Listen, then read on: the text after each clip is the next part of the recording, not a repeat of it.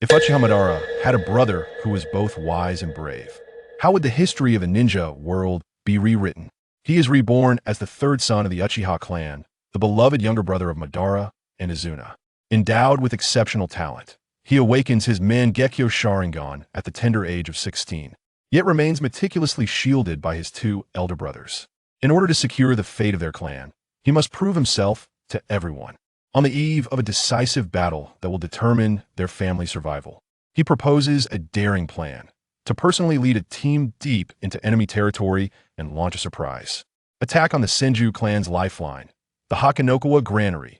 Ninja must possess the resolve to face death.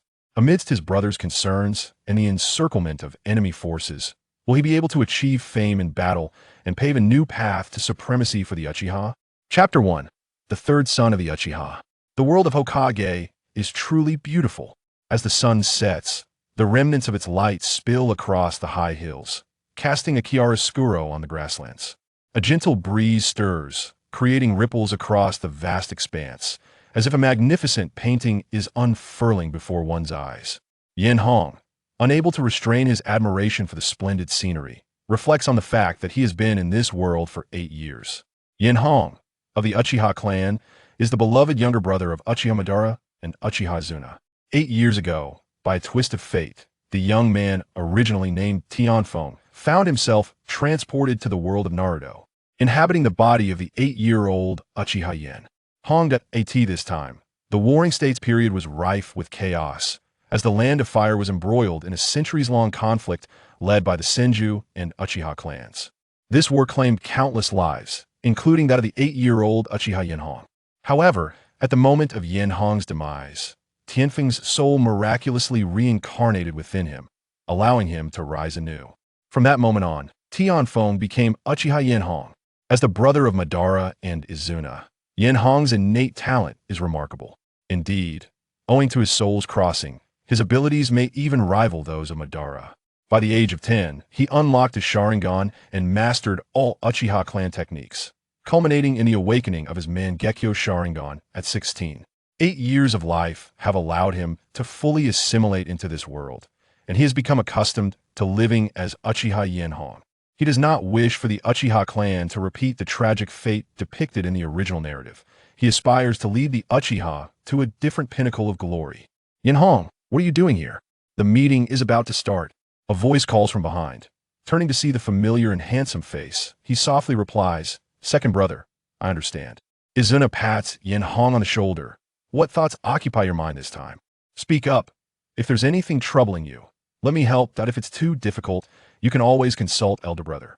With a resigned sigh, Enhō responds, "Alas, second brother, that is precisely my greatest concern." Perhaps due to the loss of his other brothers, who have fallen, Enhō has become the youngest. After the death of Uchiha Taijima, both Madara and Izuna have showered him with care. While they do not confine him to the camp, they assign him tasks that even a mere dog could accomplish, tasks devoid of danger and challenge. However, Enhō is far from weak. With his Mangekyō Sharingan, he will be considered of Hokage caliber by future standards. Furthermore, to cultivate strength, one must engage in continuous combat. In the world of Naruto, only the strong possess the ultimate authority. Cough, cough. We can discuss this later. Let's go to the meeting. We wouldn't want elder brother and the others to wait. Izuna interjects, aware of Enhō's unspoken thoughts, and chuckles as he turns towards the camp. Behind him, Enhō shakes his head. Each time he proposes taking on more challenging tasks, his brothers find various ways to dissuade him. Following Izuna to the main tent in the center of the Uchiha clan grounds, the upper echelons of the clan have already taken their seats, with Enhō's elder brother, Uchiha Madara, presiding at the forefront. Dressed in a fitted black combat uniform adorned with red layered armor, his long black hair cascades freely behind him. His gaze is sharp and cold, exuding an overwhelming aura of supremacy. Yet, upon seeing Izuna and Enhō, a flicker of warmth passes through his eyes. Now that everyone is present, let us commence. Madara leans slightly back in his chair, arms crossed, and states in a deep voice, "The Senju clan has sent us their final challenge, agreeing to a decisive battle on the first day of next month at the Ishikari Plains. What are your thoughts on this? Let's go for it. Why should we fear them? Indeed, the Uchiha have never feared anyone. Let's annihilate them." The crowd erupts with fervor, causing Enhō to shake his head. The Uchiha clan can be described as the darlings of the ninja world. Once the Sharingan is awakened, their power soars, making them virtually unbeatable in one-on-one confrontations. Is precisely this formidable bloodline limit that has fostered their proud and combative nature, viewing others as mere stepping stones, disdainful of alliances with other clans. Cough, cough. Elder brother, may I speak? Enhō interjects, and upon his utterance, the room falls silent, all eyes turning to him with respect and trust. Aside from his status, Enhō has consistently proposed innovative and effective battle strategies during conflicts, securing numerous victories for the Uchiha, thus earning him significant influence and credibility within the clan. Seeing Madara nod slightly, Enhō continues, "This battle is certainly necessary, but we must not act recklessly." With that, Enhō rises and approaches the map displayed in the tent, pointing to a specific location. According to intelligence, this area is called Heiyekawa, the granary of the Senju clan, guarded by their allies, the Uzumaki clan.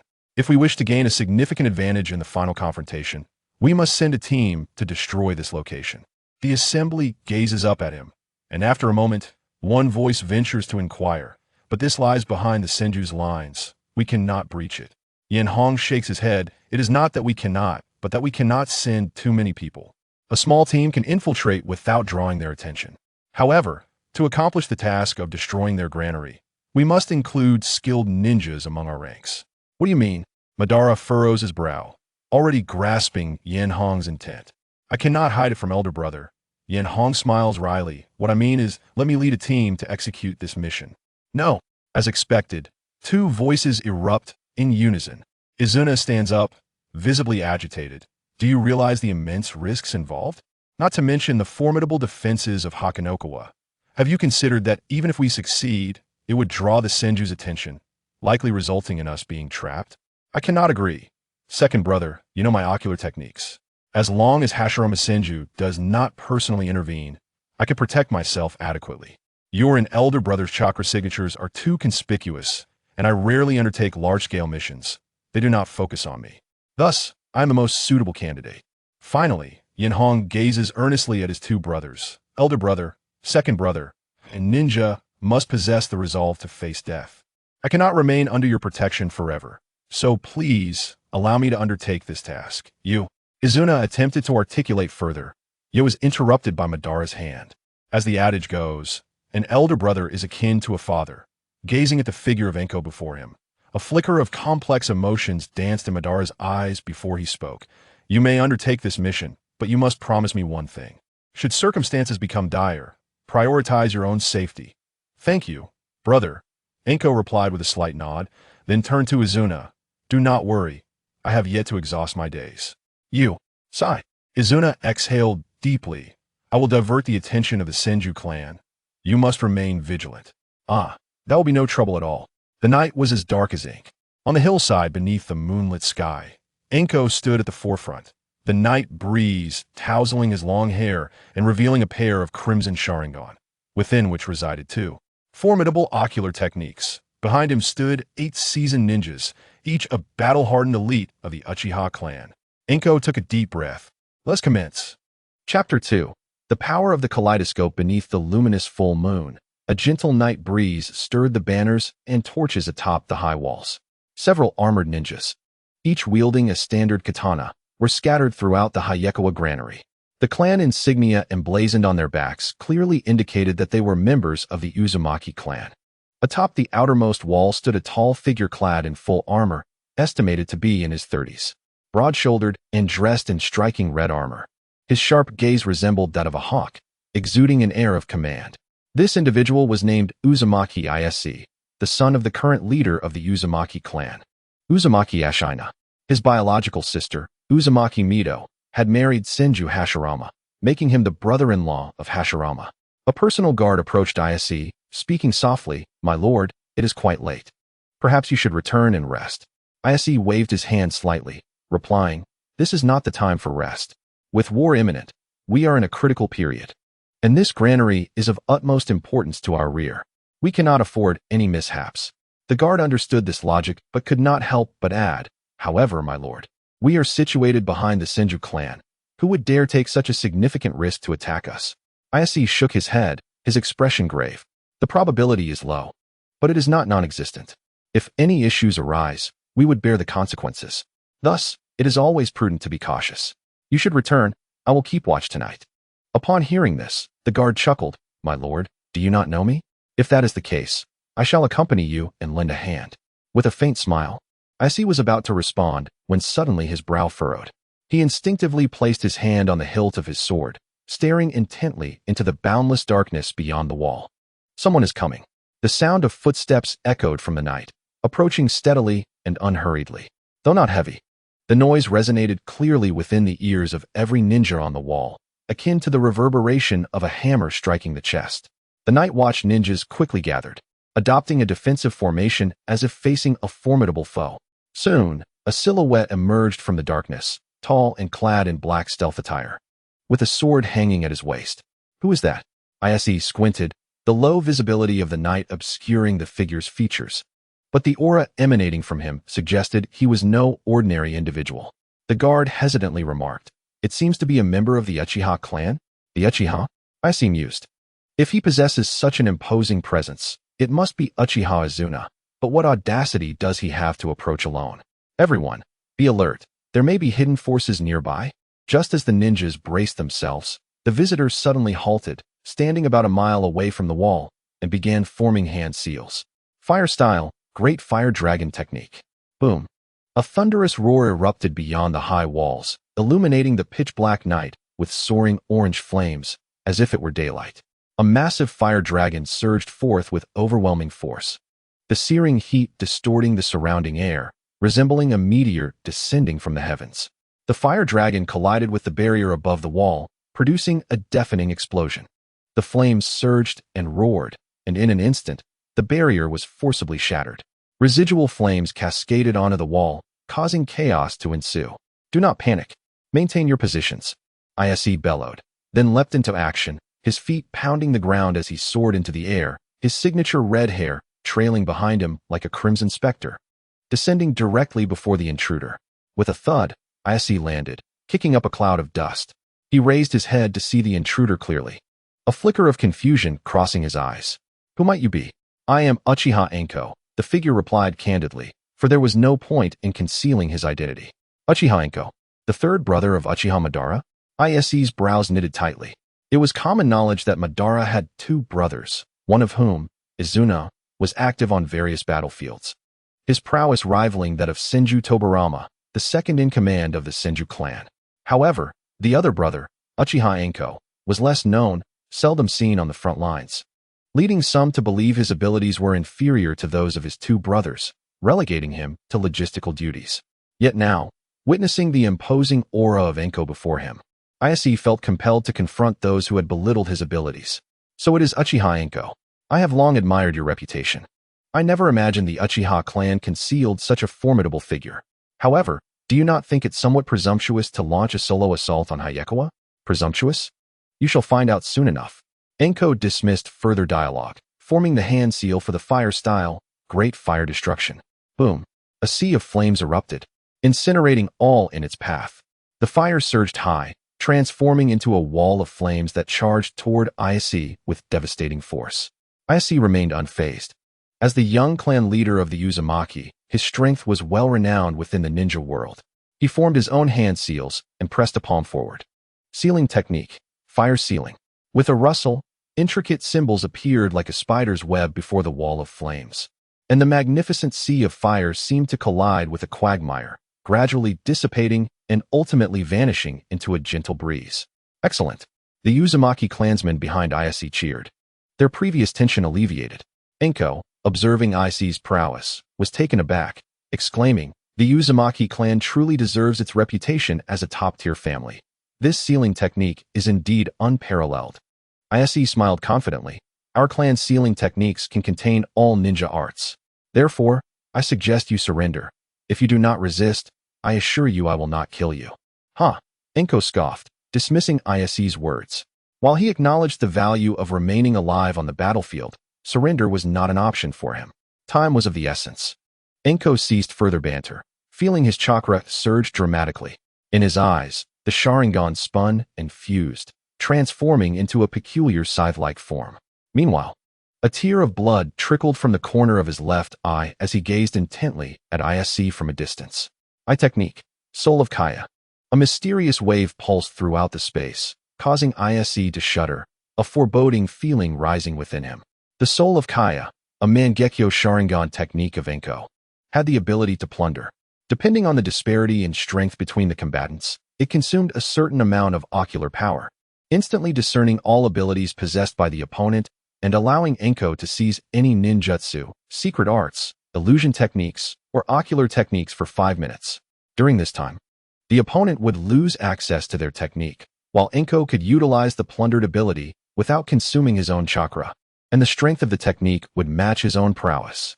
As Enhō assessed his body, a glimmer of crimson shone in his eyes. Recognizing the potency of the ninjutsu he had acquired, he then pressed one hand to the ground. Ninjutsu, Diamond Lock. Chapter 3, Breaking Through Ninjutsu, Diamond Lock. Boom. The fractured ground erupted once more, golden chains bursting forth from the earth, intertwining and advancing like a rolling dragon, ensnaring countless fragments of stone and grass. Surging forward with unstoppable momentum. Nani! Ise's eyes widened in astonishment. The Diamond Lock was a talent-based ninjutsu that could only be wielded by the direct descendants of the Uzumaki clan, possessing an extraordinary suppression over chakra. Once ensnared, even-tailed beasts would be forcibly subdued. Yet, how could a Uchiha possess such a technique? Could it be that he was an illegitimate child of his father? Before he could ponder further, Ise attempted to counter with his own Diamond Lock, only to be taken aback by its utter ineffectiveness. How could this be possible? Boom. The golden chains collided with the high wall, tearing through it effortlessly, creating multiple breaches. The ninjas above were immediately jolted, some tumbling over, while others were ensnared by the chains, their chakra suppressed, rendering them as helpless as lambs to the slaughter. Go! At Yenhong's command, several shadowy figures surged forward, rushing through the gaps torn by the Diamond Lock, charging towards the granary behind the wall. This is bad. Stop them! Ise shouted, but as he turned, a glimmer of blade light flashed behind him, slicing directly towards his neck. Clang! The night echoed with the clash of metal. Ise hastily parried Yenhong's strike, stumbling back 3 steps. Before he could regain his composure, 2 golden chains suddenly soared towards him from Yenhong's side. Swish! The chains, in conjunction with Yenhong's assault, obliterated the earth as they advanced relentlessly towards Ise's vulnerable flank. Bastard! Ise cursed, realizing that this was precisely his previous fighting style, and he still could not fathom how his own ninjutsu had ended up in another's hands. Crack! Caught off guard, his long blade was violently knocked away by the golden lock. With Ise disarmed, Yenhong wasted no time, his blade aiming unerringly at Ise's throat. Huh! Ise roared, bringing his palms together to catch the descending blade. In the next moment, countless runes rapidly crawled up the blade. Sealing technique, blade sealing. Yenhong immediately felt the weight of the long blade become unbearable, and without hesitation, he discarded it, pivoting to deliver a side kick to Ise's arm. Boom! The sound of shattering bones echoed as Ise grimaced, stifling a groan of pain from his fractured left arm. With his right hand clawing like a talon, he seized Yenhong's ankle, attempting to twist it with all his might. Yenhong's pupils constricted, summoning the Diamond Lock to ensnare Ise's wrist, while simultaneously delivering a kick to his abdomen, forcing both to separate and slide away from each other. What on earth is this ability? A ninja suddenly deprived of their ninjutsu felt akin to a blind person without a cane, an overwhelming sense of fear and confusion surging within. However, Yenhong would not grant him any respite, charging forth once more, accompanied by a flurry of golden locks. Boom, boom, boom. The battlefield erupted with a cacophony akin to a series of firecrackers. The two engaged in a rapid exchange, their movements so swift they appeared as mere afterimages, the surrounding leaves swirling around them, caught in an invisible yet powerful current, forming a perpetual vortex. Although Yenhong had seized Ise's ninjutsu, it was still his first time utilizing it, resulting in a lack of synergy. Conversely, Ise was well-versed in the combat style of the diamond chains. Despite being pushed back, he adeptly countered every strike without showing any signs of collapse. Suddenly, two golden locks shot upwards, deftly ensnaring Ise's waist, causing him to stagger abruptly. Yen Hong seized the opportunity, launching an elbow strike toward Ise's palm. Boom. The terrifying force penetrated deep, sending Ise sliding back several dozen meters, finally stabilizing himself with a hand on the ground. At this moment, the duration of Kaza's spirit had come to an end, the golden chains fracturing and dissipating into the void, while Yen Hong's left eye entered a cool-down period of 5 minutes. Is this the power of your Sharingan? Ise grasped his injured left arm, realizing that the peculiar phenomena he had just encountered were likely the result of Yen Hong's Sharingan. It was astonishing that such a formidable Uchiha had remained hidden until now. Yen Hong, covering his stinging left eye, wondered, was that not enough to kill you? It seems I need more real combat experience. Merely sparring with my elder brothers has left my lethality wanting. I can't shake the feeling that they were holding back. It appears your ability lasts only about 5 minutes. Now it is my turn. True to his lineage as the young patriarch of a prestigious clan, Ise quickly discerned Yen Hong's left eye's capabilities. However, fearing Yen Hong would again strip him of the diamond lock, he prepared to unleash his full strength. Boom. At that moment, a brilliant flame erupted from behind, illuminating the night sky, engulfing the entire Heiyekawa River in a sea of fire. We did it, Yen Hong exclaimed, realizing their mission had been accomplished, and immediately shouted, retreat. Their objective was to obliterate the logistical resources of the Senju clan.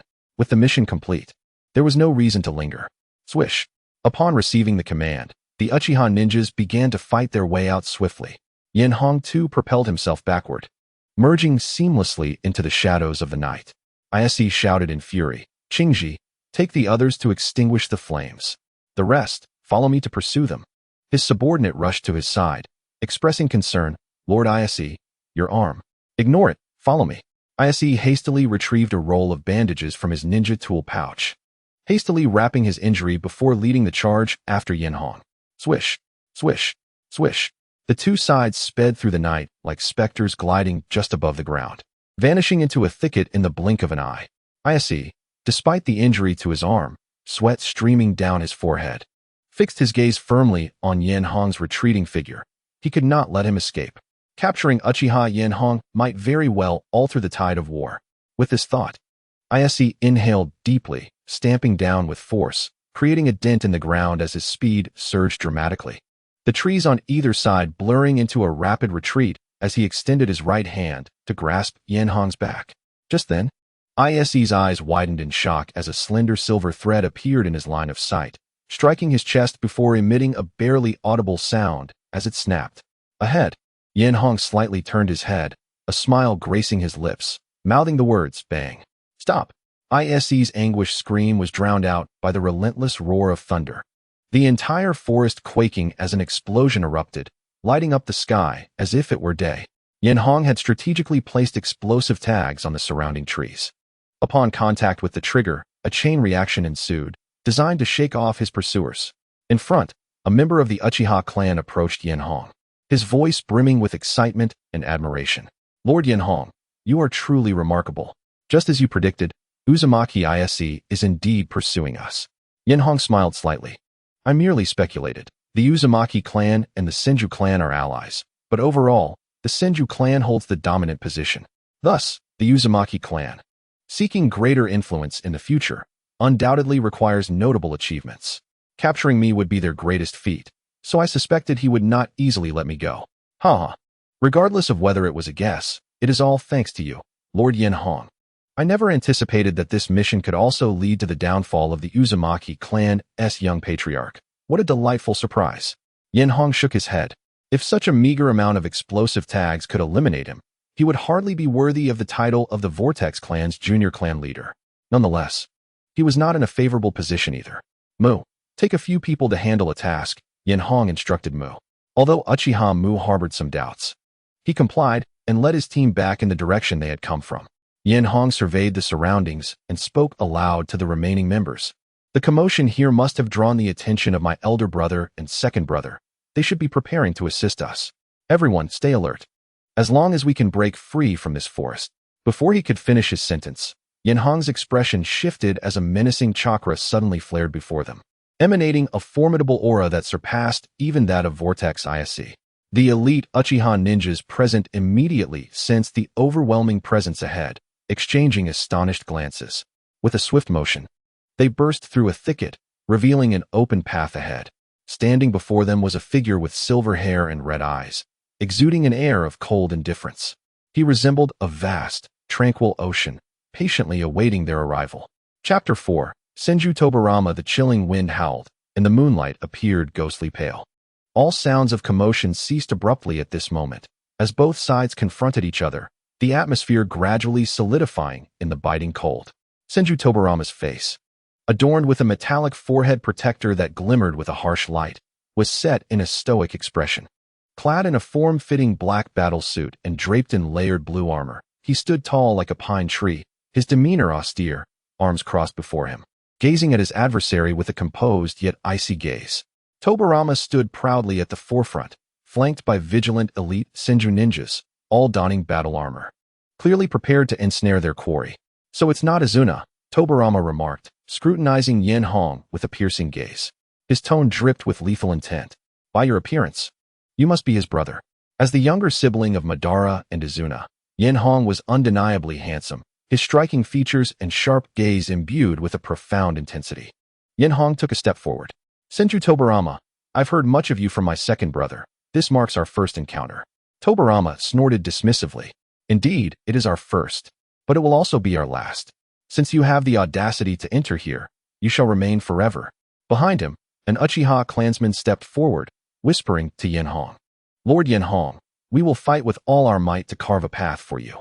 As long as you can escape, our mission will be accomplished." From the moment they set foot on the battlefield, every individual had prepared themselves for death. Yet while all could perish, Enhō must not come to harm, not only due to his status, but also because of his significance to the Uchiha clan. "It is not yet time for your sacrifice," Enhō replied, raising his hand. He then turned his attention back to Tobirama. "Senju Tobirama, while I yearn for a duel with you, the time is not now." Tobirama scoffed. "Do you truly believe you can escape alive? If I must perish here, I shall ensure someone accompanies me to the grave." Enhō paused before retorting. "Such as your esteemed brother-in-law, Lord Enhō. The person has been brought." A commotion erupted from the Uchiha ranks, and soon Vortex Ise, disheveled and in disarray, was brought forth by two Uchiha clansmen. Tobirama frowned. "What do you intend to do? Threaten me with a hostage?" "You may perceive it that way," Enhō said, placing his hand on Ise's shoulder. "So, Senju Tobirama, will you feel threatened?" "I spit on that." Ise writhed, his expression one of seething hatred. "Do you think I would fear you? If you dare, then kill me." With a swift motion, Enhō struck Ise in the face, blood and saliva flying. He shook his hand and replied coldly, "Apologies, the choice is not yours to make." "You." Ise's eyes blazed with fury, feeling utterly humiliated. Throughout his life, he had never endured such indignity. He blamed his aggressive approach for falling into the enemy's trap, and in a bid to protect his clan, he had expended most of his chakra to withstand the explosive tag's damage, leading to his current predicament as a captive. Had it been anyone else, Tobirama would not have hesitated. However, Ise's identity was far too significant. Not only was he the future leader of the Vortex clan, but he was also the brother of his sister-in-law, essentially a member of the family. Furthermore, Enhō's words implied that Ise's fate rested in Tobirama's hands, as if Tobirama would be responsible for Ise's demise. While all ninjas were prepared for death, even if he chose to sacrifice Ise, the Vortex clan would not voice their grievances. Yet who could guarantee that the death of a loved one would not leave a lingering shadow? Conversely, even if Enhō were to remain alive, it would not entirely dismantle the Uchiha clan. It would merely result in an exchange. However, this would undoubtedly create a rift between the Senju and Vortex clans, severely impacting their future cooperation. Thus, Ise could not die, at least not at Tobirama's hands. Tobirama gritted his teeth. "What a cunning tactic, Uchiha Enhō. I must admit, I have underestimated you." Enhō replied nonchalantly, "Flattery. So what is your decision?" Tobirama fixed his gaze upon Enhō, contemplating for a long moment before stepping aside. "Creating a path. Leave the hostage, and then get lost." "Huh." Enhō remained non-committal, addressing Mu beside him. "Mu, you all go ahead." "But, Lord Enhō." Enhō's tone brooked no argument. "This is an order. Go." "Yes." Mu reluctantly nodded, swiftly leading the remaining members out of the encirclement. Once his subordinates had vanished from sight, Enhō leisurely grasped Ise and stepped outward, All the Senju clan ninjas' gazes fixated upon him, their eyes brimming with anger and hatred. Yenhong paid them no heed.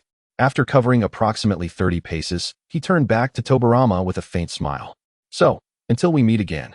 With a swift motion, he pushed Ise towards the charging Tobirama, using the momentum to leap into the distance. Tobirama swiftly caught the airborne Ise, only to feel something amiss. He noticed a sizzling explosive tag affixed to Ise's back. With a swift yank, Tobirama tore off Ise's outer garment and tossed it into the air. In the ensuing explosion, he pushed Ise toward his comrades and then, with a powerful leap, charged after the rapidly retreating figure of Yenhong. Return first. I will pursue alone. Lord Tobirama. Enough. Let him go. We must assist Heiyekawa. His subordinates exchanged glances, shaking their heads with wry smiles. They harbored no concerns for Tobirama's safety in their minds. Unless Uchiha Madara himself intervened, there was no way to detain Tobirama if he truly wished to escape. If they accompanied him, they might inadvertently hinder his efforts. Meanwhile, Yenhong raced through the wind, his speed astonishing. Breaking through the encirclement, he accelerated, a mere streak of black in motion. As he ran, sensing the chakra surging behind him, he realized Tobirama was in pursuit. Hey, is it really that crucial to claim my head? Behind him, Tobirama's silver hair whipped in the wind, the fur collar of his cloak flattened by the gusts, moving with a swiftness akin to a snow fox gliding across the plains. I told you, you cannot escape. Yenhong glanced sideways, noting that Tobirama's speed indeed surpassed his own.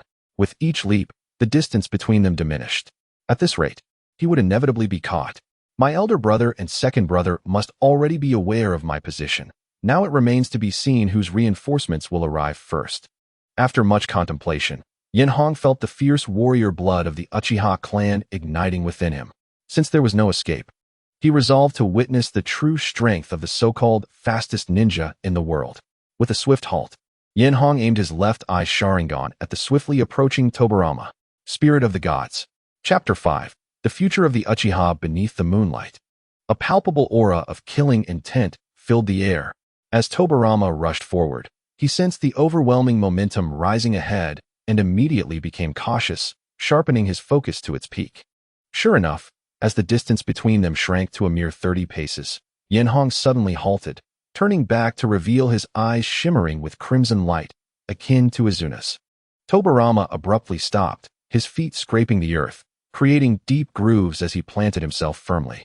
In the world of ninjas, there was no one better acquainted with the Uchiha Sharingan than Tobirama himself. As he landed, he averted his gaze, refusing to meet Yenhong's eyes directly.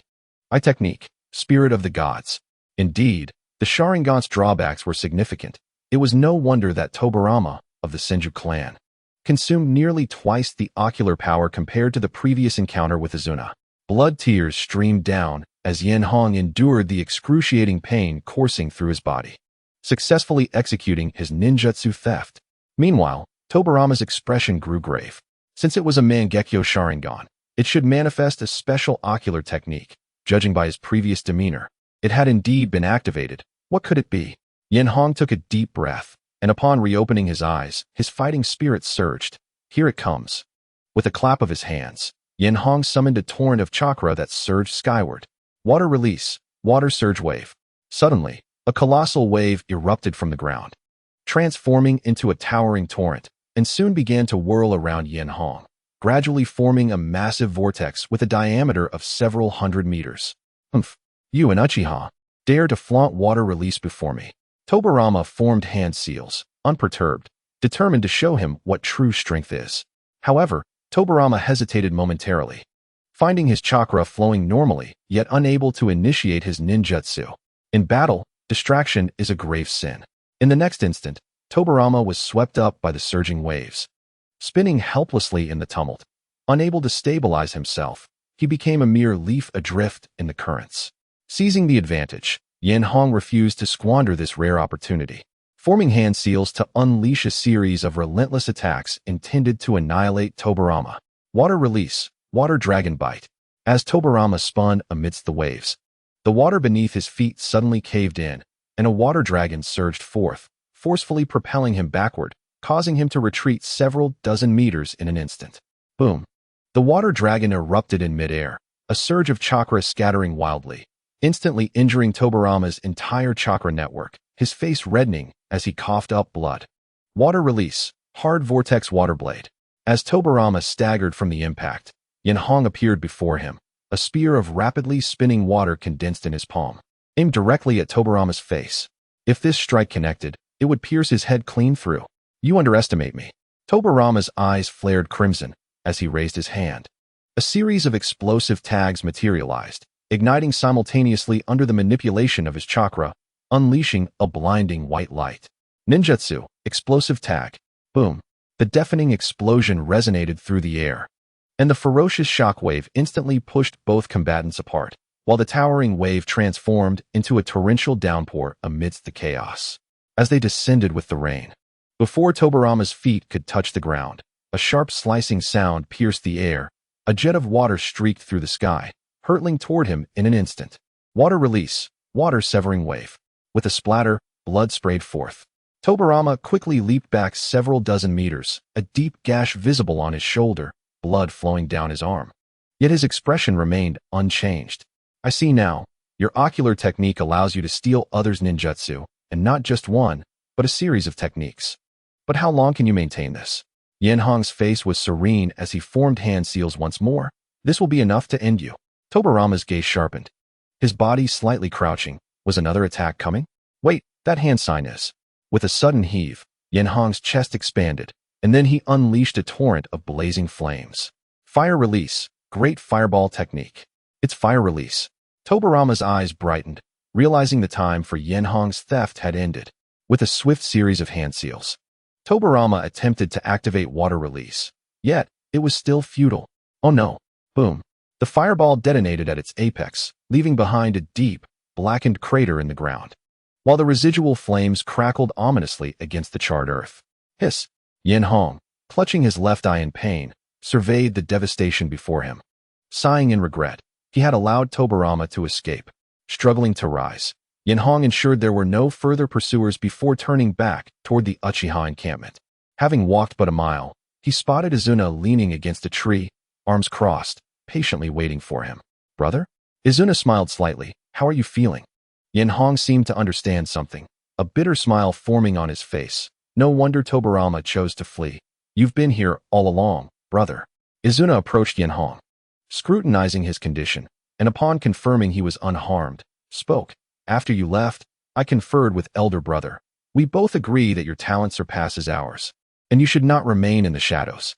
Then, Izuna's tone shifted to one of seriousness. However, you are like a fledgling eagle just taking flight, lacking practical experience. As your elder brother, my role is to safeguard you until you can truly soar on your own. Warmth filled Enhō's heart. This was the essence of the Uchiha. Proud yet protective. For them, familial bonds were paramount, while the will of fire in the village of Konoha had become somewhat distorted under Hashirama's influence, prioritizing the village's interests above all else, resulting in the Uchiha clan's tragic demise and the Hyuga clan's forced relinquishing of their leader, among other calamities. Thank you, brother. Enhō expressed sincerely. Do we need to say thank you between us? Izuna playfully punched Enhō's shoulder. How about it? Is your eye still hurting? Much better. Enhō replied, covering his left eye. This time, he had managed to gain the upper hand due to the information gap. But the power of his left eye had been exposed. Next time he faced Tobirama Senju, it would not be so easy. You have a long road ahead. And do not forget, you are not alone, Izuna assured confidently. Leave Tobirama to me. Right. Enhō chuckled awkwardly, not wanting to dampen Izuna's spirit. But with him by his side, he was determined not to let his brother fall to Tobirama's hand. Noticing Enhō's sudden silence, Izuna assumed he was troubled by his own strength, patting him on the shoulder. Enough worrying. Let us go. Elder brother must be waiting anxiously. Enhō regained his focus. Nodding. Coincidentally, I also have something to discuss regarding the future of our clan. Chapter 6. The Village Building Plan in the Land of Fire.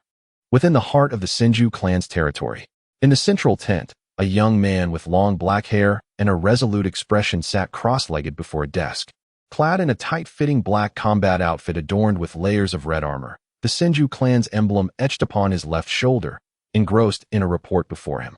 Sensing something amiss, the young man set down the scroll in his hand and lifted his gaze towards the tent entrance. Moments later, the flap was lifted from outside, revealing the weary figure of Tobirama. Tobirama, are you injured? The young man inquired, concern lacing his tone. I'm fine, Tobirama replied, waving his hand dismissively. The wound on his shoulder had evidently been tended to. Brother, you must be aware that the Heiyekawa has been destroyed by the Uchiha clan. Ah, but fortunately, there were no casualties, Hashirama reassured him. As long as there are survivors, that is what matters. Tobirama regarded his elder brother earnestly. But brother, do you understand what the destruction of Heiyekawa signifies? Our logistics have been completely severed. We now face two choices. Either we make a desperate stand and confront the Uchiha clan in a final battle, or we retreat, relinquishing a portion of our territory to engage in a prolonged war. Regardless of our decision, we have already lost the initiative. Hashirama sighed.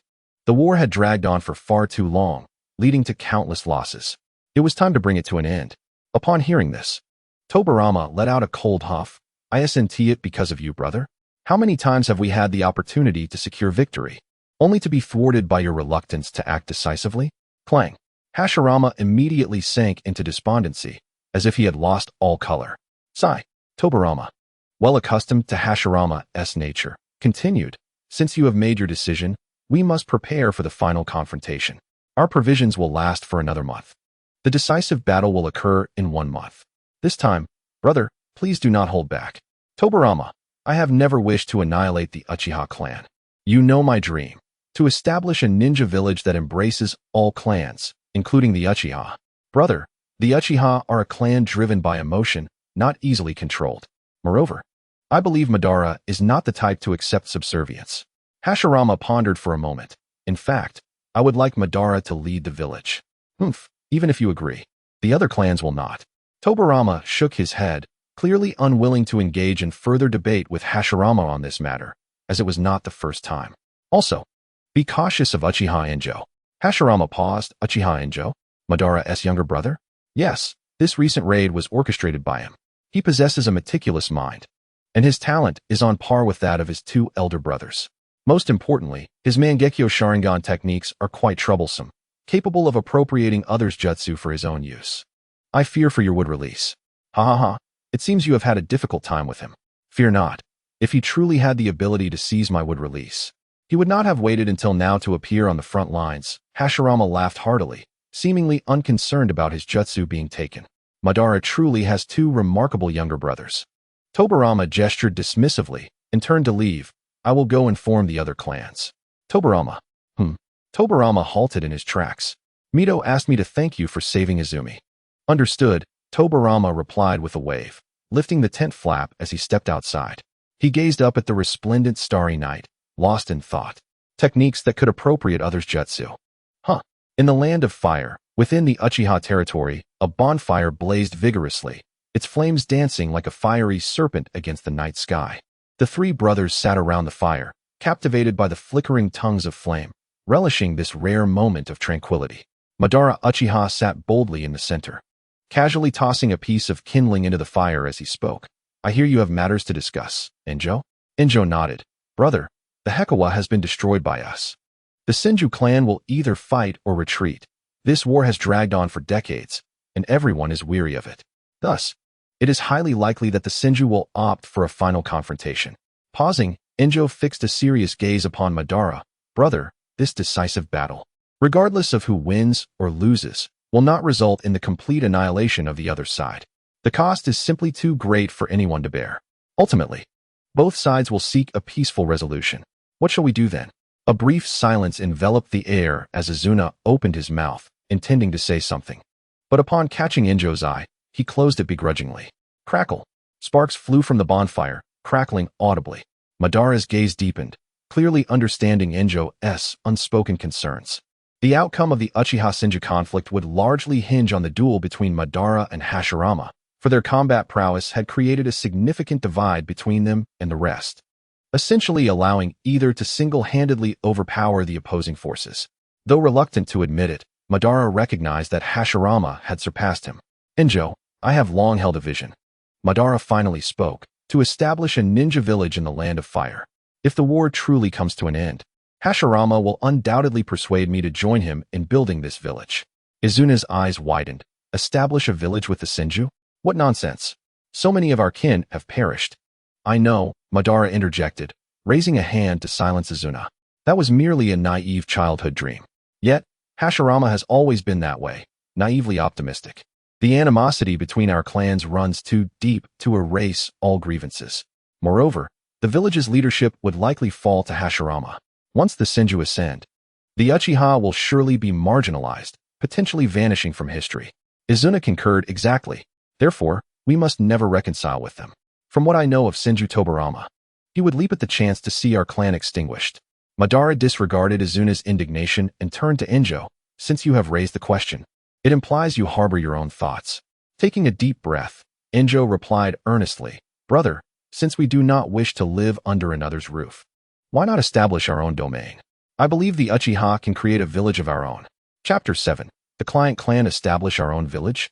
That is indeed a splendid idea, Izuna exclaimed, his eyes lighting up. However, he quickly reconsidered, but establishing two ninja villages within one nation would not differ much from our current predicament. Wait, could it be? Enjo nodded. Yes, since this decisive battle is unavoidable. If we triumph, all will be well. But if we fail, we might as well start anew and, when we are strong enough, reclaim all that we lost. Let us discuss the village matter later, Madara interjected. The war is not yet over. If the rest of our clan learns that we are already considering retreat, their confidence will be shattered. Thus, even if our chances of victory seem slim, we must fight, for that is what it means to be Uchiha. Indeed, that is the essence of Uchiha, Enjo replied with a smile, relieved. The Uchiha are fierce and unafraid of battle, proud like a pack of wolves. If we were to surrender now, the very principles we have upheld would crumble, and the Uchiha would no longer be the Uchiha. Well then, we can also begin preparing for other contingencies. Enjo stretched. The Uchiha have always operated independently. It is time we sought out allies. Allies? Indeed. The Senju clan has the support of the Uzumaki and Sarutobi clans. This is precisely why we, the Uchiha, have repeatedly found ourselves embroiled in multi-front battles. In truth, we should have sought allies long ago, or rather, found vassal clans to assist us. The Uchiha do not require allies. Madara's demeanor exuded pride within alliances. Even the closest bonds fail to eliminate all gaps, merely constituting a temporary entanglement of interests. Despite the current unity between the Senju and Uzumaki clans, conflicts are bound to arise in the future. If it were merely a matter of vassal families, one might consider it. But we have no need for the allegiance of the weak. Izuna concurred, asserting that we have no requirement for vassals. Powerful clans would never willingly submit to another, while those willing to ally themselves with us are typically too feeble to be of any significant use. We stand strong enough on our own, in terms of combat prowess. We fear no one. Indeed, the Uchiha clan can be regarded as an entity with inherent advantages. Once the Sharingan is activated, their strength ascends dramatically, making encounters with members of other clans a near-certain victory in one-on-one confrontations. Brother, that is not the case, whether in the forthcoming battles or in future village establishment. Relying solely on our clan is evidently insufficient. Enra smiled and shook his head. I have two clans in mind that we might consider. Oh, pray tell, Madara inquired with interest. Since his recovery from serious injuries, his third brother had matured significantly, frequently proposing novel yet pragmatic ideas that had enabled the Uchiha clan to navigate numerous predicaments, earning him substantial respect within the clan. Enra did not conceal his thoughts, stating directly, there are two clans I believe we can recruit. Both possess notable bloodline limits, one being the Tetoai clan from the Land of Water. As the leader of the Uchiha clan, Madara was well acquainted with clans across the ninja world. Upon hearing the name of this clan, he frowned. The Tetoai clan? You mean those lunatics? One could say that. Enra nodded. They are a clan pathologically obsessed with battle, possessing the Shikatsumiako bloodline limit and an unyielding desire for combat, making their fighting strength quite formidable. In times of peace, such a clan, viewing battle as a means of survival, would be a malignant growth. However, in this era of conflict, they serve as an excellent weapon, and we Uchiha possess sufficient strength to wield it. Madara refrained from responding immediately and continued to inquire. What about the other clan? The other is the Chikage clan from the Land of Lightning. The Chikage clan, the one with the blood dragon eye? Izuna interjected. Their strength is indeed commendable. Precisely, while the upper limits of the blood dragon eye may not match our Sharingan, their foundational ocular power is quite comparable, making them a valuable asset. Furthermore, our Sharingan can effectively suppress their ocular techniques, and since the Land of Lightning has abandoned them, we can readily bring them under our banner. Izuna pondered, are you suggesting we rescue them from Hell Valley? Yes, the rescue itself poses little challenge, as we have individuals overseeing their confinement. However, to them, we are adversaries. How can we ensure their compliance? Freedom and power. Inra's face flickered in the firelight. By granting them freedom while simultaneously imposing the deterrent of force, and finally offering them appropriate incentives. Brother, there are no eternal enemies when it comes to interests. Izuna. You have yet to grasp the depths of your brother's insight, Madara remarked with a rare smile. As the eldest brother, he had always felt the need to shield his younger siblings from all adversities, yet unbeknownst to him, his two brothers had matured significantly. Izuna scratched his head awkwardly. Not offended. Ahem, my third brother has always been the cleverer one. Inra smiled knowingly, relishing the warmth of familial bonds. So, brother, do you think this plan is feasible? If it involves vassals, then there is no issue, Madara replied without opposition, his gaze serious as he regarded Inra. However, if this is to proceed, we must send personnel to the Land of Water and the Land of Hot Water, with representatives qualified to stand for the Uchiha clan. Since you propose this, you shall personally lead the team. Very well. Inra, unperturbed, stood up promptly. With war imminent, I must prepare and return as swiftly as possible. Watching Inra depart, Izuna questioned, brother, is it really necessary for the third brother to undertake this? Couldn't we simply dispatch an elite squad? Madara's gaze deepened. Today's actions had fully exposed Inra to the Senju clan's scrutiny. They would undoubtedly recognize the terror of his ocular techniques. I fear the Senju clan may devise targeted strategies, thus leaving Inra here would be the greatest risk. Izuna understood, so brother, you found a convenient excuse to send the third brother away. I see now. It was not without merit. Madara stood as well, brushing dust from his armor. His reasoning was indeed sound. I have stated before, this brother of ours may one day surpass me. Brother, you should not shoulder everything alone. Remember, you are not the only one here. The third brother wishes to share your burdens as well. Madara paused, a subtle smile gracing his lips. You two are quite the pair. Chapter 8. Hell Valley. The vast, desolate expanse stretched endlessly, with fierce winds howling across the barren ground littered with hard stones. Devoid of any signs of life, only the gales swept across the desolate land, ushering in a profound silence.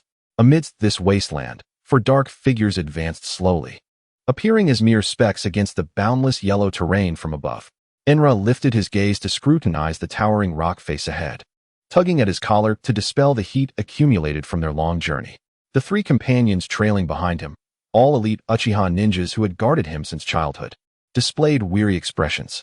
Hell Valley lay on the border of the Land of Hot Water, and while this land was adjacent to the Land of Fire, a Senju clan territory separated it from the Uchiha domain. To avoid detection by the Senju, Inra had taken a lengthy detour through the Land of Rice before finally arriving here. Uchiha Maku approached Inra's side, gesturing towards the deep canyon ahead. Lord Inra, beyond that gorge lies Hell Valley. Our clan has been involved in overseeing the Chikage clan. We can establish contact with them first. Then let us proceed. We have been away for 3 days. The Senju clan may launch their final offensive at any moment. I do not wish to miss this battle. With that, Inra entered the canyon first. The canyon was shrouded in darkness, the barren ground wafting faint yellow gas, resembling a desolate hell. Inra pulled his collar up to cover his mouth and nose, whispering, the gas is toxic. Though its potency is weak, excessive inhalation can numb the nerves. Be cautious. Understood. The three behind him covered their mouths and noses as Inra began to contemplate the forthcoming plan of action. As for the Chikage clan, their imprisonment by the Land of Lightning was indeed unjust.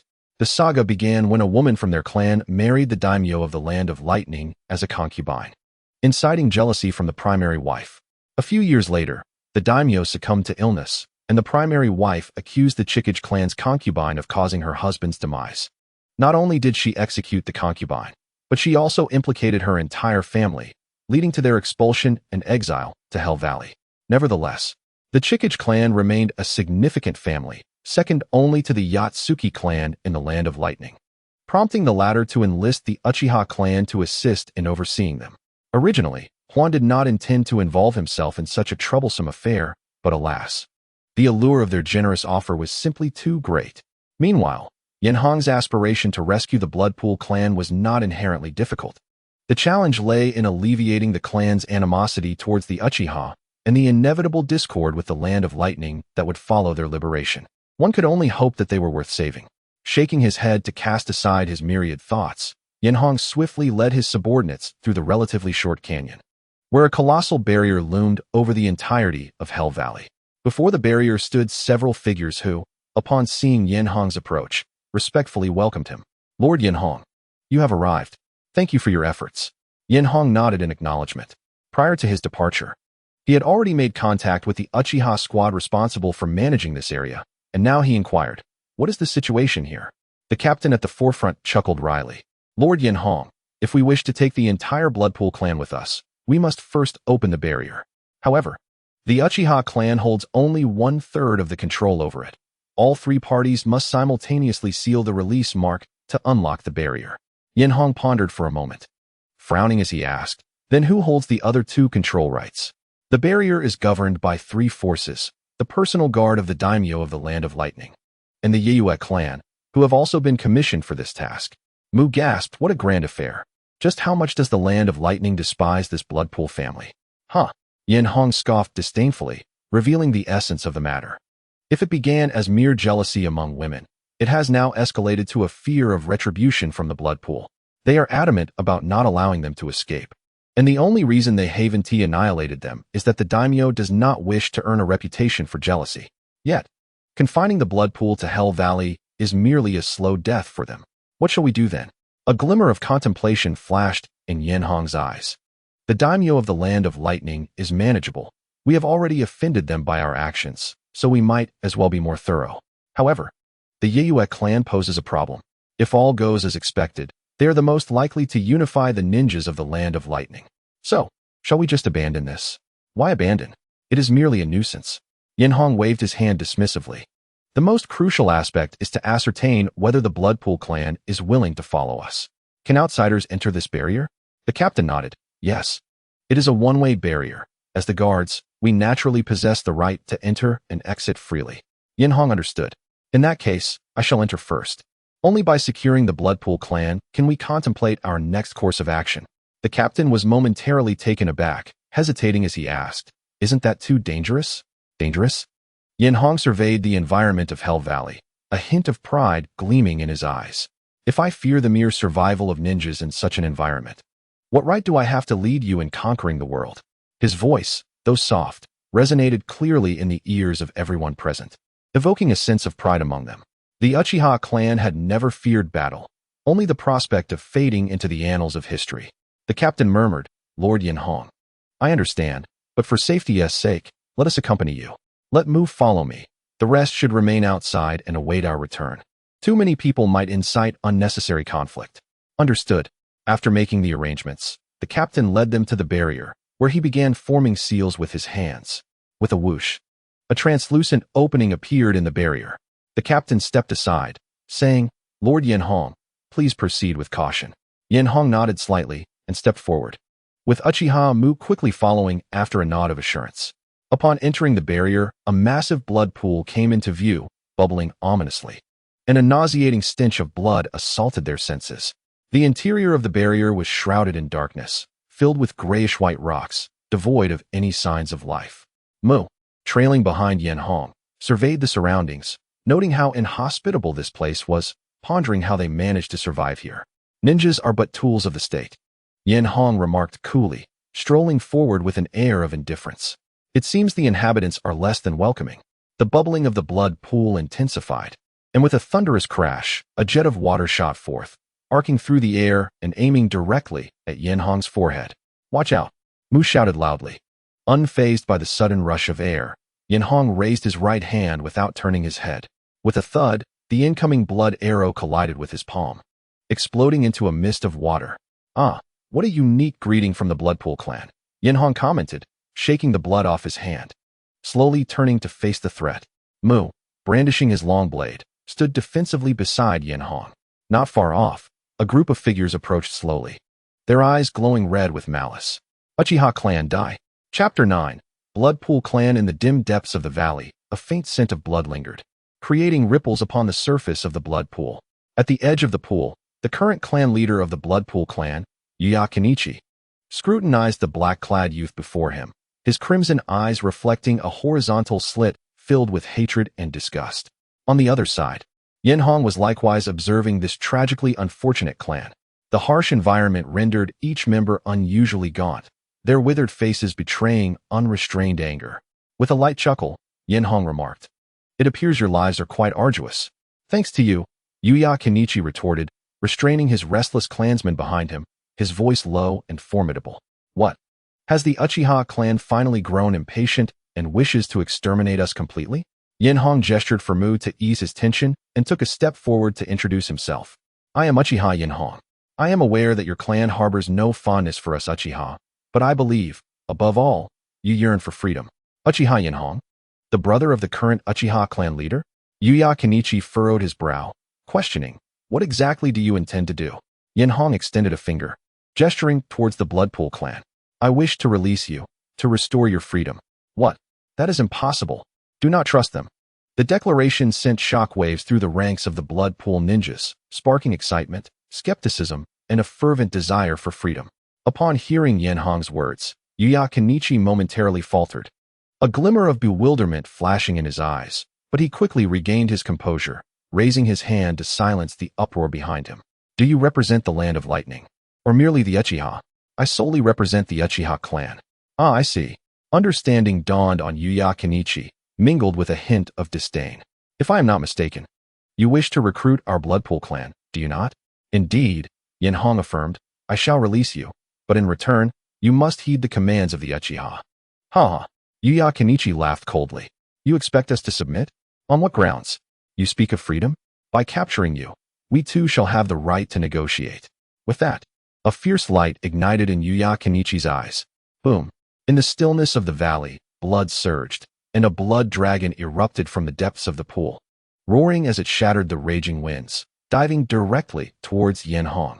"Lord Enhō, be cautious." "Humph, Mu, step back. I shall handle this."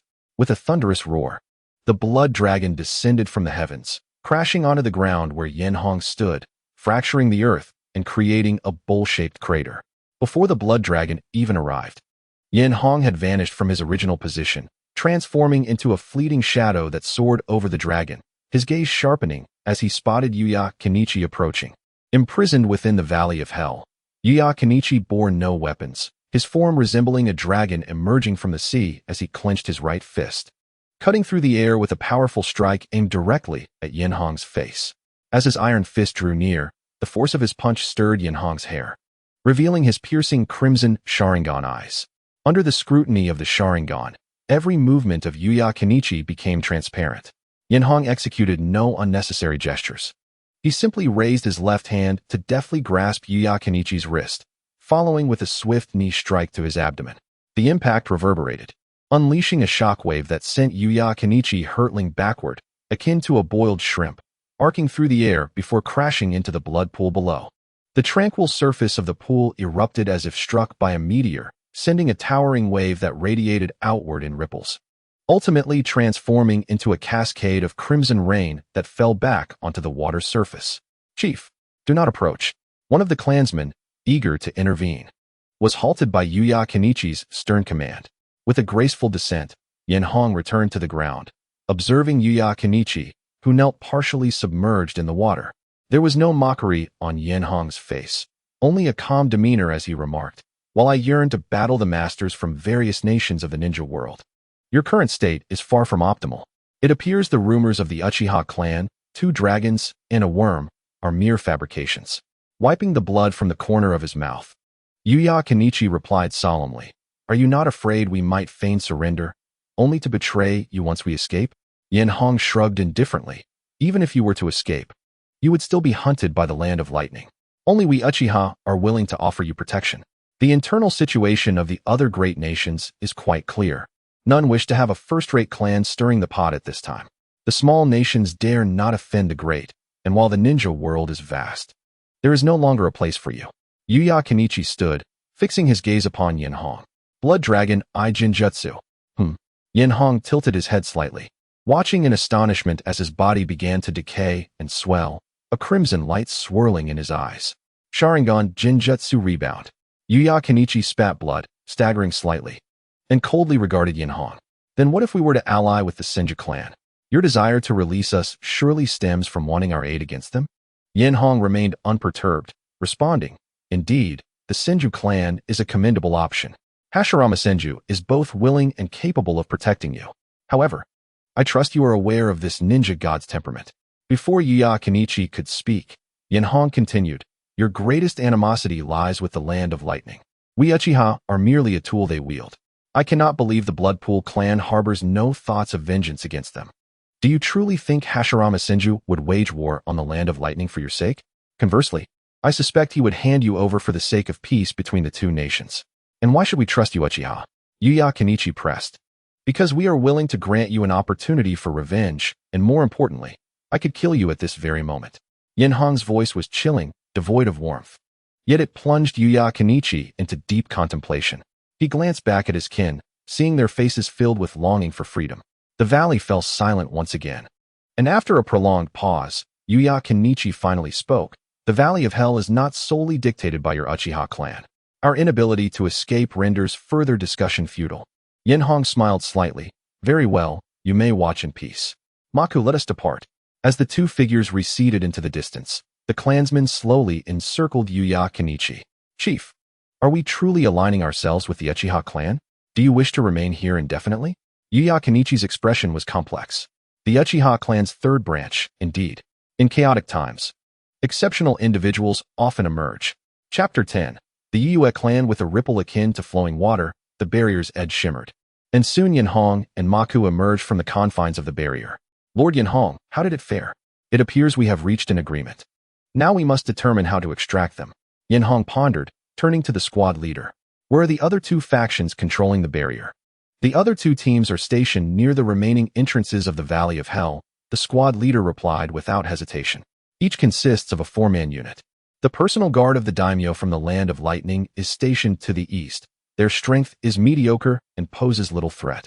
However, the Iyue clan to the south has dispatched an elite squad. Their captain, Orui, possesses formidable combat prowess, at least superior to my own. Yenhong glanced at the squad leader, named Uchiha Kaze, whose strength he was somewhat familiar with. Based on future ninja rankings, he was indeed stronger than most jonin, suggesting Orui was at least of elite jonin caliber. Orui is my responsibility. Kaze, take your team to deal with the daimyo's men. It is imperative we secure control of the barrier. Understood. Let us proceed. South of the Valley of Hell, within a natural cave nestled between hills. For burly men lounged about, clad in sleeveless shirts that revealed their muscular, sun-kissed arms. The foremost of them was particularly tall and imposing, exuding an air of authority. Brother, when can we return? I am utterly fed up with this cursed place. It is littered with rocks, devoid of even a morsel to eat. It's no place for a human. One of the men complained impatiently. Enough. You claim to be a ninja yet cannot endure such conditions? Orui shook his head. Bear with it a little longer. Soon. The boss will unify all ninjas of the Land of Lightning, and we shall return while leaving these matters to the daimyo. Truth be told, the daimyo's conduct is quite unjust. If it were up to us, silence. Orui barked. Some matters are not for us to comment on. TCH. What is so special about it? Are we not entitled to express our opinions? You're incorrigible. All right. As tensions rose between the two, the third brother quickly intervened. Second brother, it would be wise to temper your words. Come, let us scout the situation outside. What is there to scout? There isn't even a bird within 100 miles. Enough. Follow me. The third brother hurriedly pulled the reluctant second brother towards the cave's exit. Glancing back at Orui as he said, Brother, we shall scout ahead. As they traversed the wilderness, the second brother continued to grumble. If you ask me, the daimyo is no good. Today it's the Bloodpool clan. Next time it could very well be us. I say we should have the boss overthrow the daimyo and seize the nation for ourselves. Second brother, have you lost your mind? If such words reach the top, the boss won't be able to protect you. The second brother muttered, TCH, what's so impressive about it? Can't ninjas establish their own nation? I find your perspective rather insightful. Haha, don't you think so? The second brother's pupils dilated, his body covered in goosebumps, as an eerie whisper, reminiscent of a voice from the depths of hell, startled him. As he turned abruptly, he was met with a pair of blood-red Sharingan eyes. Sharingan Jinjutsu. On the other side, the third brother suddenly came to his senses. Just as he intended to distance himself, a sharp pain struck the back of his neck, and darkness enveloped him as he lost consciousness. Inside the cave, the fourth brother chuckled, "Big brother, do not be angry. You know well that second brother has that temperament. Trouble arises from careless words. If he does not amend his unrestrained nature, chaos will inevitably ensue." This thought troubled Ori's mind. Turning to address him, he acknowledged that this temperament indeed required alteration. The fourth brother concurred, but as he turned, he unexpectedly spotted the second brother standing at the cave's entrance. Puzzled, he inquired, "Second brother? How did you return so swiftly? Where is third brother?" With measured steps, the second brother, head lowered and silent, approached the two within the cave. Ori furrowed his brow, slowly moving to stand before the third brother, alerting him, "There is an issue. Be cautious, third brother." Suddenly, the quiet second brother erupted into action, launching himself towards the two with the ferocity of thunder, wielding a broad blade aimed at Ori's head. Ori's pupils constricted, yet he remained unfazed, slightly shifting to the right just in time to evade the fierce downward strike. His right hand, fingers curled like claws, seized the second brother's wrist, exerting force that resulted in a sharp crack, disarming him of the blade. "It's an illusion. Be wary of the ambush." Ori discerned the ruse immediately, but before he could utter another word, the second brother spun around, arms wide, and enveloped Ori in a tight embrace. Fire release, great dragon fire technique. Wind release, violent wind break. Boom. The flames, fueled by the wind, surged into the cave, producing a thunderous explosion. Within the cavern, fire rampaged, the structure began to crumble, and a storm of ash and debris obscured the sky, spreading outward. Outside the cave, Yenhong and Mu stood frozen, watching the unfolding chaos. Mu expressed his concern. "Lord Yenhong, have we gone too far? If we inadvertently kill him, we cannot breach the barrier." Truthfully, Yenhong felt a twinge of anxiety as well. Surely it wouldn't come to that. If he were truly stronger than the wind, this level of assault should incapacitate him, but not claim his life. "I shall go and investigate," Mu said, stepping forward, but Yenhong's instincts blared a warning, pulling him back by the shoulder. Boom. At that moment, the debris before them erupted, and Yenhong was startled as a figure materialized to his right. Ori, crackling with electricity, stepped forward, and with a powerful punch, hurled it towards Yenhong.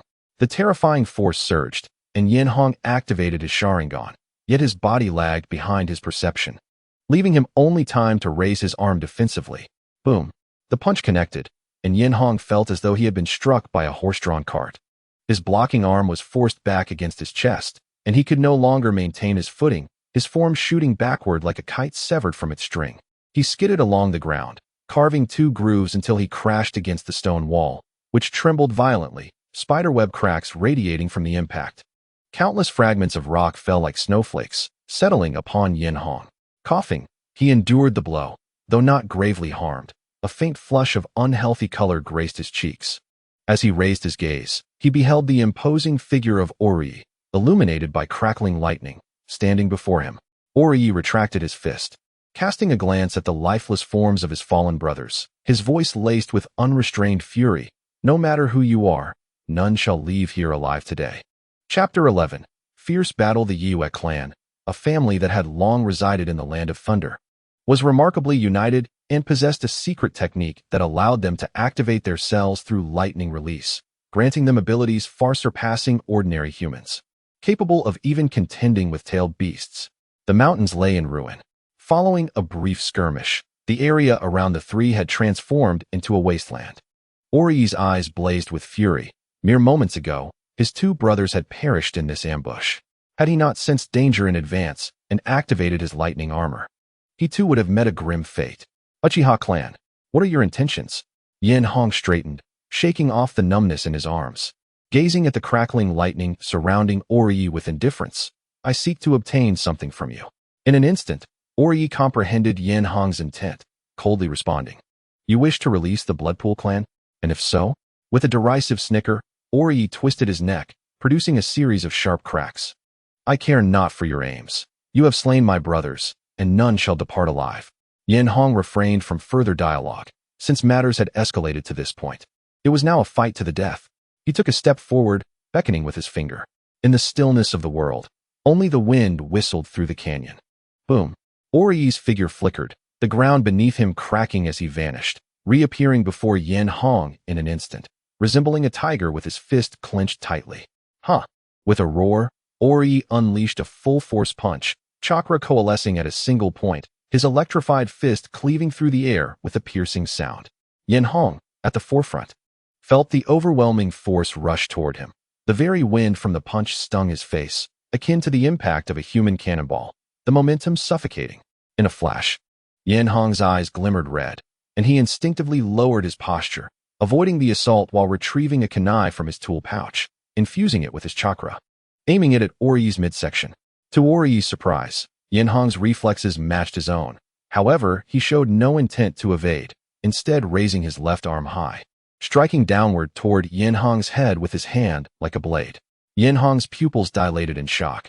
He had not anticipated such a reckless attack, completely disregarding his own defense in a bid to eliminate his opponent. Yet, while Ori sought to gamble with his life, Enhō had no intention of trading blows. He reversed the kunai to block overhead, tensing his right leg for a spinning side kick, landing on Ori's shoulder. Crack! Boom! In an instant, the two exchanged rapid maneuvers. And as their bodies collided, the ground beneath them shattered, a surge of chakra exploding between them, creating an invisible wave that rippled outward. The kunai in Enhō's hand splintered upon contact with Ori's hand, yet the residual force struck Enhō's arm, causing him to stagger violently, uncontrolled, sliding backward for dozens of meters.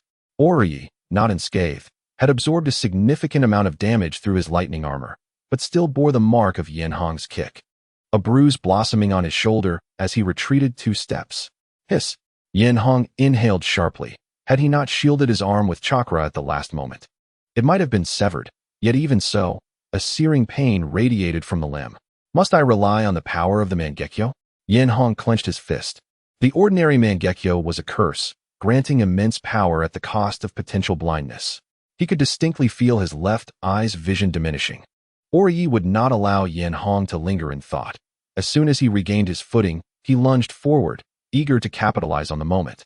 But just as he advanced, a glimmer of cold steel appeared behind him.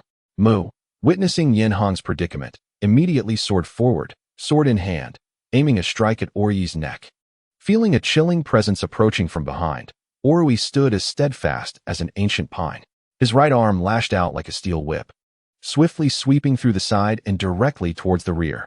The clash of the thunder armor against the long blade resonated with a thunderous clang. Mu could only sense an overwhelming force emanating from the hilt, causing the long knife to slip from his grasp in an instant. Yet, in that fleeting moment, he lunged forward, clasping Ori's body with both hands. Lord Enhō. Without the need for Mu's warning, Enhō activated his movement simultaneously, propelling himself like an arrow released from its bow, and in the blink of an eye, he appeared at Ori's side.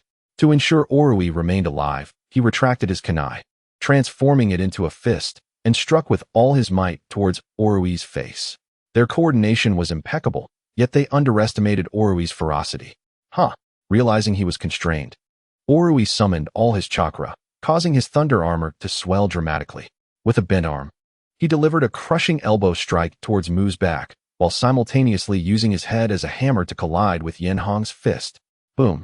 The elbow strike, sharp as a blade, landed on Mu's back, shattering the fabric of his upper body and sending shockwaves through his internal organs. Blood spurted from Mu's mouth, his strength dissipated, and he crumpled to the ground in a heap. Meanwhile, Enhō's fist collided with Ori's forehead, the tremendous recoil sending him flying once more. Ori let out a muffled groan, his ears ringing, and his mind spinning. Die! After severely injuring Ori, Enhō landed and wasted no time, soaring back to Ori's side. A fist imbued with surging chakra descended upon Ori's chest. Thud! Ori was not the leader of the Night Moon clan, and his mastery of the secret techniques of lightning armor was not profound. With a single punch, his thunder armor shattered, blood seeping from the corners of his mouth, his face turning a deep purple. Bastard! As Ori saw Enhō's fist coming again, he realized he could not withstand it. With a furious roar, he unleashed a surge of lightning. Lightning release, thunderstorm. Amidst the explosive sounds, countless serpentine bolts of lightning ravaged the ground beneath him, creating a massive circular crater. Yenhong was compelled to halt his assault, grabbing Mu from the ground and leaping out of Orui's attack range. Seizing the opportunity, Orui swiftly turned and fled into the distance. Revenge could wait. Above all, survival was paramount. Cough, cough. Mu, cradled in Yenhong's arms, coughed up blood and spoke with great difficulty. Lord Yenhong, don't mind me. We cannot let him escape. Rest assured, he will not get away, Yenhong assured. Taking a deep breath, with his right eye focused on Orui's diminishing silhouette, intricate patterns danced within his kaleidoscopic Sharingan. Eye technique, heavenly pity. Chapter 12, The Arrival. Swish, swish, swish. Several figures dashed through the mountains and fields, their speed akin to ghostly apparitions flitting through the terrain. Crash. As they traversed a narrow mountain path, the scene before them opened up dramatically. On the mountainside, remnants of walls and ruins lay scattered, broken stones, crumbling cliffs, and wild grass creating a desolate tableau. At the center of their view stood Yenhong, supporting the injured Mu, with the unconscious Orui lying at their feet. Uchiha Enhō carried a diminutive man and hurried to their side, casually tossing the unconscious figure at their feet. Lord Yenhong, are you both unharmed? Fear not. He won't perish, Yenhong replied, shielding his right eye with one hand, and nudging the man brought by Enhō with his foot. Is this the bodyguard from the daimyo's mansion of the Land of Lightning? Enhō nodded. Indeed. I have discerned the portion of the barrier-breaking hand seals he possesses through illusion techniques. Lord Yenhong, when shall we breach the barrier? Yenhong's expression turned slightly awkward. Could someone tend to him? I may have exerted too much force. Upon hearing this, the group instinctively glanced at Orui lying at Yenhong's feet and gasped in unison. Goodness, is he dead? Orui's chest had caved in entirely, his head also partially sunken. Were it not for the slight rise and fall of his chest, he would have appeared lifeless. Ja, Yi, quickly administer emergency treatment to him and Mu. Enhō immediately organized the rescue efforts. After entrusting Mu to the logistics support team, Yenhong sighed. Indeed, I must speak with my elder brother upon returning. We need to establish a medical ninja unit promptly. Medical ninja? What is that? Enhō scratched his head, not pondering further, and observed Yenhong still shielding his right eye. Expressing concern, Lord Yenhong, your eye. It's nothing. I've not used the power of my right eye for too long. I am simply unaccustomed. Yenhong waved his hand dismissively. Enhō, you should lead the Bloodpool clan back. I will venture alone to the Land of Water to subdue the Tetoai clan. What? Lord Yenhong, isn't it too dangerous to go alone? Yenhong shook his head. We have already offended the Land of Lightning.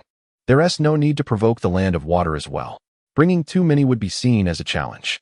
Moreover, compared to the Bloodpool clan, the Tetoai clan, driven by instinct, will be far easier to subdue. Enhō still appeared hesitant. How about I accompany you? Mu is gravely injured. If you come with me, no one will be able to reign in the Bloodpool clan, Yenhong stated earnestly. Return to your clan promptly. My second brother will handle the remaining matters. I have a foreboding sense that a conflict with the Senju clan is imminent. Lord Yenhong, Lord Enhō, the first aid has been completed. At that moment, a ninja who had been treating the patients rushed over. Lord Mu is out of danger, but Orui's injuries are too severe. He can only be roused briefly. That is sufficient. Yenhong nodded and approached Orui. At this time, Orui had regained consciousness, yet it was evident he was merely experiencing a fleeting moment of clarity. Upon seeing Yenhong approach, his eyes brimmed with ferocity, devoid of fear, and he even attempted to rise. Uchiha, wait. My leader will surely avenge us. Then you may wait for as long as you wish. Yenhong shrugged indifferently. Even if he does not come, we shall eventually seek him out. Orui appeared momentarily stunned, gazing at Yenhong's youthful visage with a complex expression. Such grand ambition. Yenhong recognized that continuing the conversation was futile and gestured for Enhō to take action. With the activation of the Sharingan's illusion technique, the control of the entire barrier now lay firmly in Yenhong's grasp. Before the massive barrier, Enhō and two other Uchiha clan members simultaneously formed seals. In the next moment, the barrier began to dissolve from the top down, fresh air flooding back into the Hell Valley. Within the barrier, Oya Kenichi looked up at the sky, witnessing the barrier dissipate, his heart filled with emotion. He had not anticipated it to occur so swiftly. The barrier is down. We are free. Ha! Splendid. Chief, let us hurry out. I can no longer bear this accursed place. Observing his excited clansmen behind him, Oya Kenichi sighed deeply. hoping they had not escaped from one den of danger only to enter another. Someone proposed, "Chief, should we really follow that Uchiha clan? There are only a few of them. We could simply kill them since the barrier is already open." Oya Kenichi remained calm. "And then what? Kill them, and then what? So, the world is vast, yet there remains no refuge for us." Yuya Kenichi pointed to the sky above, indicating that the barrier had indeed been lifted, albeit replaced by a more formidable one. "Let us hope that the Uchiha clan will honor their word." With that, Yuya Kenichi led his kin slowly outward, spotting Enhō waiting for them in the distance, who greeted them with a resigned smile and extended a hand. "Thus, the Bloodpool clan entrusts their future to you. Do not speak as if you are bequeathing a will. The road ahead is still long." Enhō smiled as he shook his hand, assuring him, "Rest assured, you shall not regret today's decision." "Huh, do we have any other choices?" Enhō remained silent, gesturing to the wind beside him. "Yuya clan leader, I ask you to take your people to the land of fire. The wind shall accompany you." Yuya Kenichi glanced at Enhō, questioning if there were additional plans afoot. Unfazed by the sudden shift in address, Enhō replied, "There is a matter I must attend to." Yuya Kenichi chose not to pursue further inquiries, instead whispering, "What are our chances against the Senju clan?" After a moment's thought, Enhō spoke in a voice barely audible to one person, "To be candid, we have no chance whatsoever." Coughing slightly, even though Yuya Kenichi had mentally prepared himself for this, he still nearly choked, offering a wry smile. "So what are we aiming for? What are we aiming for?" A flicker of pride gleamed in Enhō's eyes as he gazed skyward. "For the day we can shatter the barrier above us." Yuya Kenichi paused before bursting into laughter. Splendid. For that sentiment, the Bloodpool clan shall strive once more." Enthusiastically, Enhō welcomed him to the cause. Chapter 13. The land of water. The vast ocean surged with waves, mist enveloping the air and rendering the scene before him ethereal and dreamlike. Standing alone on the deck, Enhō swayed with the tides, gazing into the distance at the silhouettes of far-off islands. The land of water, an archipelago, was not expansive, being surrounded by sea on all sides. Consequently, transportation to and from the realm relied solely on maritime vessels. Currently aboard a cargo ship destined for the land of water for trade, Enhō had hurriedly made his way to the port of the land of soup after parting ways with the wind. He sought a vessel to the land of water. However, during this warring era, large ships traversing between the two lands were scarce, and smaller boats were not viable. Just as Enhō contemplated attempting a perilous crossing, fortune smiled upon him when he encountered the ship's owner, who kindly agreed to take him along. As he admired the sea, Enhō's thoughts drifted to future endeavors, contemplating how to establish a base for the Uchiha clan post-conflict and address the side effects of the Mangekyō Sharingan. After merely a few uses of the ocular technique, he could discern a noticeable decline in his vision, and the pain from the backlash intensified each time he activated the technique. If he felt this way, one could only imagine the plight of his elder brothers, who were likely on the brink of blindness, though they had never spoken of it. "Handsome lad, gazing at the sea all alone again. There is nothing to see out there. Why not join me for a drink?" At that moment, a sultry yet languid voice floated from behind him, stirring his thoughts.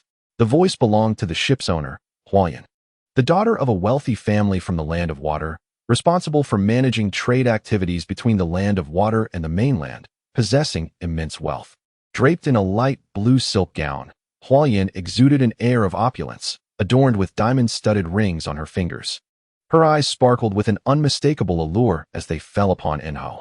The Uchiha clan had long been known for producing handsome men, while the Hyuga clan was famed for its beauty. As a direct descendant of the Uchiha bloodline, Enhō was indeed striking, capturing the interest of the affluent young lady. However, Enhō was taken aback by this unexpected encounter, a shiver running down his spine. He mechanically turned around, offering a polite yet distant smile. "Good evening, Huayan." It was not that Enhō lacked appreciation for the opposite sex. Rather, the imposing figure before him, nearly 300 pounds, clashed drastically with his aesthetic sensibilities. "What is so good about it? Staying cooped up in the cabin is killing me with boredom." Huayan pouted, swaying closer to Enhō. "Wait, Huayan." A bead of cold sweat trickled down his forehead as he discreetly stepped back. "By the way, do you happen to know if there are any large ferries leaving the land of water tomorrow night?" Huayan furrowed her brows. Leaving so soon?" With an awkward chuckle, Enhō replied, I was just scouting the area. I intend to bring my clan to another country to live." I see. Hualien sighed regretfully. I can't guarantee a ship for tomorrow night, but I can arrange a cargo vessel that accommodates around 200 people. Really? That would be immensely helpful, Hualien. She removed a ring from her finger, tossing it to Enhō. Here, this is a token. Present it to board the ship. And if you truly wish to show your gratitude, how about joining me in my quarters for a drink? Enhō discreetly concealed his right hand behind his back, forming two hand seals. Just then, Hualien yawned widely. Ah, how curious. I suddenly feel so sleepy. Well, I shall retire for the night. Handsome lad, let us meet again. After watching Hualien depart, Enhō exhaled deeply, then extended his right hand, where blue chakra began to gather and swirl, ultimately forming a glowing orb of azure light. Rasengan. He had succeeded at last. A glimmer of joy danced in his eyes. This was the soul ninjutsu he had mastered from his past life memories. It required no hand seals and boasted considerable power, a truly practical technique. Gazing at the swirling Rasengan before him, Enhō mused, Konoha's yellow flash was indeed a genius. Alas, I may never witness the era that belongs to them. With a firm grip, he crushed the Rasengan into countless shimmering particles, his gaze drifting to the approaching coastline. Well, I shall be the one to write the future. The cargo ship emitted a lengthy horn as it slowly docked. After notifying Hualien's attendant, Enhō stepped onto the soil of the land of water. As for Hualien herself, he believed the small illusion he cast would keep her blissfully asleep for several more hours. In contrast to the fierce rivalry in the land of fire, the internal dynamics of the ninja factions in the land of water had become quite clear. Following the alliance between the Snow Clan's leader, Bai Lian, and another powerful family, the Kirigakure clan, the ninja landscape of the land of water had been largely established. Among these factions, Enhō's target, the Tetoai clan, stood out as an anomaly. They neither allied nor took sides, lacking a fixed territory, acting solely on instinct, and seeking out conflicts with other clans simply to showcase the might of the Tetoai clan. The survival of such a disruptive family is solely attributed to their undeniable strength. The bloodline limit of the Shikatsu clan grants them nearly indestructible bodies, rendering conventional ninjutsu ineffective against them. Consequently, every clan aspires to eradicate these lunatics entirely. Yet the cost of such an endeavor is prohibitively high. No one is willing to sacrifice their kin in a head-on confrontation with a band of madmen. However, this leaves one pondering where to seek them out. Upon disembarking, Yenhong pondered briefly before deciding to take a stroll around the vicinity, hoping to gather intelligence about the Takarabe clan from a smaller family. Before he could leave the dock, however, his gaze sharpened upon noticing two burly men blocking the path ahead. At that moment, 3 or 4 figures emerged from their hiding places, effectively sealing all possible routes of escape. Yenhong halted, scanning his surroundings before shrugging nonchalantly and inquiring, "Are you here to rob me of my riches or my virtue?" Chapter 14. The robbery. A brisk sea breeze wafted across the spacious dock, carrying with it a hint of saltiness. Encircled by the would-be robbers, Yenhong exhibited no signs of anxiety. Rather, he appeared almost amused by the situation. The pirates exchanged glances, taken aback by the youth's unflinching demeanor. He certainly didn't seem like a formidable opponent. Could he be a fool? After a prolonged silence, the leader stepped forward and boomed, "Hey, you must have just disembarked from that ship. If I'm not mistaken, you're one of its sailors, right? We offer you a chance to live, lead us aboard, and you may leave unscathed." "Ah, so you intend to plunder that ship," Yenhong realized, observing the group before him. He spoke slowly. "It seems you are ninjas. Is it truly necessary to go to such lengths to rob a mere merchant vessel? Hey, brat, are you instructing us on how to conduct our business? Do you wish to test my patience?" One of the hulking men, growing impatient, brandished his long knife, only to be restrained by the leader. At that moment, an uneasy feeling washed over the leader. He sensed he might have bitten off more than he could chew. Cautiously, he asked, "Are you perhaps a ninja as well?" "We are the ninjas of the Water Country's Boathouse clan. My name is Bodo Kaichi. Perhaps we could find common ground." Yenhong pondered for a moment, recalling the Boathouse clan, those notorious pirates. Not interested, he replied dismissively. "You." Bodo Kaichi furrowed his brow, but Yenhong continued, "Since you are also from a ninja clan of the Water Country, it simplifies matters. Here's your chance to save your lives. Reveal to me the whereabouts of the Takarabe clan, and you may leave." Bodo Kaichi's face darkened with rage. Though the Boathouse clan was not a top-tier family, it was still a prominent second-tier clan. Never before had they been so humiliated. His expression turned grim. Kill him. As the command was issued, the first man, unable to contain himself, lunged forward with his knife aimed at the unmoving Enhō. The others, witnessing their comrade's attack, swiftly armed themselves and surrounded him from all sides. In an instant, the dock was filled with the aura of impending violence. Unfortunately for them, this time, the local bully encountered a formidable dragon. As the man closed in, Enhō did not even bother to activate his Sharingan. With fingers that curled like claws, he struck with blinding speed, seizing the man's wrist. In that fleeting moment, the man's expression shifted dramatically. Such velocity could not belong to a mere child.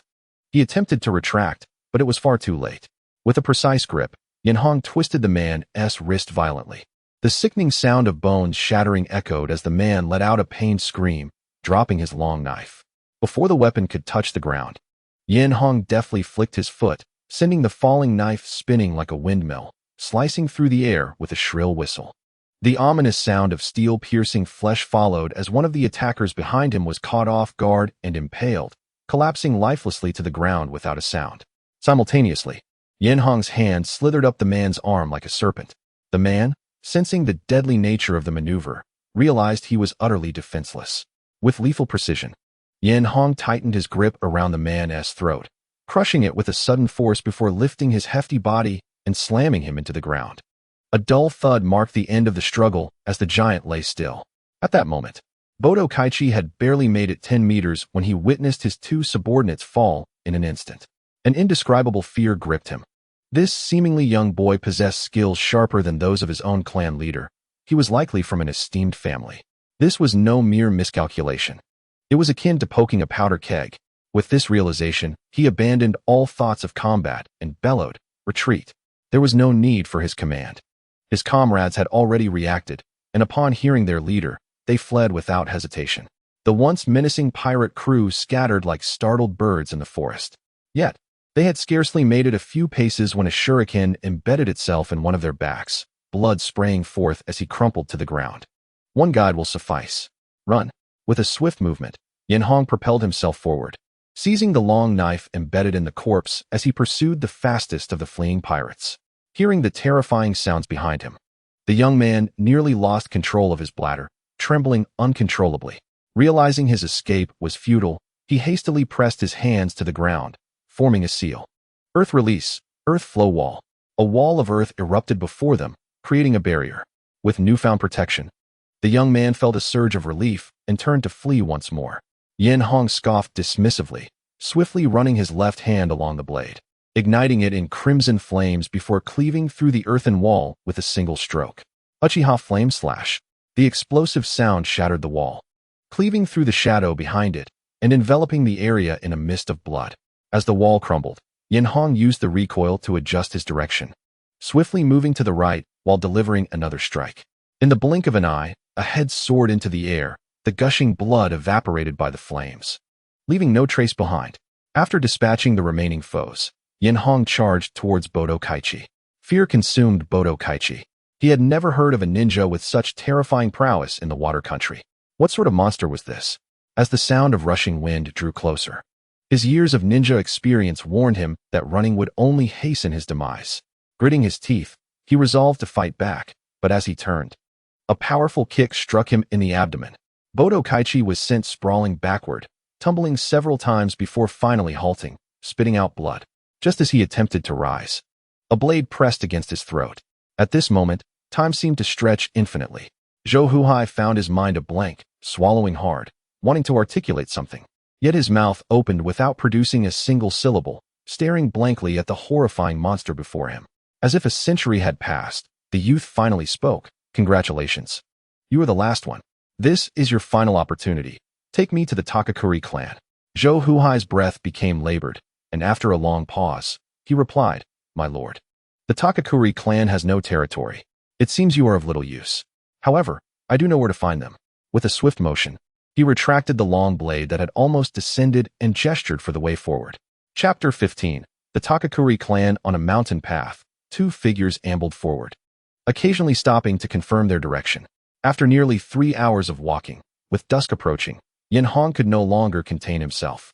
"Tell me, can you truly locate the Takakuri clan?" His voice was soft yet sent a shiver down Zhou Huhai's spine, who immediately turned with a forced smile. My lord, you cannot blame me. The Takakuri clan roams freely with no fixed territory. I only heard a couple of days ago they were in this vicinity, but now we can only deduce their location from residual traces. My time is limited. If we do not find them before nightfall, rest assured, I will find them. Yenhong ceased further conversation and continued to follow Zhou Huhai in search of the Takakuri clan. Meanwhile, Zhou Huhai, fearing that this ancestor might take offense and end his life, cautiously inquired, "Is your pursuit of the Takakuri clan motivated by revenge?" Yenhong glanced at him. Revenge? Zhou Huhai explained. Indeed, the Takakuri clan indiscriminately attacks other families, inciting animosity. Many clans wish to uproot them entirely.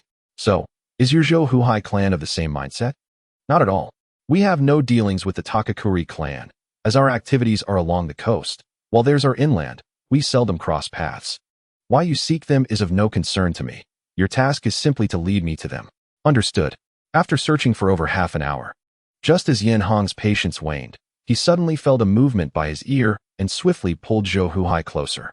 The unprepared Zhou Huhai thought Yenhong was about to strike him in frustration and instinctively opened his mouth to plead for mercy, but was mercilessly silenced. Shoo! There's noise. Yenhong hurried him to a mountain hollow, where, from their elevated vantage, they beheld a camp at the foot of the mountain. The cacophony of battle echoed through the air, with clouds of dust rising as countless figures clashed amidst the flames, resembling a hellish battlefield filled with vengeful spirits. Yenhong's eyes narrowed. A clan war? Which two clans? Beside him, Zhou Huhai strained to see. The emblem on that camp's flag appears to belong to the Gonshitsu clan. They are fighting, my lord. It is the Takakuri clan. Found them. It seems you possess some merit after all. Zhou Huhai quickly chimed in. Hee, my lord. I have always had decent luck. Since we have located them, may I take my leave? Why the haste? Stay and accompany me for the show. A show? Will you not intervene, my lord? Yenhong settled into a comfortable position. They are not my clan. Why should I intervene? Zhou Huhai was momentarily taken aback, inwardly lamenting the purpose of their lengthy search. However, he soon observed Yenhong engrossed in the spectacle, his demeanor suggesting that the brutal conflict below was merely a trivial contest. Such a young man. Not only was his power unfathomable, but his demeanor was also remarkably composed. The land of water surely had no such individual. He must be a prodigy from a powerful nation. What could his purpose in the land of water be? The more Zhou Huhai pondered, the more ominous it seemed, leading him to sit quietly, watching the battle unfold in the hollow. Kill. Let them know the might of the Takakuri clan. Hold on. I have sent a request for support to the Oizumi clan. This time, we shall not let these madmen escape. Help. The camp was a whirlwind of blades and screams, blood flowing abundantly, creating a river of crimson. Suddenly, a burst of sparks erupted in the center of the camp as two towering figures clashed, then stood opposing each other. The leader of the Gonshitsu clan, Gonshitsu Heisha, wielded a 5-foot-long blade, his expression grave. You truly are insane. On the other side, the leader of the Takakuri clan, Takuma, wore a face of fervor and bloodlust. Is this all the Gonshitsu clan can muster? Pathetic. Then allow me to show you my true capabilities. With a fierce roar, Gonshitsu Heisha swung his blade downward, his massive frame displaying no clumsiness. The blade arched through the air, crashing towards Takuma like a mountain. Unfazed, Takuma laughed heartily and met the attack head-on, drawing a bone spike from his palm to block the descending blade. The air erupted with a thunderous sound as the tremendous force shattered the ground beneath them. The Gonshitsu clan inherently possessed vast chakra and brute strength. Although the bone spike intercepted the blade, it could not withstand the impact, sliding backward as it shattered the earth, leaving 2 half-meter deep grooves. Gonshitsu Heisha struck without giving Takuma a moment's respite, leaping forward for a horizontal slash aimed directly at Takuma's midsection. A sinister smile crept across Takuma's lips as he completely abandoned defense, his bone spike darting towards Heisha's shoulder. Heisha, caught off guard by such reckless abandon, found the bone spike piercing into his flesh, embedding itself in his shoulder. Simultaneously, Takuma was sent flying. A gash opened across his abdomen, exposing white bone. Takuma cackled and, as if unscathed, stood once more, bending his knees to charge forward again. The Oizumi clan's reinforcements have arrived. A rallying cry echoed throughout the valley, and dozens of figures rushed towards them from afar. Takuma glanced at the approaching figures and snorted, "Humph, consider yourselves fortunate. All Takakuri clan members, retreat." Though the Takakuri clan was aggressive, they were not foolish. Knowing they could not withstand the combined forces of two clans, they promptly withdrew upon the command. Conversely, the Gonshitsu clan could not recklessly pursue. The Oizumi clan was there solely for support and would not assist in the chase, leaving them to watch as the Takakuri clan made their escape. "You scoundrels!" Gonshitsu Haisha clenched his fists in frustration. Why the anger? The captain of the Oizumi clan approached him leisurely. "What say you, Haisha? Join our alliance. When the ninja of the land of water unifies, we shall have the means to deal with this cancer." With a resigned sigh, Haisha replied, "Very well, I shall join. Welcome." On the other side, a group of lunatics was recklessly sprinting across the wilderness, occasionally erupting into raucous laughter. "Ha ha ha, exhilarating. Indeed, it feels magnificent, Chief. Which clan shall we seek next?" Juma's eyes glinted with madness. He. It is the crucial moment for the clan of Ice to unify the Water Nation. How can we possibly refrain from participating? We shall target anyone who joins their alliance. Ha ha ha, the chief is wise.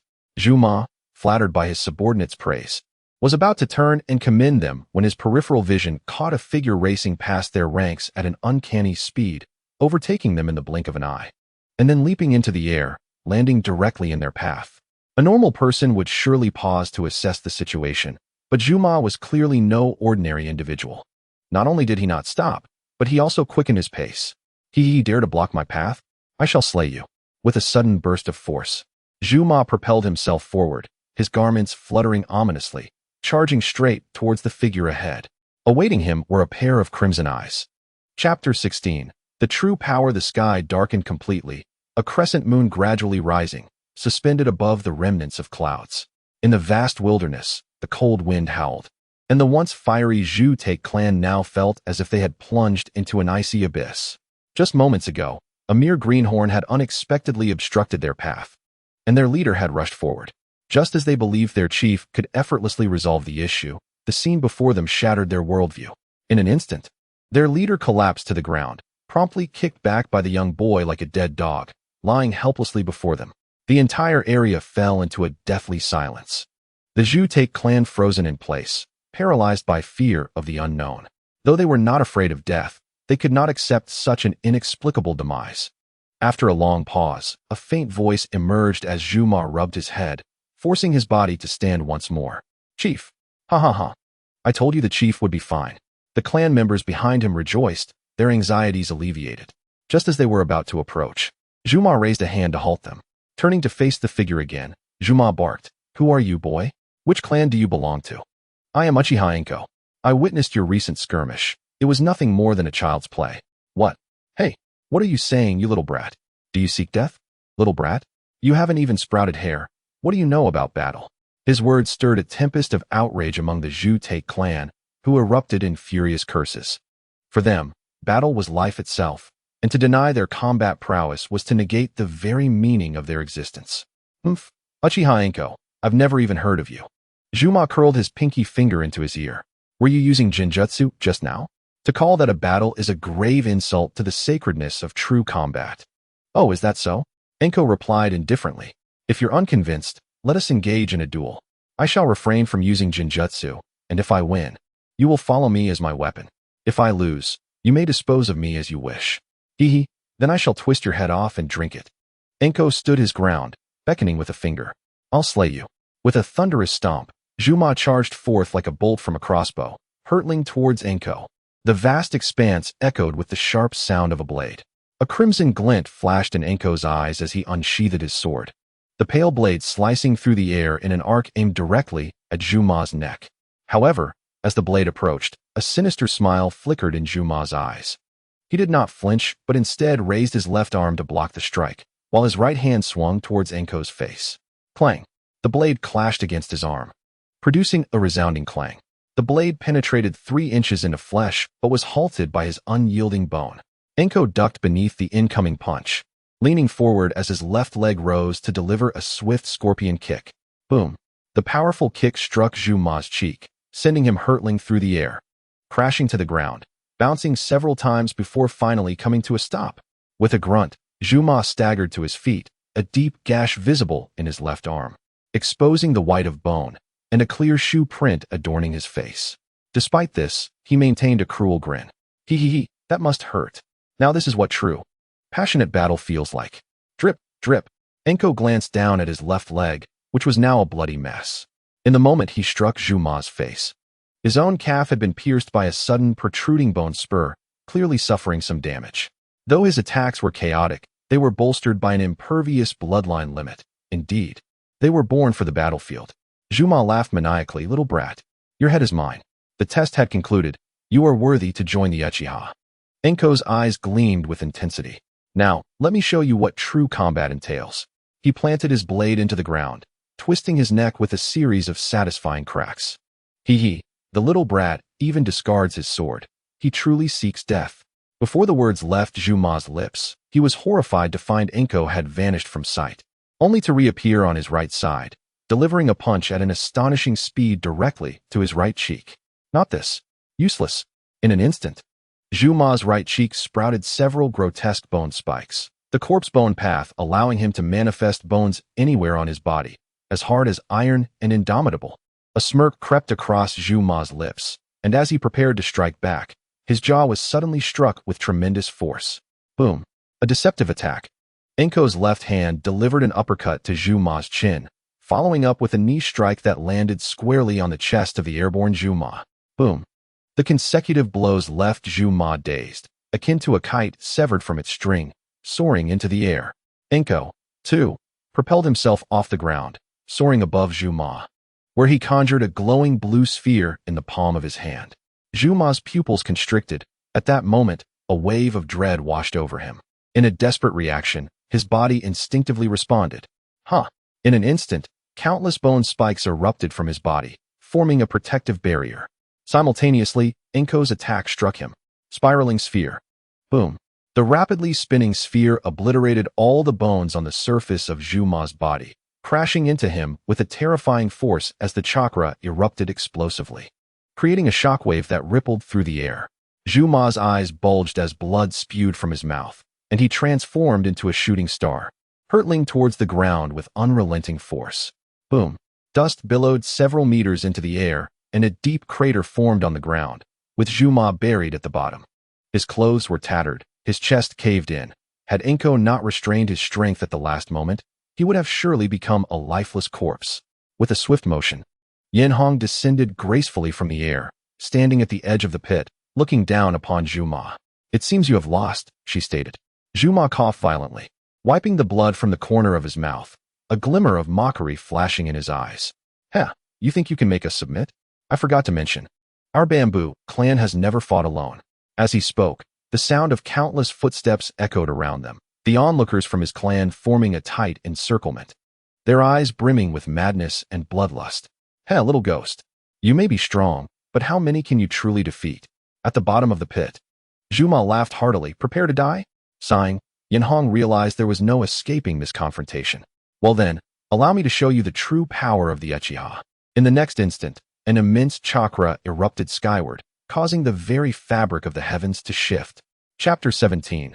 Susanoo. With a thunderous roar, the colossal chakra surged upward, creating a tempest of energy that instantly sent the surrounding members of the bamboo clan sprawling.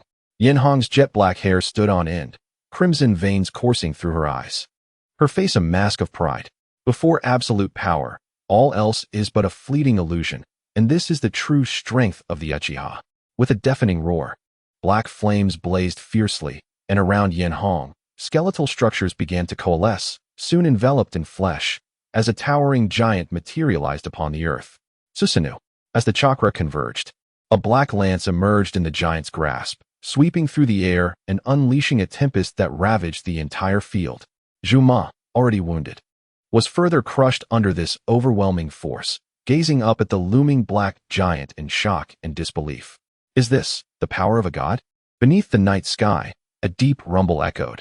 The massive Susanoo swung its black lance, tracing an arc illuminated by the moonlight, crashing down upon the endless field.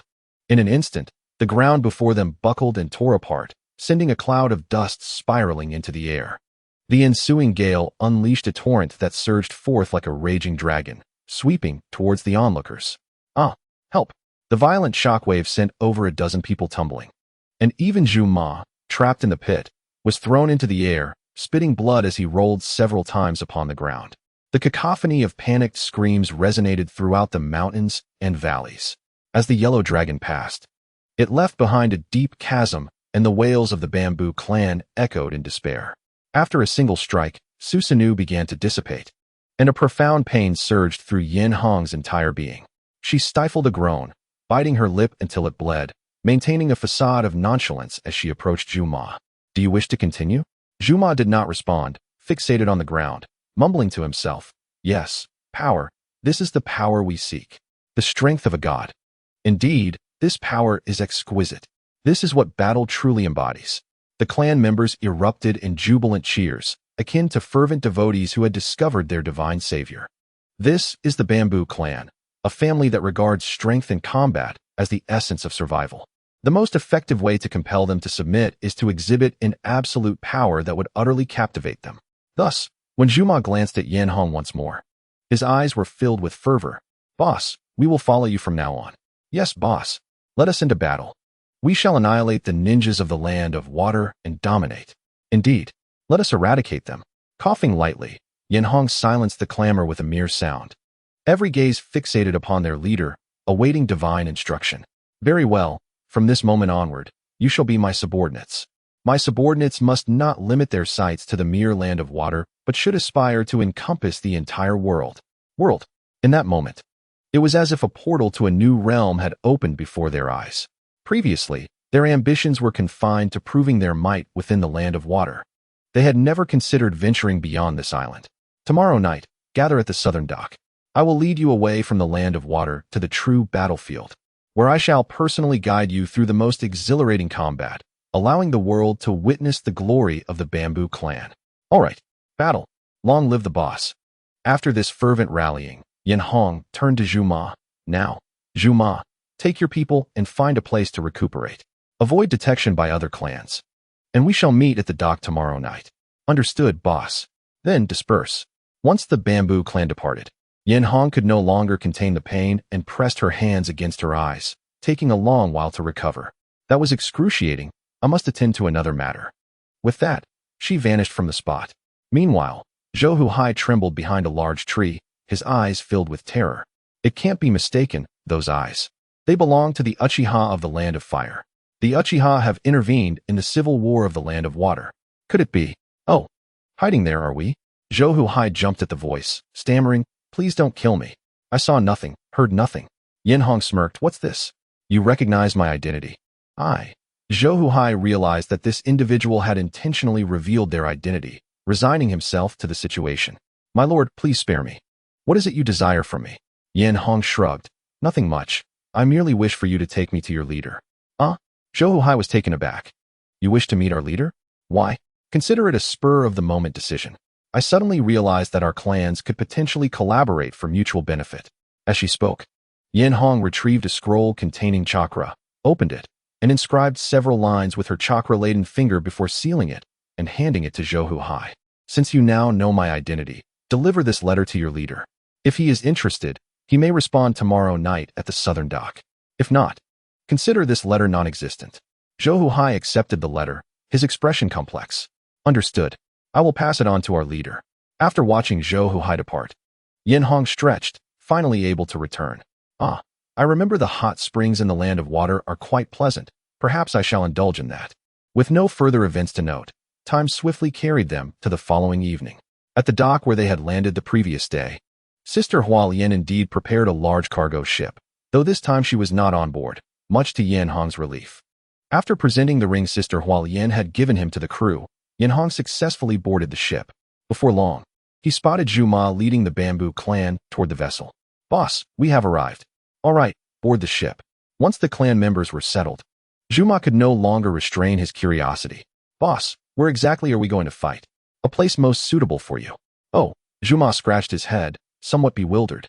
Yet having been thoroughly impressed by Yin Hong's strength, he had completely pledged his allegiance and said nothing further, turning back to seek his own kin. Yen Hong waited a while longer but did not see the appearance of the Zhou clan, sighing regretfully as he addressed the crew to set sail. The cargo ship departed from the dock, heading towards the continent, but had not traveled 10 miles when a comparably sizable warship obstructed their path. At the bow stood a tall man, accompanied by Zhou Yi, whom Yen Hong recognized. A smile crept onto Yen Hong's face. They have indeed come. The man on the warship called out in a booming voice, "Esteemed guests from afar, might you come aboard for a discussion?" Indicating for Zhu Ma to remain at his post, Yen Hong soared into the air and landed steadily on the warship. Chapter 18. Altering history. The sea crashed against the ship's edge, producing a dull, crackling sound. On the warship, the robust man scrutinized the black-clad youth before him, a glimmer of appreciation flashing in his eyes. Without inquiring about Yen Hong's purpose for visiting the land of water, he introduced himself. "I am Zhou Tianshui, the chieftain of the Zhou clan. May I ask which distinguished member of the Uchiha clan I am addressing?" "Uchiha Enhō." Zhou Tianshui was taken aback. Recognizing him as the younger brother of the Uchiha clan leader, a figure of considerable importance, Yen Hong shrugged, noting that the chieftain did not seem to hold a grudge against him for having killed some of their kin. "I had anticipated you might seek vengeance, or perhaps choose not to come at all. Ha ha ha. They were merely extraneous personnel, not of our direct lineage. Moreover, in these times, what does the death of a few amount to?" Zhou Tianshui waved his hand dismissively, then shifted the conversation. "However, I am curious, your letter. It is not a jest, is it? I possess no such leisure to travel a great distance merely for jesting with you." Chieftain Tianshui. Zhou Tianshui frowned. "So, the Uchiha clan desires to intervene in the civil war of the land of water?" "Us." Yen Hong shook his head. "The Uchiha clan is far removed from the land of water, and the power of the Ice clan has already solidified. Presently, there is no room for other clans to establish themselves, including yours." Before Zhou Tianshui could voice his questions, Yen Hong continued, "However, the absence of opportunity now does not imply its eternal absence. To be prepared for the next chance that arises, I believe it is prudent for our clans to establish a friendly collaboration in advance." Zhou Tianshui, intrigued, asked, "You trust that our Zhou clan would not ally with the Ice clan and betray you?" "Of course, I trust you. Your grievances have persisted since the era of Boruto. Had you truly wished to join, you would have done so long ago." Though he thought this internally, he presented himself as a confidant. "I can see that you are quite similar to our Uchiha clan, unwilling to submit to others. Ha ha, your insight is indeed sharp. Yen Hong, should you find yourselves in the land of water, perhaps our clans could become close allies." The implication was clear. One resided in the land of water, the other in the land of fire. Even if they wished to cooperate, geographical constraints posed significant challenges. Chieftain Tianshui need not be overly anxious. We have endured decades of war. Waiting a few more years is hardly a burden. Zhou Tianshui's expression sharpened. "Oh, do you have a plan?" "We do have a plan, but the specifics regarding when and how to execute it are fraught with uncertainties. However, it will not be delayed excessively. When the next opportunity arises, relying solely on our clan may prove insufficient." "It seems you seek more than just the land of fire, do you not?" Zhou Yi pondered. "We do not reject collaboration, but currently, it seems rather premature." Yen Hong nodded. Indeed, it was too early. This was merely to confirm initial intentions. Concrete actions would need to wait until both clans were securely established. "Very well, I shall await favorable tidings." Zhou Tianshui waved his hand, directing his men to clear the path. After confirming the intent for collaboration, Yen Hong no longer lingered, returning to the cargo ship, gradually sailing away under the watchful eyes of the Zhou clan. On board, Zhou Yi cautiously inquired, "Uncle, are we truly collaborating with the Uchiha clan? After all, they are merely empty promises."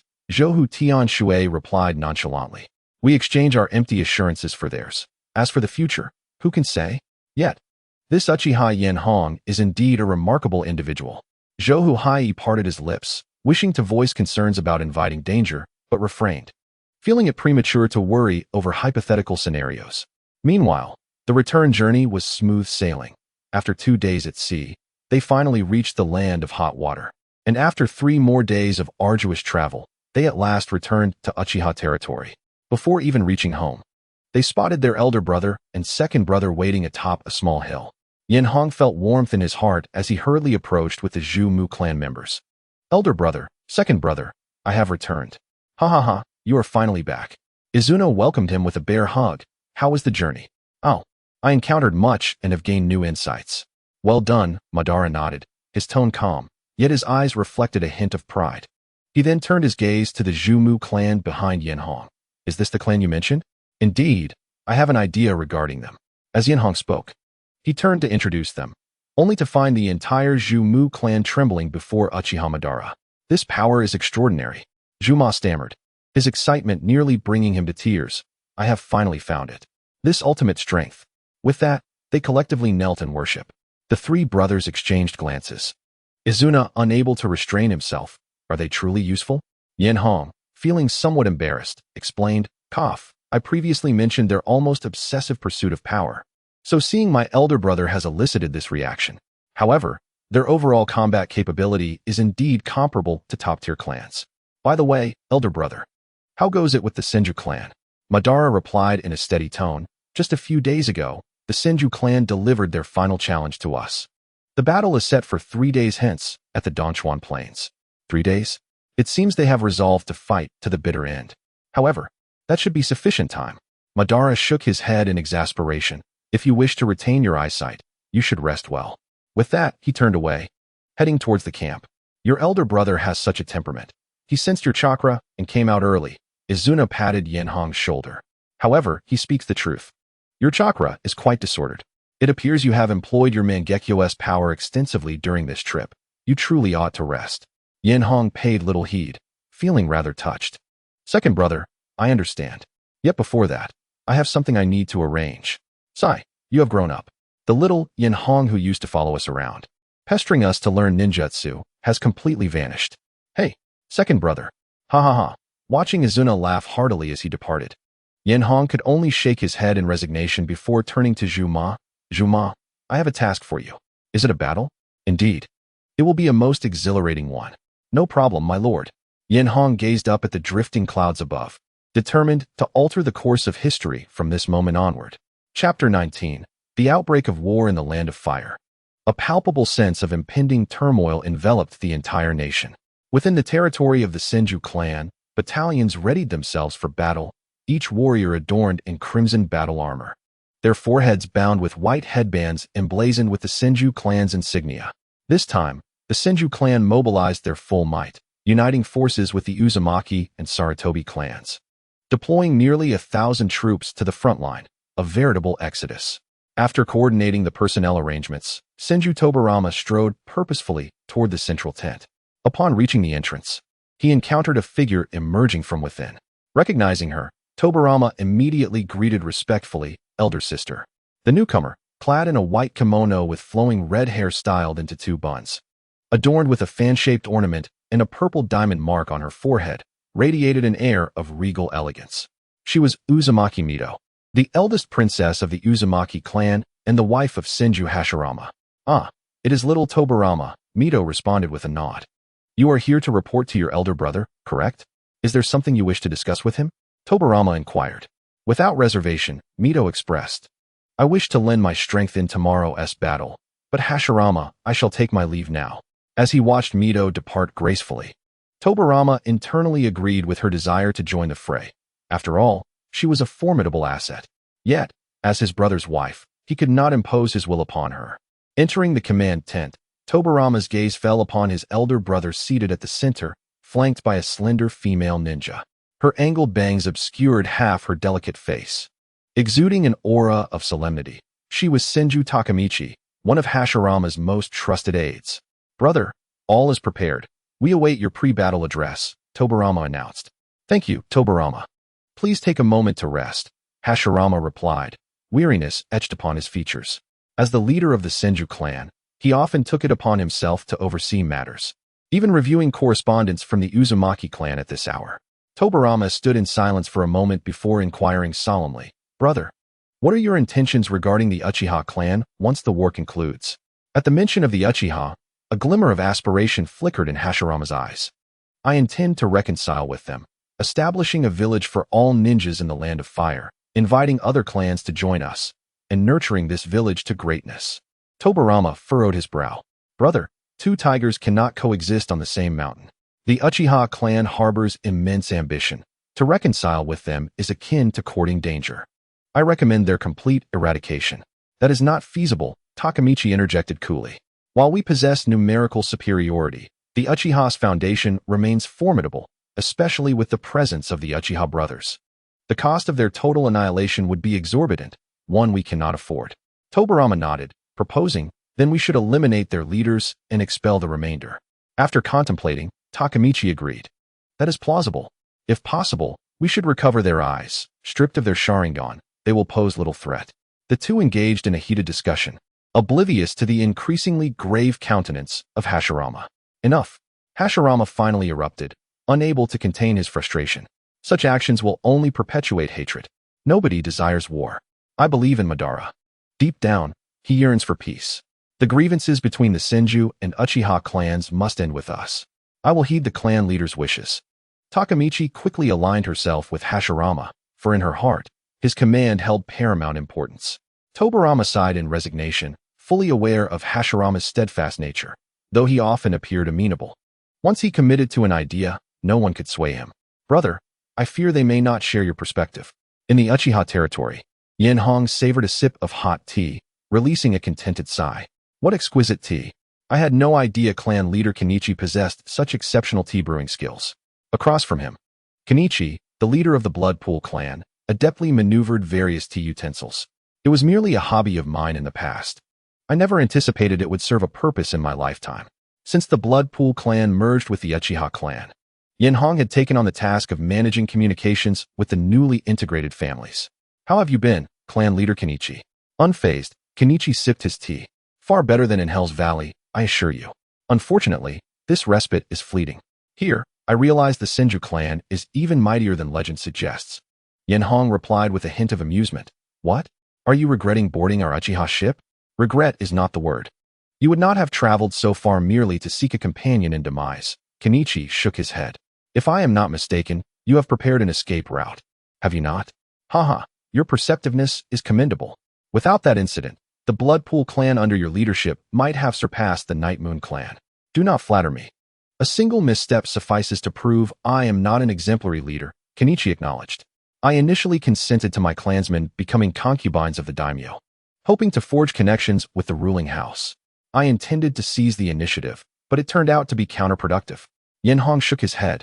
Such unforeseen events are beyond anyone's foresight. Kenichi remained noncommittal.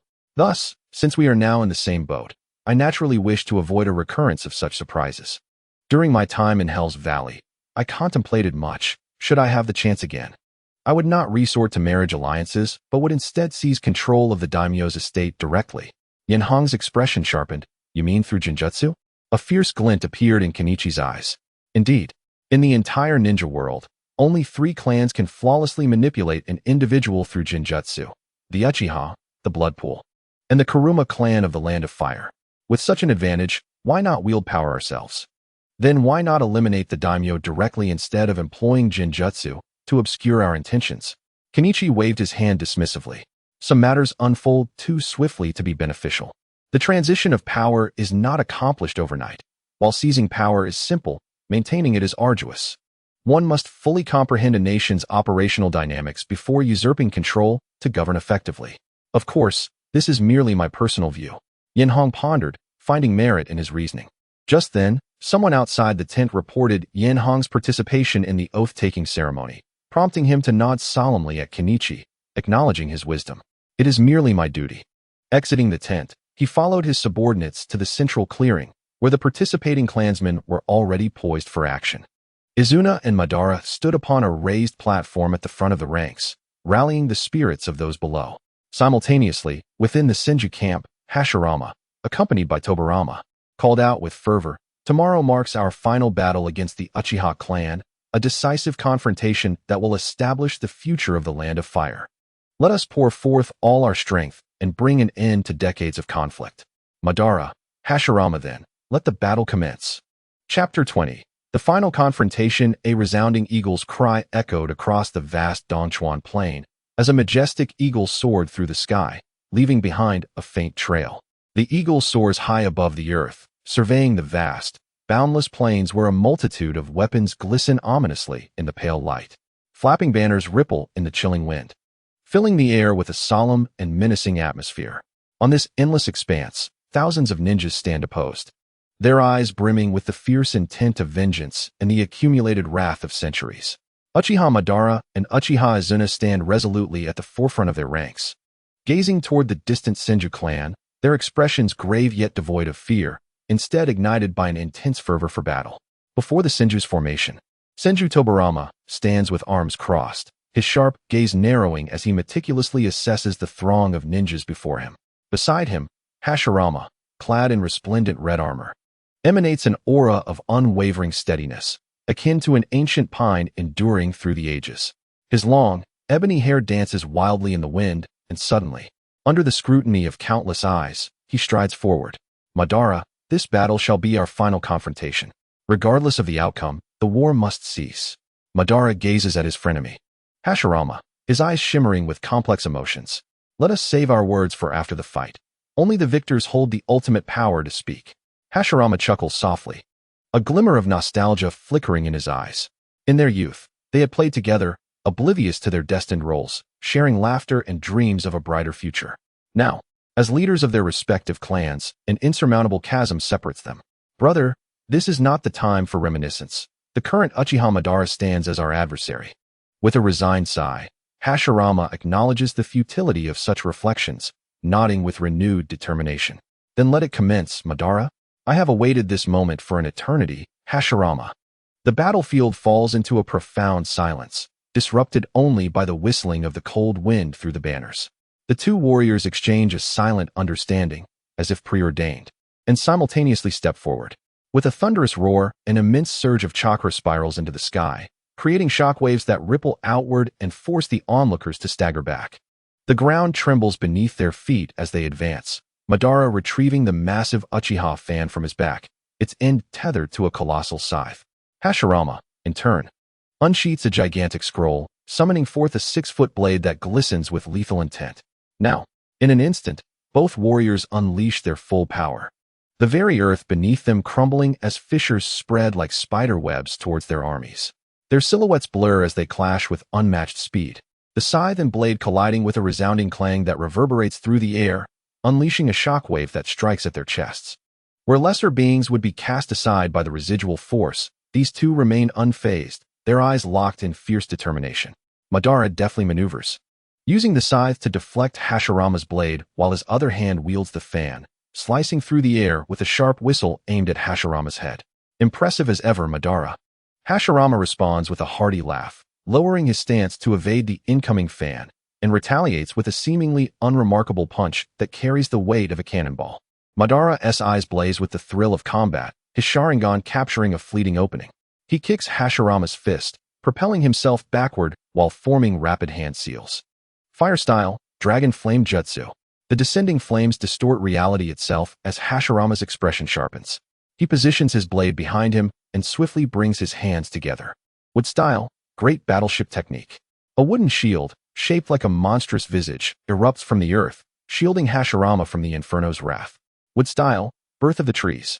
In an instant, numerous sturdy branches surge forth, weaving together with a force that threatens to engulf the battlefield, splitting the earth asunder. Roar. A brilliant blue chakra ascends, and the half-formed Susanoo manifests, its 4 arms wielding curved blades that slash through the encroaching foliage, carving out a vacuum amidst the chaos. Meanwhile, witnessing the fierce clash of the strongest among them, Tobirama and Izuna simultaneously signal their forces. Attack! Charge! At their command, both armies surge forward, the ground trembling beneath the weight of their collective might, the cries of battle echoing across the plains. Water style, Water Collision Wave. Tobirama, as the second in command of the Senju, leads the charge, rising on a colossal wave that crashes toward the Uchiha forces. Come forth, Tobirama. Izuna bellows, igniting the tips of his fingers with crimson flames before striking the ground. Uchiha Flame Barrier. A barrier of hellfire rises to confront the onslaught of water, sizzling as the two elemental forces collide, enveloping the battlefield in a thick mist. From a distance, Enhō senses the surging chakra erupting from the battlefield. The war has finally begun. Even though he knows the inevitable outcome, he refuses to retreat without making a stand. Taking a deep breath, Enhō turns to his companion. Yuya Enichi, are we prepared? As the son of Yuya Kenichi, Enichi has accepted his role within the Uchiha clan and responds with solemnity, nearly ready. Given the limited materials, we can only produce this many quality products for now. Enhō glances back, nodding in agreement. Sufficient. It is time for us to enter the fray. Behind them, a throng of shadowy figures lurk, each one distinct from the ordinary, staggering as if they were mere husks of their former selves. Blood Dragon Eye, Human Bomb. Chapter 21. Infiltration in the Land of Fire. The Senju clan's camp lies in stark contrast to the brutality of the front lines, enveloped in an eerie calm. The young prodigy, Senju Junpei, with keen eyes and poised demeanor, leads a small team patrolling the camp's perimeter. Though the battle rages on in the distance, the guards remain vigilant, for within the camp lie the families of countless ninjas and the bountiful resources amassed by the Senju over generations. Thus, each clan reserves a portion of their strength to defend their rear against potential raids. As Junpei gazes toward the battlefield, a flicker of longing stirs within him. While safeguarding the rear is crucial, who would not wish to display their prowess on the front lines? Report, Captain. All is well in the vicinity. His subordinate's voice snaps him back to reality. Junpei nods, continuing to lead his team forward while occasionally stopping to assess their surroundings. During a brief pause, one of the younger ninjas, unable to contain his curiosity, asks, Captain, do you think we will win this war? Victory is assured, Junyin replied softly.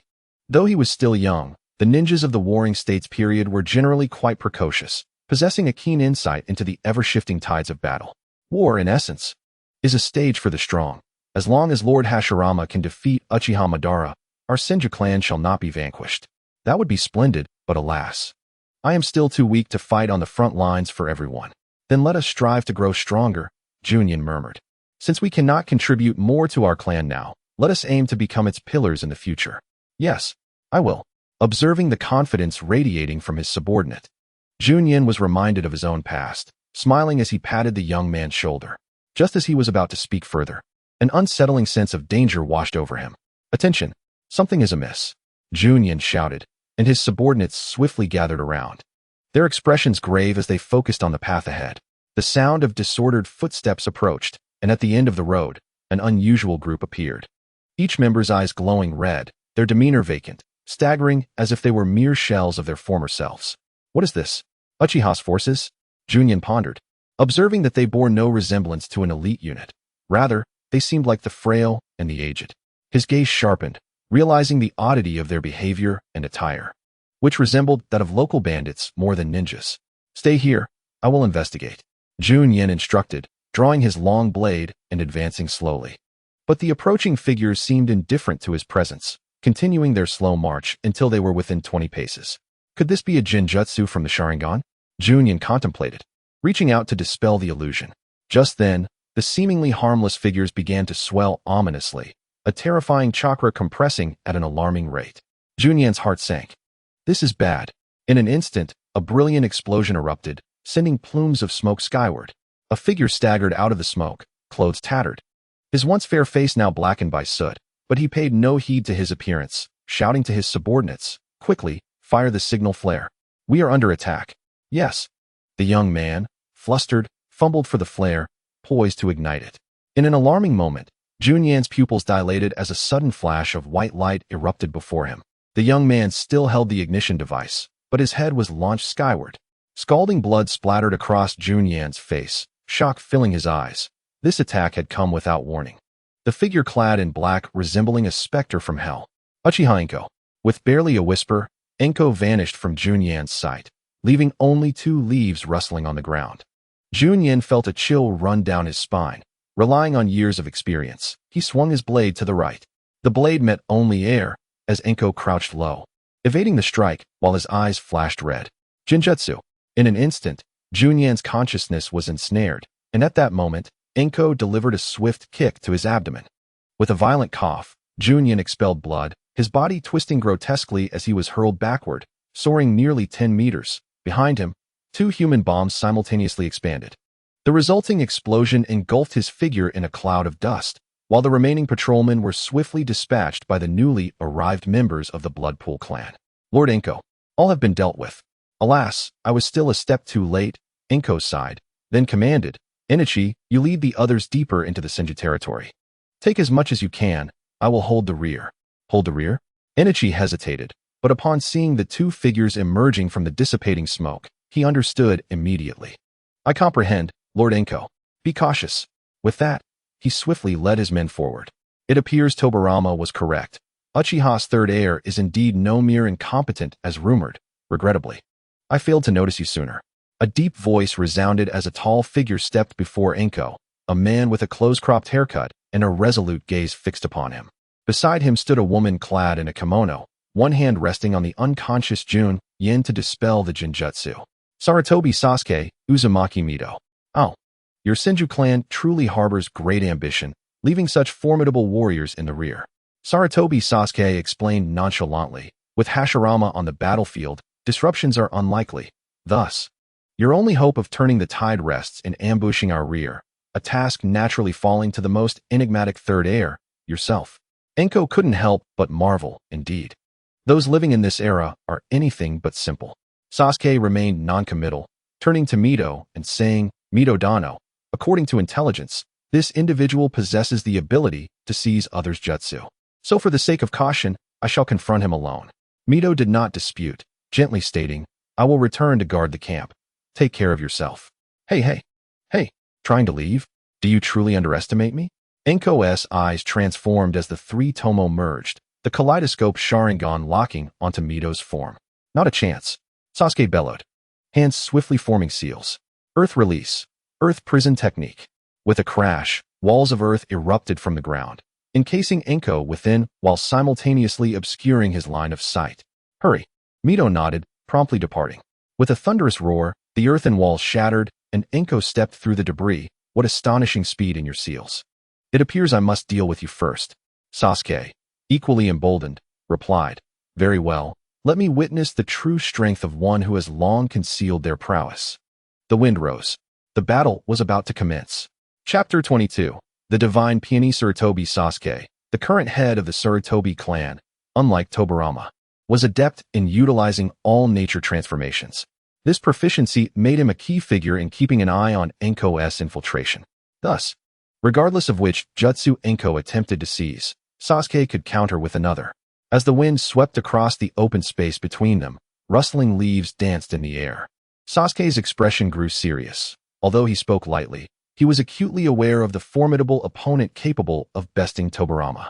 On the opposite side, Enhō gripped his great sword. Its tip pointed forward, legs slightly apart, his entire being emanating a calm, yet potent aura, as stable as a mountain. Realizing he lacked the advantage in ninjutsu, and that the ability of Kaza no Mikoto held little use here, he resolved that a swift conclusion could only be achieved through the use of the divine peony once more. Enhō chuckled inwardly, acknowledging Tobirama's astuteness in selecting such a challenging adversary. As the wind stirred the fallen leaves, they fluttered gracefully to the ground. In an instant, the leaves were swept up once more, and Enhō's figure vanished from sight, leaving only two deep impressions in the earth. As Sarutobi Sasuke's eyes flickered, his hands swiftly completed the necessary seals. Wind release, wind cutter technique. A sudden, invisible blade of wind ravaged the air, creating a flurry of minute depressions on the grass below, shattering leaves into mere dust. In a flash, the crimson glow in Enhō's eyes intensified, enveloping his blade with chakra. With a swift motion, the sound of clashing metal rang out as he deftly deflected several wind blades, igniting brilliant sparks in the air. The Sharingan allowed him to perceive the flowing chakra within the wind blades. Enhō's speed remained undiminished as he propelled himself off the ground, narrowly avoiding two silver blades that whizzed past him, reappearing before Sarutobi Sasuke in an instant, with a swift horizontal slash of his 3-foot-long sword. The movement was so rapid it appeared as but a flash of white light, the sharp sound of the blade echoing almost painfully. Yet Sarutobi Sasuke was not to be underestimated. In the blink of an eye, he lowered his stature, feeling the blade skim past his scalp and sever 3 strands of hair. Lightning release, lightning serpent. Countless arcs of electricity erupted between the two, fracturing the earth beneath their feet as the tempestuous chakra forcefully repelled Enhō. In midair, Enhō hurled several shurikens before forming hand seals. Fire release, Phoenix Fire technique. A torrent of fiery meteors rained down, blocking all escape routes for Sarutobi Sasuke. With a decisive bite to his right thumb, Sasuke formed the necessary hand seals and pressed his hand against the ground. Summoning technique. A cloud of white smoke billowed forth, revealing a towering figure crossing its arms, shielding Sasuke from all the shurikens. Sasuke, calling me out at this moment, have you encountered yet another formidable adversary?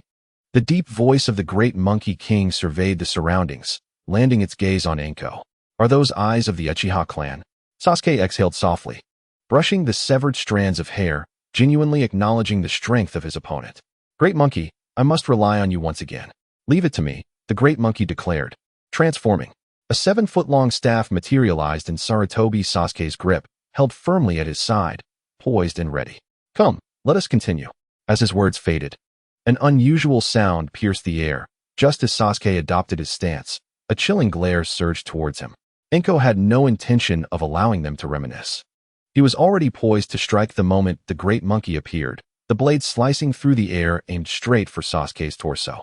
At the critical moment, a massive hand sprouted from the staff, deftly grasping the incoming blade, halting it mere inches from Sasuke's chest. Enhō's pupils constricted, only to witness Sasuke pivoting on the staff's tip, his feet leaving the ground as he executed a powerful kick directly at Enhō. With the blade ensnared, there was no chance for withdrawal, and in an instant, Enhō was sent sprawling backward. With a resounding thud, Enhō crashed to the ground, and Sasuke seized the moment, launching himself into the air, wielding the staff above his head with the intent to crush his opponent, who had no means of escape. The ground erupted with a thunderous roar, sending debris soaring as Sasuke's strike buried Enhō into the earth, creating a bowl-like indentation. Something is amiss, Sasuke furrowed his brow, feeling the impact was strangely unyielding, as if he had struck solid steel rather than flesh. The reverberations from the staff left his hands slightly numb. The sound of grinding bones began to echo as Enhō, embedded in the ground, was shielded by a multitude of burning black bones, which withstood the force of Sasuke's strike. Susanoo?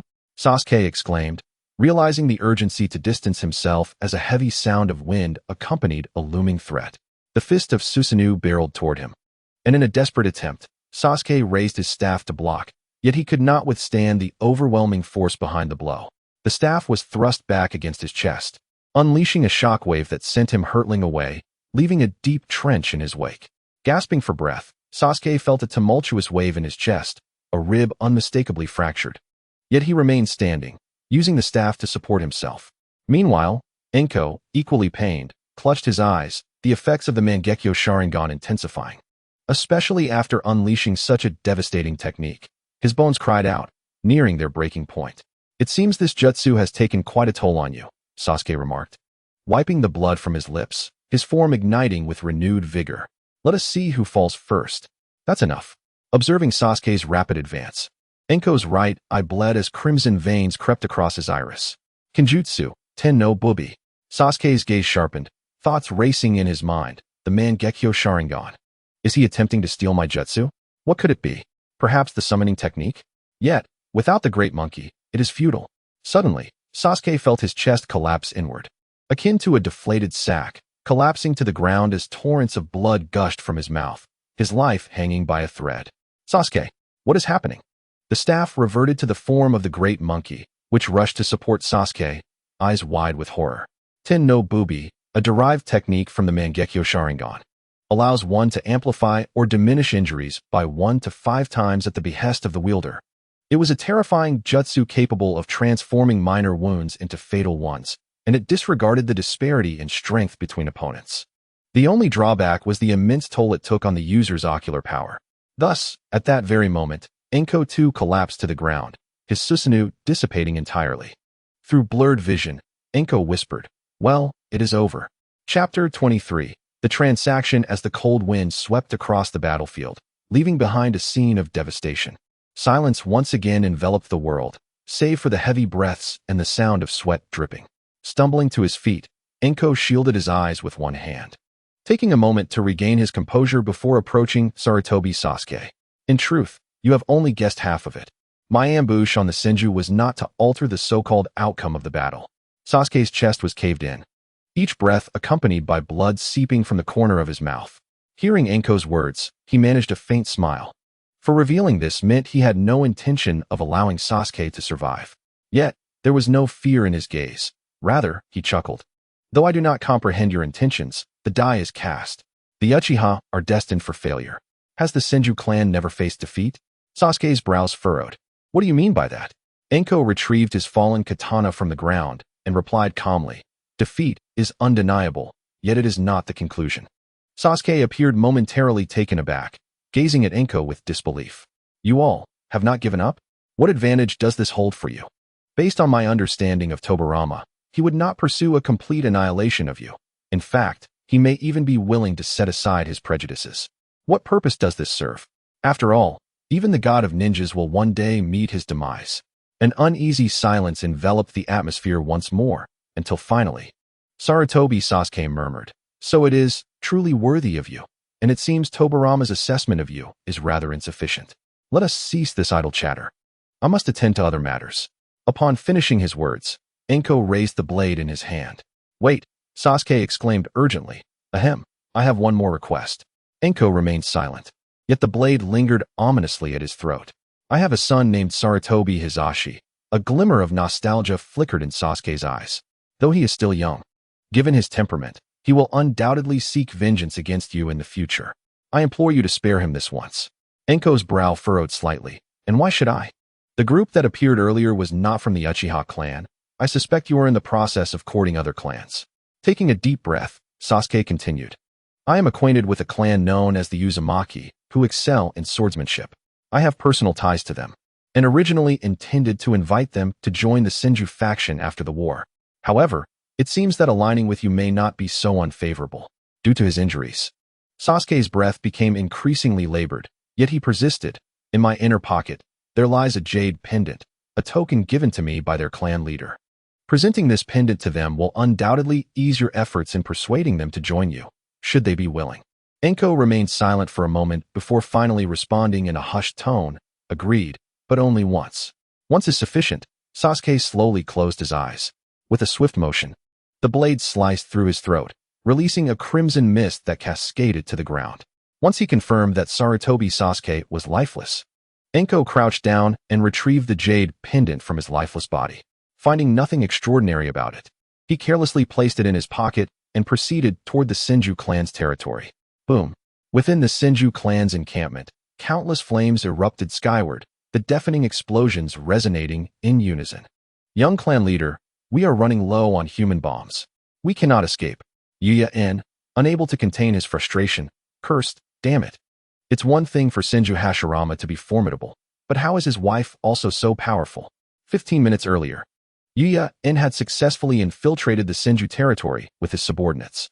After leaving a portion of his men to stall the remaining ninjas, he quickly obtained what they sought. Just as they planned to retreat, they were intercepted by Uzumaki Mido.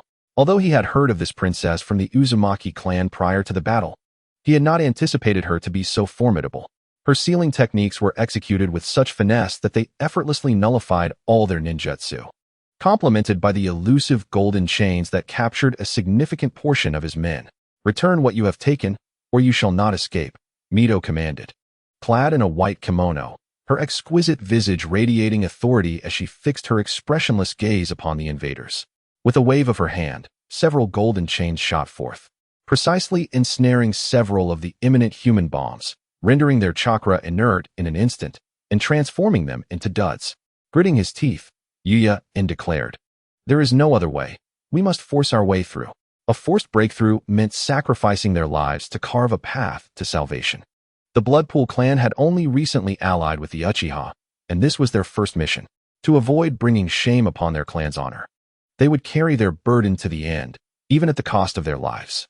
Buzz, a crimson blood dragon eye suddenly emerged in Uchiha Enhō's gaze, and his chakra surged rapidly. Sensing the overwhelming aura, Mido's expression hardened. That is not the Sharingan. This eye resembles that of the Bloodpool clan from the Land of Lightning. Everyone, follow me. Uchiha Enhō commanded. You shall not pass. Mido retorted sharply, channeling her chakra. Ninjutsu, Adamantine Chains? In an instant, Mido's expression shifted dramatically. Kagetsuchi's soul technique. Ninjutsu, Adamantine Chains. With a resounding crash, the golden chains, accompanied by a cacophony of friction, pierced through the external walls of the Senju encampment. In the ensuing chaos, several Senju ninjas were sent flying into the air, causing a cataclysmic upheaval. Mito's eyes widened in horror. Uchiha Enhō, why are you here? What has become of Sarutobi Sasuke? Who knows? Perhaps his situation is rather dire. Enhō replied indifferently. Calling out to Yuya, hurry, flee. Yes, Lord Enhō. Yuya exclaimed, his spirits lifted. Withdraw. With Enhō providing cover, the Bloodpool clan swiftly evacuated with their injured, pouring through the breach Enhō had created and vanishing into the distance. You have slain Sarutobi Sasuke. The Sarutobi clan will not let this go unpunished. Mito glared furiously at Enhō, lamenting not only Sasuke's sacrifice, but also the potential repercussions for her husband's dream of uniting all clans. Had you not been Senju Tobirama's wife, I might have considered ending your life, Enhō retorted fearlessly, locking eyes with her. You merely wish to use this war's conclusion to bind all clans of the Fire Country together through your own ties, but I regret to inform you, the Uchiha shall not partake. What do you mean? It means you have won, but we have not yet lost. After witnessing Yuya's unsuccessful retreat, Enhō raised his hand and waved, farewell. Mito watched helplessly as Enhō departed. To pursue him would only result in unnecessary casualties, and with a resigned sigh, she concluded that the war was far from over. Chapter 24. The war's conclusion. Clang. Two long swords clashed in midair, sparks igniting as Tobirama and Izuna exchanged glances. With a surge of strength, they both staggered back, simultaneously forming hand seals. Fire style, great fireball technique. Water style, water dragon bullet technique. Boom. The water dragon collided with the fireball, erupting into a cloud of thick white smoke that enveloped both combatants. Suddenly, a circular void pierced through the smoke, and a dazzling blade of light sliced through the air. Tobirama, wielding his sword with one hand, executed a straightforward thrust, exuding an imposing aura. Clang. Izuna parried the attack with a precise upward strike, redirecting the force while simultaneously spinning to deliver a sidekick that struck Tobirama's midsection. Thud.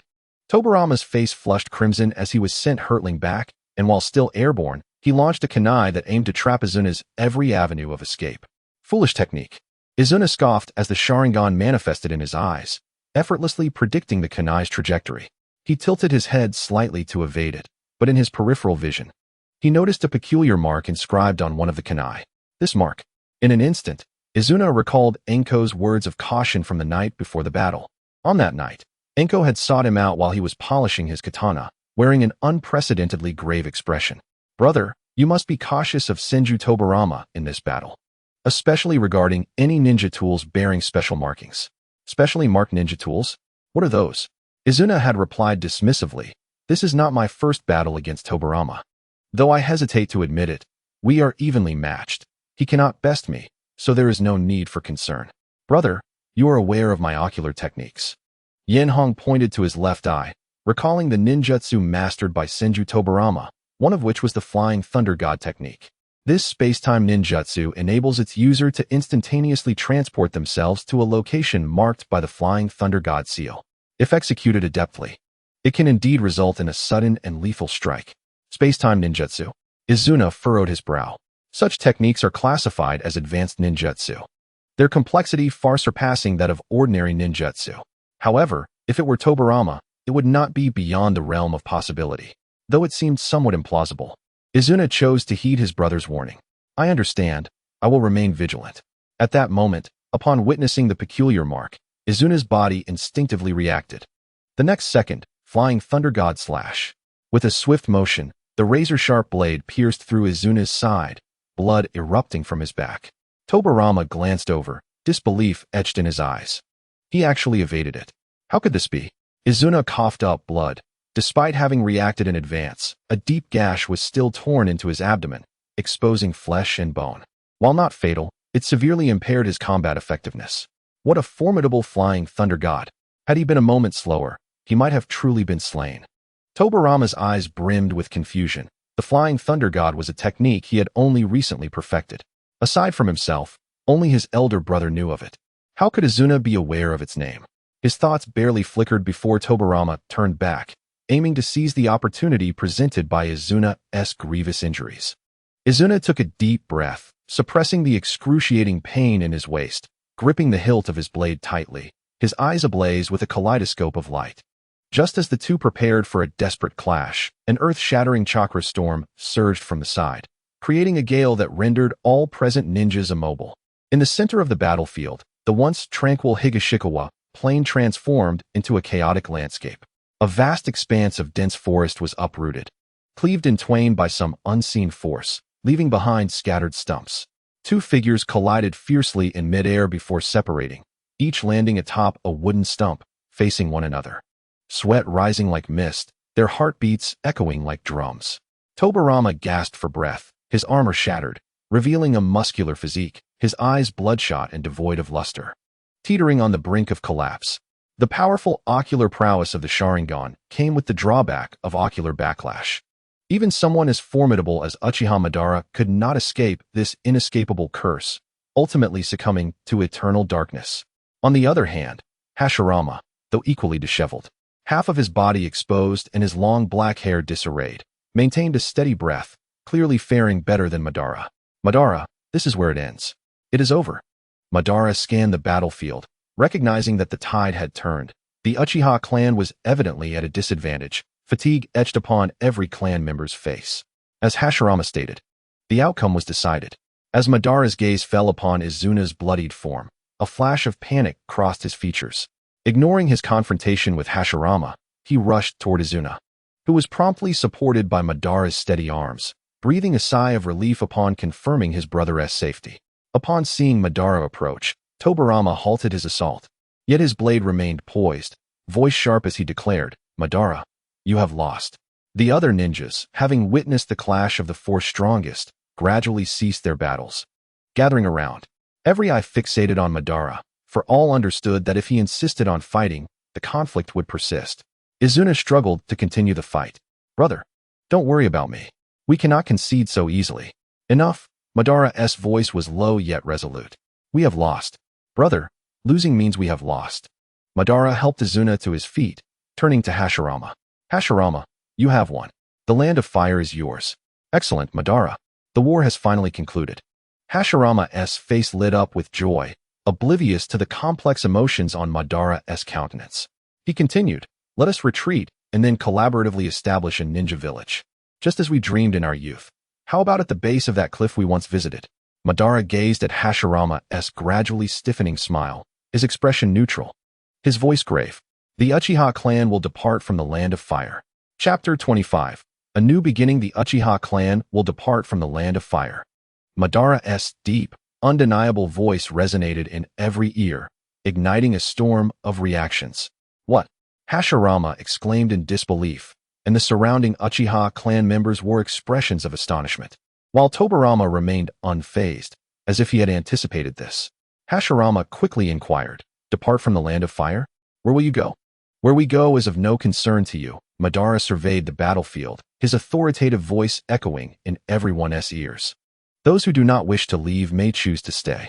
"Wait, Madara. I have no intention of driving you away," Hashirama hastily explained. "The grievances between our clans should not continue. Let us develop a shared homeland, embracing all families of the land of fire. Is that not our childhood dream?"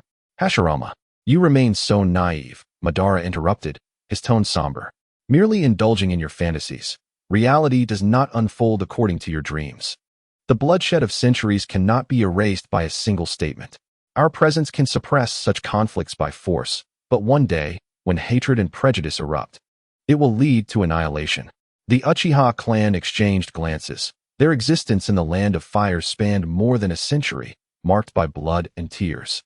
Leaving would mean abandoning their homeland, facing an uncertain and perilous future.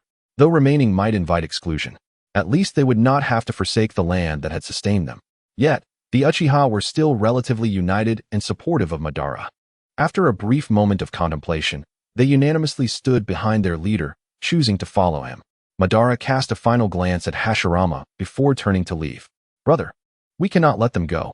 At that moment, Tobirama interjected, "Brother, allowing them to leave now is akin to releasing a tiger back into the mountains. It will surely harm us in the future. It is better to eradicate this threat once and for all." As his words hung in the air, the atmosphere grew tense once more, both sides instinctively placing their hands on their weapons, watching each other's movements with caution. Senju Tobirama, you are welcome to try. We shall either perish together or emerge victorious. A sudden voice broke through, and turning to see Enhō approaching steadily from the left, followed by a formidable assembly of the Bloodpool clan. I acknowledge that you Senju possess the capability to annihilate our Uchiha clan in a desperate gamble. But how much strength will you retain by the end? At the very least, can you, Senju Tobirama, guarantee your survival? Enhō approached the two elder brothers, unwaveringly meeting the gaze of the Senju siblings. Furthermore, I have dispatched individuals to stand guard at the borders of the land of wind and the land of thunder. Should I fail to receive the additional message I have sent, they will disseminate news of the Senju clan's grievous defeat within 3 days. I am curious to see whether you will still possess the capacity to withstand the assaults of both nations. Huh, what a clever tactic. Tobirama's expression shifted slightly, yet his tone remained sharp. Destroying the Uchiha is challenging, but eliminating a few leaders is certainly feasible. Madara furrowed his brow, his chakra surging within him. You may attempt it. Humph, Madara, do you think I fear you? How much of your strength can you truly wield now? Enough, Tobirama. Just as tensions reached a boiling point, Hashirama placed a hand on Tobirama's shoulder, his face shrouded in the shadows of his long hair, obscuring his expression. Yet his voice carried a sense of melancholy. Let them go, brother you. Sighing, Tobirama realized that today as confrontation had reached its conclusion. Madara cast a complex glance at Hashirama before silently turning away. We shall depart. Enhō felt a quiet sense of relief and declared, in 3 days, our Uchiha clan will leave the land of fire. Thus, Madara, bearing his fan, led the way, flanked by Izuna and Enhō, with the rest of the Uchiha and the Chi clan ninjas following behind. This time, Madara's silhouette was not solitary. Hashirama silently watched their departure, eventually sighing as he turned away with the remaining members, heading in the opposite direction. The evening sun painted half the sky crimson, and both parties gradually distanced themselves, vanishing into the horizon, leaving only a vague shadow cast upon the earth. A day later, within the central tent of the Uchiha clan, Madara sat at the head of a large round conference table, surrounded by several high-ranking members from both the Uchiha and Chi clans. The atmosphere was somewhat tense, with each face reflecting a hint of uncertainty about the future. After a lengthy silence, someone finally spoke up. Clan leader, what shall we do next? Madara turned to Enhō. Enhō, please share your thoughts. Enhō nodded, surveying the expressions of those present before slowly speaking. Esteemed colleagues, the war has concluded. We have indeed suffered defeat at the hands of the Senju clan, but this is merely a temporary setback. One day, we shall return to this land and reclaim all that rightfully belongs to us. However, Lord Enhō, in the past, when we faced defeat, there was still a chance to recover. Yet this time we have lost our home and do not even know where to go. Are we to seize territory from other great nations? As these words fell, others turned their gazes toward him, revealing that they feared not failure itself, but the uncertainty and helplessness regarding the future. In response, Enhō did not withhold any longer, producing a map of the ninja world and spreading it across the table. Aside from the land of fire, the other 4 great nations have achieved a degree of stability, moving towards unification. If we were to intervene now, we would face fierce resistance, which would be unwise. Therefore, our future objectives are divided into several parts. First, we will seize a small nation to establish our foundation. And once stabilized, we will expand outward, forging a 6th force that rivals the great nations. When the time comes, it will be our moment of vengeance. A spark of realization lit the eyes of the assembly as they turned their attention to the map. Izuna urged, where exactly? In fact, I have already dispatched a team there to stir the waters, and now it is time for us to reap the rewards. As Enhō spoke, he pointed to a specific location on the map. This is where we shall begin our dominion over the world. Although the region may not rival the great nations in size, its resources are sufficient for our initial development. In 3 days, we shall leave the land of fire and embark on our new journey. Chapter 26. The land of waterfalls. Time swiftly passed, arriving 3 days later. As sunlight finally graced the land of fire, seemingly dispelling the century-long gloom that had weighed upon the hearts of the people. Beneath a cliff in the land of fire, craftsmen were energetically constructing dwellings. The once dense forest had been cleared to create a vast expanse, with rows of foundations neatly driven into the ground. And every face bore a relaxed smile, depicting a scene of flourishing prosperity. Above the cliff, 2 figures stood silently, clad in loose-fitting kimonos, solemnly gazing down at the bustling scene below. "Brother, we have received intel. This morning, the Uchiha clan departed from the Land of Fire. Their exact destination remains unclear." Hashirama merely nodded absently, evidently feeling a sense of loss for not having realized a childhood dream alongside his dear friend. Observing this, Tobirama spoke curtly, "Brother, are you still thinking of Uchiha Madara? Do you not realize what Uchiha Enhō took from us? A full 6 techniques, 2 of which were S-rank super techniques. At that moment, we should have ensured they all remained with us. Tobirama, the war has ended. Some matters are best left in the past." Hashirama shook his head, though the look of disappointment had vanished from his face. "However, you are correct about one thing. We now possess our own ninja village, and I shall not allow anyone to disrupt it, even if that person is Madara." Seeing his elder brother finally coming to terms with reality, Tobirama, the younger brother, revealed a look of relief, his tone softening considerably, though a hint of wariness remained. "There is also another matter. Sarutobi Sasuke has died. Initially, I intended to enlist his aid against Uchiha Enhō, only to have him slain instead. This individual poses a danger that surpasses even Izuna. A powerful enemy is not to be feared, but rather, it is their vision and intellect that are truly formidable. Madara indeed has 2 capable younger brothers." After a moment of thought, Hashirama inquired, "By the way, doesn't Sasuke have a son?" Tobirama recalled, "Ah, yes, I believe his name is Sarutobi Hisashi. I encountered him once in their clan's territory. He appeared quite talented." "Brother, why do you ask? What do you think about us taking him on as a disciple?" Hashirama's tone carried a sense of guilt. "After all, Sasuke died because of our Senju clan, and I wish to do something in compensation." "Very well. Let it also serve as a gesture to the Sarutobi clan." Tobirama nodded. "I have already negotiated with the feudal lord of the Land of Fire.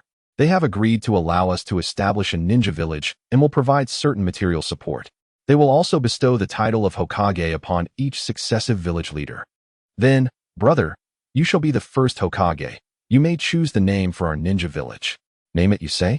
Hashirama looked up at the fluttering green leaves, seemingly recalling the time spent with Madara atop this very cliff during their youth, murmuring, "How about we call it Konoha, Hidden Leaf Village?"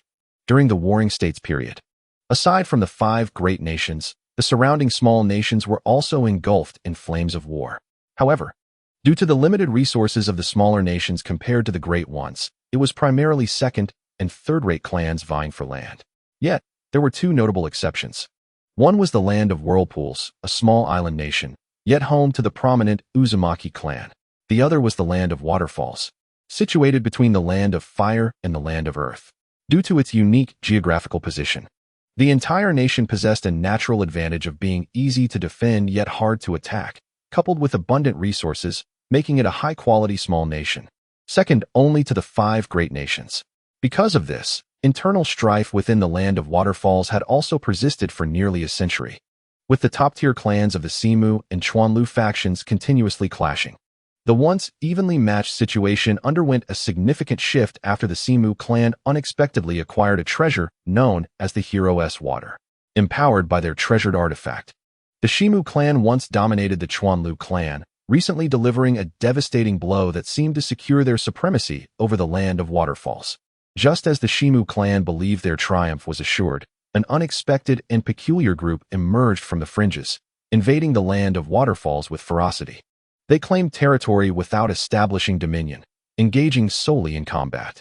Alarmingly, this eccentric group exhibited formidable combat prowess and astonishing defensive capabilities, displaying a reckless disregard for their own lives.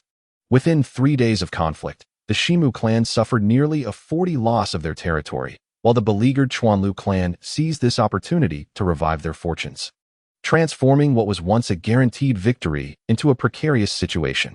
Where did these madmen come from? Seethed Shimu Xin, the current clan leader, as he slammed his fist onto the table with a resounding thud, causing the trinkets upon it to leap and then crash back down. The clan members around him fell silent, each hesitant to stoke the flames of his ire. After venting his frustration for a time, Shimu Xin turned to his deputy, inquiring about the current state of affairs. The deputy's expression mirrored the gravity of the situation as he cautiously replied, "The situation is dire. Our eastern territories are on the brink of total collapse. Only with the aid of the Hero's Water have we managed to stave off the invaders' assault. Meanwhile, Remnants of the Chuanlu clan have risen in rebellion, making it difficult to eradicate them in the short term. Have we determined the identity of these madmen? Shimu Xian pressed. Yes, if I am not mistaken, they should belong to the Take clan of the Land of Water, the deputy informed him. What? Shimu Xian exclaimed in disbelief. Are you jesting? The Land of Water is separated from us by the Land of Fire. Do they truly have nothing better to do than travel such a distance to wage war? The deputy hesitated, recalling his own incredulity upon receiving the news. Yet, a possibility dawned upon him. Could it be that the Chuanlu clan, aware of their dwindling chances of victory, disseminated our possession of the hero's water, thus attracting the attention of the great nations? Shimu Xian frowned, but if that were the case, surely the clans from the closer lands of earth and fire would respond first, not the water clan. Leader, this is bad. Another clan has entered the land of Waterfalls. Just then, frantic footsteps approached, and a ninja rushed in, breathless. According to intelligence from the front lines, another clan infiltrated the interior of the land of Waterfalls just 15 minutes ago. What? Another one?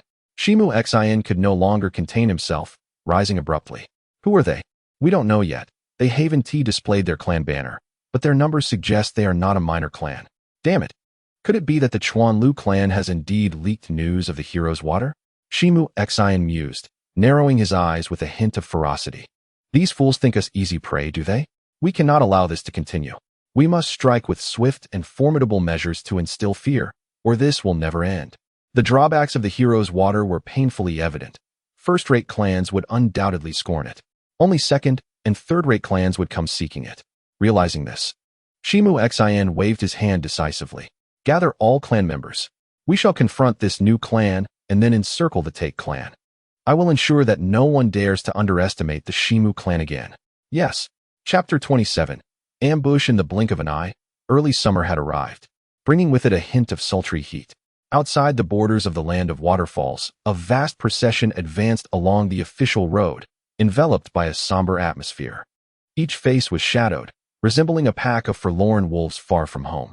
Yanhong, clad in a sleek black outfit and wielding a 3-foot-long blade, walked with a focused demeanor. Engrossed in a scroll, after a lengthy perusal, he wearily rubbed his brow and tucked the scroll away, hastening to the front of the line. Brother, second brother, are you truly not going to learn? He asked.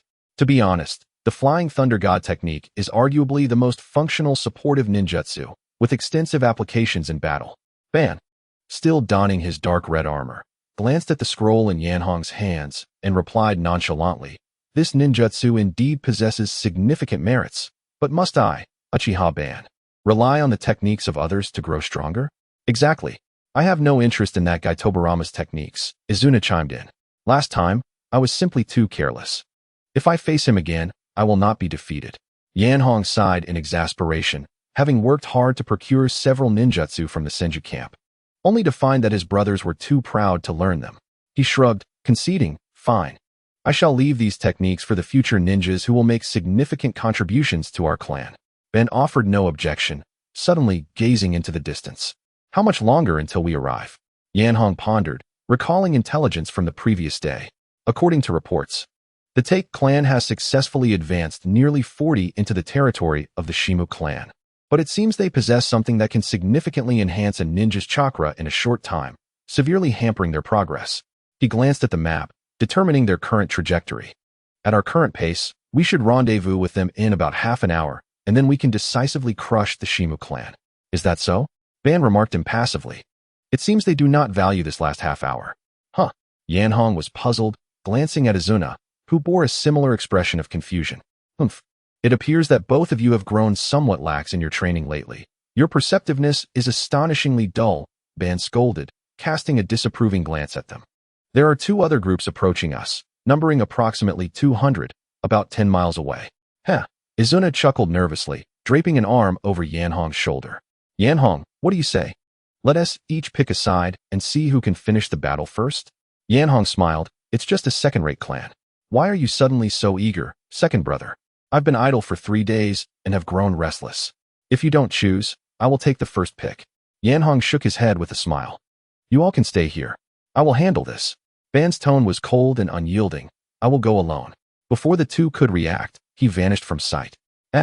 The 2 exchanged bewildered glances for a moment, Before Yanhong finally sighed, "It seems the impact of Hashirama on our elder brother has been quite profound.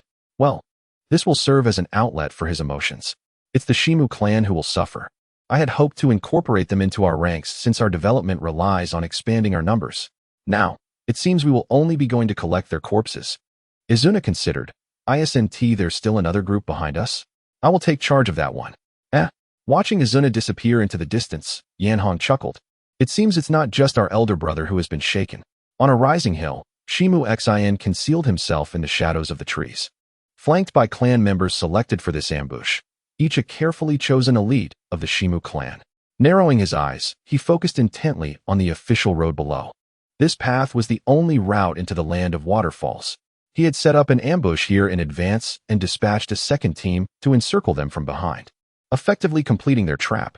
"Chuanlu, what is the current status of the enemy?" Behind him, Shimuksen's son, Shimuchuan, emerged from the shadows and whispered, "Everything is normal for now. The enemy should not have discovered us and is approaching." Shimuksen nodded, "Excellent, but let us not underestimate them. According to our intelligence, they are undoubtedly a formidable second-tier clan, likely one that has fallen from one of the 5 great nations." After a moment of contemplation, Shimuchuan added, "I heard there was a significant battle within the Land of Fire a few days ago. Could they be from there?" Shimuksen pondered briefly before shaking his head. "Unlikely. It is well known that the leader of the Senju clan in the Land of Fire, Senju Hashirama, possesses a benevolent nature. Even in defeat, they would not drive their adversaries away. I suspect they are more likely from the Land of Earth." Shimuchuan's face lit up with admiration. "As expected of you, father. I still have much to learn." Shimuksen smiled appreciatively, ready to impart some wisdom, when suddenly he heard a distinct sound of footsteps approaching from the end of the path. The footsteps were steady and powerful, neither hurried nor sluggish. As the sound drew closer, a tall figure gradually came into view.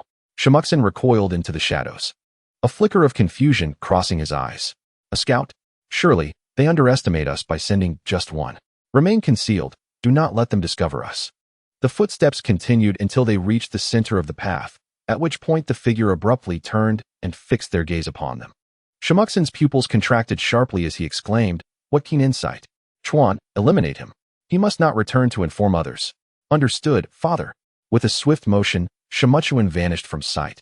Moving with the speed of thunder, he reappeared behind the approaching figure, making no sound, as silent as a phantom.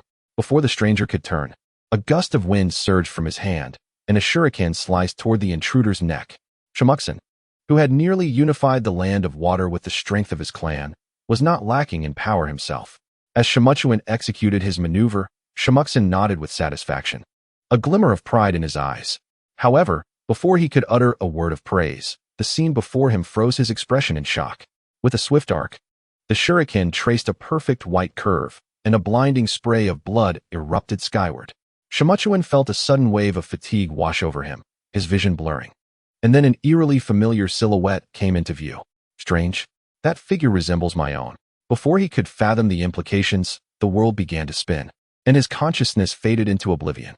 Silence engulfed the area, an eerie stillness prevailing until the sound of a headless corpse crashing to the ground jolted the stunned ambushers from their stupor. What just happened? Chapter 28. The Massacre. A chilling wind swept over the hills, carrying a potent scent of blood. The once vibrant wilderness lay in complete silence. After a brief moment of shock, Shimuksen regained his composure. Upon realizing that his beloved son had met a tragic end before his eyes, his gaze turned blood red, fists clenched tightly. No longer concealing himself, he leaped atop the hill, looking down at the fiend who had slain his son. "Who are you?" Uchiha Madara's brow furrowed slightly, his voice laced with a chilling tone. No one had ever dared to speak to him with such disdain. Shimuksen's eyelids twitched. Encountering such an arrogant scout was unprecedented. Typically, upon discovery, one would retreat to report the intelligence, yet this individual dared to provoke him here.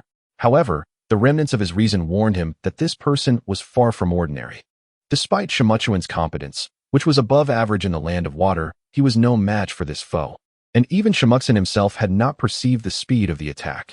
Realizing he had no chance in a one-on-one confrontation, Shimuksen drew his blade and commanded, "Kill."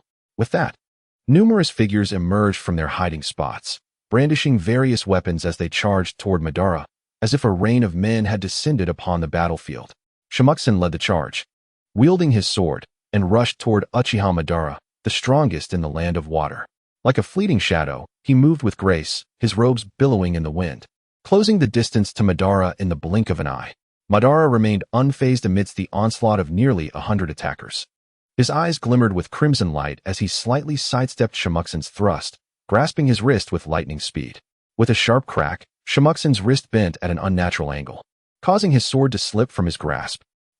The scream barely escaped his lips before Madara delivered a swift kick, sending Shimuksen hurtling backward like a cannonball, crashing into the ninjas behind him and toppling several to the ground.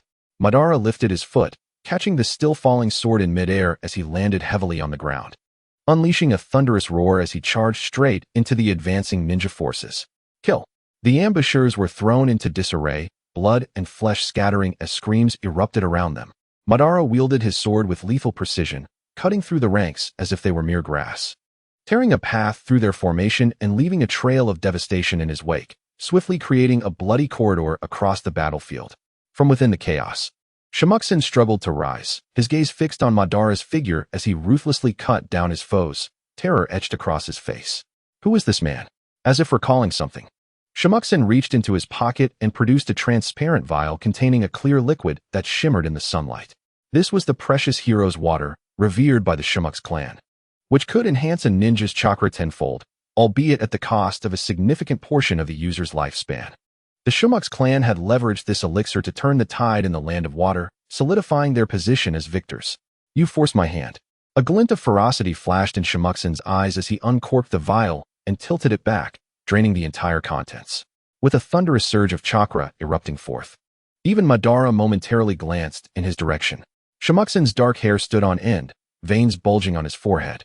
His skin flushed with a sickly red hue as the immense chakra coursed through him, igniting a feverish zeal in his eyes. Is this the essence of absolute power? As he felt the chakra surging within him, he seized a katana from the hands of a fallen comrade, his voice steely as he declared, "Prepare to perish." In the next instant, the ground beneath him shattered, and a shockwave erupted, sending all nearby ninjas flying. In the blink of an eye, he vanished from sight, leaving behind a fleeting white afterimage, the katana slicing through the air with a deafening crack. This strike was as swift as lightning, executed flawlessly, and with the enhancement of chakra, it represented the pinnacle of Shimuksen's abilities. The gust of wind ruffled Madara's hair, revealing his emotionless face and his piercing scarlet Sharingan. Shimuksen's pupils dilated in disbelief as a thought flashed through his mind. Those eyes are. As the thought emerged, Ban stepped forward with a single hand grasping the hilt of his sword, executing a simple yet fluid horizontal slash. In an instant, the cold gleam vanished, and the two figures had already brushed past each other. Ban took a couple of steps forward, raising his hand to inspect his sleeve, where he discovered a significant gash several inches long at the cuff, and could not help but murmur, "Not bad." After Shemu had passed through, a hint of ruthlessness flickered in his eyes. Just as he intended to retaliate with a knife thrust to Ban's back, he suddenly found his body unable to turn. The chakra within him flowed sluggishly, akin to a spring that had run dry, and his lower body seemed to lose all sensation, a wave of numbness washing over him.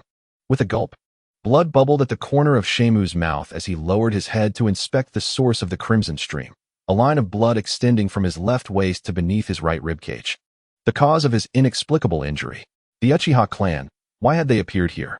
His perspective began to tilt, and his upper body gradually separated from his lower half. Crashing to the ground with a thud, blood began to spread and seep into the earth, mingling with the scattered remnants of limbs, creating a scene reminiscent of a hellish battlefield.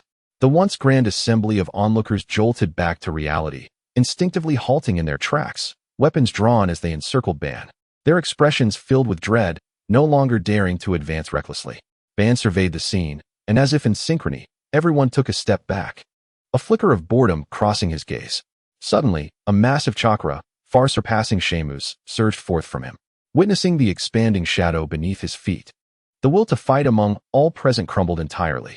As the first person began to scream and flee, a wave of panic swept through the crowd, everyone scrambling to escape in all directions, wishing they could take flight. Boom.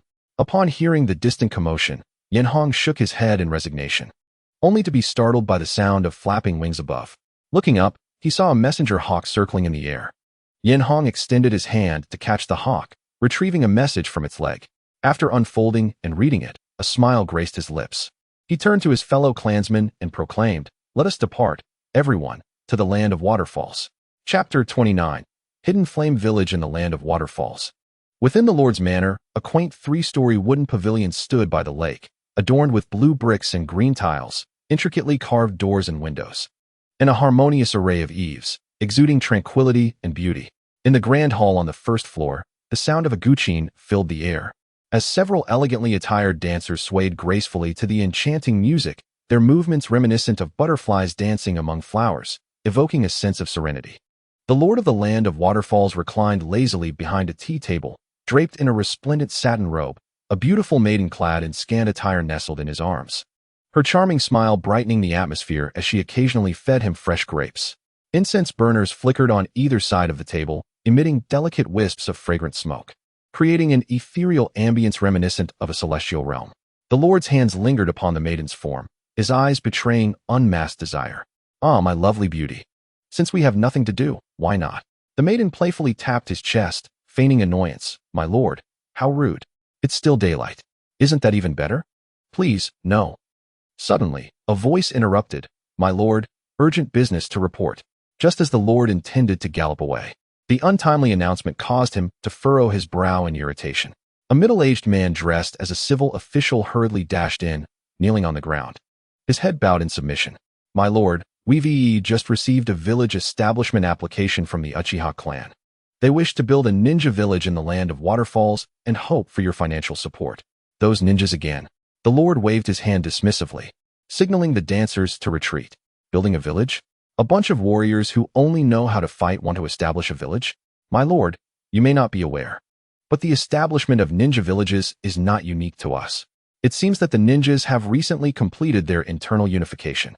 Ever since the establishment of the Hidden Leaf Village in the Land of Fire, the other 4 great nations have followed suit, creating their own ninja villages, viewing them as a secondary military force. I believe this matter warrants discussion." The lord interrupted, displeased. "Tisk, are you trying to teach me how to do my job?" The minister immediately lowered his head in submission. The lord then pondered, stroking his chin thoughtfully. "Since the 5 great nations are doing this, we in the land of waterfalls can certainly follow suit. However, I have several demands you must convey to those ninjas." "Please, my lord, proceed." "First, they can build the village, but it must be named Hidden Waterfall Village."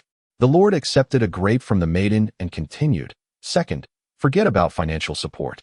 Allowing them to establish a village on my land is already a great favor. Third, once the village is established, they must obey the nation's orders. Whatever I command them to do, they must comply without question." As he spoke, the lord pinched the maiden playfully. "Moreover, every village chief must receive the final approval from the nation, and I will send a few individuals to hold positions in their village, ensuring they are always monitored to prevent any rebellious thoughts from arising." The minister wiped the sweat from his brow, cautiously responding, "My lord, these conditions seem rather harsh. I fear they may not agree. Moreover, I've heard that this ninja clan possesses considerable combat strength, and I worry they may." Bang! The lord slammed his palm onto the tea table, causing the beauty in his arms to pale in fear. "How dare they? I did not solicit them to establish a ninja village. If they want to act like dogs, they must know their place. If they refuse, they can leave the land of waterfalls. Deliver my exact words to them. Let us see who dares to object." The minister, resigned, muttered, "Yes. Enough, you may leave. Tell the others not to disturb me. I need to contemplate national affairs." With a heavy sigh, the minister exited. After his departure, the lord's face transformed into a lecherous grin as he gazed at the maiden in his embrace. "My lovely beauty, come, let us continue." The maiden, coyly hesitant, responded sweetly, "My lord, please no." Before long, the hall was filled with inappropriate sounds. On the second floor of the pavilion, Yenhong and Uchiha Mu exchanged glances, both unaccustomed to such scenes, a hint of embarrassment adorning their faces. Since Ban and Izuna had decisively annihilated the Shemu clan's main forces, Mu had swiftly led the Te clan to eliminate their remnants. Upon learning of the Uchiha's overwhelming dominance, the Chuanlu clan had wisely chosen to surrender, integrating into the outer circle of the Uchiha. Thus, the Uchiha clan seamlessly unified the entire land of waterfalls and began the establishment of their own ninja village. Naturally, establishing a ninja village came with the necessity of involving the Lord's Manor. Yenhong's infiltration of the Lord's Manor was in accordance with Yuya Kenichi's advice. Intending to use Jinjutsu to manipulate the Lord, transforming him into a puppet, thus bringing the entire land of Waterfalls under the Uchiha clan's control. However, little did they expect that upon entering, they would witness such an unseemly spectacle. Unable to bear the sight any longer, Mu volunteered, "Lord Yenhong, shall we take action?"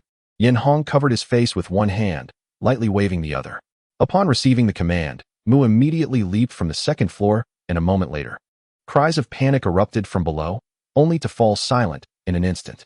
Once tranquility was restored, Yenhong leisurely descended from the second floor. The young girl, draped in a garment, was carelessly discarded to the side, while Takumi Daimyo sat vacantly in his seat, evidently under the influence of an illusion.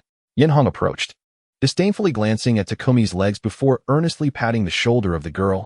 "Mu, you've worked hard. From today onward, you shall be the daimyo of the land of Waterfalls. However, it seems this waste is living quite comfortably. Do not let yourself be distracted." Mu offered a wry smile. "Lord Yenhong, I have been by your side since childhood. To be honest, I would prefer to remain with you. There are many in my clan who excel in illusion techniques. Couldn't we choose someone else? But it is only you that I trust the most," Yenhong replied. Mu paused, then solemnly declared, "Rest assured, my lord. I will fulfill my duties." Yenhong smiled. "Do not be too tense. I believe we will soon no longer need the country as a crutch. I will inform you in advance of any actions, and you just need to direct the daimyo to cooperate with us." Mu nodded in understanding. "Then, my lord, what shall we do now?" Yenhong had already devised a plan. First, to assess the remaining funds in our treasury, allocating 70% for village construction and then mobilizing laborers to assist. As for the village's name, it could not simply be called Waterfall Hidden Village. It would be more fitting to rename the entire country. What shall we call it? Well, my elder brother and I have discussed this. Let us call it Flame Hidden Village. Chapter 30. Future plans. Time swiftly passed, and a month later, in the first year of Yenin, corresponding to Konoha's first year. Though timelines have shifted slightly, the 5 great nations established their ninja villages, prompting smaller nations to follow suit. Among them, the land of Waterfalls was renamed the Land of Flames, with the Uchiha clan at the forefront establishing Flame Hidden Village. The village's emblem resembled the 3 tomo of the Sharingan, and the first village leader, Uchiha Madara, was bestowed the title of Flame Shadow. The small nation's ninja villages lacked the qualifications to declare themselves shadows, and even self-proclamation would not gain recognition from the larger nations. However, the Uchiha clan, a prestigious and powerful lineage within the ninja world, left no room for others to dispute their claim. In the Land of Fire, Konoha village had, after more than a month of development, attracted numerous clans from the Land of Fire, significantly enlarging its scale. Konoha was beginning to take shape as it would in later years, with the Hokage's office situated beneath the Shadow Rock, though less grand than in future times. It now boasted a dedicated conference hall. At that moment, the hall was filled with individuals, each bearing a grave expression. "Humph, Flame Hidden Village. I said the Uchiha's ambitions extend beyond this," Tobirama stated coldly, laying down the intelligence report. "Brother, the Land of Waterfalls should now be called the Land of Flames. Their location is adjacent to our Land of Fire, and they may very well seek retribution against us." Hashirama, who had long since shed his armor, scratched his head at the head of the table and replied, "Madara has always been a competitive spirit. He surely harbors some resentment. However, there is no need for concern. While I am here, he will not harm the village. But we must remain vigilant," interjected a middle-aged man with a goatee, his narrow eyes shimmering with wisdom. "It is curious that the daimyo of the Land of Waterfalls would willingly change the name of his country. This suggests either an extraordinarily tight bond of interest with the Uchiha clan or that they have employed some form of coercive means, perhaps an illusion." "Are you saying the Uchiha used an illusion to manipulate the daimyo of the Land of Flames?" Hashirama exclaimed. "Just a hypothesis," Narashikaku replied gravely. "But if this is indeed the case, it indicates that the Uchiha clan has grand ambitions." "The likelihood is high," asserted Senju Momoka, one of the few illusion-type ninjas from the Senju clan. With the Uchiha's prowess in illusion techniques, they could easily manipulate an ordinary person without detection. "I suggest we take the initiative to eliminate future threats." Tobirama's gaze hardened. "The Sand Hidden Village's ninjas are also stirring at our borders. We should deal with them simultaneously." "Absolutely not," Hashirama rebuked sharply. "We have only just attained peace. Should we provoke war again, it would drag everyone back into conflict." "I have a suggestion," Narashikaku said, a flicker of curiosity in his eyes. "Oh, please share," Lord Hashirama. According to our Senju clan's records, there exist 9-tailed beasts formed from immense chakra reserves. I propose we locate them and distribute them among the other nations, thus balancing the military strength between nations and reducing the likelihood of war. Are you referring to the tailed beasts? Narashikaku pondered for a moment. It is a feasible plan, but it does not address the root of the issue. Then it is settled. What my brother decides is final. And even I cannot persuade him otherwise, Tobirama conceded, though he then added, however, one thing is certain, the Uchiha clan must not be allowed to acquire the power of the tailed beasts. In the Land of Flames, Flame Hidden Village. Unlike Waterfall Hidden Village, which was established behind a waterfall, Flame Hidden Village was boldly constructed in front of it, with the area behind the waterfall reserved exclusively for the village's upper echelon. At this moment, a meeting was also underway within Flame Hidden Village, discussing the future development of the village. In the expansive conference hall, a rectangular table was adorned with a strategic map.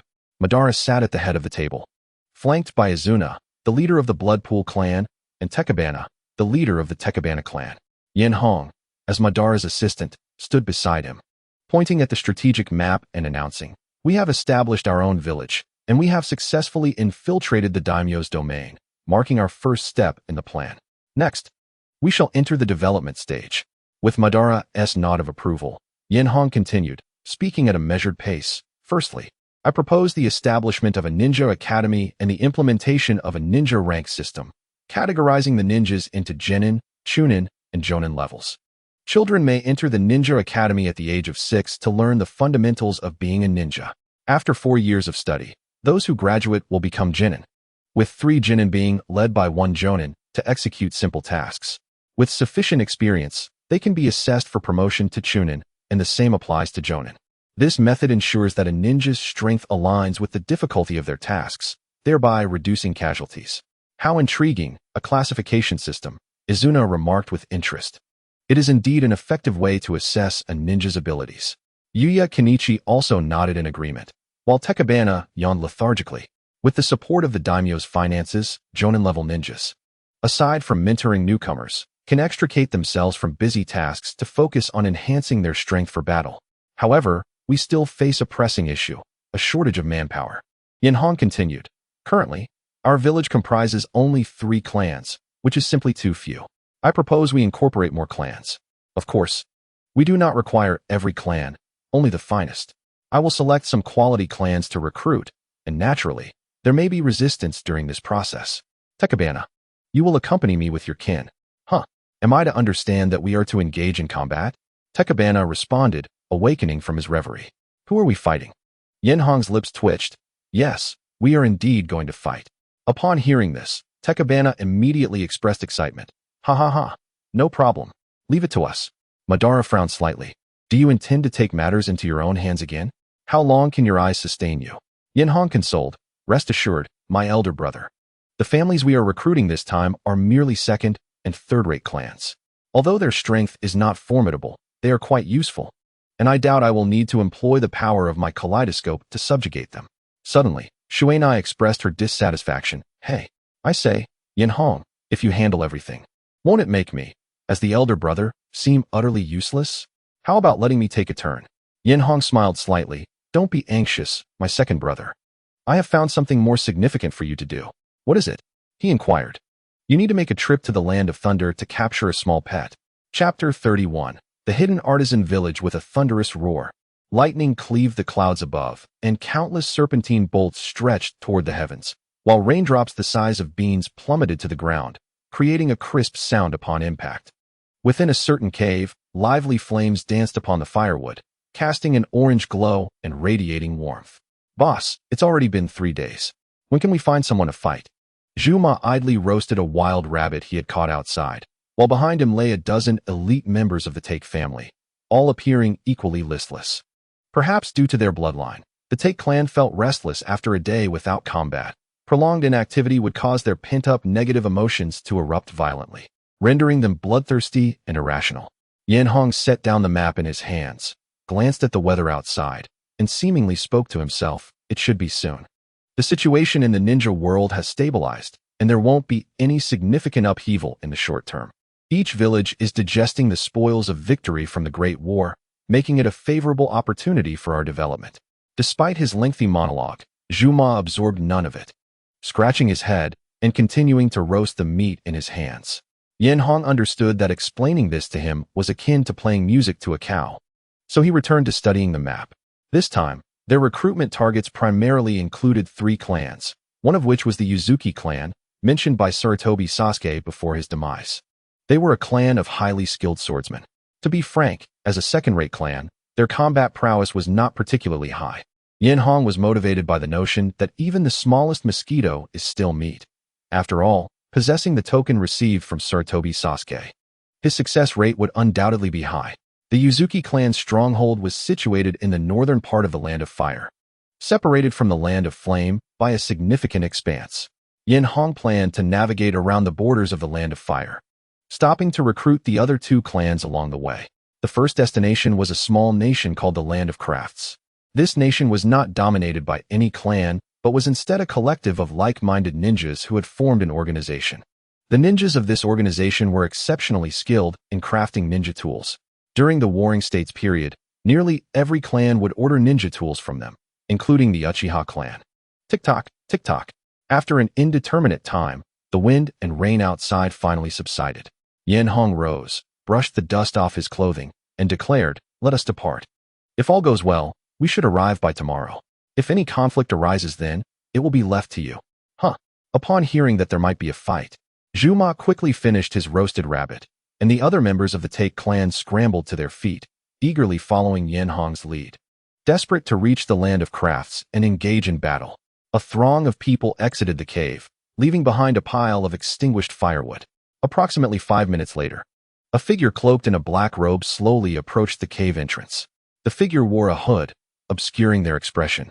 Yet they cast a fleeting glance at the scene within the cave, slightly lifted their head, and their dark green eyes lingered on the direction Yenhong had departed before vanishing from sight. Pitter-patter. Under the gentle rain, a group of weary travelers set foot on the territory of the hidden artisan village. Yenhong donned a raincoat, his gaze sweeping over the misty village, revealing a hint of fatigue after days of travel. The members of the Take clan, however, brazenly allowed the rain to drench them, and upon seeing a village bustling with life, their spirits were instantly lifted. "Boss, is this the place? Shall we charge in?" they inquired excitedly. "Patience, follow my instructions." Yenhong quickly interjected, "Let us first negotiate. After all, a forcibly obtained fruit may quench one's thirst, but will not be sweet." Thus, the group approached the village, and as they neared the entrance, they were spotted by 2 guarding ninjas. "Hey, who are you?" one of the guarding ninjas called out. Yenhong lifted his gaze to the plaque at the village entrance and replied, "Ninja of the Hidden Flame Village, seeking an audience with your leader or village chief." The 2 guarding ninjas exchanged glances, both surprised. "The Hidden Flame Village? The Uchiha clan? What brings you here?" one of them inquired. "Might I ask what business you have with our chief?" "If it concerns forging ninja tools, I regret to inform you that our village is currently facing some issues and may not be able to fulfill such requests." "Issues?" Yenhong's brow furrowed slightly, but he maintained his stance. "It is not solely about forging ninja tools. I have significant matters to discuss with your chief." Given the stature of the Uchiha clan, the 2 ninjas could not simply dismiss him and force smiles, saying, "Very well, please wait a moment while I report to Lord Qingming." One ninja remained to keep them company, while the other hurried back into the village. Yenhong restrained the restless Zhuma and pondered the situation in the hidden artisan village. Historical accounts of the village were scarce, and he only knew that it had gradually declined over the years, though the specifics of its historical transformations remained unknown. Shortly thereafter, a gentleman clad in a white robe approached swiftly, accompanied by several attendants. Upon noticing Yenhong and the others, he broke into a warm smile. "Esteemed guests from the Uchiha clan, I apologize for not welcoming you properly. Please come in." Yenhong nodded in acknowledgement, while the members of the Take clan behind him displayed clear signs of disappointment. The hidden artisan village was not particularly large, and along the way, they observed many blacksmiths wielding hammers in their workshops. Even on a rainy day, the air carried a faint warmth. Following Qingming, they arrived at a reception hall where the Take clan was instructed to rest. Only Yenhong and Qingming remained in the hall. After serving a fine tea, they took their respective seats. "May I ask which esteemed member of the Uchiha clan you are?" Qingming inquired first. "Uchiha Yenhong," he replied. A flicker of surprise crossed Qingming's eyes, and he spoke in a calm tone. I did not expect the third heir of the Uchiha clan to visit. What brings you here, Lord Yenhong? Yenhong took a gentle sip of tea and spoke leisurely. What are your plans for the future development of the hidden artisan village? At this, Qingming's eyelids twitched, and he responded with a peculiar expression. You are not suggesting that we join your hidden flame village, are you? Huh. This time, it was Yenhong's turn to be taken aback. Why do you say that? Seeing the situation unfold as he had anticipated, Qingming wore a wry smile. You are the second person to suggest this to me. Yenhong, surprised, asked. Who was the first? Qingming replied, from the land of water, the hidden mist village. Chapter 32. Assassination. The rain continued to pour incessantly, disturbing the tranquility of the mind. In the conference hall of the hidden artisan village, several high-ranking officials gathered, all with their heads bowed, their emotions complex. Since the arrival of Yenhong and his companions yesterday, the atmosphere has become exceedingly awkward. Both parties require some time to digest this sudden influx of information. Hence there was little discussion.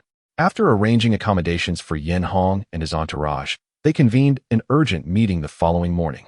However, the faces of the attendees were marked with concern, punctuated occasionally by sighs. After a prolonged silence, someone finally turned to Lord Qingming and inquired, What shall we do now? Qingming, furrowing his brow in contemplation, also found himself at a loss. To be frank, he too was eager to discern a course of action.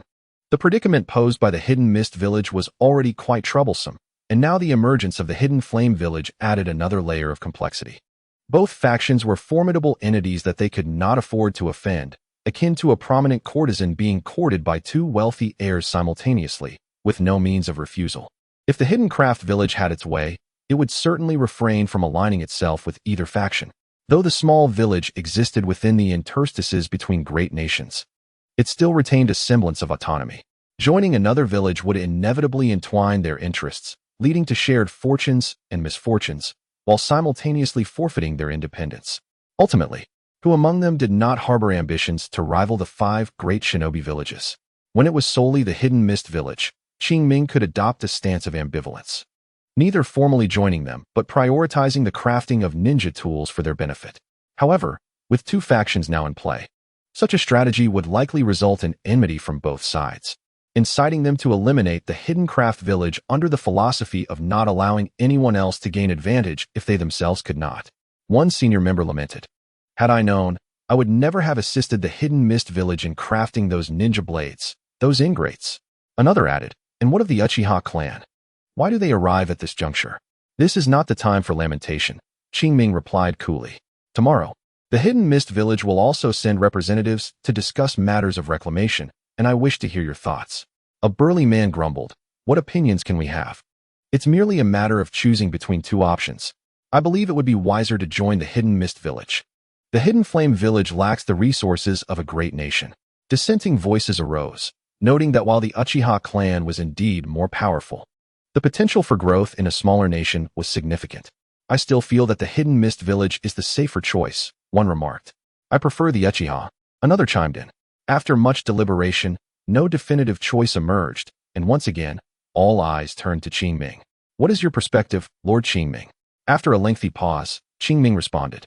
Perhaps we could choose an action. Huh. A glimmer of insight flashed in Qingming's eyes. Both the hidden mist village and the hidden flame village sought to recruit us for the crafting of ninja tools. If that is their intent, we might as well refrain from any engagement and allow them to negotiate a resolution among themselves. The Uchiha clan is known for its ruthless tactics, and the hidden mist village is hardly benevolent. Conflict between them is likely. The attendees pondered this, though some noted that such a stance might compel them to follow the victor. Rather than passively accept, it would be preferable to make our own choice, one suggested. No. Qingming shook his head. A battle between them would lead to mutual destruction. Even a victor would emerge battered. At that point, we can intervene and eliminate the surviving faction. They will not suspect our capabilities, directing their animosity towards each other, allowing us to escape this predicament. A spark of understanding illuminated the faces of all present, and after exchanging glances, they nodded in agreement. Qingming smiled faintly, hoping they would not let him down. Meanwhile, Yenhong lay on a simple wooden bed, staring blankly at the ceiling while contemplating the current situation. He had not anticipated the involvement of the hidden mist village, which would inevitably lead to a confrontation. Were he in Qingming's position, he would observe the two factions clash and seize the opportunity to profit from their strife, a strategy both bold and legitimate. The solution to the stalemate was straightforward. One side must concede, or the table must be upturned, annihilating the hidden craft village so that neither party could claim victory. However, despite the hidden flame village's comparable strength to the great ninja nations, its logistical foundation lagged significantly behind the 5 great nations, making the hidden craft village a crucial acquisition. Enhō was troubled, wary of them reaping the benefits of the inevitable conflict. Amidst his reflections, a faint rustling sound came from the roof, subtle as a whisper, concealed by the howling winds and rain, rendering it difficult to pinpoint its source. Enhō's gaze sharpened. Could it be the hidden craft village? No. The hidden mist representatives had yet to arrive. They would not be foolish enough to strike now. Who could it be? The noise paused momentarily before a shadow slipped through the slightly ajar door. The figure was shrouded in a dark cloak, revealing only a pair of emerald green eyes. The lower half of the face obscured by a mask. The target was unmistakable, as a soft breeze heralded their presence at Enhō's bedside. At that moment, Enhō had his eyes closed, his expression serene, his chest rising and falling rhythmically as he had clearly succumbed to sleep. The figure scrutinized him briefly before silently withdrawing a hand from the cloak, the appendage cloaked in an eerie darkness, swiftly reaching for Enhō's neck. Crack! In that instant, as the hand grasped his neck, Enhō transformed into a wisp of white mist. As the smoke dissipated, the once living figure was revealed to be a mere wooden effigy. The intruder's pupils constricted in realization of exposure. Just as they attempted to retreat, a sudden thunderous explosion erupted behind them. With a crash, Enhō lunged forward, one hand grasping at the shoulder and the other at the nape, striving to capture the assailant alive. Yet, the dark-clad figure reacted with remarkable speed, sensing the ambush. They swiftly unleashed a yellow smoke bomb from their left hand. Boom! The dense fog enveloped the entire room in an instant, and the cloaked individual seized the opportunity to dash towards the exit, intent on escape. Clang! A flash of icy brilliance illuminated the confined space. The swirling white mist was cleaved apart by a brilliant blade, emitting a piercing shriek. Realizing the difficulty of capturing the figure alive, Enhō decisively unleashed a lethal strike, his blade slicing towards the face of the cloaked figure with alarming swiftness. The dark figure, realizing there was no evasion, expanded their right sleeve dramatically and struck towards the incoming blade with an open palm. Clang! The 3-foot-long sword met the palm with a resounding clash, erupting into a cacophony of metallic resonance, even producing a dazzling spark in mid-air. Boom! The surge of chakra erupted between them, instantly overturning the nearby wooden bed. Enhō staggered back 3 steps, his foot shattering the tiles beneath him to regain his balance. The cloaked figure, however, was sent hurtling backwards, crashing through the window and into the pouring rain outside. The cold rain splashed against their face, sharpening their focus. Upon landing, the figure swiftly struck the ground with a palm, executing a backflip to regain composure and bolting away into the distance. Uchiha Fire Flame Slash. Swish! A crescent-shaped flame cleaved through the relentless downpour, evaporating the rainwater in its path before vanishing into thin air. The cloaked figure felt a surge of panic, concentrating all their chakra into their hands, crossing their arms defensively in front of them to withstand the rapidly approaching flame slash. Boom! Their robes erupted. The cloak of the man in black was largely engulfed by flames, yet his body remained unscathed, emanating wisps of white smoke in the intense heat. The fierce winds had blown back his hood, revealing an ordinary face. Enhō stepped into the rain, and upon seeing the visitor's countenance, a flicker of surprise crossed his eyes as he exclaimed, "How could it be you?" Chapter 33. Kakuzu. The storm raged, intertwining chaos in the air. As if draping the world in a delicate veil, Enhō allowed the rain to drench him, his eyes gleaming with an inscrutable light. How could it be you? The commotion naturally caught the attention of others. Zhuma, accompanied by his kin, rushed from a distance. Upon witnessing their leader seemingly engaged in a battle, excitement erupted in his eyes as he shouted, "Boss, shall I kill him? Leave it to me." The man in black surveyed his surroundings. Realizing he was encircled and understood that his demise was likely imminent, a look of resignation settling on his face. "Wait." Enhō raised a hand to halt Zhuma and the others, commanding, "This is my fight. You all guard the perimeter and ensure no one else enters." Zhuma hesitated momentarily, but upon seeing Yin Hong's resolute expression, he reluctantly led his subordinates to the outskirts. Once the Tetoai clan was dismissed, Yin Hong redirected his gaze to the figure before him. Now speak. Why did you attempt to assassinate me, Kakuzu? Kakuzu was taken aback, incredulity etched on his face. How do you know my name? Yin Hong shrugged. As an elite ninja from the land of the Waterfalls, if I were unaware of such fundamental information, it would reflect poorly on me. Besides, I believe we have no personal enmity, do we? What compels you to take such grave risks to eliminate me? Enmity? Humph. While you and I may bear no grudge, my animosity lies with your Uchiha clan. Kakuzu's expression was fervent. It was you who slaughtered my wife and daughter. Oh, such a tragedy? Kakuzu scoffed. Do not feign ignorance. Before your occupation of the land of the Waterfalls, I was away on a mission. Upon my return, my home had transformed into the territory of your hidden flame village, and I could not locate my wife and daughter. In the absence of his loved ones, Kakuzu naturally attributed the blame to the Uchiha clan. Yet, he realized that single-handedly vanquishing the Uchiha was a fool's errand. Thus, he set his sights on Yin Hong, believing him to be a weaker target, given his relatively lesser renown compared to his two brothers. After lurking outside the hidden flame village for nearly a week, Kakuzu finally seized the opportunity when Yin Hong ventured out on a mission. However, the multitude of companions surrounding Yin Hong made it difficult for him to act. Following Yin Hong from the land of the flames to the land of crafts, he awaited the perfect moment to strike. To his astonishment, Yin Hong proved to be more formidable than he had anticipated, leading to his current predicament. Nevertheless, he resigned himself to the notion that perhaps he would soon reunite with his wife and daughter. Hey, I think you've misunderstood, Yin Hong interjected, his expression perplexed. While I do not know who your wife and daughter are, it is clear from your account that your home was indeed requisitioned by our hidden flame village. In such cases, compensations are generally provided to the original homeowners. You must not have visited the hidden flame village to seek them. Kakuzu paused, bewildered. What do you mean? Yin Hong continued. In order to expedite construction, the hidden flame village summoned a large number of laborers, and it is highly probable that your wife was among those called to assist with logistical tasks, which is why you have been unable to locate her. Is that true? The unexpected glimmer of hope left Kakuzu momentarily stunned, only for Yin Hong's subsequent words to plunge him back into despair.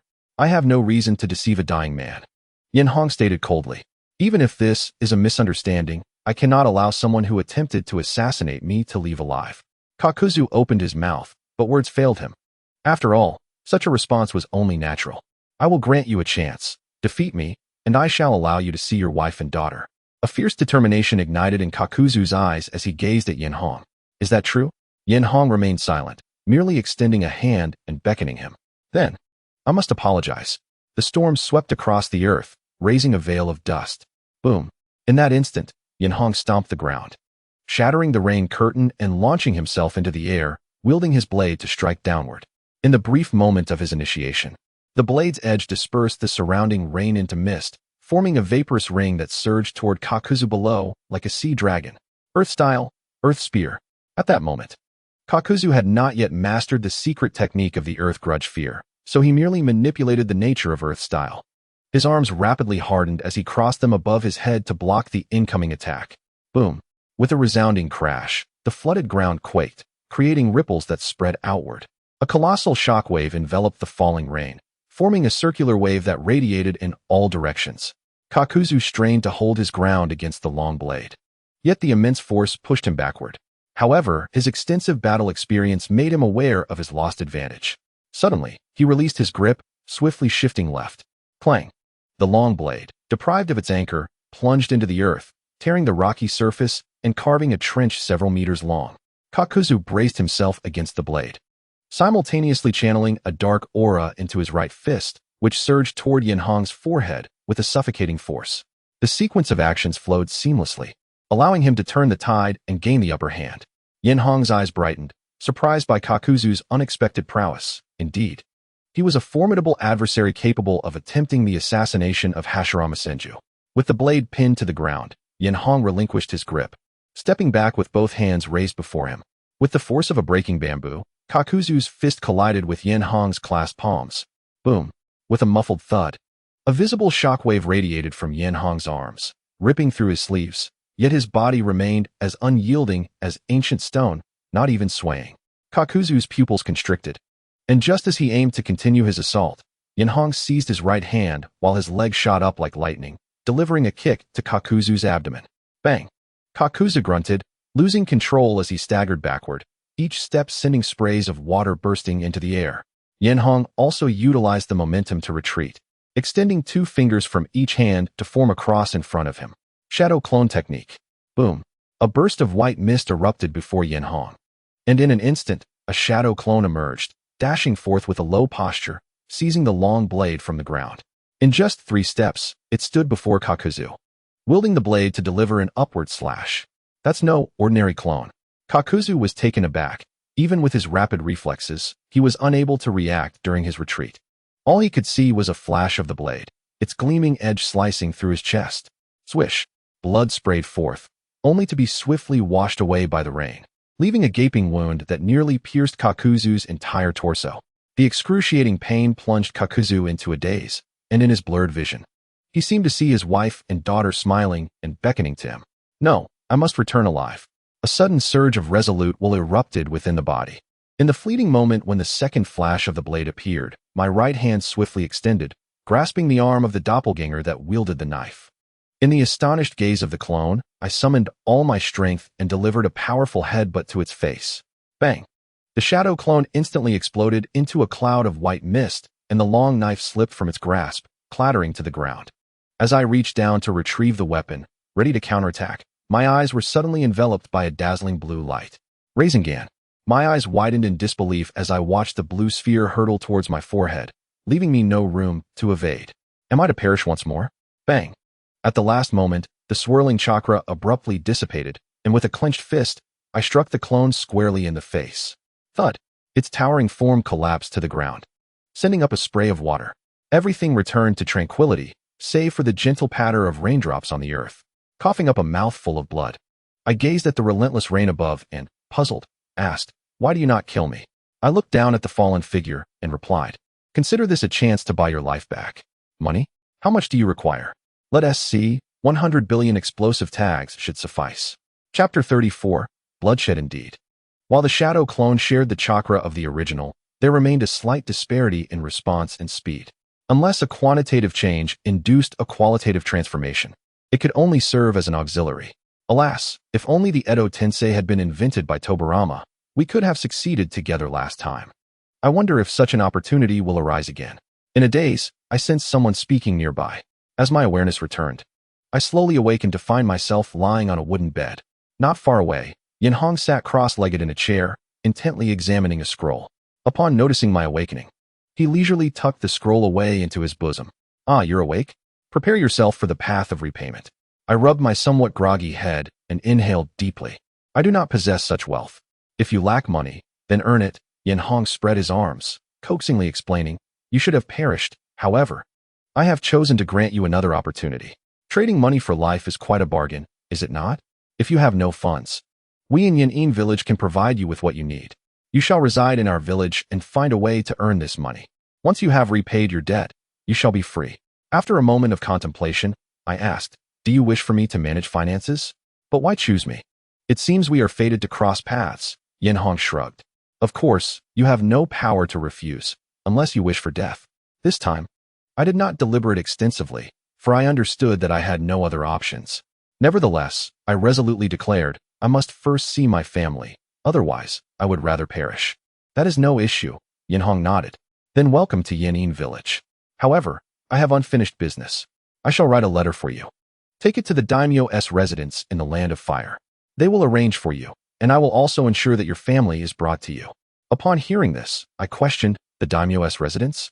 Shouldn't I be going to Yanin village?" "It is the same. Most of our funding comes from the daimyo's residence." "Very well." At this juncture, I had no choice but to comply, unexpectedly finding myself inexplicably entwined with Yanin village. Yet, I was relieved to have received news of my family's survival. "All right then, let us proceed in this manner. I will give you the letter shortly. Return whenever you feel ready." Enhō stretched and yawned, initially contemplating strategies, "But your interference has changed that. Well, we can only face whatever comes our way." I nodded, about to speak when footsteps approached the door, followed by a knock. Enhō opened the door to reveal a burly man standing at the threshold. Upon seeing Yin Hong, he bowed respectfully. My lord, the envoy from Kirigakure has arrived. Lord Saimai invites you to the conference hall for discussions. So soon? It seems Kirigakure values you greatly. Yin Hong jested, noting the man's silence. Let us proceed. He gestured for me to wait, then followed the man to the familiar council hall. Inside the hall, two individuals were already seated. As Yin Hong entered, their gazes turned towards him.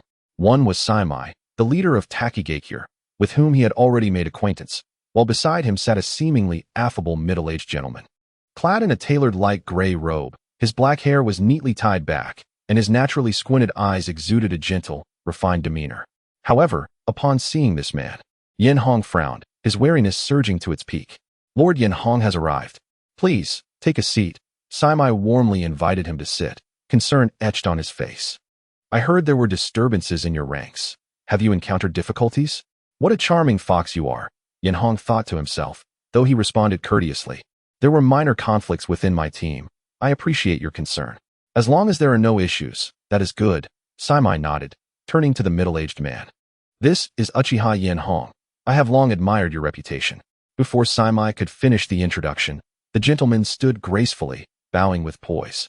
I am Uzumaki Ise, here to represent Kirigakure in discussions concerning the unification of Takigakure. Yin Hong, intrigued, asked, you know of me? Naturally. I have heard of the formidable figures within the shinobi world, especially one of the three leaders of the Uchiha, Swaboku replied, scrutinizing Yin Hong. Indeed. You differ greatly from the rumors. Yin Hong chose not to comment, settling into his seat with a calm demeanor. Let us dispense with pleasantries. Since our goals align, how do you propose we resolve this matter?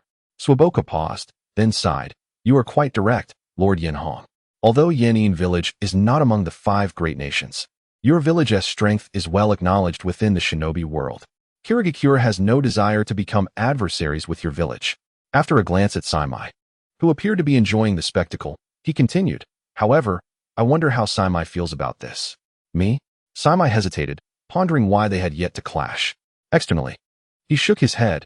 Given that Kirigakure and Yin stand on equal footing, it is indeed challenging to choose a side. You may negotiate, however, regardless of the outcome. I hope that the ninjas of Takigakure will be treated kindly. That is only natural, Swaboku nodded, refocusing on Yin Hong. It seems the matter has reverted to us. To be frank, Kirigakure holds Takigakure in high regard. Might I inquire if your village could relinquish its claim? In return, we can offer other resources as compensation. Yin Hong shook his head. I'm afraid that Yin village is equally determined to secure Takigakure. Is that so? That puts us in a difficult position. Swaboku's eyes narrowed, a look of melancholy washing over his face. However, he soon seemed to have an idea, speaking up, how about this? To prevent any strain on the relationship between our villages, let us settle this with a duel. If I lose, Kirigakure will abstain from this matter. Oh, Yin Hong raised an eyebrow. Do you possess the authority to represent Kirigakure entirely? Swaboku smiled slightly. I do have that power. However, should I emerge victorious, Takigakure may be ceded to you. What? Yin Hong and Qing Ming were momentarily taken aback, doubting their own hearing. If you don't want to win after losing, then what brings you here? Are you here for amusement? Yin Hong inquired, perplexed. What do you desire? I want your blood. The mist slowly opened its previously squinted eyes, revealing a pair of entirely crimson pupils. If I win, I want all the blood in your body. A thunderous roar echoed outside as countless lightning bolts danced within the dark clouds, the rain intensifying, with large droplets pounding against the roof, creating a cacophony. Yet, the atmosphere within the conference hall, once relatively calm, now fell into a profound silence. Yin Hong's gaze sharpened. You say you want my blood? The mist closed its eyes once more, seemingly transforming back into a graceful figure, yet its words carried a hint of bloodlust. Indeed, our battle is inevitable. Why not raise the stakes? Regardless of the outcome, the craft hidden village belongs to you. Does Lord Yin Hong lack the resolve to sacrifice for the village? I am curious. What makes my blood so alluring to you that you would forsake the craft hidden village?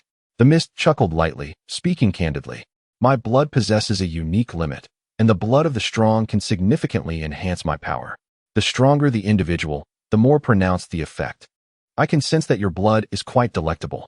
Rest assured, my jutsu can enable you to survive without blood, though you would merely be a living corpse. Is that so? Yin Hong nodded. Then let us proceed. Qing Ming's eyes brightened, Shall I arrange a venue for your duel? Isn't this place suitable? In an instant, as the words fell, the mist vanished from its seat like a phantom, darting forward over 10 meters in the blink of an eye, appearing before Enhō. Claws poised to grasp his throat. At the same moment, Enhō's Sharingan flashed rapidly, catching a fleeting glimpse of a figure slicing through the air with unfathomable speed. In a critical moment, Enhō sprang from the ground, raising his hand to strike, meeting the incoming claws head-on. The conference hall erupted as two surging chakras collided. The chair beneath Enhō shattered instantly, the tiles beneath him cracked like a spiderweb, and the swirling dust was blown apart by the force, engulfing Qingming, who was spectating nearby. Unmoved, Enhō stood firm, yet the mist was sent flying by a single palm strike, and in midair, its hands clapped together. Blood escape, blood meteor. A sharp sound of slicing wind reverberated throughout the hall, akin to the wails of tormented spirits, as a blood arrow shot forth. Even with prior preparation, Enhō was startled by its astonishing speed. He swiftly bent down, the blood arrow grazed his back, crashing into the wall behind him, shattering the stone surface and flooding in a cascade of cold rainwater. Reacting quickly, Enhō planted his foot on the ground, leaping forward like a fierce tiger, drawing a long blade that shimmered with a blinding arc. What incredible speed! A glimmer of astonishment flickered in the mist's eyes as it quietly coalesced a blood sphere in its right hand. Just as the blade was about to make contact, the small blood sphere suddenly exploded. The immense chakra contained within the blood sphere propelled both combatants backward, sending shockwaves that dispersed everything around them.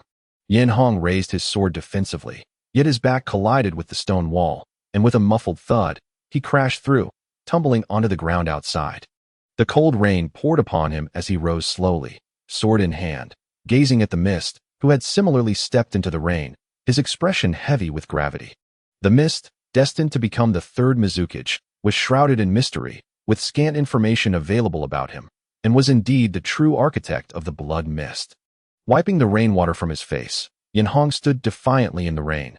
You are indeed formidable. The mist bore a bloodthirsty smile. You are not so bad yourself. Managing to evade the blood explosion at such close range is quite impressive. With a deep breath, Enhō's Sharingan flickered. Let us continue. Kagami no Shinjitsu. Just as he prepared to unleash his ocular technique, the mist vanished from his sight. The prerequisite for Kagami no Shinjitsu to seize the opponent's soul was to maintain eye contact. Losing sight rendered the technique ineffective. I have studied the Uchiha clan. Your eyes are the Sharingan, are they not? Though I am unaware of their abilities, as long as you cannot see me, they are of no use. A sudden voice emerged from behind. Enhō spun around abruptly, only to see a massive blood scythe slicing toward him, its speed generating a trail of white mist in the air. With a clang, Enhō raised his sword to block, yet the exquisite long blade shattered instantaneously upon impact. The remaining force of the blood scythe unfaltering, its chilling gleam grazing Enhō's cheek, leaving a faint trace of blood. Enhō swiftly retreated a few steps. A trickle of blood oozing from his wound, quickly washed away by the rain, leaving a dark crimson mark upon the waterlogged ground. Not far away, the mist displayed a rapturous expression. What a captivating flavor! The blood of the strong is indeed intoxicating. With your blood, I shall become the mightiest being in the land of water.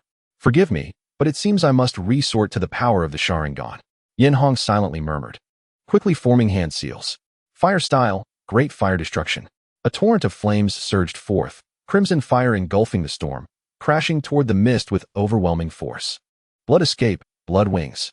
A pair of enormous wings made of blood unfurled behind the mist, propelling it skyward, soaring above the oncoming flames, observing the roiling inferno below. The mist smirked. What colossal chakra! But what use is it if you cannot land a hit? As if on cue, a dragon's roar erupted amidst the rain. The inferno beneath the mist suddenly parted, revealing a circular void, as a black chakra spear surged forth with terrifying might, the surrounding rainwater swirling into a roaring dragon. The mist stared in shock, entirely unprepared for what was to come. Attempting to evade, it found no strength to do so, and could only watch helplessly as Enhō's spear advanced, hurriedly bringing its blood wings to shield itself. With a resounding crash, rainwater splattered, the blood wings disintegrating midair, and the mist transformed into a shooting star, crashing through two walls of a nearby building before tumbling onto the street outside. Coughing, the mist spat out blood. Its once neat hair, now a disheveled mess obscuring its face. Gazing at the looming black Susanoo before it, its eyes widened slightly, the crimson pupils flickering with a frenzied light. What a monster! I nearly faced peril. The Uchiha clan possesses such power? It felt as if a hand had gripped its throat. The mist gazed down at its hands in confusion. What is happening?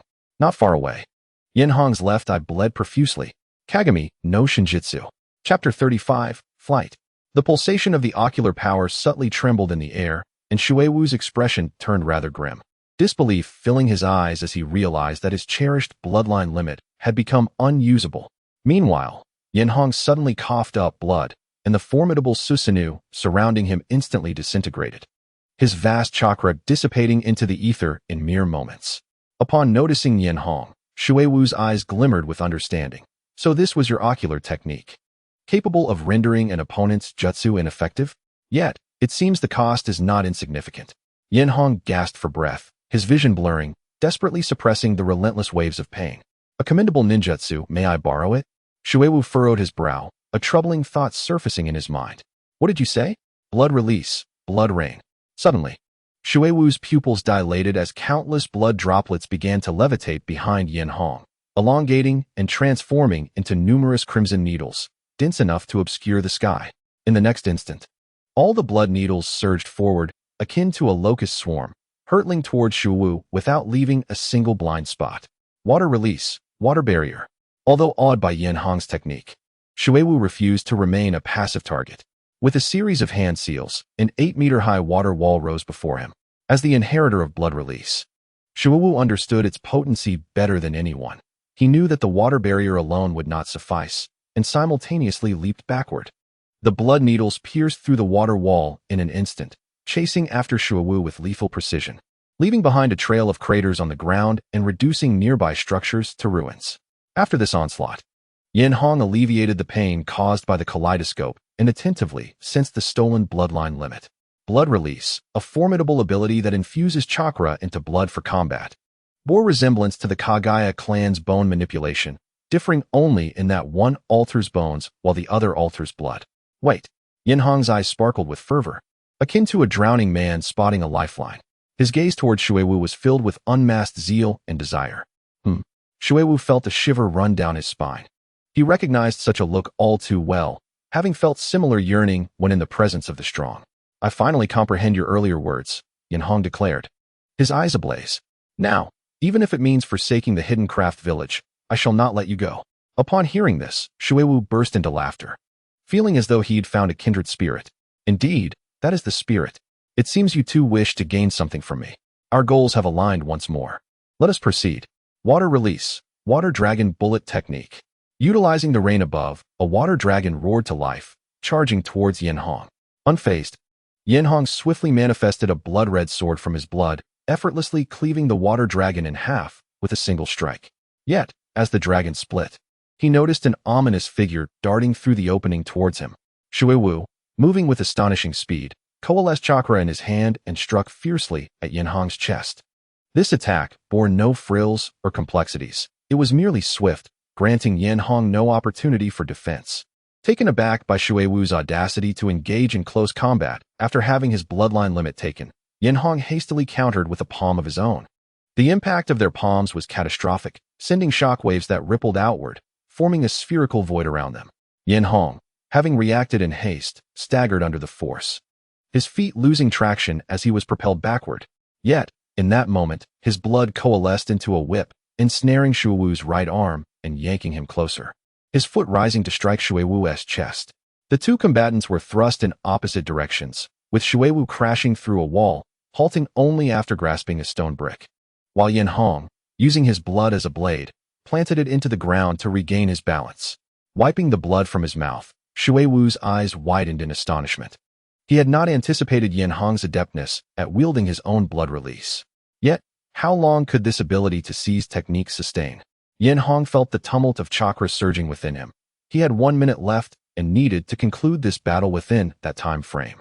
Suddenly, a torrent of blood erupted from Yenhong, defying the downpour as it suspended in the air, creating an ominous spectacle reminiscent of a hellish apocalypse. Fear etched itself onto Shuewu's face for the first time. He was acutely aware of the lethality of his own trump card. He dashed towards Yenhong, determined to prevent him from executing this jutsu. The immense chakra drew the attention of other ninjas in the village, who quickly arrived at the scene. Gazing in horror at the floating blood, what kind of jutsu was this? Enhō, grinning at the approaching Shuowu, taunted, "Now taste my jutsu. Blood release, blood burial." The blood hovering above erupted, transforming into countless large spikes which crisscrossed, creating an inescapable slaughter domain. With Enhō at the epicenter, buildings within a 500-meter radius crumbled to dust beneath the barrage of blood spikes, painting the world crimson as the acrid scent of blood permeated the air. As the dust settled, the ground lay dark red, rain mingled with blood flowing in all directions. Shuowu lay face down, limbs pierced, a steady stream of crimson blood flowing beneath him, yet he held on to a thread of life. Enhō, weary yet exhilarated, approached him, for he believed that he might harness this unique bloodline limit without sacrificing his two brothers, thereby attaining eternal Mangekyō Sharingan. 5 minutes. Enhō suddenly stepped back. Although the jutsu taken through Kagaya's soul did not deplete his chakra, the ocular power required to activate it was significant, especially given that Shuowu was not far weaker than he. It appeared the effects of your ocular technique would last no longer than 5 minutes. Shuowu remained grounded. This time, "You have won, Uchiha Enhō. I look forward to our next encounter." Suddenly realizing Shuowu intended to flee, Enhō lunged forward, but found Shuowu rapidly expanding, before ultimately erupting into a cloud of blood mist that swiftly dissipated into the atmosphere. Damn it, he's escaped. Enhō clenched his fists in frustration, only to be startled by the sound of approaching footsteps. A clear yet ominous voice echoed, "It seems your discussion has concluded. Now it is time for us to converse." Chapter 36. The dust settles. The summer rain seldom lingers long. The downpour gradually waned, transforming into a silken drizzle that brought with it a refreshing coolness. In the heart of the hidden craftsman village, the surrounding edifices lay in ruins from a previous battle, leaving a chaotic scene in their wake. Enhō, drenched to the bone, raised his head and surveyed the area, scoffing, "Village Chief Qingming, your method of negotiation is truly peculiar." All around him, numerous ninjas from the hidden craftsman village encircled Enhō, each gripping a weapon, their demeanor betraying a palpable tension despite their apparent advantage. "Uchiha Enhō, this is all of your doing. Since we have reached this juncture, I shall no longer play the part," Qingming declared, his voice laced with pent-up fury. "You arrived with an air of arrogance, seeking to subjugate us, assuming our compliance as a given. I must ask, by what right?" By what right indeed?" Enhō chuckled lightly, taking a bold step forward. Instinctively, the crowd recoiled, some nervously swallowing hard, droplets falling into their eyes, indistinguishable as sweat or rain. "Look around." He gestured at the gathered ninjas, "For you are simply too weak." Qingming faltered, instinctively tightening his grip on the long sword he wielded. This world operates on the principle of strength. Weakness is a sin. Even without our Hidden Flames village, other powerful ninja villages like the Hidden Mist or Hidden Cloud would come knocking at your door. You cannot escape the fate of subjugation. "Utter nonsense," Qingming retorted vocally. "How can you be so certain we will not rise and become equals to the 5 great ninja villages?" "Perhaps," Enhō shrugged. "But have you considered how long that might take? 50 years? 100? Or several centuries? Can you guarantee that during that time, circumstances won't repeat themselves? Instead, why not choose a powerful ally? As the saying goes, one ascends, and even the dogs and chickens prosper. Indeed, our Hidden Flames village may not guarantee ultimate victory, but we certainly offer you more hope than you currently possess. Who knows if your village will not burn bridges once we have served your purpose?" Someone from the crowd suddenly shouted. "If I were to assure you of this or that, you would likely remain skeptical. Thus, it is pointless to say more. It is a gamble for you to decide. Nothing is devoid of risk." Although Enhō made no promises, his words began to sway many who had previously held firm. For he spoke the truth. The foundation of their craftsman country was too shallow, yet they possessed formidable forging abilities, rendering them a tempting target. The probability of their own development faltering was too great. Seeking a reliable ally seemed wiser. "I see you are afraid of dying at our hands." Qingming's eyes glinted dangerously. "If I were to kill you here, the Hidden Flames village would surely clash with the Hidden Mist village, allowing us to seize that opportunity to grow." Enhō scoffed. "Let me put it this way. Based on the dispositions of my 2 elder brothers, if I were to fall in your village, even if it were truly the doing of the Hidden Mist, none of you from the craftsman village would escape unscathed. Moreover, why did you presume I would certainly perish?" As his words fell, a dozen figures suddenly manifested before the crowd. Zhuma was the first to reach Yenhong's side, his rugged face alight with excitement. "Boss, can we finally fight?" Yenhong's eyes gleamed with amusement. "Ah, it depends on their choice, does it not? What do you think, village chief Qingming?" Qingming's expression darkened. Yet he shouted defiantly, "Fear not, everyone. They are but a handful, and Uchiha Enhō can hardly wield his full strength. If we all strike together, we shall surely vanquish them. No, I do not wish to take that risk." At that moment, someone in the crowd exclaimed, "I agree with him. I no longer wish to live in fear. I want to join the Hidden Flames village." "Me too. Same here." As more and more individuals chose to align with the Hidden Flames village, Qingming's face darkened considerably. "Are you all attempting to rebel?" Yenhong mocked. "Huh. It seems you do not possess the people's hearts after all." Indeed, the Hidden Craftsman village was not a family clan. It was merely an organization formed by many artisans sharing similar passions, lacking the cohesion of families bound by a common surname. It was entirely natural for dissenting voices to arise due to differing ideologies. "Fine, fine." Qingming laughed in anger. "Then I shall kill you first. Let us see who dares to side with the Hidden Flames village." With a heavy stomp, Qingming leapt, shattering the downpour, his sword akin to a serpent striking, infused with a torrent of chakra, lunging towards Yenhong's heart. "Boss, leave it to me." Zhuma could no longer suppress his desire for battle, charging forward. Bone spikes erupting from his palms, embodying a reckless assault style that focused solely on offense. As the founder of the Hidden Craftsman village, Qingming possessed some skill. Noting Zhuma's intention to trade injury for injury, he deftly maneuvered his sword to deflect the incoming bone blades, while simultaneously executing a spinning kick aimed at Zhuma's head. Clang! Zhuma, unbothered by technique, relied on the indomitable nature of his body, absorbing Qingming's kick with only a slight stagger. He retaliated with a side kick that landed squarely on Qingming's abdomen. Boom! In terms of physical prowess, Qingming was no match for Zhuma. The impact sent him hurtling backward, causing the onlookers to instinctively step aside, and Qingming crashed to the ground at their feet. Strange, Zhuma mused, glancing at his hand, sensing that during their brief contact, Qingming's sword seemed to have siphoned a portion of his chakra, but he dismissed it, shaking his head and charging in once more. Clang, clang, clang. The two engaged in a fierce exchange, sparks flying in a dazzling display. As Qingming fought on, he grew increasingly alarmed. While his weapons could absorb an enemy's chakra, the opponent's bloodline ability was exceedingly peculiar, rendering his defenses ineffective. Instead, he found himself accumulating numerous wounds while the spectators watched the spectacle, none stepping in to assist. Continuing this way, he would surely meet his demise. "I cannot die here." With a sword thrust, he forced Zhuma back and suddenly turned to flee. However, barely 10 steps away, a faint sound echoed in the air. Swish! A shuriken pierced the ground, embedding itself deeply, its edge stained with a shocking crimson. Propelled by inertia, Qingming stumbled forward, collapsing to his knees, clutching his throat as blood gushed between his fingers. He turned to gaze at Yenhong, who had just lowered his hand, disbelief filling his eyes. Do not forget, the Uchiha clan is also adept in the art of shuriken. After dispatching Qingming, Yenhong regarded the onlooking ninjas of the Hidden Craftsman village calmly. Then, "Welcome to the Hidden Flames village." "Greetings, Lord Yenhong." As the crowd erupted in enthusiastic cheers, Yenhong lifted his gaze towards the distance, where the land of thunder lay. "I wonder how my elder brother is faring." Chapter 37.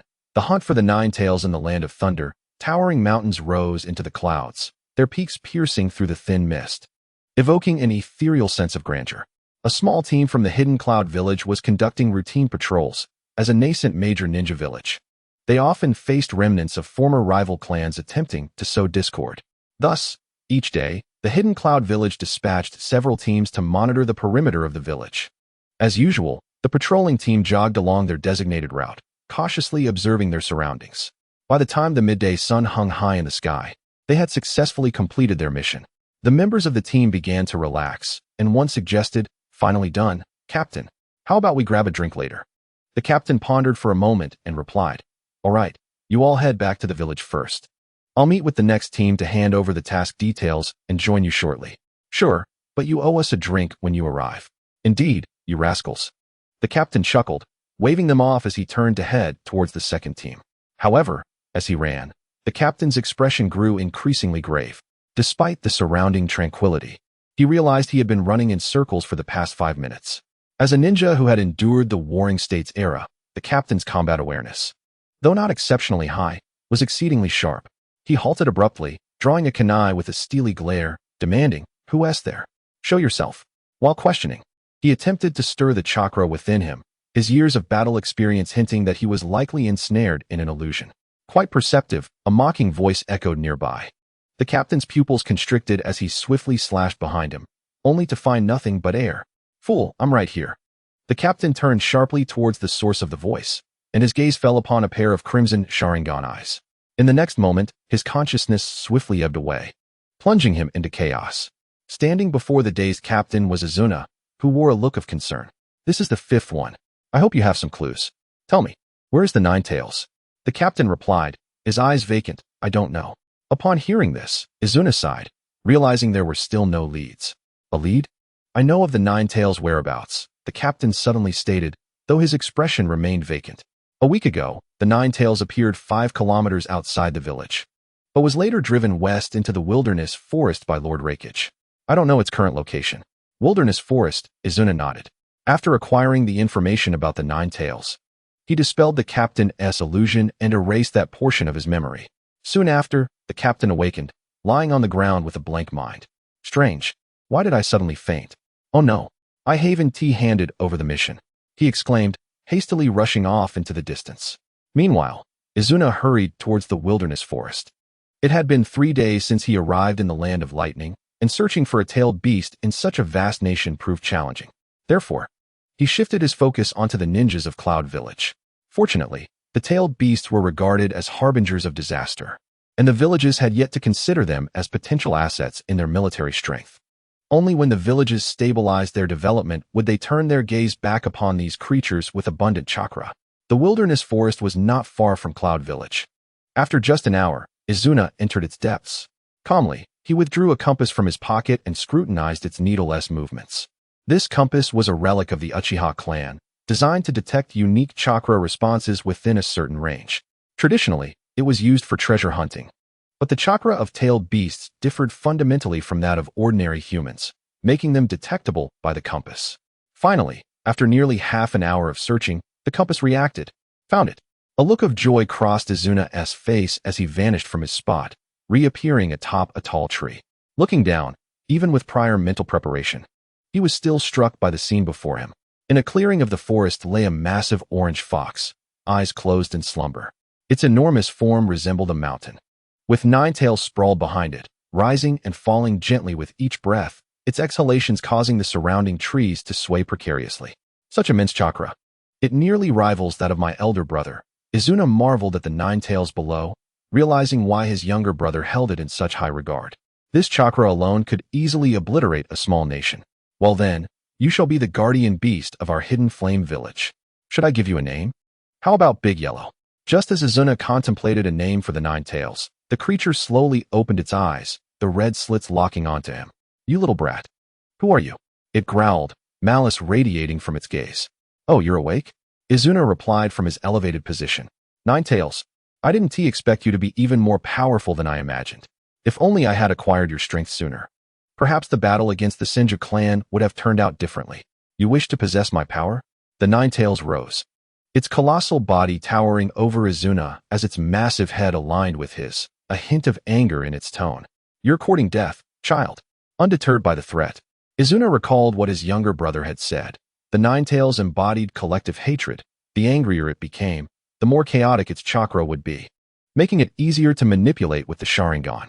Suddenly, a vast shadow loomed beneath him as a gigantic paw descended from above, crashing down on Izuna's position.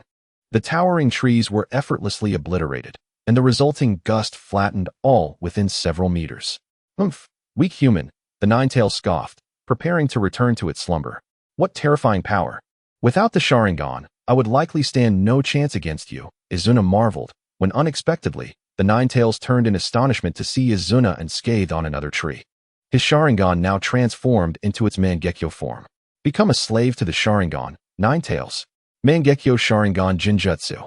A torrent of ocular power surged forth, and before the 9 tails could react, its eyes morphed into the Sharingan, its entire form rendered immobile, ensnared within the illusion. The Mangekyō Sharingan was inherently the finest restraint for controlling tailed beasts.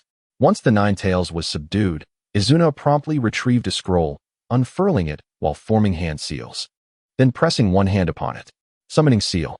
With a puff, the nine tails transformed into a cloud of white smoke, vanishing from the forest, leaving behind a symbol resembling the character Ju above the scroll. Done, Izuna murmured, securing the scroll back in his pocket. He raised his gaze towards the distance, a flicker of concern crossing his features. I wonder how my younger brother is faring. Chapter 38. Healing in the Land of Crafts. At the hidden artisan village, the ninjas busily prepared for their imminent migration to the Land of Flame. The extensive preparations required for a village relocation were quite cumbersome, especially since most villagers were blacksmiths needing to transport a plethora of equipment for forging. Unlike the Bloodpool and the Takenoko clans, they could not simply depart at a moment's notice. During this time, Hoka quietly recuperated. Although he had sustained no physical injuries from the recent battle against the mist, he had exhausted an excessive amount of ocular power. Even 3 days after that confrontation, his eyes still ached, rendering objects beyond 100 meters indistinct. Hoka estimated that with just 2 more uses of Susanu's power, he would face complete blindness. There exist but 2 remedies for the affliction of kaleidoscope blindness. One is the transplantation of a sibling's kaleidoscope Sharingan, and the other entails the grafting of cells from Hashirama. The former is beyond Enjo's capabilities, for his 2 elder brothers have showered him with love since childhood. He cannot bear the thought of exchanging their eyes for his own sight. Likewise, neither Madara nor Izuna has ever contemplated taking Enjo's eyes to attain the eternal Mangekyō Sharingan. The 3 brothers are well aware of this method, yet it has never been broached. As for the latter option, though he is loath to admit it, Enjo understands that the eyes of the 3 brothers have likely reached a precarious state, barely sufficient to withstand Hashirama alone, let alone extract his cells. Enjo's mind drifts to Mizuki. If his conjecture holds true, then his bloodline limit may be the sole key to their salvation. He must capture him. If all else fails, he will summon his elder brother. Just as Enjo contemplates how to infiltrate the Land of Water to seize Mizuki, a knock resounds at his door. Upon opening it, he finds Kamatachi, the new leader of the hidden artisan village, a man appearing to be in his 40s. Lord Enjo, we have nearly gathered all our belongings. We are ready to depart at your command. Indeed, it is time to set forth. Enjo ponders, I still have tasks to accomplish, but I shall send someone to escort you back to the Hidden Flame Village. Upon your arrival, arrangements will be made for your lodgings. Understood. Unlike the previous leader, Kamatachi is astute and readily assents. Enjo nods and subsequently seeks out Takuma, instructing him to allocate half of their clan members to escort the people of the artisan village back to the Hidden Flame Village, while he himself continues towards their next destination, the Hidden Medicine Village. The Hidden Medicine Village is located in a nameless small nation near the Land of Rice. Home to fewer than 50 ninjas, it resembles more of an organization than a village. As the name suggests, the inhabitants are adept in the art of medicine. In this era, the system of medical ninjas has yet to be established, resulting in a high mortality rate on the battlefield. Most injured ninjas are merely carried off and hastily bandaged, left to their own fates. Although the practitioners of the Hidden Medicine Village do not possess the medical ninjutsu known in later times, their concoctions yield effects surpassing those of medical techniques. However, their demeanor is peculiar. The entire village resides atop a mountain, and to obtain their remedies, one must visit them in person. They never descend from their mountain, and numerous organizations have tried to win them over, only to be met with refusal. They are impervious to both entreaty and coercion. They seek neither wealth nor fear death, and even threats of violence are met with indifference. Gradually, other organizations have given up, yet Enjo remains resolute in his desire to make another attempt. The Hidden Medicine Village is not far from the Artisan Village. After a day's journey, Enjo and his companions arrive at the foot of a mountain, where they observe a queue of individuals ascending. Each face bears a semblance of urgency. Boss, what is going on here? Takuma inquires, observing the line with confusion. Should we not simply charge in? Ignoring the brash suggestion, Enjo approaches the end of the line and pats the shoulder of the last young man, asking, Good sir, what is this queue for? The young man, clad in humble farmer-s attire, responds with bewilderment. Aren't you here to seek medicine? Seek medicine? Indeed. We are villagers from nearby, come to consult the doctors of the Hidden Medicine Village. I sustained an internal injury during a recent hunt, and after several days of no improvement, I had no choice but to come here. However, I am puzzled as to why so many people seem to be missing from the village. The lines have been long for days, and I am uncertain if I will even receive my turn today. Enhō furrows his brow. You say many of the villagers are absent? When did this occur? The youth reflects for a moment. Perhaps it has been over a month now. Damn, could it be that someone has acted preemptively? Enhō's expression grows serious. But having come this far, he resolves to inquire further. He directs a few members of the Takuma clan to join him at the end of the line. Impatient, Takuma exclaims, "Boss, why must we wait in line when we do not seek treatment?" Because they are in need, Enhō replies, gesturing towards those before them. Though their lives may not concern me, there are times one must uphold a modicum of human kindness. Takuma tilts his head, though he does not fully grasp the sentiment. He obediently follows Enhō to the back of the line. Thus, as the line progresses slowly from day to dusk, they finally arrive at the village entrance. 2 tables are set up simply at the village gate, behind which sit 2 individuals, one examining patients, the other dispensing medication. A dozen or so villagers bustle about, gathering and preparing remedies. Those called forward remain to the side, awaiting their prescriptions, evoking the atmosphere of a modern hospital outpatient department. Next, the examining physician, an elderly man with stark white hair, skillfully assesses the young man's ailment before gesturing for him to wait for his medicine. Without lifting his gaze, he beckons the next individual forward. Enhō steps forward, taking a seat before the elder. "Greetings, I am not here for treatment, but I wish to speak with your village chief." The elder waves his hand dismissively. "If you are not here for treatment, then be off. What is there to discuss?" Enhō is taken aback. "What? You are the village chief? If you do not even know I am the chief, why would you wish to converse with me? Begone. Do not delay my patience." The elder attempts to shoo Enhō away, but upon glancing up at him, he remarks quizzically, "Ah? Your eyes are nearly blind. Yet you claim not to seek treatment? Huh." Enhō is jolted, forcing himself to regain composure, though his voice trembles slightly. "Elder, can this ailment be cured?" In a modest chamber, Enhō sits earnestly upon a stool while an elderly man with a youthful visage stands before him, his frail fingers prying open Enhō's eyelids, examining his eyes with keen interest, occasionally emitting an array of curious sounds. This scrutiny makes Enhō feel distinctly uncomfortable, akin to being at a hospital where the doctor, upon reviewing one's test results, suddenly frowns, shakes his head, and sighs, advising one to eat well while instilling a sense of dread. At last, Enhō can no longer contain his curiosity. "Elder, is there hope for my condition?" The elder releases his grip, taking a seat opposite Enhō, and sips from a cup of tea on the table. "Of course, it can be treated." Enhō's face brightens with joy. "Really? I implore you, elder, to assist me. If a cure is possible, I shall reward you handsomely." "No need for a hefty reward. My fees remain the same." The elder waves his hand dismissively. "And do not call me elder. I prefer to be addressed as Master Tion." After sizing up Enhō, Master Tion continues, "You are a ninja, are you not? Your eyes clearly indicate the use of a certain ninjutsu, which has caused a backlash against your ocular essence. If I am not mistaken, you must belong to the Uchiha clan." Enhō does not conceal the truth, nodding in affirmation. "Indeed, I am Uchiha Enhō, hailing from the Uchiha clan. Thus, curing your eyes is straightforward. Simply cease employing that ninjutsu." "Huh." Enhō blinks, his expression one of disbelief. "Just jesting. Do you young people not appreciate humor?" Master Tion waves his hand dismissively. "However, your condition indeed cannot be cured. The essence of your eyes has been damaged, and mere medication will not suffice to restore it." As expected, Enhō nodded, feeling neither disappointment nor surprise. After all, he had mentally prepared himself. If the after-effects of the kaleidoscope were so easily resolved, the issue would not have persisted for centuries.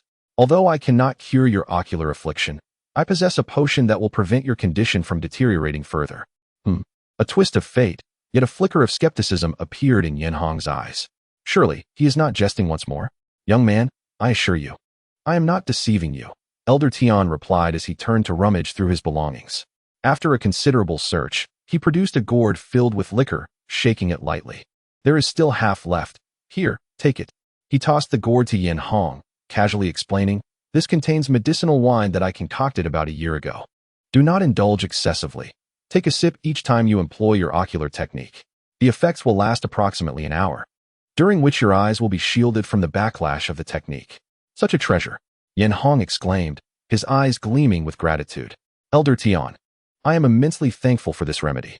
How much more of this medicinal wine do you have? I shall procure as much as you possess. Do you think this is mere roadside weed? Elder Tian retorted, irritation creeping into his voice. The ingredients for this wine are exceedingly rare. One particular herb is nearly extinct. This is all I have. Once it is gone, it is gone.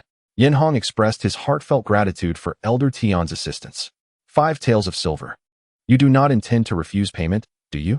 The village of Yaoyin is open to all, not just ninjas. Anyone who seeks medicine is welcome.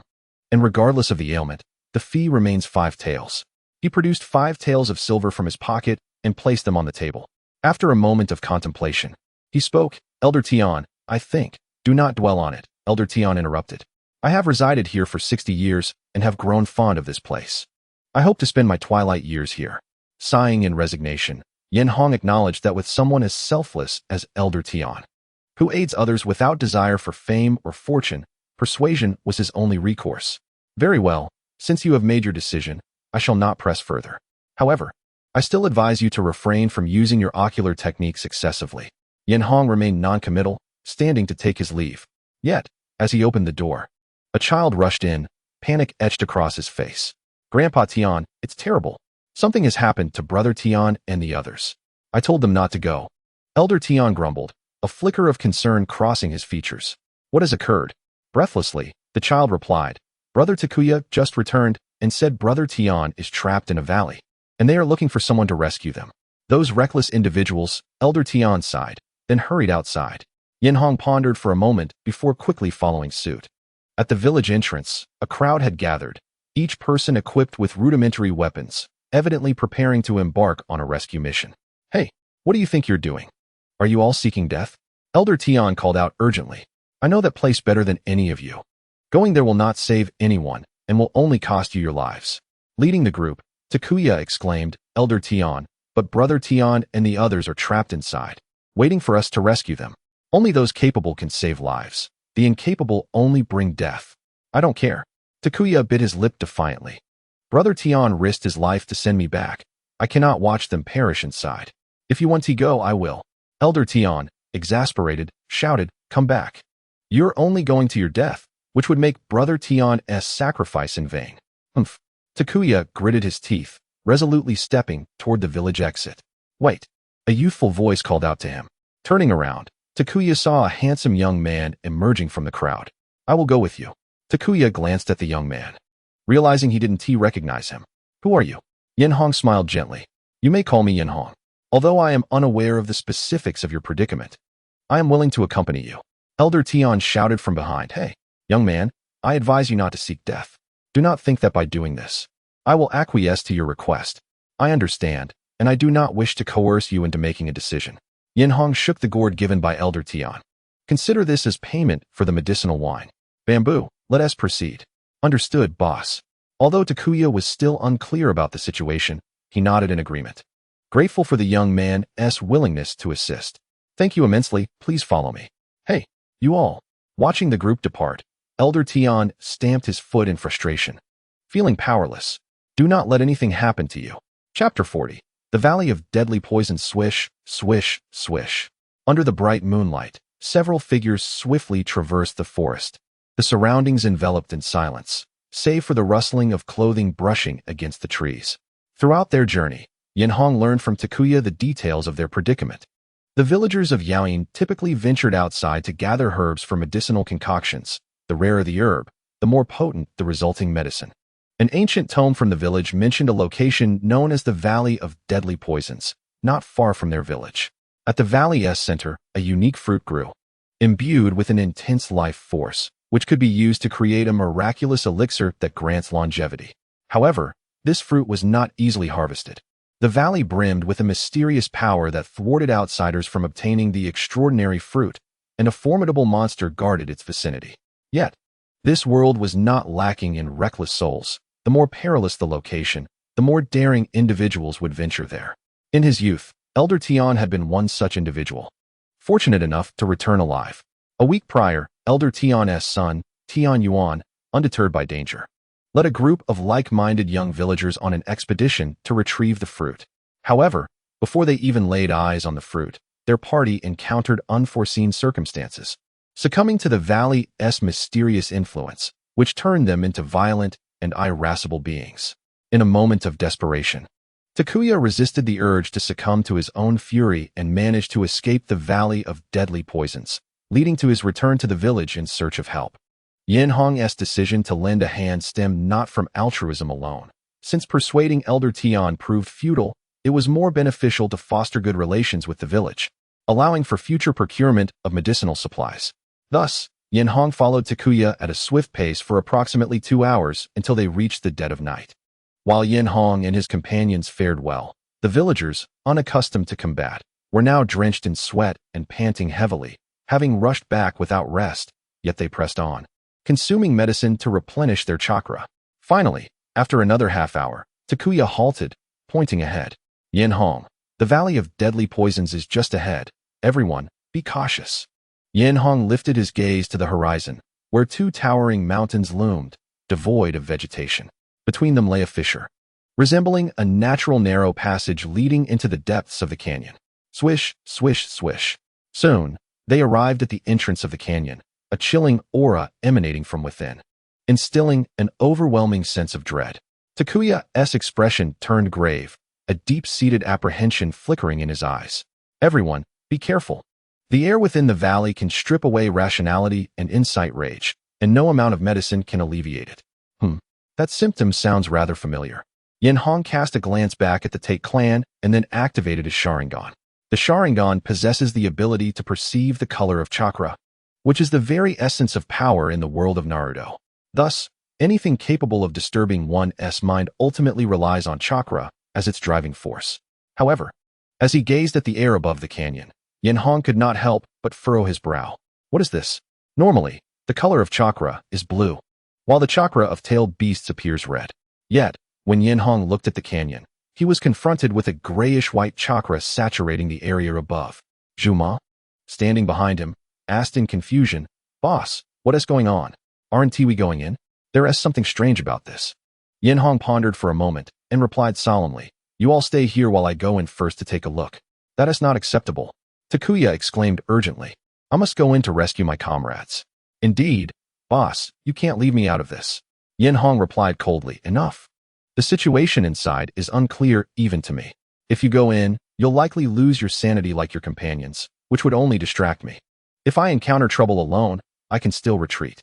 Takuya shouted defiantly, "No, I cannot abandon my comrades. Juma, keep an eye on him and prevent him from entering. If I am not out in 20 minutes, you all should leave." "Understood." Juma complied with Yenhong's command and promptly instructed 2 clansmen to restrain Takuya, forcing him to remain in place. Ignoring Takuya's loud protests behind him, Yenhong swiftly plunged into the canyon. Inside the canyon, darkness enveloped the surroundings, and a subtle chill permeated the air. Yenhong quickly accelerated forward, feeling a unique chakra seeping into his skin and gradually infiltrating his body. As this foreign chakra entered him, Yenhong distinctly sensed it merging with his own chakra. Initially, the small amount was swiftly dispersed, but as the influx increased, the balance began to shift, and an indescribable surge of violent emotion began to well up from deep within. "This is bad." Yenhong summoned his chakra to forcibly suppress the encroaching foreign energy while hastening his pace. Soon, he spotted several figures lying not far ahead. Rushing forward to investigate, he recognized the attire of the individuals as belonging to the hidden medicine village. They were all still alive but unconscious, evidently having turned on each other in a frenzy. However, due to their relatively low combat prowess, their chaos had resulted in mere exhaustion rather than death. Having assessed the situation, Yenhong intended to drag 2 of them out, but at that moment, the grayish chakra he was suppressing suddenly erupted, flooding into his own chakra. His eyes instantly reddened, and a primal urge to rend everything asunder began to assault his mind. In an instant, his Sharingan involuntarily transformed into its Mangekyō form, and immense chakra began to surge around him, hinting at the potential awakening of Susanoo. "Damn it!" Yenhong trembled, quickly retrieving the medicinal liquor given to him by Elder Tian, uncorking it, and taking a swig. As the liquid coursed through him, the tumultuous clash of chakras within him began to subside, and his previously chaotic mind felt as though doused with cold water, becoming significantly clearer. Panting heavily, Yenhong was consumed by a tumultuous storm of thoughts. What exactly is this chakra? It can merge with my own, but this fusion is exceedingly unstable. Any imbalance could lead to uncontrollable rage.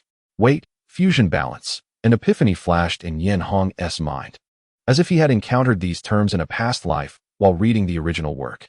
Suddenly, it dawned on him. He turned his gaze to the omnipresent gray chakra above. If he recalled correctly, this chakra was likely Senjutsu chakra.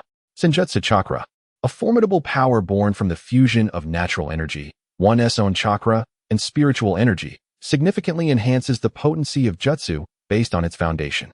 But why would Senjutsu chakra manifest here?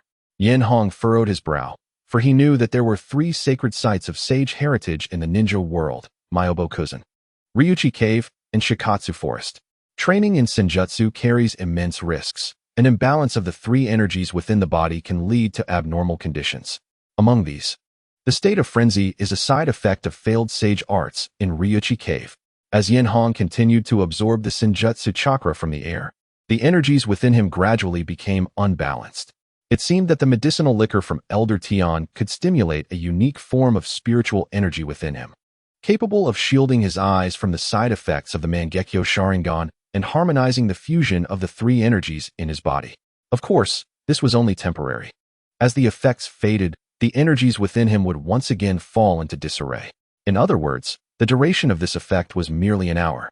This potion is truly powerful, Yenhong mused. Members of the Uchiha clan experience a sudden surge in both chakra and ocular power upon awakening the Mangekyō Sharingan. However, due to backlash, they can only exert about 80% of their true strength in regular combat, and that can't be sustained for long.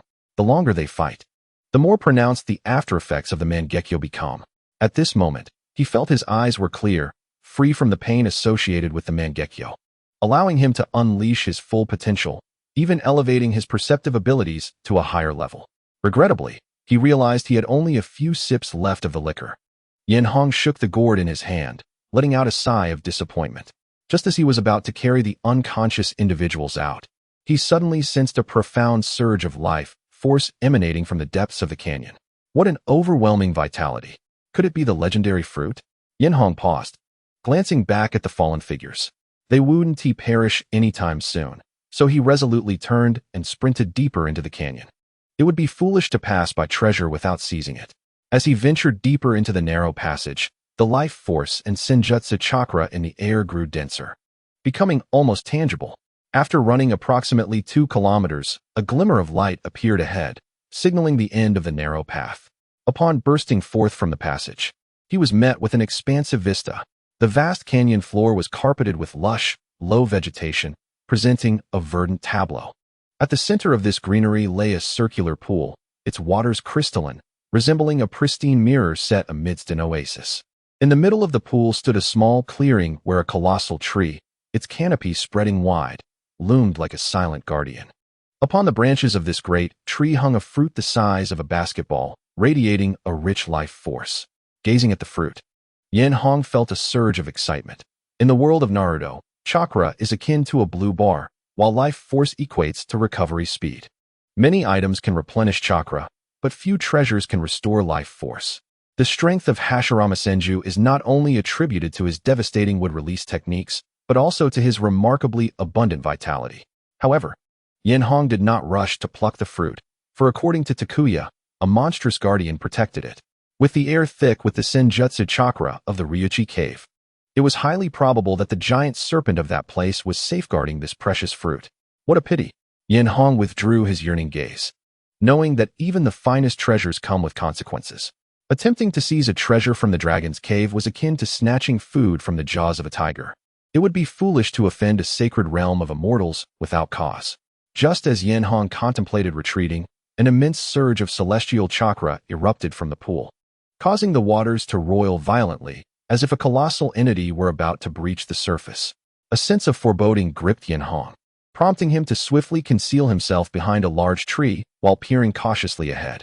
Suddenly, a white spring erupted from the water, revealing a triangular serpent's head the size of a grinding wheel, adorned with 2 dragon-like horns. Its crimson eyes resembled the depths of hell, and its sharply defined black scales glistened ominously under the moonlight, evoking a sense of terror. Beneath the massive serpent's head lay a body as thick as a barrel, its entire form cloaked in armor-like scales. As its upper body emerged from the water, streams of water cascaded down its sides, presenting the image of a world-ending iron behemoth.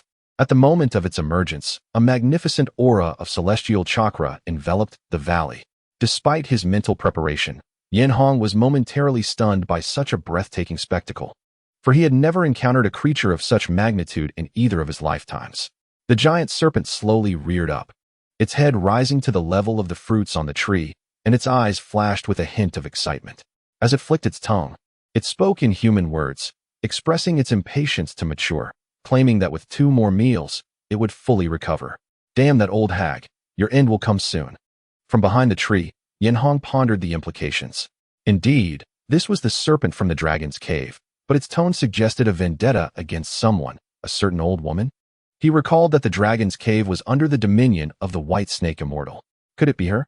Suddenly, a thunderous voice echoed throughout the canyon, and before Enhō could respond, an invisible chakra cannonball hurtled toward his location. With a resounding crash, the tree was obliterated and the ground was torn apart, leaving a deep trench in its wake. The giant serpent's expression shifted as its celestial perception enveloped the canyon, quickly locating the intruder. Enhō, shaken, found himself perched upon another tree, astonished by the serpent's keen awareness. Had he not sensed the danger at the last moment, he would have surely sustained severe injuries. Human? The giant serpent gazed at Enhō from a distance, feeling a sense of apprehension. Though wounded, it could muster only a fraction of its power. To withstand the celestial chakra it emitted, the intruder must either be another serpent from the dragon's cave or a formidable opponent. Little brat, you do not belong here. Depart at once. The giant serpent bellowed, its chakra swirling menacingly, causing Enhō's clothes to flutter. Unperturbed, Enhō brushed off the dust from his attire and replied nonchalantly. Such bravado. Have you neglected your dental hygiene? Well, out of respect for the white snake immortal, I shall overlook this encounter. Farewell. What? You know of the dragon's cave? The giant serpent exclaimed, incredulous. Do I need the old hag's favor? Little brat, do not underestimate serpents. Oh, you know of the dragon's cave? Enhō paused, a glimmer of red igniting in his eyes. If that's the case, then I shall not hold back. In an instant, a tremendous surge of chakra soared into the sky.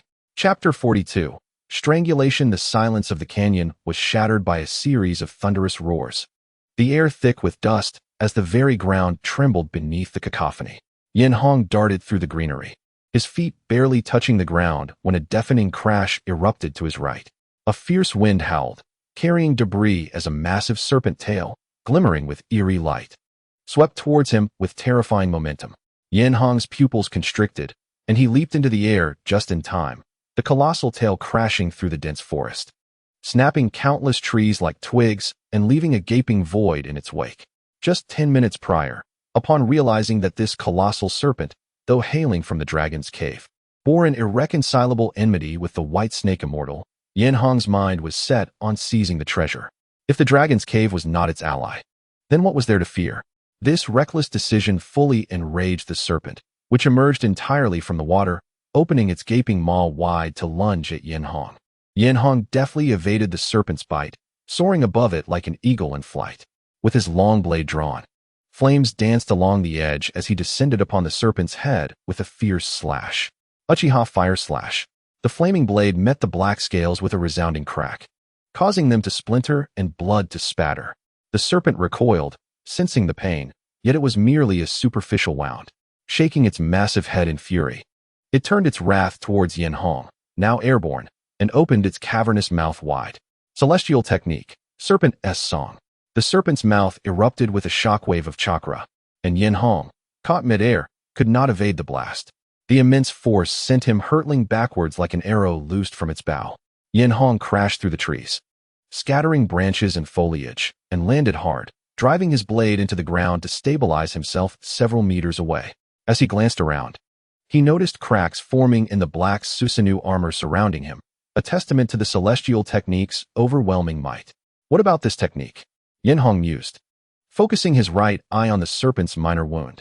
Eye technique, Heavenly Destruction. With a thunderous boom, the serpent's head exploded in a cloud of crimson mist, amplifying its previous injury fivefold. The serpent writhed in agony, emitting a howl of rage. "Curse you, insolent brat. You have enraged me." The serpent howled, rearing back as it began to accumulate a vast reservoir of chakra. "So, you wish to employ celestial techniques? Allow me to show you." This time, Enhō turned his left eye's Mangekyō Sharingan upon the serpent and activated his eye technique. Eye technique, guardian of the spirits. However, before he could fully comprehend the situation, his expression shifted in alarm. Why was there no response? Meanwhile, the giant serpent wasted no time. Its maw opened wide, unleashing a rapid stream of a crimson light dragon, which clutched a black orb at its core, spinning rapidly before erupting in a violent explosion. Celestial technique, white surge. The blinding light and deafening sound overwhelmed Enhō, paralyzing him in place. In an instant, the colossal serpent's tail swept towards him again, crashing into his side with the force of a battering ram, causing a grunt of pain to escape his lips as his face flushed with agony. This time, Enhō was sent flying even farther. A chain of trees flattened in his wake. Coughing up blood, he felt as though his insides had been rearranged, with two ribs snapping under the pressure and a wave of dizziness washing over him. Raising a hand, Enhō activated his right eye's Mangekyō Sharingan once more. Eye technique, heavenly destruction. The wounds on his body immediately diminished fivefold, and all pain swiftly receded to its lowest point. Enhō exhaled softly. Just as he intended to rise once more, the ground beneath him began to tremble violently. With a thunderous roar, a colossal shadow burst forth from the earth, its gaping maw larger than Enhō himself, revealing a deep, dark esophagus. Yet, with his injuries alleviated, Enhō's speed did not falter. He deftly sidestepped to the right. As the massive serpent's jaws snapped shut in vain, its enormous body twisted, and its thick tail swept towards him from behind. However, Enhō was not one to be caught by the same trick twice. Flames of black surged around him, and with a fierce roar, the Yatengu Susanoo manifested. Arms spread wide. With a heavy blow to its chest, it seized the serpent's tail. A thunderous crash echoed as the Susanoo, alongside the serpent's tail, spun a half-circle before forcibly halting the serpent's advance. Enhō roared, pouring every ounce of his ocular power into the Susanoo. The earth beneath him buckled as the entire serpent was lifted, pivoting at its tail, and then executed a cataclysmic over-the-shoulder throw. The entire gorge quaked violently, as countless stones cascaded down the cliffside like rain. Gasping for breath, Enhō felt the effects of the kaleidoscope technique had worn off. Yet the consumption of his ocular power remained tangible. Just as he caught his breath, he felt the serpent's tail tighten in his grip. Before he could release his hold, the serpent's body abruptly coiled around, ensnaring the Susanoo within, and immense force surged from all directions, as if trapped between mountains, squeezing him mercilessly. The celestial technique of the great serpent constricted. The Susanoo emitted a series of piercing cracks under the tightening coils, visible fissures appearing across its armor. Should the Susanoo shatter, Enhō would be crushed by the overwhelming pressure in the blink of an eye. Little brat, perish. The serpent's eyes glinted with malice as it exerted all its might to constrict further, the encircling grip shrinking inch by inch. The Susanoo was already marred with web-like cracks, on the verge of collapse. 1 minute. Enhō's eyes were bloodshot as he commanded the Susanoo to resist the serpent's constriction. The cooldown period of the celestial technique was just 1 minute. He had to endure this span to inflict greater damage on the serpent once more. The serpent, realizing its efforts were futile, twisted its body and retaliated by hurling the Susanoo high into the air before crashing it down violently. The world spun for Enhō as he felt an overwhelming force. Blood seeped from the corner of his mouth, his complexion shifting from crimson to ashen. And in that moment, the Yatengu Susanoo shattered into nothingness, dissolving into a phantom of embers. Little brat, die. The serpent's eyes gleamed with a fleeting satisfaction as it tightened its colossal form. Eye technique, celestial destruction. With a thunderous roar, the gorge resonated with the sound of a massive object striking the ground, and after a prolonged silence, it once again fell into a profound stillness. Chapter 43. Savage Fong. The night breeze swept through the dark valley, stirring echoes of lament. The once tranquil forest floor lay in ruin, as if plowed by unseen forces, leaving a scene of devastation. Beside a large pool, an enormous serpent lay motionless, its body sprawled on the ground, a grotesque wound marring its head. Utterly devoid of strength to struggle. After an indeterminate time, a figure crawled awkwardly from beneath the serpent's bulk, due to the serpent's grievous injuries. The chakra of the celestial arts began to dissipate, and Enhō collapsed onto the ground, utterly drained. Although he bore no significant injuries, fatigue enveloped him as he gazed at the serpent, still shaken. A faint cough broke the silence, and the serpent stirred slightly, its crimson eyes flickering open. If it weren't for my incomplete recovery, how could I possibly lose to a mere child like you? It begrudgingly admitted. Yet the outcome remained unchanged. You have lost. Seeing the serpent incapacitated, Enhō sprawled out on the ground, arms outstretched in resignation. What is your name? You sound like you have a grudge against the White Snake Sage? Little brat, do not presume that just because you have bested me, you can act with impunity. Do you believe I would refrain from using my powers? Before the serpent could finish, Enhō interrupted. Well, it seems we are both exhausted. Why not engage in conversation instead? My name is Uchiha Enhō, and yours? The valley fell silent once more, and Enhō smiled, unfazed. As he contemplated closing his eyes to recuperate, the serpent's rugged voice broke through. Little brat, remember well, I am known as Savage Fang, one of the mightiest beings of the dragon's earth cave. Really? Enhō perked up with interest. What enmity do you hold with the White Snake Sage? Humph. That wretched old crone fears I might surpass her. Savage Fang's eyes glinted with hatred. Merely because I practiced a forbidden celestial technique. She sought to strip me of my chakra. Naturally, I could not allow that, and thus we battled for 3 days and nights, resulting in these grievous wounds. Savage Fang turned its head slightly, gazing at the great tree at the center of the pool. Due to their earlier clash, it had avoided that area, leaving the massive tree unscathed. Afterwards, I discovered this sacred ground. The fruits of that tree contain immense vitality, taking a century to bear a single fruit. After waiting another 100 years, I encountered you, little brat. But tell me, how did you withstand my chakra? Consider it mere fortune. I truly should not have made it here, Enhō replied vaguely, rising to his feet. Shall we strike a bargain? I will not take that fruit, and in return, you teach me your celestial techniques? You wish to learn celestial techniques? Savage Fang scrutinized Enhō. I cannot teach you celestial arts. Our techniques require that old crone to infuse you with natural energy. Ah, I see. In that case, I shall take the fruit, Enhō declared, advancing towards the ancient tree. Wait.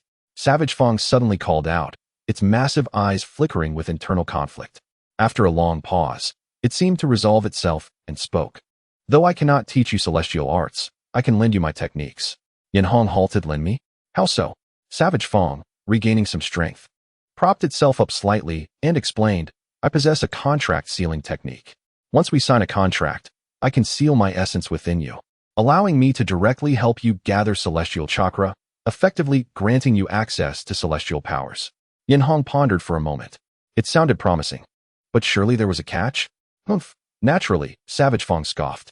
Since it is a contract, you must assist me in seeking treasures that can restore my vitality. Enhō raised an eyebrow, intrigued. Oh, you have such faith that I can find them? Savage Fang raised its head proudly. I do not remain confined to this valley. I possess knowledge of your human world. With the strength of your Uchiha clan, you can certainly find them faster than I could alone. Thus, it is a mutual aid agreement. What do you say? Enhō lowered his head in contemplation. Although merely borrowing the celestial techniques of Kwang Yi did not equate to mastering them, it nonetheless allowed him to wield such powers. From their recent skirmish, it was evident that Kwang Yi's combat prowess was remarkably formidable, likely surpassing that of his elder brother in his prime, even in his weakened state. Without the aid of medicinal wine, Enhō doubted his ability to subdue him.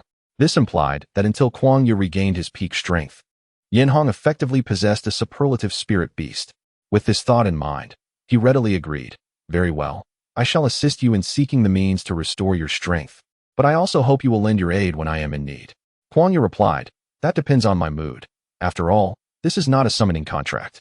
However, should you genuinely assist me in locating treasures, I may be inclined to help you. Of course, should you falter in your efforts, I can part ways at any moment. Enhō nodded in agreement. Kwang Yi gazed into Enhō's eyes and solemnly stated, Humph. My chakra is currently insufficient to perform the sealing technique. I must first consume that fruit. If you are apprehensive, feel free to ignore my words. Without hesitation, Enhō approached the colossal tree by the pond, leapt up, and plucked the fruit, tossing it towards Kwang Yi from a distance. Humph.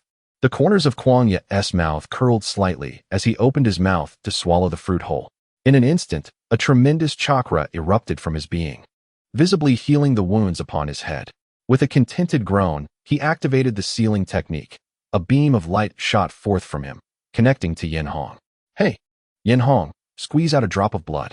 Without hesitation, Yenhong bit his right thumb, allowing a drop of blood to fall onto the light beam. As the contract formed, a multitude of intricate runes appeared on Kwang Ye's body, radiating a brilliant glow. Subsequently, Kwang Ye's massive form transformed into a streak of light, traversing along the beam and entering Yenhong's body. To Yenhong's astonishment, a serpent motif emerged on the back of his right hand. A voice resonated within Yenhong's mind. The contract has been established. I must now digest the life force of that fruit. Please do not disturb me unless necessary. After these words, Kwang Ye fell silent. Yenhong glanced at the design on his hand, realizing that Kwang Ye had bestowed upon him a portion of life force, revitalizing him from his earlier exhaustion. Well, this is rather pleasant. Yenhong nodded in satisfaction, only to suddenly feel a pang of confusion.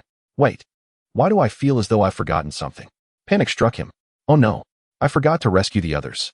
Chapter 44. The final objective. As Yenhong emerged from the gorge, carrying the 4 unconscious individuals, Fukintaku had been anxiously pacing outside, while Zhu Ma and the others appeared eager, clearly waiting for the appointed time to enter and seek him out. Upon seeing Yenhong return with the others, Fukintaku let out a profound sigh of relief and hurried over, assisting Yenhong by taking one of the individuals from his grasp, continuously expressing gratitude. Thank you so much, Lord Yenhong. I truly do not know how to repay you. There is no need for repayment. I have already received adequate rewards within.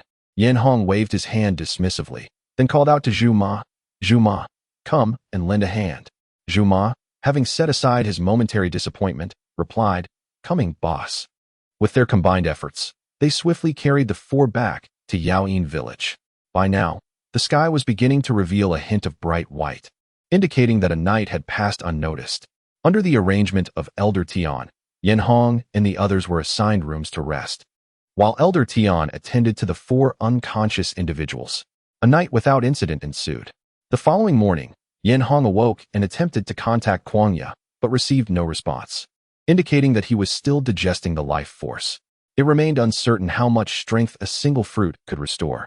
After tidying himself, Yenhong opened his door to find Elder Tian waiting at the threshold, with the 4 individuals he had rescued standing behind him. You've awakened. I did not expect you to truly accomplish it, Elder Tian remarked, his expression calm, yet his eyes brimmed with gratitude. After all, how could he remain unmoved when it concerned his own son? Brother Yenhong, we cannot thank you enough. The 4, led by Tian Yuan, quickly surrounded him, each expressing their heartfelt appreciation. Given that their intake of celestial chakra had not been substantial, they soon regained their strength. At Elder Tian's warm invitation, Yenhong, along with Zhu Ma and the others, shared a meal with him. During the meal, Yenhong expressed his intention to depart. Since Elder Tian is unwilling to leave the mountains, we shall take our leave. Should the opportunity arise, we will certainly return to visit you. Elder Tian did not respond directly. Instead, he inquired with a smile, you must have consumed the medicinal wine from that gourd yesterday. How did it feel? It felt magnificent. Yenhong replied sincerely, I have never felt so invigorated. I owe my gratitude to you for the gift of the medicine. Elder Tian nodded, then pointed to his son and said, in truth, I am not the only one skilled in brewing this medicinal wine. A Yuan has mastered nearly 80 to 90% of my technique. Huh. Tian Yuan, who had been focused on his meal, paused, pointing at himself. Did father call for me? Yenhong squinted, contemplating Elder Tian's implication. Elder Tian sipped his health tonic leisurely, continuing, as for myself, I have grown accustomed to life here. The outside world is fraught with conflict and strife, which I have long since grown weary of. However, a Yuan and the others are still young. It would be a waste for them to remain cooped up in this valley like me. If they are willing, you may take them with you. Oh. Yenhong's eyes brightened with this unexpected turn of events, and he quickly expressed his gratitude. Thank you, Elder Tian, for your assistance. Do not mention it. If they choose not to go, you cannot compel them, Elder Tian replied. Yenhong solemnly assured him, rest assured, regardless of how many wish to accompany me, I will treat them as my kin. Elder Tian smiled contentedly, stating, your words are more than sufficient. After the meal, Elder Tian gathered all the villagers. allowing Yin Hong to personally present his request for their cooperation, permitting them to make their own choices. Due to Yin Hong's assistance the previous night, the villagers of Yao Yin held a favorable impression of him. Moreover, not everyone desired to spend their entire lives in the village. Soon, a dozen young individuals expressed their willingness to accompany him back to Yin Yin village, including the 4 he had rescued the day before. They will be entrusted to you. Should you need assistance, you can always come back to Yao Yin village to seek me, Elder Tian said at the village entrance, bidding farewell. Yin Hong smiled gently in response. Rest assured, Elder Tian, we may soon meet again. Oh, I wonder. Elder Tian pondered. You are not suggesting. Yin Hong did not answer. Instead, he turned to Zhu Ma and instructed, Zhu Ma, you and the others will escort everyone from Yao Yin village back to Yin Yin village. I shall proceed alone to the residence of the Mitsuki clan. Hoping they have not yet aligned with Konoha. Boss, are you going alone? Do you not need our help? Considering my connections with the Mitsuki clan, I should not encounter any complications. Besides, Yin Hong shook the gourd. I am now free to act without restraint. A second-rate clan poses no threat to me. Zhu Ma's disappointment was palpable as she muttered, just wait. After we return, there will surely be an opportunity for you to intervene, and it shouldn't be long. You said the same last time, boss, Zhu Ma grumbled softly, ultimately conceding. Thus, the two parties parted ways, with Zhu Ma and her kin escorting the people of Yao Yin village back to Yin Yin village, while Yin Hong ventured alone toward the ultimate destination of this mission, the land of the Fire Country, the domain of the Uzumaki clan. The Uzumaki clan's territory was nestled within a forest where dappled sunlight cascaded over the dwellings, and the surroundings were enveloped in lush greenery, resembling a natural verdant barrier. In the central pavilion, a venerable elder with a head of white hair was quietly engrossed in writing. Despite his snow-white hair and beard, he exuded vitality, with deep, luminous eyes akin to a sharp sword, piercing through the illusions of the world. Suddenly, a series of footsteps approached, disrupting the serene atmosphere. A middle-aged man hurriedly jogged toward the elder, but upon seeing him, instinctively slowed his pace, coming to a gentle halt beside him, quietly observing the elder's calligraphy. After a considerable time, the elder finally completed his final stroke, nodding in satisfaction before inquiring, Ari, what is it? The man named Ari promptly responded, it's nothing significant. Konoha village has invited us to join them again, and this marks their 3rd request. What do you think? The elder rose from his seat, radiating a restrained yet commanding presence. Have you gathered information on the one who killed Sarutobi Sasuke? Yes, I have, Ari hesitated, but I believe seeking revenge may prove challenging. Sasuke was our benefactor. How can we neglect to repay his kindness? Regardless of the adversary's background, the Uzumaki clan shall pursue him relentlessly. The elder's expression darkened with righteous indignation. Speak. Who is it? Ari sighed, reluctantly revealing, according to reliable sources. The perpetrator named Uchiha Enhō is also the 3rd heir of the Uchiha clan. Chapter 45. The Uzumaki clan. Look here, fresh takoyaki. Candied hawthorn. Beautiful and delicious candied hawthorn. In Akita town, a small settlement less than 5 kilometers from the Uzumaki clan, the sun bathed the central street in a golden glow. Early in the morning, vendors on both sides of the street began energetically hawking their wares, creating a lively scene. Yin Hong, clad in a fitted black robe, surveyed the shops, bearing traces of fatigue from days of travel. Stepping once more onto the soil of the Fire Country, it would be disingenuous to claim he felt nothing. However, the multitude of emotions within him ultimately transformed into motivation for his journey. From his reconnaissance the previous day, Yin Hong had learned that the Uzumaki clan had yet to align with Konoha village, so his arrival was timely. Strolling leisurely down the street, he sought a place to dine, intending to satisfy his hunger before visiting the Uzumaki clan. As he passed through the town center, a sign caught his eye. Rubbing his eyes to confirm he was not mistaken, he murmured in surprise, Ichiraku ramen? Noticing someone gazing in his direction, a man dressed in common attire lifted the curtain of the ramen shop and called out, Hey there, would you like a steaming bowl of ramen? Yin Hong glanced again at the sign before entering the shop, casually selecting a seat. Well then, I'll have a bowl of tonkatsu ramen. Absolutely, please hold on. Since it was still early, Yin Hong was the only patron in the shop. The owner, while kneading the dough, stole a glance at Yin Hong. Is this your first time in Akita town? What a coincidence. Oh, how so? Haha, in just a few days, I'll be relocating to another place. If you came a bit later, you would have missed out on my ramen. Yin Hong's eyes widened with curiosity. You're not heading to Konoha village, are you? Oh, you know of Konoha village? The man paused, but continued his work, surprised that the patron had guessed correctly. Though it is a ninja village, it has developed quite well. I'm getting older, and I simply wish to find a stable place to retire. Here's your ramen. As the fragrant bowl of ramen was placed before him, Yin Hong felt his appetite surge. He picked up his chopsticks and took a sip of the broth. Oh, delicious. While he had no knowledge of the taste of Ichiraku ramen in later times, at that moment, he was thoroughly captivated by the dish, diving into it with fervor. Take your time, please, the owner chuckled, delighted that his creation was enjoyed. If you like it, you can find me in Konoha village next time. Yin Hong quickly polished off the bowl, letting out a satisfied sigh. He placed the payment on the table and sincerely remarked, "This ramen is indeed exceptional. It will surely be a highlight in Konoha village. If the opportunity arises, I shall return." Ha ha, I appreciate your kind words. Yin Hong nodded, lifted the curtain of the ramen shop, and stepped outside. After glancing back at the sign, he continued toward the edge of the town. Beyond Akita town lay a dense forest. Yin Hong treaded through the trees, uncertain of the Uzumaki clan's precise location, and could only search amidst the thicket. Nonetheless, wherever there were people, traces would remain. Tracking them was a fundamental skill for a ninja. Swish, swish, swish, leaves rustled in the forest as Yin Hong swiftly maneuvered along the trunks, when suddenly, he sensed movement behind him. Turning to look, he discovered two figures closely following him. Upon noticing Yin Hong's gaze, the two immediately called out, "This is the territory of the Uzumaki clan." "Who goes there?" "The Uzumaki clan." Upon seeing their long purple hair, Yin Hong confirmed their identity. It was a matter of genetic inheritance. Just as the Uzumaki clan had red hair, the Uchiha clan had black hair, and the Uzumaki clan had purple hair. Unless one parent was from another clan, a change in hair color was unlikely. Realizing this, Yin Hong promptly landed and came to a halt, creating a long groove in the soft forest floor, then declared, "I am Yin Hong, here to visit the Uzumaki clan and discuss important matters with your leader." Upon Yin Hong's stop, the two figures likewise descended to a nearby tree, observing him from above. They exchanged glances, revealing their mutual confusion, clearly unfamiliar with him.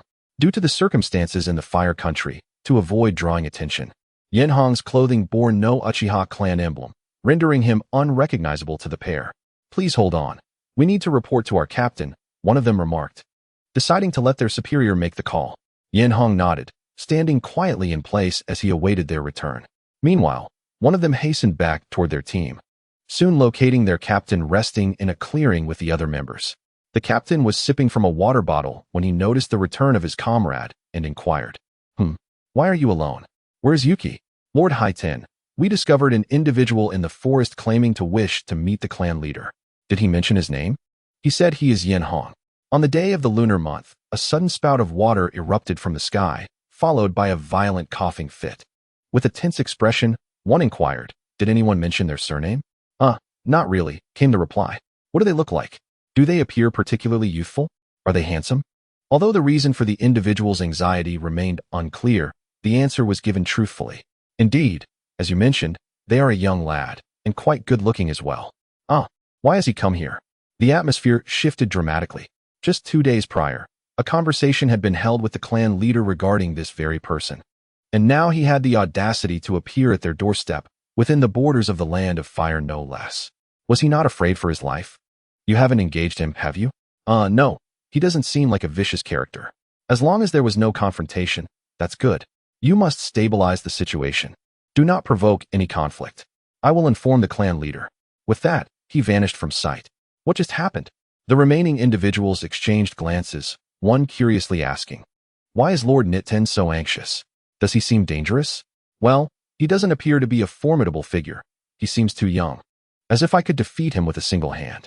"Oh, let us go see. He is probably a descendant of some prominent family." Thus, Yin Hong waited patiently, only to soon find himself surrounded by a multitude of people who neither spoke nor attempted to chase him away, instead observing him with intrigue. "What did your captain say?" "Please hold on a moment. Our captain has gone to consult the clan leader." "Consult the clan leader?" Yin Hong furrowed his brow slightly, realizing his identity had likely been recognized. After waiting for approximately 15 minutes, Nitten hurriedly returned, and upon seeing Yin Hong, courteously stated, "You must be Lord Yin Hong." I sincerely apologize for keeping you waiting. Please, follow me. Our clan leader requests your presence. Yenhong, detecting a hint of unease in Nitten's eyes, chose not to comment and walked purposefully with them towards the clan's territory. Chapter 46. The Bet within the lush forest, a group moved through the trees. Nitten led the way, occasionally turning back to converse with Yenhong. I neglected to introduce myself earlier. I am Nitten of the Umetsuki clan. May I inquire what brings you to our clan? Though Yenhong followed Nitten, he remained alert, maintaining a facade of calmness. Your esteemed family in the Land of Fire must have received invitations from Konoha, correct? Nitten paused, a flicker of understanding crossing his mind. He continued the conversation normally. Indeed, Konoha has extended invitations to us multiple times. However, in the past, we have had our share of conflicts with other clans. Joining Konoha would mean setting aside old grievances, which some of our clan members might find difficult to accept. Yenhong nodded, recognizing the logic in his words. Nitten glanced at him, tentatively asking, "Is your inquiry related to this matter? Let us wait until we meet your clan leader to discuss further." After a while, they arrived at the Umetsuki clan's territory, which was encircled by towering trees, yet spacious. The layout of the clan's grounds was orderly, reflecting the family's heritage. Once inside, Nitten dismissed his subordinates and led Yenhong to a spacious reception room, personally pouring him a cup of fragrant tea. "Please, take a moment. Our clan leader will arrive shortly." "Very well." Yenhong nodded, taking a delicate sip of the tea, savoring its delightful flavor. "This is excellent tea. I'm glad you enjoy it," Nitten replied, promptly refilling the cup. "Lord Yenhong, I have long admired your reputation. Are you satisfied with our hospitality?" At that moment, a robust voice resonated from the entrance. Turning to look, they beheld an elderly man with a head of white hair striding confidently towards them. Despite his advanced age, he showed no signs of frailty. Nitten immediately introduced, "Lord Yenhong, this is our clan leader, Lord Dijian Umetsuki. I shall leave you to converse." Yenhong set down his teacup in acknowledgement. "You, esteemed elder, are remarkably vigorous." Dijian Umetsuki did not respond immediately, taking a seat with authority, downing the tea before locking eyes with Yenhong. "Are you here representing yourself or the Uchiha clan?" It appeared the elder had already formed his own conclusions. Yenhong, recognizing the directness of the inquiry, responded candidly, to be forthright. "I have come on behalf of the Uchiha clan to extend an invitation for the Umetsuki clan to join our village, in. Dijian Umetsuki did not immediately reply, instead fiddling with the teacup in his hands, his tone somber and inscrutable. "Let us set aside the matter of joining the village for now. I wish to ask you something first." Yenhong raised his hand. "Please, go ahead, esteemed elder. Was it you who killed Sarutobi Sasuke?" Yenhong paused momentarily before nodding. "Indeed, it was I." In an instant, a piercing sound sliced through the air as a teacup flew towards Yenhong, propelled by an unseen force. In response to the sudden attack, Yenhong raised his hand and grasped the air, halting the teacup mid-flight, not a drop of liquid spilling. The immense force contained within dissipated as if it had never existed. "Truly, the one who has slain Sasuke possesses commendable skill," Dijian Umetsuki remarked, rising from his seat, a fierce chakra emanating from him, his voice laden with malice. "Do you understand that Sarutobi Sasuke held a debt of gratitude towards our clan? Your act of killing him makes you our enemy. We have always repaid our grudges, and while you might find refuge in NN, how dare you come here to seek your own demise?" His booming voice echoed throughout the reception room, while outside, a cacophony of footsteps approached. Yenhong glanced up to see Nitten returning with a large group of clansmen, surrounding the entire room, each armed and poised for action. Surveying the situation, Yenhong, undaunted despite being encircled, remained seated, gently placing the teacup that had been aimed at him upon the table. "Esteemed elder, there is no need for haste in seeking vengeance. Perhaps you should consider this first?" With a wave of his hand, a jade pendant soared towards Dijian Umetsuki. The elder merely scoffed, catching the pendant with ease. Upon examining it, his expression shifted to one of complexity. The jade pendant, a token of the bond between Sarutobi Sasuke and the Umetsuki clan, had naturally found its way into Yenhong's possession. However, Yenhong understood the significance of the pendant, and by presenting it, he implied that Sasuke had entrusted him with a message, perhaps even a plea for the Umetsuki clan to repay their kindness towards him. But why? Dijian Umetsuki pondered, utterly perplexed. He could only inquire, why would he entrust this pendant to you? Yenhong shrugged nonchalantly, who knows? perhaps sensing the promising future of our Yenin village. I hope you can seize this opportunity. After all, I hold no deep-seated grudge against him. It is merely a matter of differing positions. Thus, esteemed elder, there is no need for us to stand on such tense ground. Mitsuki Tokumyan tightly grasped the jade pendant in his hand. Indeed, from a rational standpoint, since those involved have expressed their desire not to seek vengeance on his behalf, the feud must be considered resolved, and he should graciously join Yenin village instead. However, such a course of action could render the Mitsuki clan's goodwill rather trivial, akin to a mere commodity that can be easily exchanged, devoid of any prestige. Yenhong did not hasten the conversation, calmly sipping his tea, a slight frown indicating it had grown lukewarm. The clan's people gathered at the entrance remained bewildered, utterly confused about the situation. Were they to continue the confrontation? After a long pause, Mitsuki Tokumyan finally lowered his arm, still clutching the jade pendant. His piercing gaze fixed on Yenhong. He spoke deliberately. Though you possess the jade pendant, rendering the grudge non-existent, we cannot simply submit without challenge. Shall we wager instead? Yenhong raised an eyebrow. Please, go on, esteemed elder.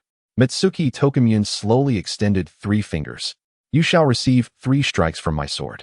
If you can withstand them, my clan will immediately join Yenin village.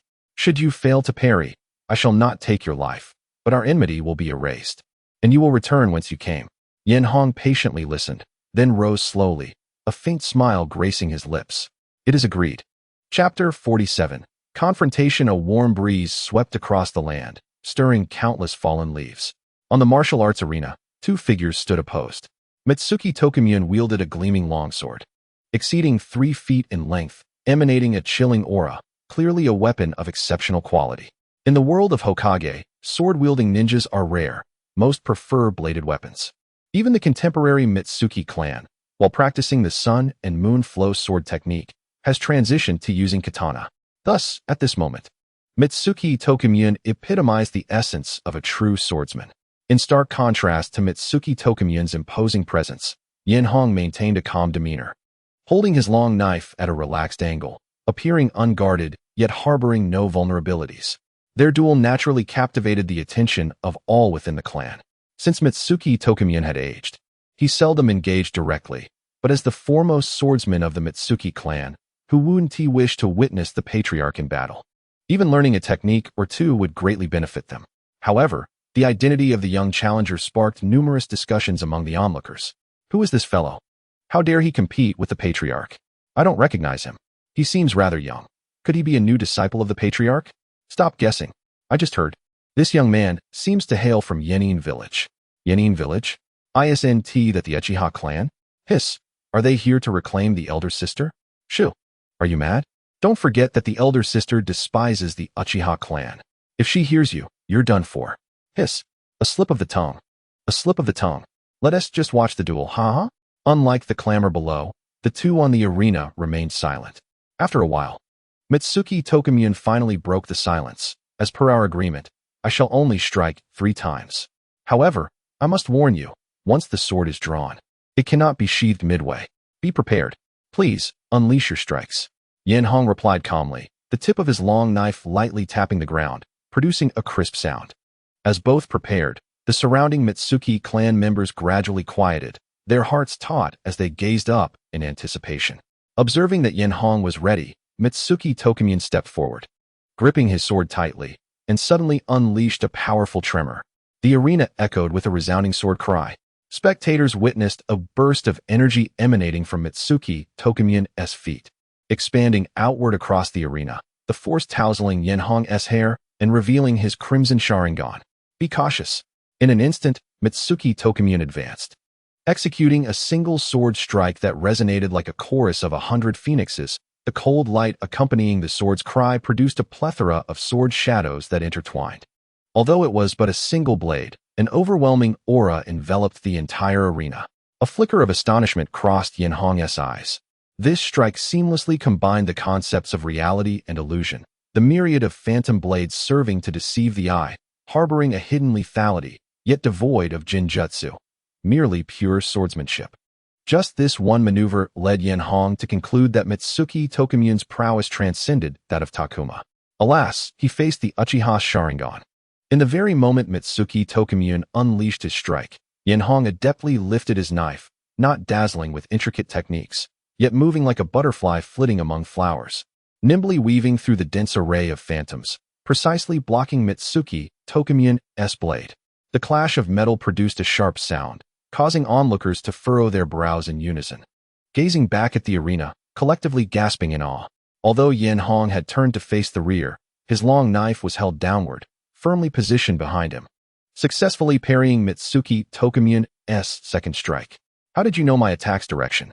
Mitsuki Tokumyun retracted his sword, disbelief etched across his features. This strike had been concealed within Yenhong's blind spot. He should not have been able to perceive it.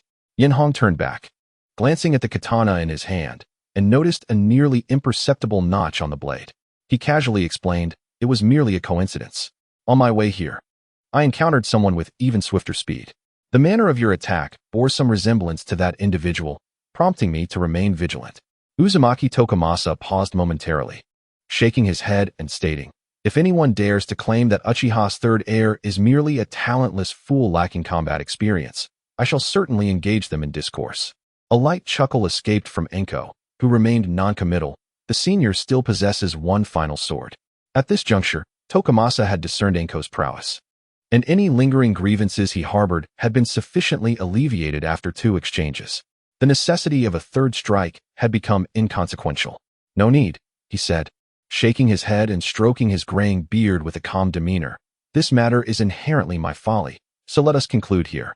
However, Enhō resolutely declined, casting a glance over the onlookers below, noticing a glimmer of reverence in their gazes.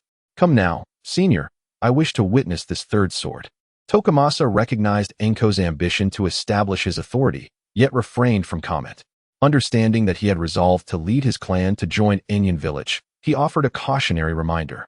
"My final strike is also my most formidable. Once unleashed, it cannot be retracted. Are you certain you wish to proceed?" Enhō nodded with composure. "Let it come." With a light chuckle, Tokumasa suddenly withdrew his aura entirely, transforming into a singular, focused entity, as though he had become a blade melded with his 3-foot sword. "Everyone, take 5 steps back." Below the stage, Uzumaki Hiyori, witnessing this scene, felt beads of cold sweat form on his brow. He hastily urged the crowd to retreat, muttering anxiously, "Calm down, elder. Surely, you won't resort to such an extreme measure. If you were to truly harm him, our clan could face dire consequences." On stage, Enhō narrowed his eyes slightly, sensing an unsettling shift. His countenance grew serious for the first time as he positioned himself defensively. Suddenly, the atmosphere grew still. All eyes fixated on the 2 figures until a gentle breeze swept through. In a flash, as if propelled by the wind, Tokumasa surged forth. His speed markedly diminished compared to the previous strike. Yet, with remarkable simplicity, he extended his hand to execute this final sword. This unadorned strike, devoid of ostentation, shattered the sleeve of his robe upon its ascent, as countless sword energies coalesced into a single line, completely locking onto Enhō's form. Though the speed was unremarkable, evasion was impossible. Moonshadow sword art, breaking the heavens. By the heavens, Enhō's expression shifted drastically. Such an ostensibly mundane sword bore an overwhelmingly perilous aura. His Sharingan instinctively morphed into a kaleidoscopic pattern as he raised his katana to meet the oncoming force. Clang! In that instant, as the long blade met the sword's edge, a fierce explosion of sword energy erupted. The sword intent roared like a dragon, and half of the martial stage was obliterated by the rampaging energy, sending shards flying into the crowd, eliciting gasps of astonishment. The spectators were left in awe by this astonishing display. The entire square was engulfed in a tempest of sword energy that lingered endlessly. This was the Uchiha clan leader's most powerful trio of strikes. The first, a union of illusion and reality that baffled the eye. The second, a speed so extreme it evaded perception. And the third, a visible force that could not be blocked. After the 3 strikes, Tokumasa stood upon the stage, his presence diminished significantly, the sword in his hand trembling slightly. The arena fell into a hushed silence, every gaze instinctively shifting towards Enhō, who had seemingly vanished, leaving behind a desolate ruin. "Quick, save him!" Hiyori exclaimed, panic-stricken, rushing towards the wreckage. Yet halfway there, faint stirring sounds emerged from beneath the debris, and soon a figure emerged. Such a domineering strike. Enhō stood, his upper garments obliterated, revealing a robust physique. The long blade in his hand was reduced to its hilt, a sight of utter disarray, yet he bore not a single wound. A flicker of astonishment crossed Tokumasa's eyes. He had anticipated Enhō might withstand the blow, but to emerge unscathed was beyond even his expectations. How did you accomplish that? Enhō rose from the rubble, brushing off the dust, and did not directly answer Tokumasa's query. Your final strike has indeed broadened my horizons. However, can I now claim victory in our wager? I am thoroughly convinced. Indeed, Tokumasa replied sincerely, from this moment forth, our Uzumaki clan shall officially join the Uchiha clan. However, the migration will require time. I understand. Enhō nodded. Thus, we shall impose upon your hospitality for a few days, but please expedite the process, as we are within the land of fire. Understood. Tokumasa turned to Hiyori. Hiyori, go assist in preparing a room. Yes, Lord Enhō, please follow me. I shall arrange a place for you to rest. Hiyori, still incredulous, stepped forward to lead Enhō away. As they departed the martial arena, a murmur of discussion arose behind them. How was he unscathed? How did he manage that? Incredible. If it were me, I would have been reduced to nothing. Truly, the Uchiha clan is formidable. But how did they ever lose to the Senju clan? Amidst the chorus of astonished remarks, Enhō's mind echoed with a series of disgruntled complaints. Hey, Enhō, do you not realize I am currently occupied absorbing life energy? Your dark chakra form is not an impenetrable shield. What a bother. Had it not been for my sage arts, you would have certainly been in a world of hurt just now. Enhō retorted internally, oh, come now, don't be upset. Who could have anticipated such a sudden move? I admit, I was overconfident and caught off guard, though I had another technique in reserve, albeit I am not yet proficient with it, hence my reliance on you. Wait, what did you call me? Do you dare to provoke me? Calm down. It feels rather odd to refer to you as Wild Fawn. You may address me as Lord Wild Fawn. Very well, dear Wild Fawn. I shall surely devour you. Once all arrangements were made, Hiyori returned to Tokumasa's residence to report. Seeing Tokumasa reclining on the bed in a weakened state, Hiyori inquired, Clan leader, are you unwell? Tokumasa waved his hand, I am fine. It is merely the toll of today's exertions. I am, after all, aging and cannot compare to your youth. By the way, are the arrangements complete? Yes. They are in order. Hiyori hesitated, casting a furtive glance at the clan leader before finally voicing, Clan leader, are we truly to join Union Village? Tokumasa shifted his posture slowly, then spoke with deliberation, Hiyori, do you know why I chose not to ally with Konoha? They appear far superior to Union Village at present. Is it because Konoha harbors our enemies? Huh. Tokumasa chuckled, shaking his head. A spark of insight gleamed in his eyes. In this world, there are no eternal enemies. What we perceive as enmity is merely a disparity in the distribution of interests. Konoha may be splendid, yet its abundance of outstanding clans renders our presence merely an embellishment. Our absence would neither diminish nor enhance their standing. Under such circumstances, our modest clan shall inevitably be forgotten in the shadows. But Yanin Village is different. The Uchiha clan has sent Yenhong to seek us out from a great distance, indicating their pressing need for manpower. We have thus become a timely assistance, and as long as we do not make any significant mistakes, we will undoubtedly secure our place. Today, he intends to establish his authority by challenging me with 3 blades. Yet I too wish to demonstrate our worth before him. On the day of the moon, Ri-Tion suddenly came to a realization, wearing a humble expression of enlightenment. Moreover, there is one crucial point to consider. Suddenly, Mugetsu spoke earnestly, stating that Konoha, or rather, the Senju clan, lacks a certain ambition. They are excellent stewards of the status quo, yet they harbor no desire for expansion. Should their strength falter one day, they would surely be besieged by many. In contrast, the Uchiha clan possesses an insatiable yearning, which is a double-edged sword. It could lead to soaring heights or catastrophic downfall. Nevertheless, I am willing to take a gamble. Just as I did today. I suppose I cannot consider it a loss, can I? Ha ha. Ri-Tion also chuckled lightly, surprised that the clan leader had already devised everything. However, he suddenly recalled something, his expression tense as he said, by the way, clan leader, if we join Yanin Village, what will happen to that girl? She harbors a strong aversion to the Uchiha clan, and I fear she may. Mugetsu's countenance shifted slightly. After a moment of contemplation, he replied, that is indeed troubling. If she becomes angry, even I cannot restrain her. Alas, we shall leave it to that lad Yenhong. It is their family matter, after all. I recall her task should be concluding soon, and she ought to return to the village tonight. A foreboding feeling suddenly welled up within Ritian, and he chuckled nervously, hoping nothing would go awry. Chapter 49. The mysterious woman. The moonlight flowed like water, tranquil and silent, save for the rustling leaves stirred by the night breeze. Outside the territory of the Mugetsu clan in the Land of Fire, two members of the clan, tasked with the night watch, were idly conversing. Naturally, their topic revolved around the events of the day, which they had yet to fully digest. One remarked nostalgically, "I never imagined we would join Yanin village. It feels strange to leave the Land of Fire." His companion, however, shrugged indifferently, saying, "What is there to be reluctant about? Wherever we reside is still a place to live. To be honest, I prefer Yanin village over Konoha, especially since the Akama clan has also joined Konoha. They annoy me. Enough of those bothersome thoughts.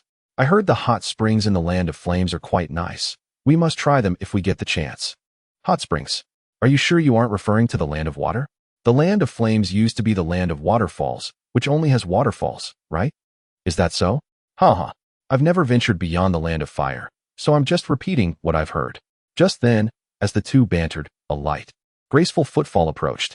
They immediately ceased their chatter and cautiously peered into the moonlit woods. Once they discerned the identity of the newcomer, they exhaled in relief. "The elder sister has returned. Welcome back from your arduous task." The night breeze tousled the woman's flowing purple hair as she emerged, her graceful figure cloaked in a long green robe. Her beautiful visage bore a hint of fortitude, and at her side hung a 3-foot-long blade. She acknowledged their enthusiastic greeting with a slight nod, then spoke with a mature and gentle voice, imbued with an ethereal quality. "What were you discussing about Yanin village?" The soothing timbre momentarily rendered the two guards speechless, exchanging glances that conveyed a tinge of awkwardness. Finally, one of them stammered, There have been some significant happenings in the clan recently, but we're not entirely clear on the details. Perhaps you should inquire with the clan leader." The woman furrowed her brow but chose not to press further, brushing past them as she entered the clan's territory. Once she departed, the two guards exhaled in relief. "The elder sister's aura seems increasingly formidable. Let us not discuss it. I fear she might still hear us. Let us focus on our night watch." Within the clan territory, Ritian was spreading out his bedding in preparation for sleep when he suddenly felt a chill at his back. Whirling around, he was startled to find someone had silently appeared behind him, akin to a spectral figure cloaked in darkness. "Ah!" Ritian gasped, taken aback, his voice faltering. "When did you return? Why are you here in my room? It's quite frightening, you know." The woman cast a fleeting glance at him, directly addressing him. "I overheard A.E. and the others mention that significant events have transpired in the village. What is it? Shouldn't you be asking the clan leader? The clan leader is elderly and should be resting. Hence, I came to find you." Ritian sighed inwardly, realizing the inevitable had come. "But let me clarify first. Once you hear this, do not act rashly, as the clan leader has already made a decision." The woman continued to gaze at him in silence. "Well, today, a person named Uchiha Enhō from Yanin village came. You should know him. He is the brother of Uchiha Madara. He discussed with the clan leader about our Mugetsu clan joining Yanin village. Ultimately, the conclusion reached was that we agreed to join." Ritian rushed through his explanation, then closed his eyes, fearing the woman's impending wrath. After a prolonged silence, he cautiously opened his eyes, only to see the woman turning away to leave without a word. "Hey, where are you going?" Ritian called out anxiously. "To find someone and ask a few questions. Don't act recklessly. This concerns the fate of our entire clan." The woman remained silent and quickly vanished into the night. "This won't do. I must find the clan leader." Ritian felt his drowsiness dissipate entirely as he hurriedly dashed outside. The night had deepened, and a flickering candlelight danced in the guest room window. Having completed his mission, Enhō finally relaxed, now engrossed in a scroll of ninjutsu. Previously, Enhō had led the Bloodpool clan to seize 6 ninjutsu scrolls from the Senju clan's territory, 2 of which were the Corpse Demon Binding Technique and the 4 Red Yang Formation, gifted by the Uzumaki clan to the Senju clan. The remaining techniques were inventions of Senju Tobirama, including the Shadow Clone Technique, Flying Thunder God Technique, and Advanced Water Release Technique, Water Disruption Wave. Regrettably, it seemed that Tobirama had yet to develop the Edo Tensei technique. Otherwise, he would not overlook such a powerful S-rank ninjutsu. The Corpse Demon Binding Technique requires one's own soul as a sacrifice to commune with the Shinigami, sealing the enemy's soul. Is there a way to bypass using one's own soul? Enhō pondered, recalling that Orochimaru had exploited a loophole in this Shinigami ritual. He ruminated deeply, but alas, his talent did not lie in the invention of ninjutsu. It was akin to solving a mathematical problem, although he knew the answer in advance. He could not deduce the process backward, leaving him no choice but to set aside the scroll in frustration. Sigh, I wonder how Tobirama's mind works. It's a pity Orochimaru hasn't been born yet. Otherwise, he would be an ideal collaborator for a time traveler, Yenhong mused quietly to himself. Seeing that it was getting late, he resolved to take a brief rest. The gentle breeze brushed against the window pane, causing Yenhong to pause in his movements. He lifted his gaze, catching sight of a figure wearing a white mask outside the window. How mysterious. Yenhong shook his head and turned to open the door. Stepping forward to stand 10 paces away from the figure, surveying her closely. It was a woman. He then inquired, "Is there a matter that brings you to seek me at this late hour?" A celestial voice resonated, revealing you as Uchiha Enhō. Being a prominent figure of the Uchiha clan, do you know Uchiha Chinyan? Yenhong's brows knitted slightly. Did the clan leader send you? The woman gently shook her head, asserting that it was a personal matter, unrelated to the clan. Yenhong glanced at the woman's flowing purple hair and replied nonchalantly, "Since this is a private affair, I have nothing to divulge. If there is nothing further, I must ask you to take your leave." The woman paused momentarily before raising her head, apologizing, "I'm sorry, this is of great importance to me." Yenhong's eyes flared with crimson light in an instant, and he stepped back, astonished by the masked woman before him. This sensation, it's an illusion. Such formidable mental prowess. Surprised, the woman exclaimed softly, not anticipating that Yenhong could withstand her genjutsu. "I must say, dear lady, how audacious of you to employ illusions against a member of the Uchiha clan." Yenhong scoffed, "While I am unaware of your intentions, I am inclined to subdue you and inquire what the Uzumaki clan means by this." "I have stated that this matter is unrelated to the clan," she retorted coolly. Under the pale moonlight, a palpable tension hung in the air, thick with the scent of gunpowder. Chapter 50. The Sharingan beneath the moonlight, crystalline and cold, illuminated the earth, imparting an air of solemn mystery to the tranquil night. Beneath the obsidian sky, Yenhong's gaze remained fixed on the enigmatic woman before him. He could not fathom how the Uzumaki clan leader could be unaware of this situation, leaving him uncertain about her motives, whether she was simply retracting her stance or if there were deeper secrets at play. The answers lay in subduing the woman before him. Instinctively, Yenhong's right hand moved toward his waist, only to find it empty, recalling that his blade had been rendered useless in the day's duel. With no other recourse, he retrieved a shuriken from his back pouch. The mysterious woman stood poised, her weapon raised, observing Yenhong's every maneuver. Suddenly, Yenhong propelled himself forward. A phantom in the night, and in the blink of an eye, he stood before the woman, thrusting the shuriken forward with unyielding resolve. In that very moment, the woman's blade flashed like a shooting star as she gracefully evaded Yenhong's attack, her movements fluid and precise. The clash of steel rang out, echoing like raindrops on a tranquil surface. Yenhong felt as though his full force had struck nothing but a wisp of paper, devoid of any resistance. The woman expertly utilized the momentum to create distance, her grace akin to a dancer's. Yenhong pursued relentlessly, his shuriken darting like a swarm of bees, delivering dozens of strikes within seconds. Yet, the woman parried each one with the elegance of a butterfly, her defense impeccable and unwavering. Sparks flew as metal met metal, illuminating the darkness around them. In the distance, two figures observed the unfolding battle. Uzumaki Ise furrowed his brow, anxiety etched upon his face. "Clan leader, shall we intervene?" he inquired. Uzumaki Dejin, aged and weary from the earlier contest, sighed in resignation. "Let them fight. Although this girl often appears gentle, she harbors a tempest within. It is better for her to vent it. Besides, they are both skilled enough to avoid any grave danger." As they conversed, Yenhong and the woman had exchanged nearly 100 blows. Just as Yenhong prepared to strike once more, the woman pivoted, evading the shuriken, and launched herself into the air, her weapon poised for a downward strike at Yenhong's right shoulder.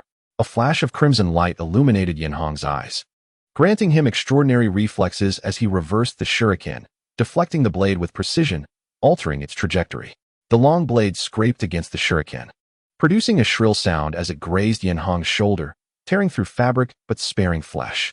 The woman, unable to adapt in time, suddenly found her wrist seized by Yenhong's left hand. In a swift motion, Yenhong twisted her wrist, attempting to disarm her. To his astonishment, the woman maintained her grip on the hilt, her body twisting in conjunction with his movement, delivering a swift kick to his shoulder. Caught off guard, Enhō barely managed to retreat, feeling as though he had been struck by a whip, sliding backward, leaving dark imprints on the ground. He massaged his tingling arm, sensing an unusual quality about his opponent, though he could not discern what it was. Before he could ponder further, the woman launched a counterattack, her attire billowing like a spirit beneath the moon, beautiful yet deadly. Moonshadow blade dance. In an instant, Enhō was enveloped in a flurry of blades, each strike tangible and imbued with speed unlike the earlier duels. With his Sharingan rotating into a kaleidoscopic form, he retreated rapidly, wielding his shuriken desperately to defend himself. The familiar scene replayed, yet the roles had reversed. The Uzumaki clan concealed such a formidable warrior. Enhō's heart raced, recognizing the peril he faced. A fierce determination ignited within him. He could not allow himself to be defeated.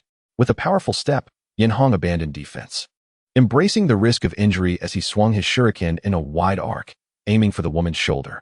The masked woman, taken aback, realized too late that he would resort to a risky exchange of blows. She halted her assault and leaped back to evade his strike. Yet, in the realm of masters, victory or defeat often hinges upon a fleeting moment. Seeing her reluctance to engage, Enhō lunged forward like a tiger descending a mountain, his knee poised for a powerful strike. The woman reacted swiftly, her delicate hands pressing against his knee, but the force of Enhō's attack overwhelmed her, sending her crashing back, breathless, sliding across the ground for several meters before finally regaining her footing. Seizing the moment, Enhō pressed his advantage, his shuriken poised, deliberately avoiding lethal strikes as he aimed for her shoulder. Moonshadow blade half moon. As he thrust forward with unrelenting force, the woman swiftly countered, her blade rising with precision, redirecting his strike with a deft twist. As Enhō felt an immense force surge through the kunai, he realized that in this moment of employing a technique that employed softness to overcome rigidity, all the strength was redirected back to his wrist. In a mere instant, the kunai slipped from his grasp, spinning gracefully into the sky. Apologies, the woman murmured softly as her long blade aimed directly at Enhō's exposed abdomen, intending to injure him and then use illusionary techniques to extract the truth she had long sought. The two observers in the distance sighed in unison, already pondering how to atone for the aftermath. However, the next moment unfolded before them, widening their pupils in shock as they froze in place. With a swift motion, Enhō, without a moment's hesitation, flipped his form upside down and executed a reverse hook kick upon the kunai, which was spinning midair. The kunai, struck with tremendous force, shot forth like a released arrow, its slicing sound cleaving through the night as it aimed straight for the mysterious woman's head. This unforeseen turn of events completely caught her off guard. Her weapon was far too late to intercept, leaving her with no choice but to tilt her head in a desperate attempt to evade the impending strike. With a sharp crack, the kunai met no resistance and embedded itself firmly into the ground. The woman narrowly escaped the attack, yet the mask upon her face was cleaved in two, sliding off to reveal a strikingly beautiful visage. Enhō gazed at her countenance, waves of astonishment surging within him, his expression one of disbelief. Wait, is this some sort of jest? Under the moonlight, her cascading violet hair danced in the breeze, and behind those flowing strands were a pair of crimson kaleidoscopic Sharingan eyes. Chapter 51. Reminiscence Kaleidoscopic Sharingan? How do you possess such eyes? After a prolonged moment of astonishment, Enhō's first reaction was the chilling thought that his clan's eyes had been harvested by another. The Uchiha clan, unlike the Hyuga clan with their caged bird seal, had rare instances of their Sharingan being reclaimed by enemies on the battlefield, though such occurrences were not entirely unheard of. Yet, he quickly dismissed this notion. While the Sharingan of the Uchiha clan could indeed be utilized by outsiders, it came with limitations. Not only was its efficacy inferior to that of the original owner, but the chakra consumption was also substantial, leading to a notably short duration of use, especially for the more demanding kaleidoscopic variant. Thus, it was evident that the woman before him was undoubtedly the rightful owner of these kaleidoscopic eyes. But why would a member of the Uzumaki clan possess the Sharingan? Even through intermarriage, it was unlikely that a member of the Uchiha clan would permit their offspring to be raised by another family.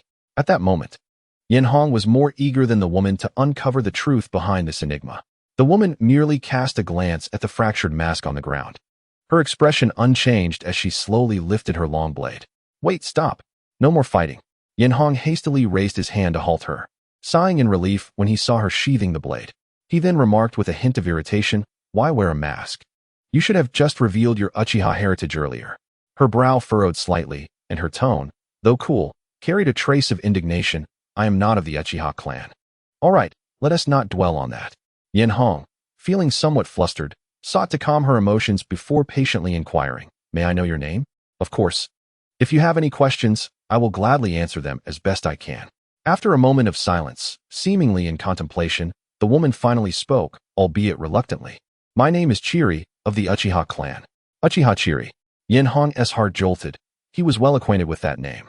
Known as one of the few renowned female ninjas in Uchiha history, and also the founder of Izanami. In the future, Chiri would utilize this ocular technique to quell the internal strife of the Uchiha clan known as the Izanagi conflict.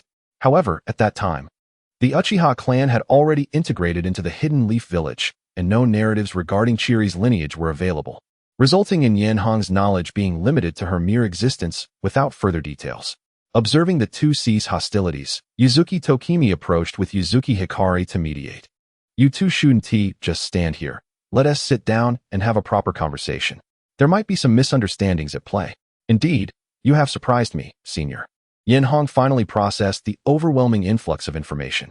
Although numerous questions lingered, he regained a semblance of calm and said, if you could arrange for a room, Chiri, may I address you as such? I would like to converse more thoroughly. I am eager to uncover the story behind this. Chiri promptly responded, very well. 15 minutes later, the two sat opposite each other at a table. Through Chiri's narration, Enhō began to unravel the secrets that lay beneath. It was not an extraordinary tale. It traced back to the Warring States period. Chiri's father, a ninja named Uchiha Saigen, was a formidable warrior who had made significant contributions to the Uchiha clan on the battlefield. However, the stronger a ninja became, the more they attracted the ire of enemies.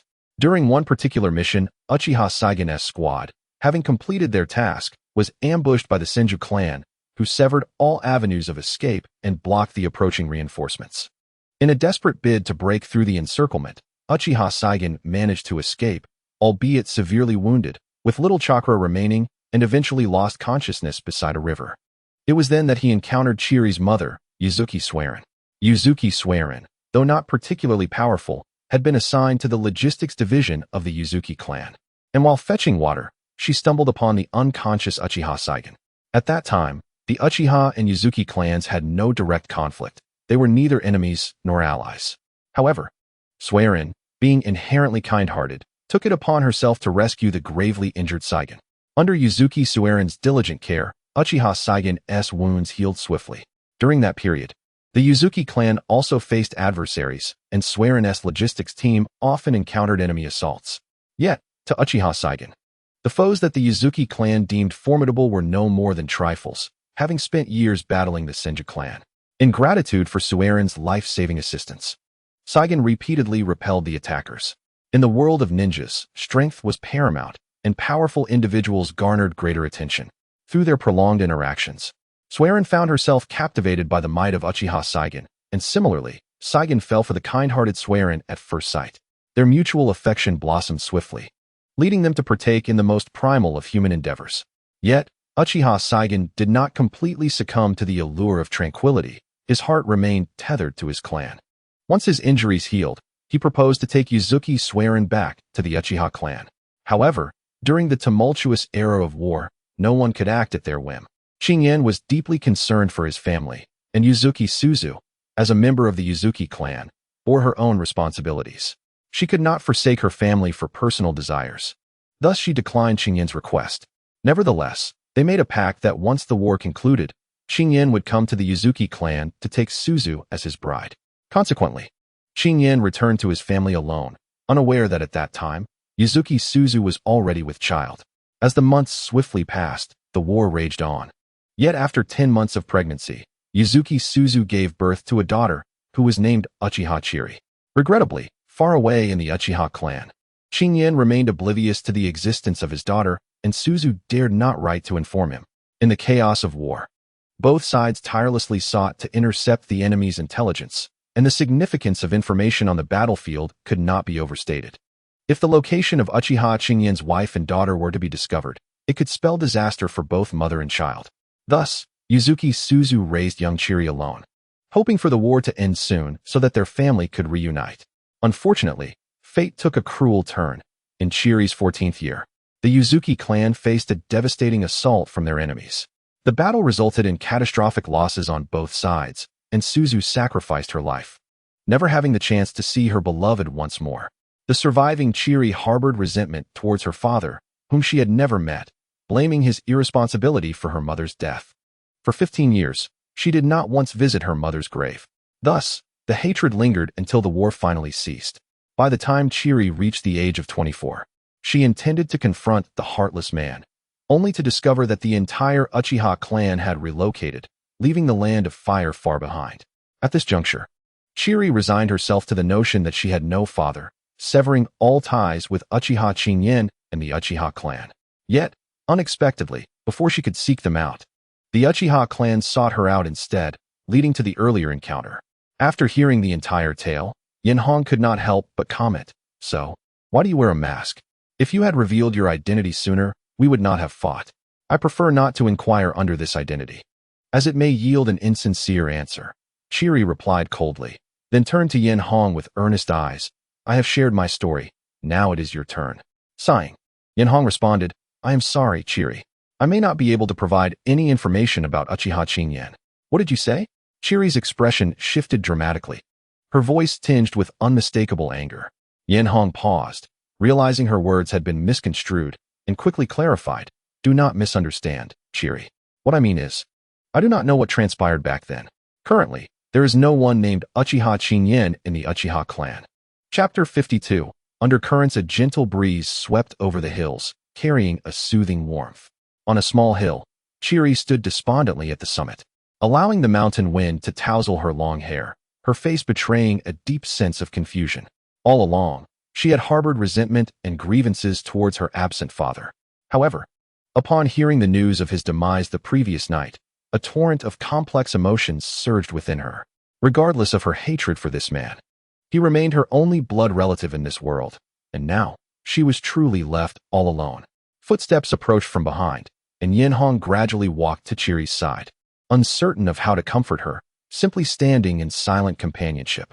"When I was young, my mother often recounted stories of her and that man." Chiri suddenly spoke. "I could feel her longing and deep affection for him, yet he never appeared. I once contemplated renouncing the Uchiha name, but my mother was adamant against it.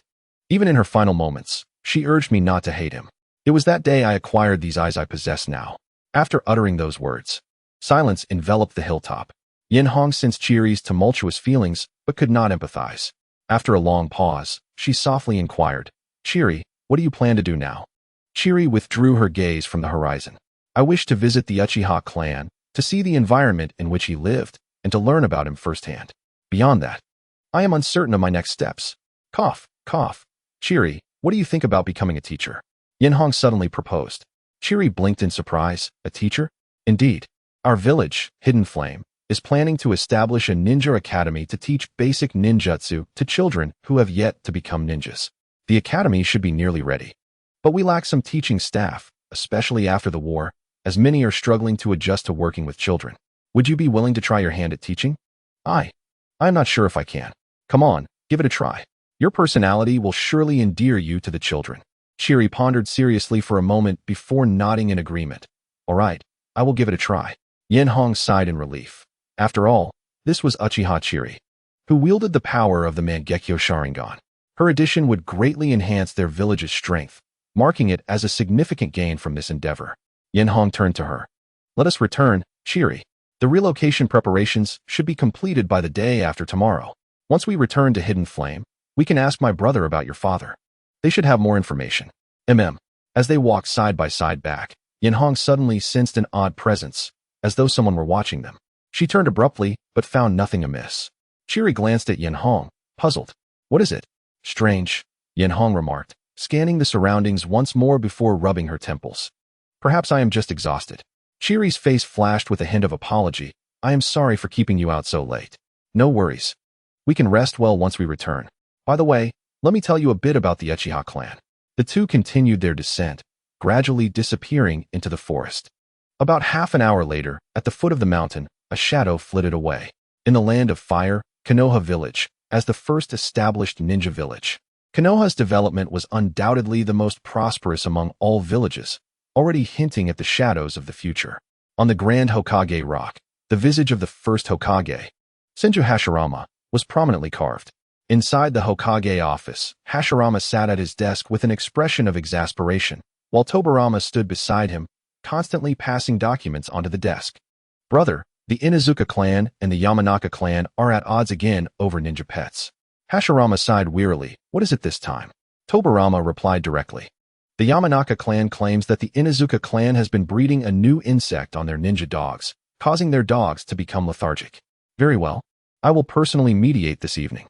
Also, brother, the reconnaissance team has discovered the whereabouts of the Three Tails. Do you need me to?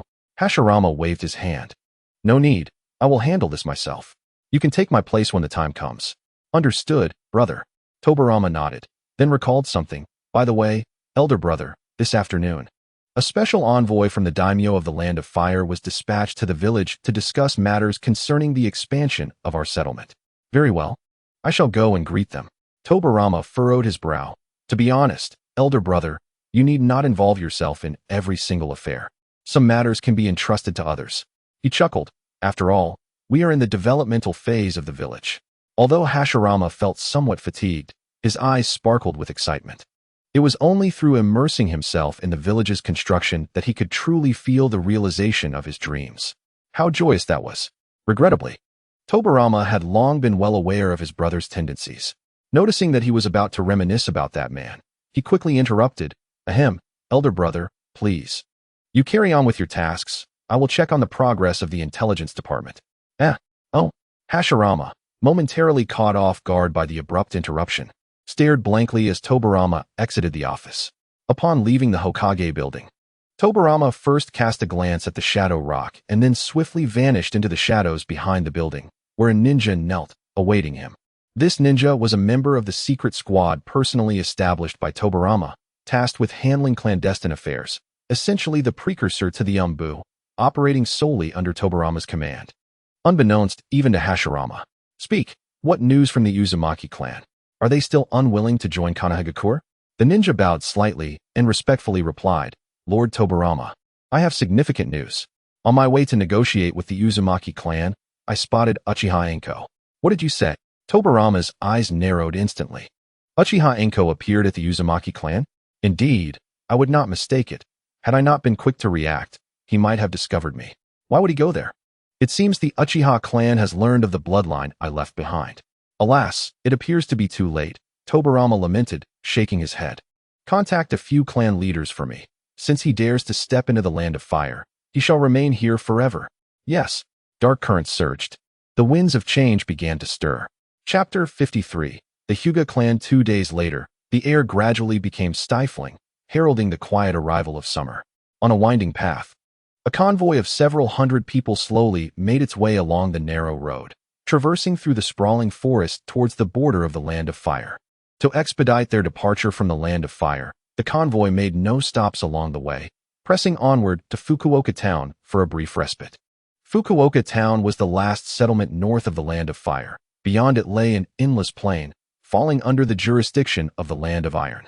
At the forefront of the convoy, Yuzu Dekan, who had lived in the Land of Fire for decades, couldn't help but feel a pang of nostalgia as they neared the border. Having resided there for so long, he felt a twinge of reluctance. Enhō, sharing a similar sentiment, spoke up. When we left, we too felt a sense of nostalgia, but upon reflection, life is long. It is merely a new beginning. Ha. The future of the ninja world shall belong to your generation. Dekan, not one to be overly sentimental, soon brushed aside such emotions and smiled. I also knew your father. The renowned Uchiha Taijima was equally illustrious in the ninja world, like father, like son. Who would have thought that his 3 surviving sons would be so remarkable? Enhō replied with a smile, compared to my 2 elder brothers, I still have a long way to go. All I can do is do my utmost to try and change the unfavorable outcomes of the future. Dekan retorted, such talk is futile. Who can truly predict the future? Enhō smiled silently, glancing up at the dimming sky, and shifted the topic. Senior, it appears rain is imminent. We must hasten to Fukuoka Town. Dekan nodded. Then let us pick up the pace. We shall spend the night in Fukuoka Town and depart the Land of Fire tomorrow. He then instructed his bodyguard to inform the rear of the convoy to accelerate their progress. Creaking wheels rolled over the earth, producing a rhythmic sound. 10 kilometers away, a young man clad in a white kimono stood silently atop a hill, with long hair simply tied back, one hand resting behind him and the other pointing forward, exuding an air of cultured tranquility. Behind him, Senju Momoha stepped forward in a simple ninja combat outfit and inquired, "Have you found anything?" The man withdrew his gaze, the tension in his brow easing, and nodded. "Indeed, it is Uchiha Enhō. Judging by their direction, they seem intent on reaching Fukuoka town." Fukuoka town? Momoha pondered. "It's the gateway to the land of iron. They aim to leave the land of fire from there." The man understood her thoughts and chuckled lightly. "Acting in the land of iron could certainly draw the attention of their warriors, so I suggest we complete our task within the borders of the land of fire." Momoha agreed. The village is now stable. It is better to avoid unnecessary complications. "Very well, let us act in Fukuoka town." The man remained non-committal but curiously asked, "Is Uchiha Enhō truly that significant? Does he warrant such a grand operation?" Momoha replied calmly, "According to the intelligence provided by Tobirama, Uchiha Enhō's abilities are quite formidable. It would be challenging to subdue him in a one-on-one situation. Our primary objective is not to kill him, but to capture him alive, which is why we requested your assistance. Capturing him poses no issue, but if he remains within the Uzumaki clan, I cannot take such risks alone. I cannot confront the entire Uzumaki clan by myself, can I?" Momoha appeared well-prepared and confidently stated, "You must find a way to draw him out. I have a sealing technique from the Uzumaki clan that can temporarily confine the entire Uzumaki clan, but I can maintain it for only 15 minutes. After that, the seal will dissipate, so you must work quickly. 15 minutes will suffice." The young man smiled confidently, then a glimmer of admiration flickered in his eyes as he invited, "After this mission, may I invite Miss Momoha to dinner?" Momoha glanced at the young man, who had already become a clan leader at such a young age, then turned and walked away. "Complete the mission first." The young man, sensing a glimmer of hope, declared loudly, "Rest assured, I will complete the task."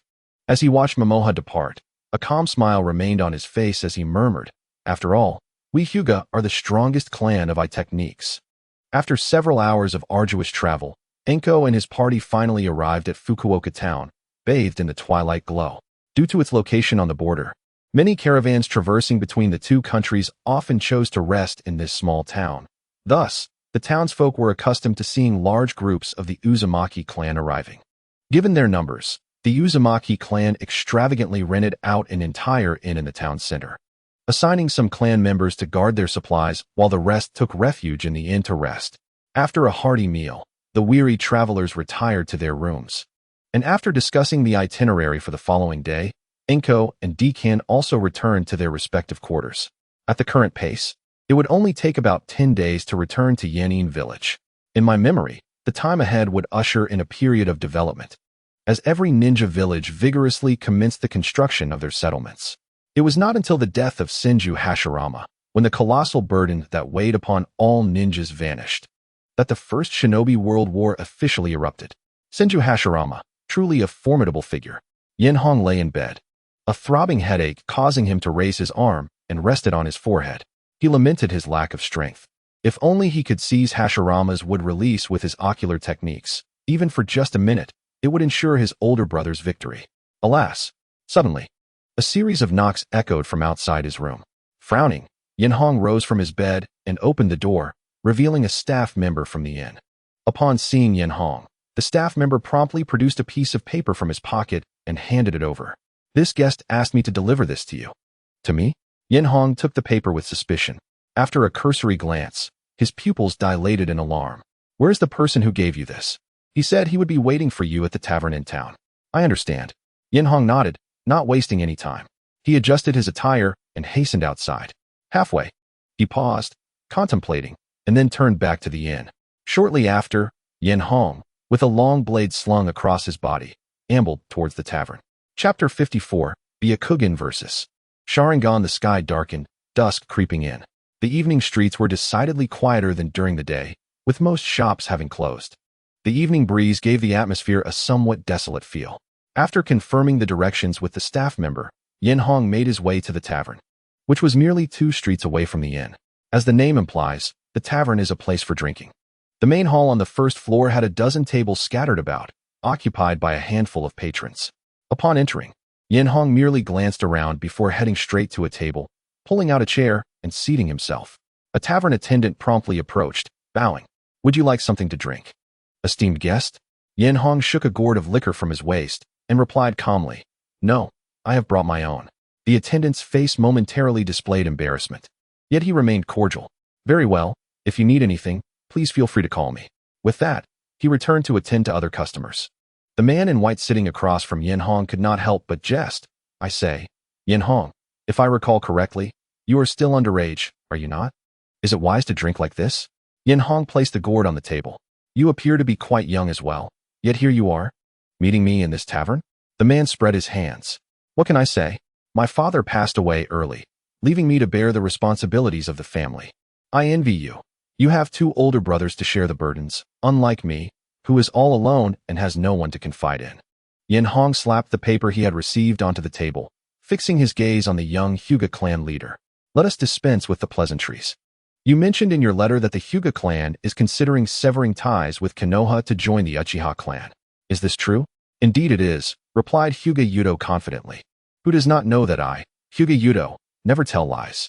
He thumped his chest, but then quickly added, "However, considering the matter further, we ultimately feel it is best to remain in Konoha." "Huh." Yenhong chuckled, his anger dissipating into amusement. "So you traveled all this way from Konoha merely to toy with me?" "Not at all." Hyuga Yudo shook his head earnestly. "I was assigned a task to bring you back to Konoha. How did you know I was in the Land of Fire?" "I cannot say. In truth, if it weren't for Sister Taohua's request, I would not have come at all. So why not just return with me? It would save us both time and trouble." Yenhong regarded Hyuga Yudo with an expression akin to that of a fool, bewildered as to why the Hyuga clan would appoint such a person as their leader. "So you came alone to capture me?" Hyuga Yudo considered for a moment, then pointed outside the tavern. "Well, not exactly alone. Look." Yenhong raised an eyebrow and followed Yudo's finger to see a crimson barrier suddenly burst into the sky, attracting everyone's attention. The barrier enveloped the direction of the inn. "You do have companions," Yenhong remarked, lifting the gourd from the table and taking a swig. "However, in my perception, the only chakra response here, or rather in the vicinity, is yours. Even if you have companions, they are mere fodder. Do you truly believe you can subdue me alone?" Hey. Why can't I manage alone?" Hyuga Yudo pointed to his own pristine white eyes. "To be honest, I have long wanted to compare my Byakugan against the Uchiha clan's Sharingan and see which clan is the strongest ocular lineage in the Land of Fire. This opportunity is perfect for a contest." "How confident of you," Yenhong sneered. "I recall that the main branch of your Hyuga clan does not possess the caged bird seal. Are you not concerned that I might take your Byakugan back to Yanin village?" Hyuga Yudo exclaimed. "How do you know about our clan's affairs?" Yenhong returned the gourd to his waist, his Sharingan manifesting in his eyes. "I have no interest in your clan's matters. My sole interest lies in your Byakugan, as it holds substantial potential in certain circumstances." Veins began to throb ominously at the corners of Hyuga Yudo's eyes. "I find you more candid than I am. However, should you be defeated, I would like to reclaim your eyes for research purposes. The mission only stipulated that I bring you back. Withholding your eyes would be no injustice." "Very well, let us see then." In an instant, the chairs beneath them erupted. Yenhong had sensed something amiss before leaving and had specifically requested a long blade from Yuzuki Yuhi. Now, the blade was drawn. Slicing through the air with a brilliant arc, the sharp sound of the wind rushing towards Hyuga Yudo. Simultaneously, Hyuga Yudo leaped from his seat, his white kimono billowing in the air like a snow eagle taking flight, as he struck toward the incoming silver blade. Their movements were as swift as thunder, freezing time at that moment. The surrounding patrons remained frozen in laughter, the droplets of wine splashing from clinking glasses suspended in midair, until the clash of palm and blade resonated. With a deafening explosion, the table between them was instantly obliterated by the unleashed chakra, countless shards scattering in all directions. Both combatants were propelled backward, crashing through numerous tables and chairs before coming to a halt. The entire tavern erupted in chaos, with screams, footsteps, and the shattering of glass filling the air, as patrons fled in a panic, leaving only the two combatants behind. Hyuga Yudo slowly raised his right hand, a faint line of blood crossing his palm, genuinely impressed. "Excellent swordsmanship." Yenhong, blade in hand, felt his grip tremble slightly, equally impressed. "Truly, you are deserving of your position as the leader of the Hyuga clan." They exchanged a glance, their eyes ablaze with fervent combativeness. Yenhong pondered deeply. The Hyuga clan's Byakugan surpassed the Sharingan in perception, capable of discerning even the intricate chakra pathways within an opponent's body. Coupled with their unique gentle fist technique, they had ascended to the ranks of elite clans. Moreover, the Byakugan and gentle fist must be employed in tandem. One cannot exist without the other. Thus, regardless of which ocular technique he could seize, it would not significantly benefit him. Indeed, it is a challenging situation. Yet a flicker of crimson light flashed in Yenhong's eyes. The eye technique, Kaya's spirit. In an instant, the veins at the corner of Hinata Yudo's eyes quickly receded. However, Yudo was already aware of Yenhong's kaleidoscope abilities. Though he had lost the power of the Byakugan, he remained unperturbed, raising his hand as he prepared a Bagwazang technique. Just then, a brilliant flash of blade light erupted from behind Hinata Yudo, its cold gleam piercing through the void, aiming directly for the nape of his neck. Upon hearing the shrill sound of wind cutting through the air, Yudo's hair stood on end, and as he hurriedly turned, he was met with a stunningly beautiful face and a pair of equally crimson Sharingan. Not far away, Yenhong smirked slightly. Fool, I never claimed to be alone. Chapter 55. At the end of the road, the evening breeze was gentle, and the town of Fukuoka lay in tranquil serenity, with the glow of lanterns illuminating the cobblestone paths for those returning home. Suddenly, a tremendous noise erupted in the center of Fukuoka, drawing the attention of the townsfolk. They looked up to see three figures shatter the roof of an izakaya, plummeting to the ground like shooting stars. Countless fragments of stone and debris flew in all directions, inciting panicked cries that shattered the brief tranquility. Hinata Yudo, with his long hair disheveled, appeared utterly disheveled, having lost the elegance he once possessed. The moment he hit the ground, he swiftly fled into the distance. At that moment, he was cursing the ancestor of Senju Tobirama, who had provided the intel. It was said that only one Uchiha Enhō was present, yet who was this woman with Sharingan that had suddenly appeared? At this point, capturing Enhō was the least of his concerns. Whether his Byakugan would be taken was an uncertainty, and he had entirely lost the will to fight. Enhō had been closely tailing Hinata Yudo, sensing something was amiss even before stepping out. How could the Hinata clan so suddenly pledge allegiance?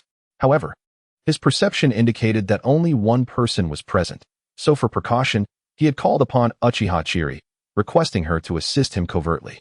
He had thought that after depriving the opponent of the Byakugan, Chiri could easily take him down with a surprise attack from behind. To his astonishment, the young clan leader of the Hinata clan proved to be exceptionally skilled, reacting with remarkable speed. In an instant, he unleashed a surge of chakra from his body, forcefully breaking free from what could be deemed a fatal blow. Chiri, don't let him escape. Yenhō soared into the air, wielding his long blade, which traced a silver arc through the night as he struck down with the force of a mountain. The blade narrowly grazing Yudo's back as it crashed into the ground, instantly shattering the stones beneath and carving a deep trench. Yet, it was evident that Hinata Yudo would not be so easily defeated. After narrowly evading the aerial strike, he propelled himself towards a nearby rooftop, seeking refuge behind the building to make his escape. Just as Yudo had just taken off, his feet barely finding purchase on the rooftop tiles, Chiri was already on his tail, her katana dancing in the air with blinding speed, leaving behind only a flurry of afterimages as she unleashed a flurry of dozens of strikes. Yudo's pupils constricted sharply, but his reflexes were commendable. He quickly gathered chakra as fine as a hair in his palms and rapidly waved his hands, forming an impervious net of chakra before him, reminiscent of the protective technique that would later be developed by Hinata Hanabi. In the midst of the air, the gleaming blade flashed fiercely. Without the assistance of the Byakugan, Yudo found it impossible to fully unleash the power of the gentle fist, and soon, he bore several deep cuts upon his body. At that moment, Yenhō landed firmly on the street, launching himself into the air and delivering a strike from behind at the desperately defending Hinata Yudo. Facing the dual assault, Yudo roared, risking a knife wound as he forcefully extended his arms, palms pressed against the blades of both assailants, using softness to counter strength, spinning in place to redirect their attacks away from him. Die! Yenhō felt a jarring force through his weapon, swiftly twisting the blade to evade Yudo's palms, lifting off the ground and spinning to kick Yudo in the shoulder. Yudo, unable to disperse the force in time, was sent flying, and at that moment, Yenhō's right eye steadied on the tumbling Yudo. I technique, heavenly peony. With a puff, Yudo's wounds erupted in a cloud of blood mist. His body exploding into a crimson figure, crashing like a cannonball onto the rooftop, puncturing through it and landing atop a table, which collapsed under the weight, sending up a great cloud of dust. What happened? Chiri landed beside Enhō, her expression icy as she peered down from the rooftop, trying to see through the dust to assess the situation. The Byakugan. Though Enhō's eyes retained the form of Sharingan, blue veins bulged at the corners, his acute perception piercing through the smoke, revealing everything within the ruins. He is still alive? With a thunderous crash, the wall of the building was smashed open from the inside, and a figure burst forth at lightning speed, fleeing toward the outskirts of the town without a glance back. Thanks to having seized the Byakugan, Enhō could distinctly see the chakra points on Hinata Yudo's body, and he was astonished to observe that Yudo had managed to staunch the bleeding through a sealing technique. Enhō exchanged glances with Chiri before continuing to pursue Hinata Yudo relentlessly. The townsfolk could only see 3 figures darting between the buildings, their speed ghostly, racing swiftly toward the town's exit. Though Hinata Yudo was gravely wounded, the instinct to survive unleashed a surge of 200% of his potential. In contrast, Enhō and Chiri, as the pursuers, could not afford to run recklessly without a sense of crisis. After all, the extreme potential born of life and death situations is not something that can be artificially controlled.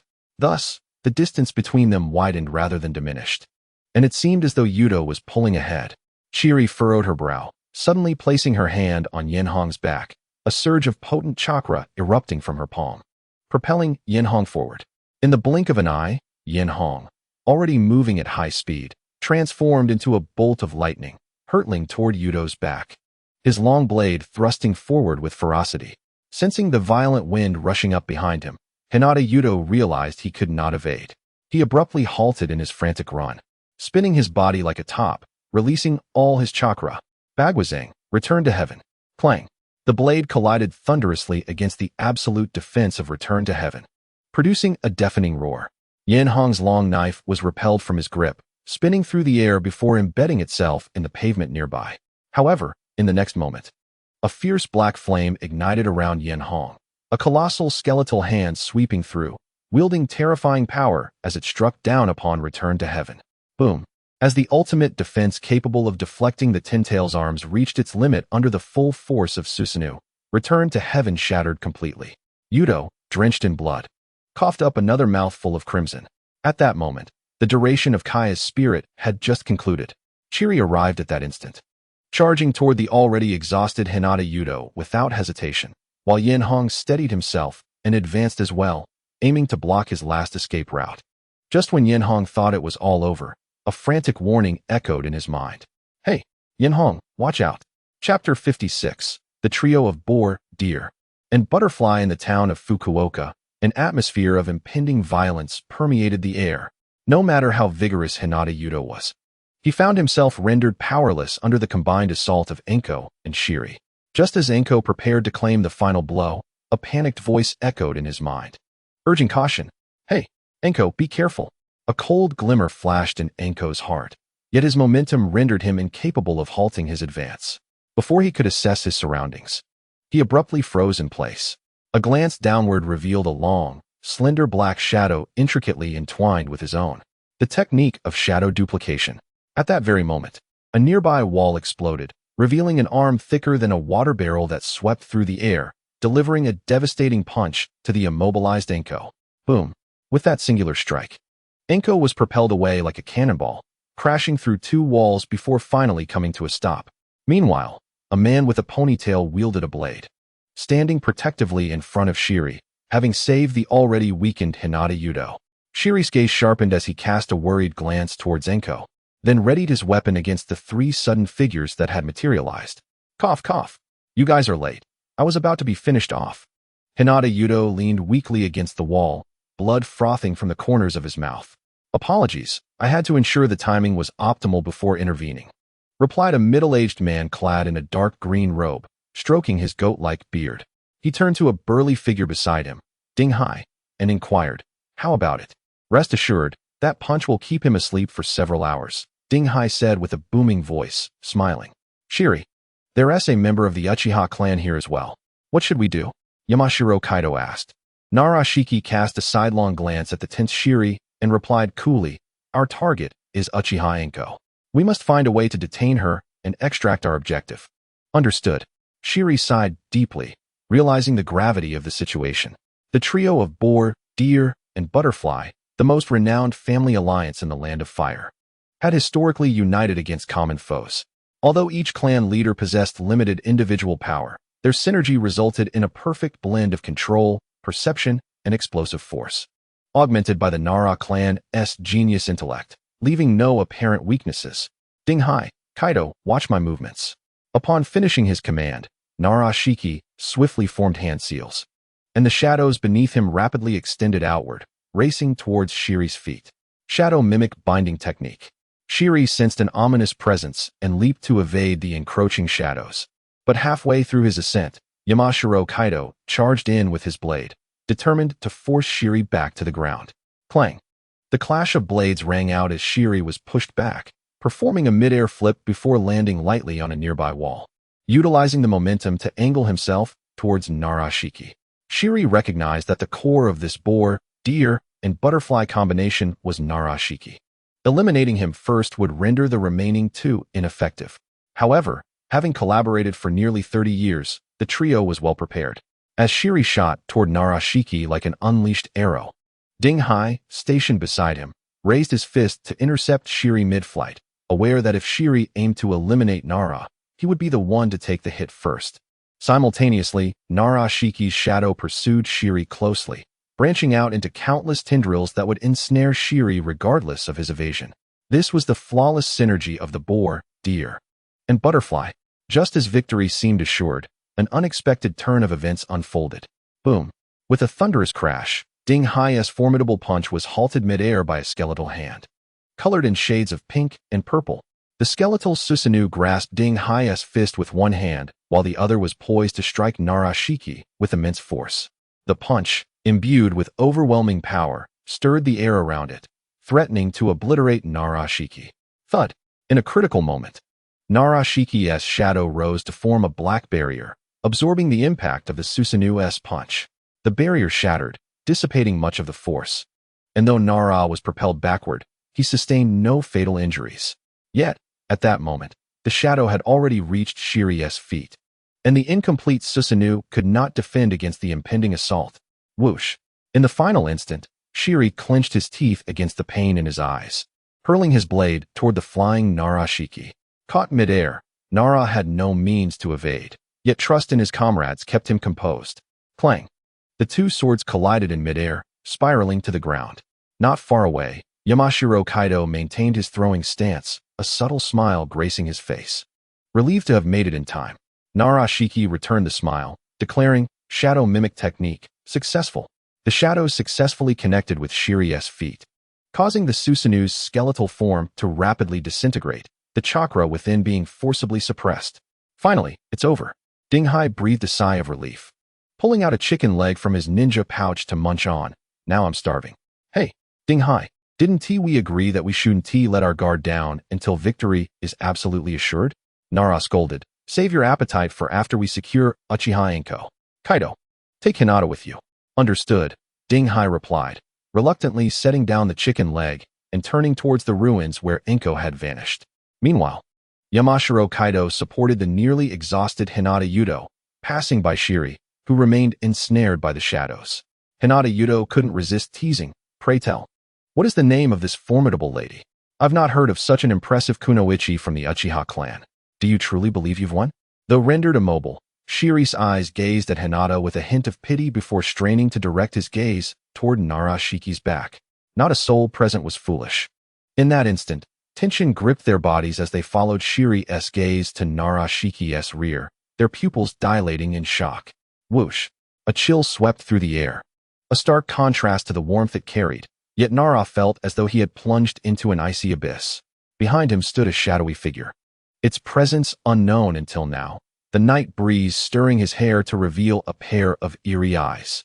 The outer circle bore the three-tomo pattern of the Sharingan, while the center pupil resembled a serpent's slitted gaze. Apologies, Shiri, the fusion of the new mode took some time. I shall take it from here. Chapter 57. Sage Mode. The world lay silent, devoid of sound.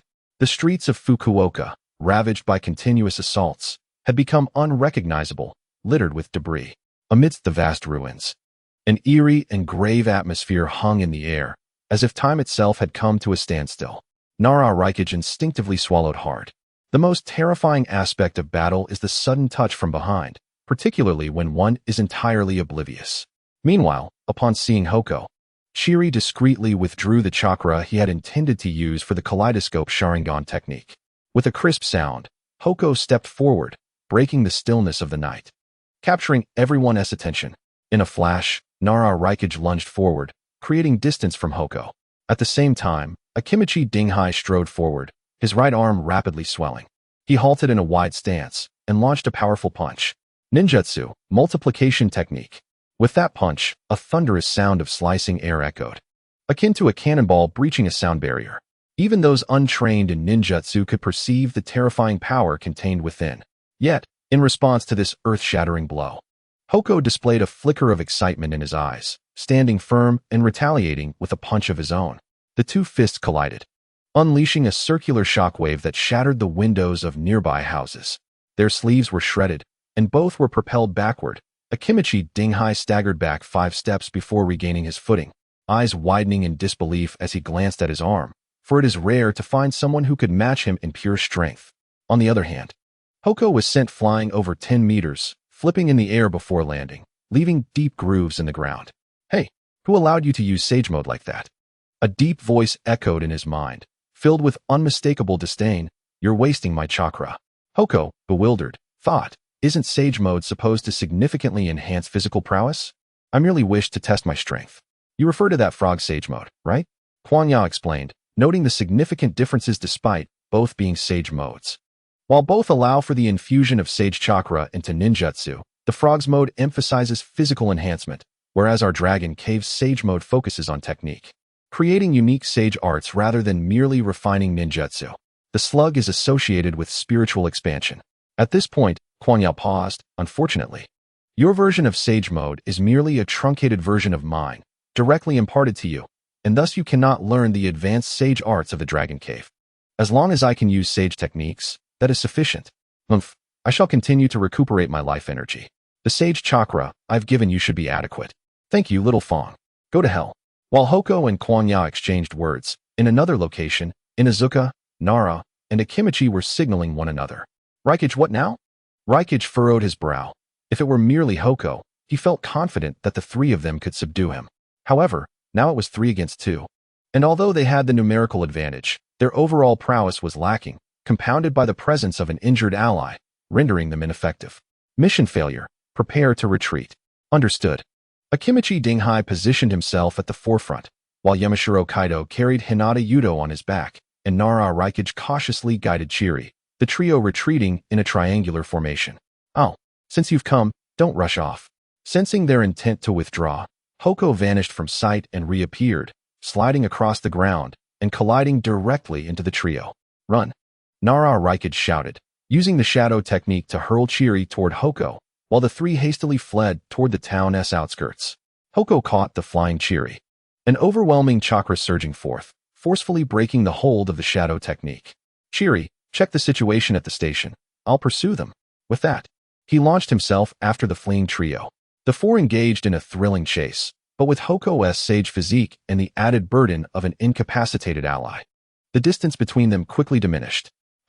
Realizing escape was futile, Akimichi Dinghai took a stand, his form swelled like a mountain, arms embracing one another as if a divine drummer, crashing down onto the ground. Boom! The earth trembled, fracturing under the sheer force. Countless stones and dust swirling into a massive yellow dragon that surged toward the pursuing Hoko. Sage art, fire release, great fireball technique. Infused with Sage Chakra, the great fireball grew unprecedentedly large, colliding with the dust storm, incinerating countless particles before contact. Boom! The flames erupted in the sky, casting light upon the night as if it were day. In the next moment, a circular gap formed in the fire wall. Hoko emerged from the flames, his right arm raised high once more. Dinghai's eyes widened in astonishment, quickly turning fierce, He hadn't anticipated this young man would dare to engage him in a fist fight. This time, he would ensure Hoko was thoroughly defeated. With that thought, a pair of splendid butterfly wings sprouted from Dinghai's back, his chakra surging in an instant, enveloping his fist in a torrent of blue chakra as he aimed to obliterate Hoko. Yamashiro Kaido, witnessing this turn of events, felt a surge of excitement. He hadn't expected this Uchiha Hoko to be so reckless as to challenge Dinghai in a fist fight. He was truly too young. Only Nara Raikage appeared to sense something amiss, his expression shifting with alarm as he exclaimed, "Not good." Boom. Once more, the two fists collided, the explosive sound nearly deafening. The raging winds tearing apart nearby walls. Crack! The sound of shattering bones rang out. Dinghai's eyes widening in terror as he watched his arm fracture inch by inch from the wrist, his massive form launching backward like a severed kite, crashing through several buildings. Within Susanoo, Hoko cast a disdainful glance at the void created by Dinghai's impact, intending to pursue further when he suddenly sensed something, glancing upwards to his right. On the eaves to his right, Yamashiro Kaido formed seals before him, his face twisted in a grimace. "I've got you." Ninjutsu, Mind Turn Technique. Chapter 58, The Curtain Falls Buzz. Mysterious spiritual waves reverberated through the air, as a secret technique of the Yamashiro clan. It possessed the formidable ability to project one's spiritual energy into an adversary's body, thereby controlling their movements. With a rush, a stream of spiritual energy gathered within Hoko's mind, and soon Yamashiro Kaido's spiritual form manifested there. It succeeded, but this kid's spiritual power is remarkably strong. Kaido thought, a hint of surprise crossing his face before he regained composure. It seems I cannot maintain this control for long. I must expedite their escape. With that in mind, Yamashiro Kaido intended to manipulate Hoko's body, but before he could act, an icy presence surged from behind. Akin to a chilling wind from the depths of hell, in an instant, his spiritual form became immobilized. What is happening? In the depths of the mountains, the heart of Shan Zhonghai was already stirred by tumultuous waves of anxiety. After all, it was his first encounter with such a predicament. Previously, even when faced with opponents possessing formidable mental fortitude, the worst he experienced was the expulsion of his spiritual essence, enduring a minor backlash. Yet, he had never before encountered the situation where his spiritual entity was confined within another's mental realm. As fears surged from the unknown, just when Shan Zhonghai found himself in a state of panic, a violent wave of soul energy manifested before him, and suddenly, a colossal creature materialized in his sight. What manner of beast is this? A gargantuan serpent. Shan Zhonghai's spiritual essence trembled violently, teetering on the brink of collapse. The massive serpent's cold, vertical pupils scrutinized the diminutive Shan Zhonghai before it tilted its head and abruptly opened its cavernous maw, swallowing him whole. It seemed to take great satisfaction in the act, narrowing its eyes in delight before vanishing from the mental realm. In the outside world, Yenhong experienced a fleeting moment of disorientation, his expression taking on an odd quality. He had intended to use his mental prowess to expel Shan Zhonghai's spiritual essence, only to find that before he could act, the ferocious beast had already devoured the opposing entity. Alas, this spelled disaster for Shan Zhonghai. The disappearance of his spiritual essence resulted in a terrifying backlash, akin to a complete neural collapse. In an instant, blood streamed from his orifices, and with a muffled groan, he succumbed to unconsciousness, plummeting from the rooftop to the ground below, his fate uncertain. Yenhong furrowed his brow, for in his perception, he could no longer detect the presence of Narashika. Upon glancing back, he noted that the towering barrier at the station had entirely dissipated. They had fled rather swiftly.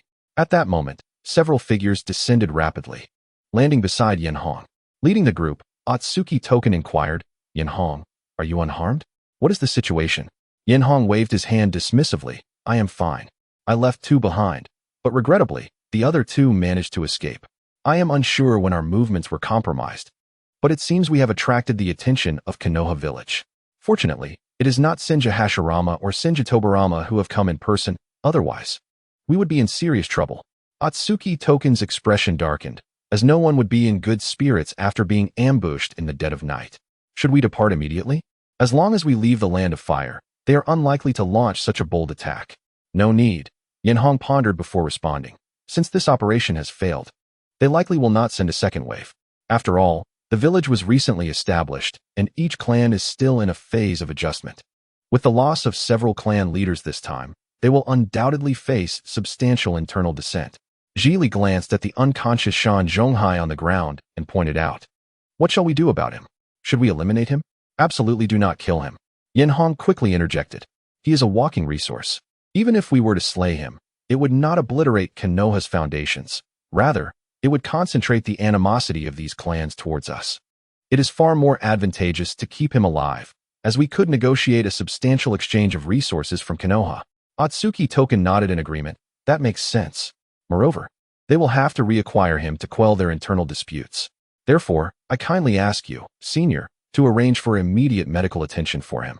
He must not die."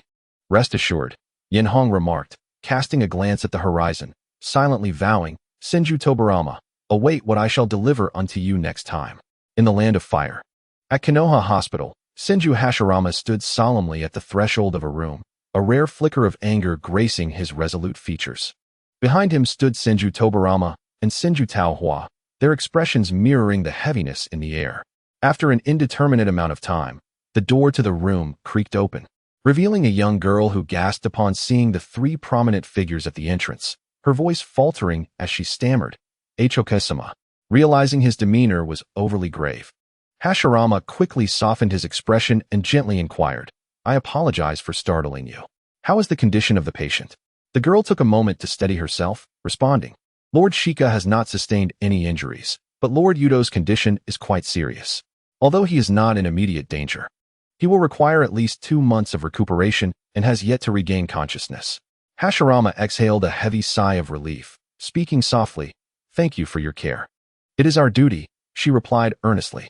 After Hashirama offered a few words of comfort, he turned and departed the hospital, with Tobirama and Taohua closely following in his wake.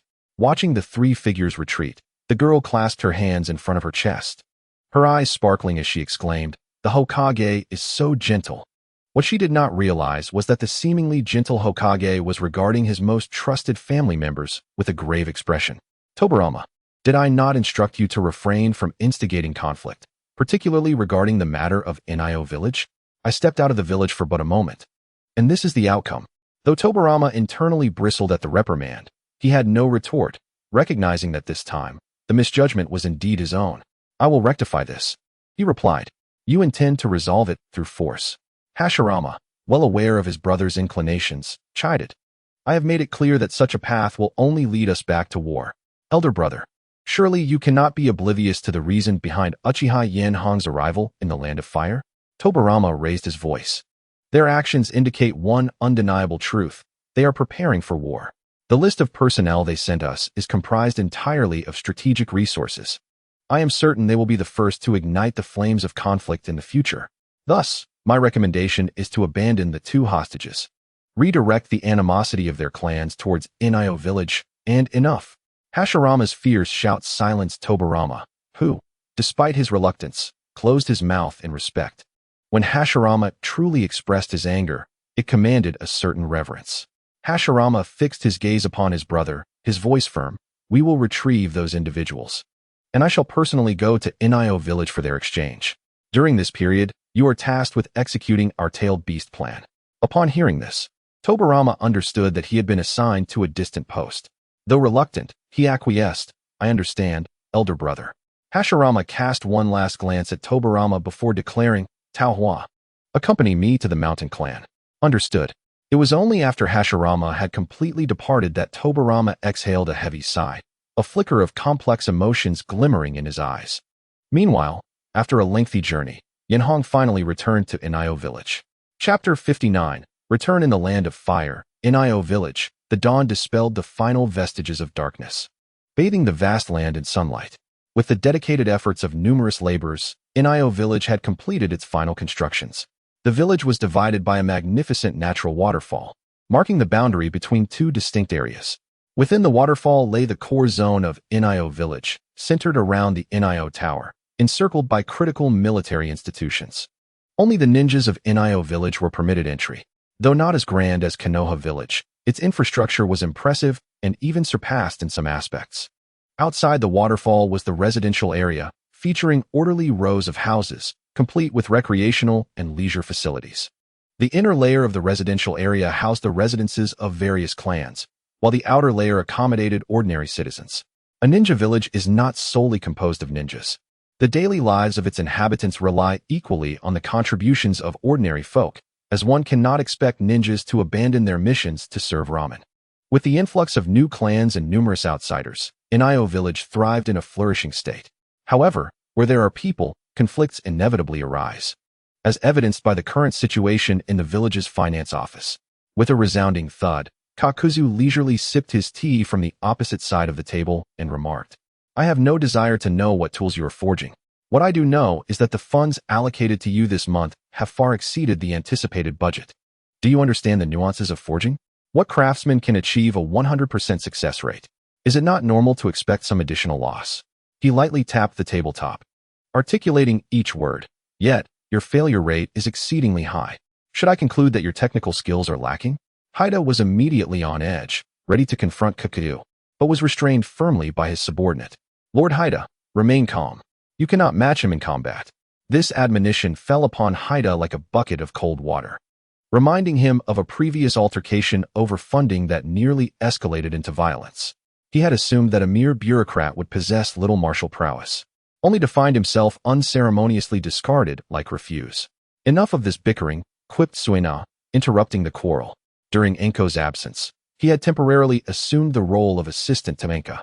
"The letter from our third brother stipulates that all financial matters must be overseen by Kakuzu.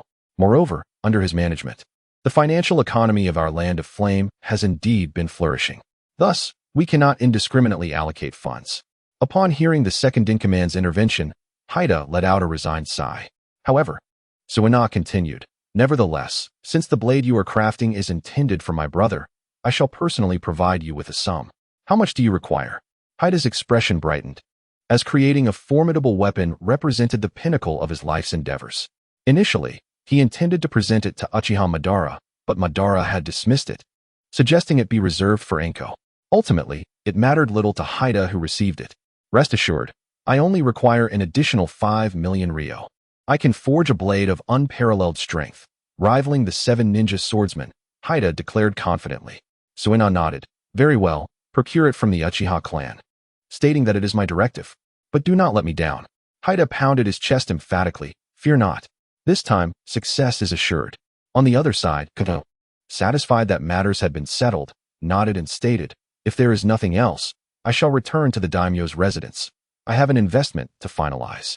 Presently, the Hidden Flame village held complete dominion over the daimyo's affairs. The national treasury bore little distinction from the village's own storerooms, accessible at will. Kakuzu typically resided at the daimyo's estate, only personally delivering funds to the Hidden Flame village when necessary, as he insisted on overseeing every transaction. Suena nodded. "Then I shall take my leave. It seems this young man has finally returned." With that, he swiftly exited, leaving the remaining individuals in a state of perplexity. As Suena stepped out of the room, he encountered a familiar silhouette around the corner. "Elder brother? Are you going to welcome our third brother as well?" Coughing slightly, Madara averted his gaze. "At this age, why would one need to welcome anyone? I merely grew weary of sitting and decided to stretch my legs." "Is that so?" Suena regarded his elder brother with skepticism. "Then why not join me? Since it is on the way, let us proceed together." Upon their arrival at the entrance of the Hidden Flame village, they beheld a throng approaching, led by their brother Enko. Elder brother, second brother. Enko, at the forefront, immediately recognized his siblings and felt a wave of warmth at their presence, greeting them from afar. Beside him, Chiri trembled slightly. This was her first genuine encounter with the Uchiha clan, and uncertainty lingered about how this unfamiliar family would perceive her, a lost member of their lineage. "Do not worry. Though the Uchiha clan is proud, they equally respect strength. You, Sister Chiri, are indeed formidable." Upon hearing those comforting words, Chiri regained her composure and moved forward naturally. "Finally, you have returned. I feared you had forgotten the way home," Suena remarked with a smile, embracing Enko. "How was your journey?" Enko nodded at Madara before responding. "I gained much from this trip. Allow me to introduce you. The individuals accompanying me belong to the Uzumaki clan, and this is their leader, Uzumaki Tokmaru." "Lord Enka," Tokmaru replied with a tone of respect. "From this point forward, we entrust the Uzumaki clan to your care." Madara acknowledged him with a slight nod. In truth, Madara's disposition was not as severe as it seemed. During the early days of Konoha's establishment, he had been known to assist fallen children. Though he had grown accustomed to projecting an aura of authority, making it difficult to express kindness. "Oh, before I forget, I have something to share," Enhō said, stepping aside to reveal Chiri behind him. "This is my sister, Chiri. Yes, she bears the Uchiha name, Uchiha Chiri." "What?" Suena's eyes widened in disbelief, and Madara cast her a curious glance.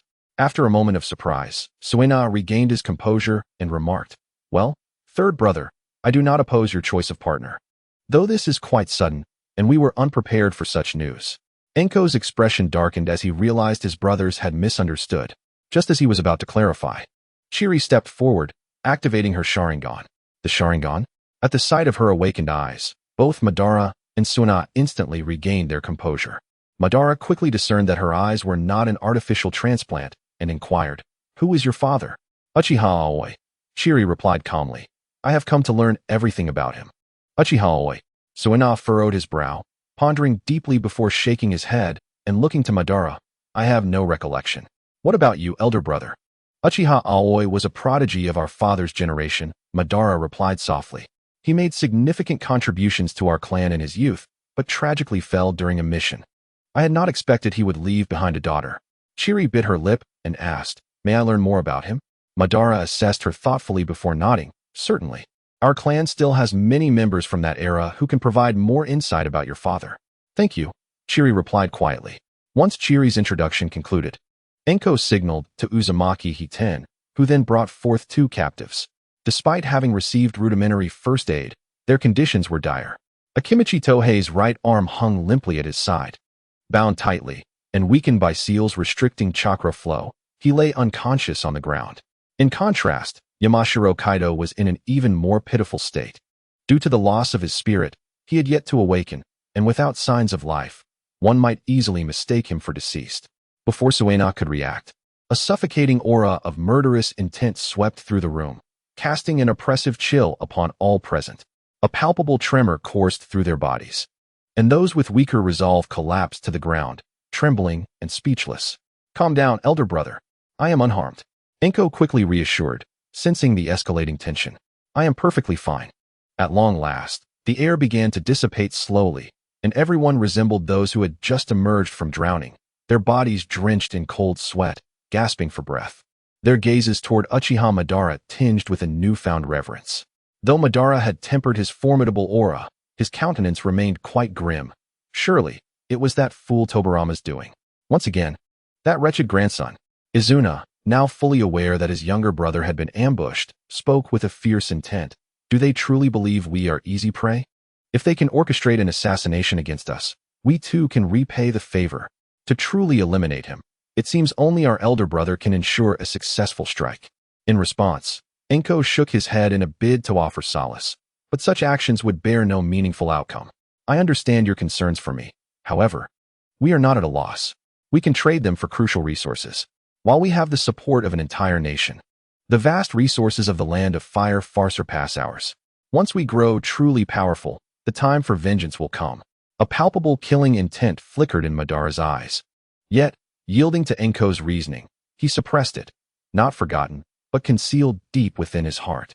Enhō exhaled in relief and continued, "All right, brothers. I have already sent the list of items needed to Konoha, and I trust that soon we shall receive a delivery. This influx of resources will significantly accelerate our development. Then let us not linger at the entrance any longer. I am eager to see the progress of our village's construction." Izuna patted Enhō's shoulder, reassuringly stating, "Rest assured, brother. I shall avenge you." Enhō refrained from expressing gratitude, merely nodding in acknowledgement before summoning the members of the Uzumaki clan to settle in Enka village. "Wait." At that moment, Madara suddenly called out to Enhō, stepping forward with a narrowed gaze, his eyes gleaming red. Within Enhō's mind, the recovering Koga abruptly opened his eyes. Such formidable spiritual energy, who dares to pry into my domain? In the external world, Madara retracted his Sharingan and inquired, "Is this the summoned beast you sought?" "Sort of," Enhō replied, surprised that his elder brother could discern Koga's presence within him. "He is a new companion who has been of tremendous assistance." Madara did not press further. As long as he was assured that this serpent would not pose a threat to his brother, He was satisfied. Very well, let us proceed. The village has been constructed according to the blueprints you provided, but many areas still require your expertise for refinement. Furthermore, your clan needs your guidance for proper integration. Certainly. Thus, the group began to transport goods into the village. Along the way, Enhō marveled at the newly established Inca village, a testament to the designs he had provided, which had anticipated future developments, thereby circumventing many potential missteps. Suddenly, Koga's voice resonated in Enhō's mind. Your elder brother is indeed remarkable. Enhō beamed with pride, indeed. He ranks among the most formidable beings in the current ninja world. How does he compare to your peak? Koga fell silent for a moment. If we were outside the dragon cave, I might not stand a chance against your brother. I never imagined such power would manifest in humanity. Wait, are you implying that you could win in the dragon cave? Enhō realized he had struck a blind spot. Humph, Koga scoffed, do you think so? The dragon cave is brimming with an inexhaustible source of natural energy. There, my combat prowess could increase by at least 30%. Yet, you were still expelled? Hiss. You have not witnessed that old hag unleashing her full might. In the dragon cave, she is invincible. Then why do you still harbor thoughts of revenge?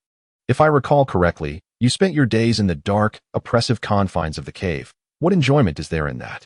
It would be far better to remain in our world. In time, I shall take you to see the breathtaking landscapes of the ninja realm. Sights you would never encounter in that cave. Koga fell silent, remaining so for a considerable time before finally replying. Let us discuss this later. I shall continue my recovery. Do not disturb me unless it is of utmost importance. With a chuckle, Enhō shook his head and turned his attention back to his responsibilities. With Enhō's return, he resumed his role as the Inca assistant and convened a significant meeting for Inca village, inviting the heads of various clans, alongside Uchiha Chiri, who had recently chosen to return to his roots. In the expansive conference room, Enhō stood beside Madara, gazing at the familiar faces below, and proclaimed, esteemed leaders, I once again welcome your choice to join Inca village. For the sake of our collective advancement, we shall establish several key institutions, each managed by the respective clans. Our ambition is to conquer the entire ninja world. Upon uttering these words, Enhō surveyed the room. Indeed, we are now entering the preparatory phase for the first great ninja war. The announcement stirred a considerable reaction among the attendees. Prior to this, the clan leaders had harbored suspicions, for a top-tier clan had been forced to abandon its homeland, a bitter pill for any of them to swallow. Yet, upon hearing this proclamation, it would be disingenuous to claim their hearts were unmoved. Which clan leader would not desire their family name to resonate throughout the ninja world? War, though a brutal crucible, is also the swiftest path to fame. Waging war to finance further conflict is the most ruthless means of amassing wealth. It was akin to a grand gamble. Victory yields both fame and fortune, while defeat brings disgrace before their ancestors. Nonetheless, those present had already prepared themselves to partake in this gamble by choosing to join Inca village. Observing the rising tide of emotions, Enhō seized the moment to continue.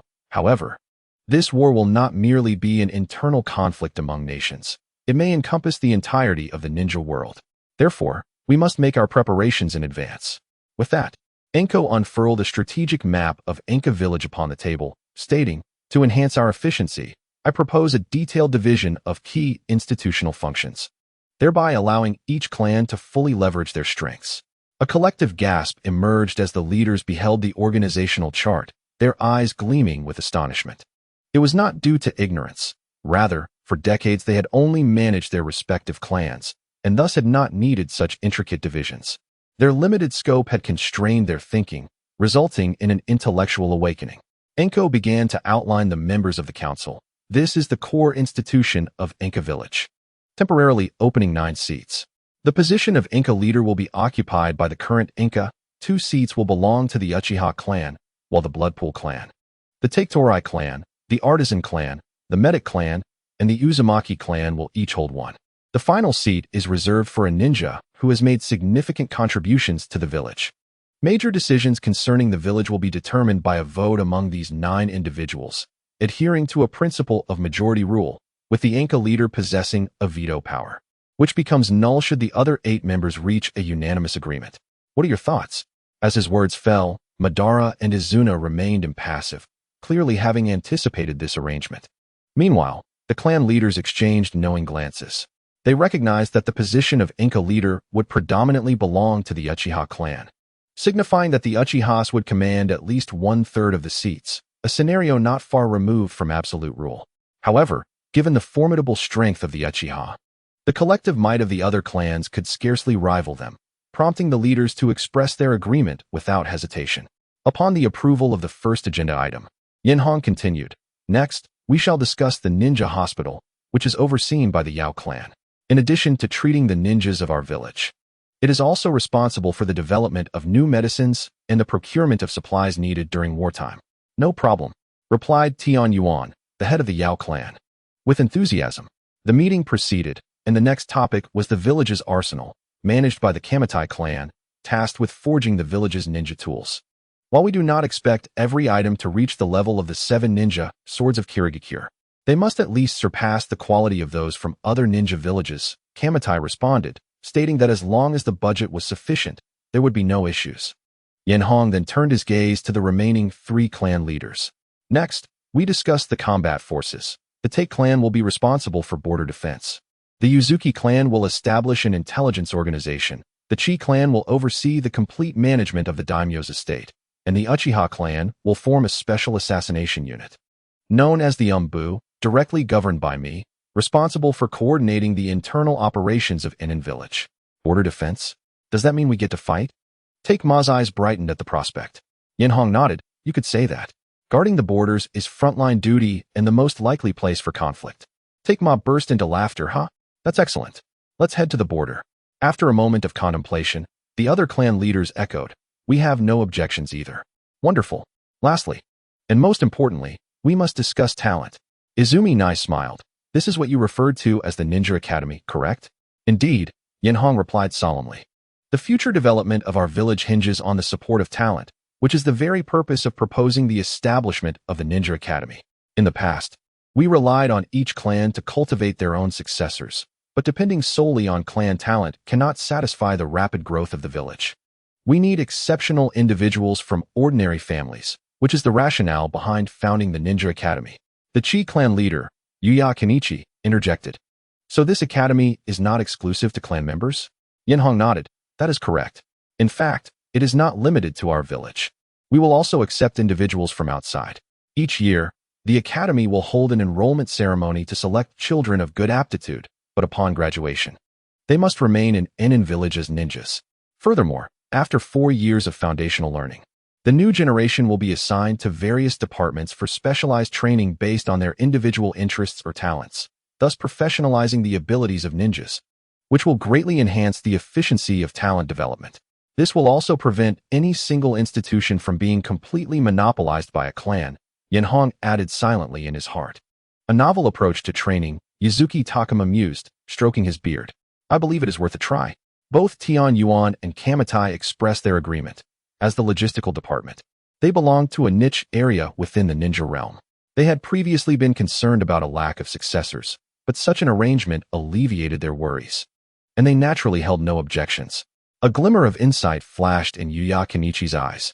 He realized that such a system would dilute the power of other clans within each institution, yet he remained silent, aware that functional monopolies were indeed a significant taboo. Meanwhile, Takema had already begun to doze off. Seeing no opposition from the assembly, Enhō turned to Chi Li. "Then, Sister Chi Li, I shall entrust you with the position of Academy Director." Chi Li's eyes sparkled as she softly replied, "Yes, of course." After addressing all matters, Enhō turned to the silent Ban. "Brother, do you have anything to add?"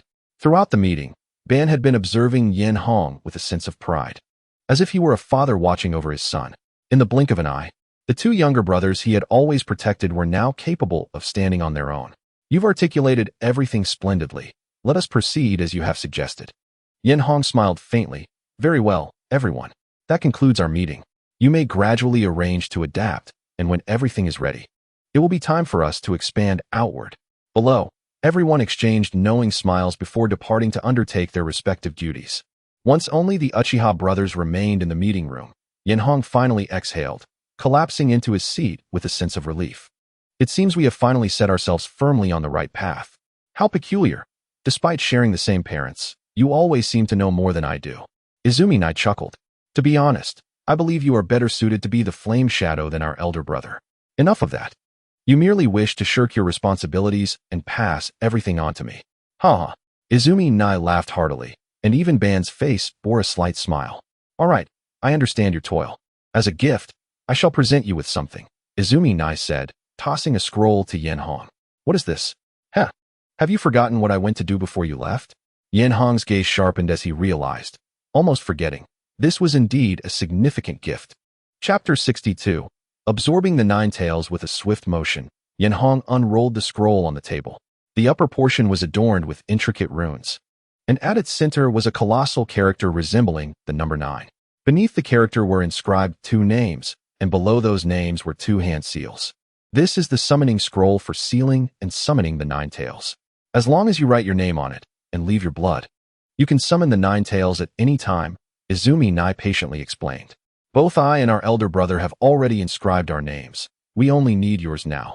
With a sharp bite to his finger, Enhō pressed his name onto the scroll and affixed his hand seal. One thing to note, Ban suddenly interjected. Do not summon the 9 tails when you are weakened. Controlling this beast will drain part of your ocular power, and summoning it under inadequate strength may result in harm to yourself. Come now, do you really think my younger brother and I are so foolish? Actually, that statement was more directed at you. Hey, elder brother. Haha. Enhō looked at the warm scene before him, a gentle smile in his eyes. However, he soon remembered something. By the way, elder brother, second brother, I wish to see the 9 tails. See the 9 tails? What is so interesting about it? It's just a large fox, Izumi Nai shrugged. If you want to see it, it's sealed in the waterfall over there in the back mountain. Just be careful. All right, I'll head there first. As Enhō departed, Izumi Nai was filled with nostalgia, remarking, I never expected that the little guy who used to follow us around has grown so much and surpassed me, the elder brother. Ban chuckled softly. You used to follow me around when you were small too. Izumi Nai quickly countered. Hey, elder brother, let us not talk about that embarrassing matter. Especially don't let the third brother find out. Otherwise, my image as an older brother will be ruined. After saying this, Izumi Nai leaned back in his chair, gazing up at the ceiling of the meeting room. After a long while, he finally spoke softly. Elder brother, I wish to transplant my eyes to you. The only response he received was a single word, roll. Haha, I knew it. If you refuse, then I shall give them to our third brother instead. He is more capable than I, and the future of Enin village lies in his hands. Perhaps he can truly bring down Konoha. Ban glanced at Izumi Nai. Do you think he would accept? Then what? Rather than all 3 of us going blind, it is better to accomplish one first. Elder brother, you are stronger than I, and the third brother is wiser than I. Hence, I am the best candidate for this sacrifice. Ban gazed at his younger brother before shaking his head and saying, With me here, it is not your place to intervene. However, he interrupted, stating, In the future, there will undoubtedly be one final battle between Hashirama and me, a clash that will result in our mutual destruction. I may not survive, but I shall take a significant portion of his life with me. At that point, it will be your era, and either you or Enhō will need to transplant my eyes. So be it, Ban asserted with unwavering determination. For me, whether or not I become the Hokage is inconsequential. I once envisioned leading the Uchiha clan to heights my father could not reach. But now my sole desire is for the 2 of you to survive. At least, do not perish before me. Meanwhile, Enhō, unaware of the conversation between his 2 elder brothers, was hastening towards the back mountain while calling for the wild spirit within him. Hey, little Fong, wake up. Did I not instruct you not to disturb me unless it is of utmost importance? Furthermore, if you continue to call me that, I shall devour you. The furious voice of the wild spirit reverberated in Enhō's mind, causing a buzzing sensation. Calm down. I have found something that can replenish your vitality. Upon hearing this, the wild spirit immediately became calm, suspiciously asking, What is it? You are not deceiving me, are you? Enhō replied, though I am unsure of its efficacy for you. I thought it worth a try, especially since you have aided me greatly in the past. Oh, the wild spirit's tone softened slightly. Well, you have my attention. Speak. But do not suggest anything worthless. It is by no means worthless. Do you know of the tailed beasts? The wild spirit pondered for a moment. Tailed beasts? You mean the fragments of the god tree? Enhō was astonished. You know of this? Just how long have you lived? The wild spirit scoffed. Humph. While I may not have seen them, I have certainly heard of them. Do you possess a tailed beast? Indeed, Enhō replied earnestly. As the 10 tails. It is part of the god tree and, apart from its immense chakra, should possess a formidable life force. However, I am uncertain if this power can be absorbed by you. I am unsure as well, the wild spirit admitted, for the tailed beasts were separated, and strictly speaking, they are independent life forms. If it were the tree itself, it would be a great boon, but with the tailed beasts, it is uncertain. Let us try. What if it proves useful? Enhō had arrived at the ceiling area of the Nine Tails. A sizable waterfall cascaded down, creating a thunderous roar.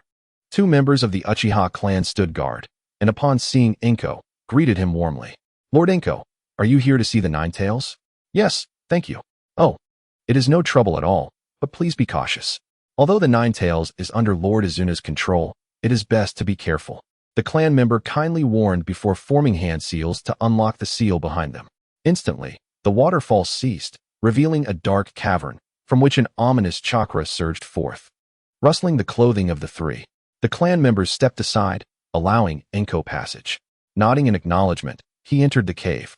The interior was dimly lit. But as he ventured deeper, it opened into a vast natural cavern, approximately 20 meters high and several dozen meters wide. The ground was relatively flat, indicating human intervention, and at the center lay an enormous orange fox, taking up most of the space in the cavern. Although the Nine Tails bore no chains, its eyes were of the Sharingan variety, clearly under the influence of a Genjutsu. With each breath, powerful gusts of energy surged forth. Enhō marveled at the sight, exclaiming, "Truly, the Nine Tails is awe-inspiring. The pressure it exudes is even more formidable than yours, little fawn. So what should I do? Just stand still." With a flicker, the black serpent design on the back of Enko's hand gleamed, and suddenly, a cloud of white mist erupted before him, filling the cavern. As the mist dissipated, a massive black serpent emerged, making the previously spacious cavern feel cramped. With a flick of its tail, the wild spirit approached the Nine Tails. "This is my first time directly absorbing life energy from a tailed beast, so I cannot predict the outcome. Keep your distance." Enhō stepped back a few paces, giving a thumbs up to indicate he was fine. Seeing this, the wild spirit hesitated no longer, opening its massive jaws and sinking its fangs into the Nine Tails' neck. Red chakra flowing continuously into the wild spirit's body. "Hey, how does it feel?" It's quite invigorating." Because of the position, the wild spirit's words were somewhat garbled. Enhō frowned, about to step closer when he suddenly froze. Before him, the enormous eyes of the Nine Tails had transformed into red slits without his noticing. Chapter 63. Only the Nine Tails suffers beneath the gentle sun and warm breeze. Izuna strolled along the path back to the clan's territory, having naturally assumed the role of the Umbu's captain as the Uchiha clan's second-in-command. However, his tenure as captain was quite leisurely. Aside from assembling his team, there was little else to occupy his time. The Umbu's primary duties involved protecting the Hokage and executing reconnaissance and assassination missions. Yet, at this juncture, the entire shinobi world found itself in a brief period of peace, with each village focusing on internal development, leaving no energy for external expansion. Consequently, friction was nearly non-existent, resulting in the Umbu having little to do. As for protecting the Hokage, Izuna, hands behind his head, leisurely wandered through the clan's territory.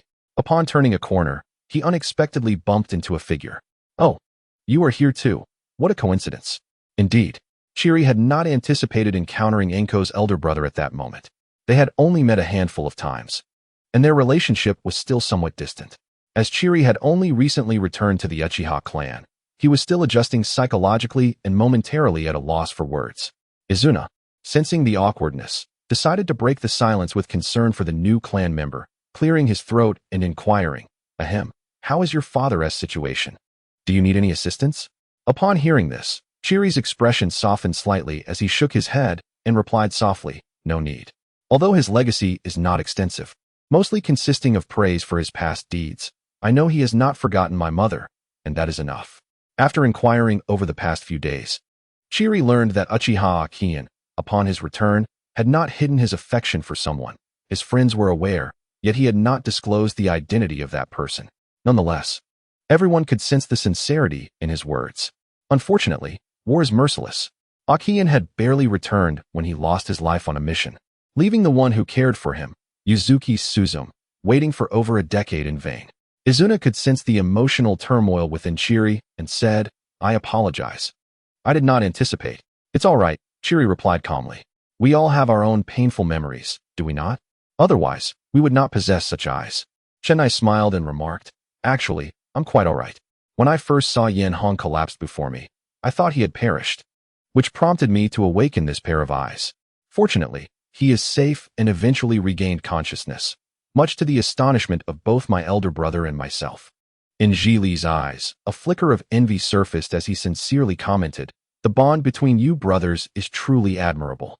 I once had an elder brother and several younger siblings. I paused momentarily, then resolutely declared, But in the previous war, they all perished. My elder brother is formidable and doesn't require my assistance. Therefore, even at the cost of my own sacrifice, I will protect my younger brother. Zhili regarded his handsome visage and smiled gently. Indeed, your younger brother is quite strong as well. Ha, that's true. But enough about me. What are you planning to do? Zhili replied. The school is about to start enrolling students, and I want to take another look. Perfect. I have some free time too. Mind if I join you? What's wrong? Zhili inquired, noticing a sudden change in his expression. The illusion on the Nine Tails has been dispelled. I need to investigate, he stated, and without further ado, he vanished from sight. Zhili hesitated for a moment, then quickly followed suit. 10 minutes earlier, Yenhong observed as Kwangya fiercely bit the Nine Tails' neck, drawing in red chakra like milk tea through the fangs. Curiosity flickered in his eyes. How's the effect? Grumble, grumble, came the response, but it was unintelligible. What are you saying? Yenhong frowned, moving a step closer, only to suddenly realize that the Nine Tails, which had previously displayed the Sharingan, had reverted to its crimson slit pupils. Hey, little ya, it seems the Nine Tails has broken the illusion. Is that normal? With a roar, a surge of violent chakra erupted, sending shockwaves that threatened to collapse the entire cavern. Countless stones rained down, as if the cave were on the brink of total ruin. Outside the cave, two members of the Uchiha clan felt the ground tremble beneath them, their faces paling in alarm. What is happening? It seems the Nine Tails has gone berserk. This is bad. Lord Yenhong is still inside. You go rescue him. I will find the clan leader. Me? Enough chatter. Hurry. Damn those humans. You shall pay. Inside the cave, the Nine Tails let out an enraged roar, its immense power causing the ground beneath to fracture, its previously prostrate form slowly rising. Boom. Just as it stood halfway up, a colossal force struck its neck, forcefully pressing the Nine Tails back down to the ground. The Nine Tails, just freed from the illusion, was momentarily dazed. Its enormous eyes scanned backward and finally recognized a massive black serpent clamped onto its neck, seemingly siphoning its chakra. A snake? In the dragon cave? A glint of ferocity flashed in the Nine Tails' eyes. Do they truly think me an easy target? I am the Nine Tails. With a fierce exertion of power, the Nine Tails, to Kwangya's astonishment, forced itself upright, a tempest of chakra swirling around it. Its massive jaws parted slightly, and a terrifying sphere of chakra began to rapidly coalesce, taking on a purplish-black hue. However, in the next instant, the surface of the chakra sphere became riddled with fractures, and with a resounding pop, the entire tailed beast ball shattered in midair. Boom.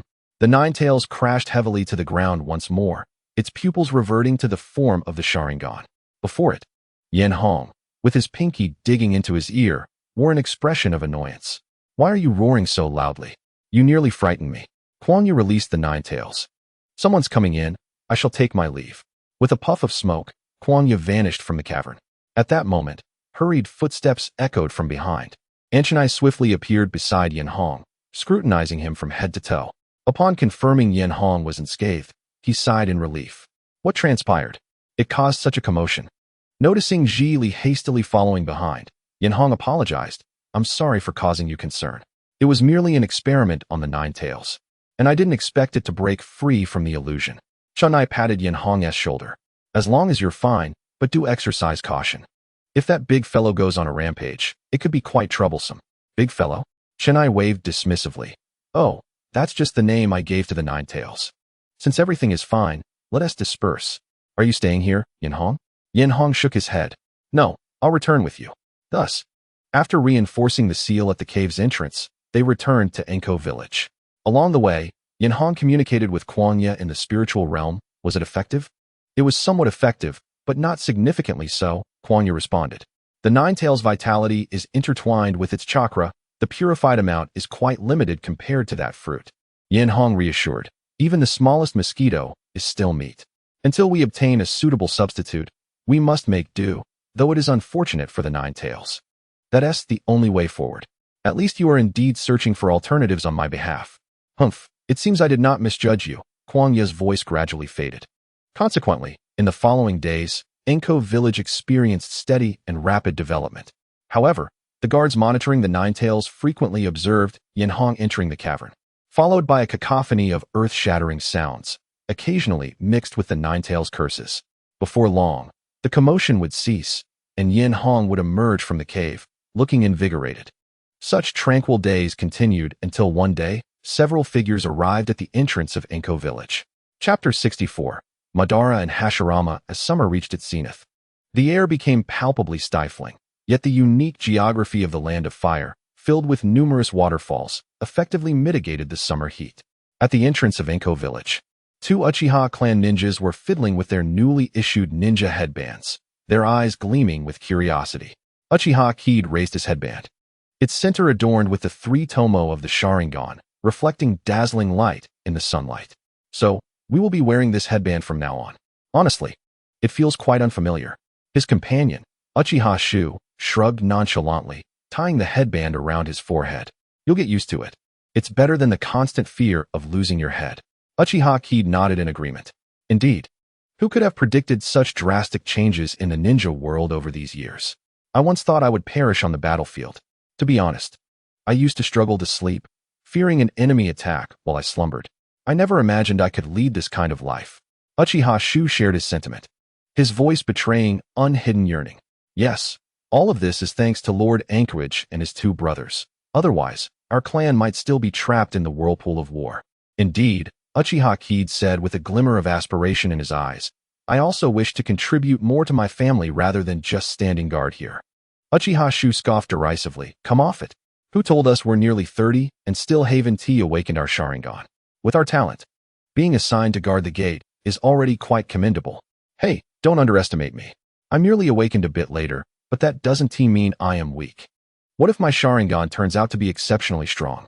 Not to boast, but if I were to open my eyes, I would undoubtedly become a pillar of strength for my clan. Even if Senju Hashirama were to arrive, I could easily handle him with one hand. What a joke. To be so intoxicated and still speak of Senju. Senju Hashirama. What's wrong? Uchiha Fong noticed his companion suddenly widen his eyes in fear, feeling somewhat perplexed. Following Uchiha Shio's gaze, his mind instantly froze upon witnessing the scene before him. Despite the sweltering summer heat, he felt an icy chill engulf his body. At the end of the road, a man clad in a loose, light green kimono approached, accompanied by two clan members. As he strolled, he admired the surrounding scenery, a resolute expression gracing his face, as if he were merely a traveler on an outing. Yet, this seemingly innocuous man sent shivers down their spines, causing them to sweat profusely, their faces paling from sheer terror. Senju Hashirama has come? Quick, notify Lord Yining. Just moments ago, Uchiha Fong had boasted of his ability to handle Senju Hashirama, but now all bravado dissipated as he hurriedly exclaimed, all right. Watching Uchiha Fong dash into the village, Uchiha Shio drew his long knife from his waist. He understood that his actions were futile against such might, yet his conviction held him steadfast at his post. The approaching Hashirama noticed the two in a state of panic and felt somewhat awkward. He hurriedly explained, No, I'm not here to fight. Please don't be alarmed. Am I truly that intimidating? However, Uchiha Shio remained tense, his grip on the knife trembling slightly as he forcibly suppressed his inner dread, demanding, Then what brings you to our hidden flame village? Hashirama's expression revealed a hint of helplessness as he sighed. Well, my little brother has gotten into trouble. And as the elder brother, I'm here to clean up his mess. What is he talking about? Uchiha Shio was utterly bewildered by Hashirama's words. Just as he was at a loss, a deep voice resonated from behind, causing him to relax in an instant. Hashirama, I didn't expect you to come in person. Upon seeing Madara, Hashirama's face broke into a sincere smile. Ah, Madara. Long time no see. Madara, clad in a fitted blue robe, walked at the forefront, followed by Izuna and Yenhong. Yenhong was equally surprised that Hashirama would personally come to exchange hostages. Although he understood that Hashirama likely bore no ill intent, he remained on high alert, for he was Senju Hashirama. Just then, Hashirama suddenly turned his gaze towards Enhō, causing Izuna to instinctively shield him with his hand. And even Madara furrowed his brow, chakra surging within him.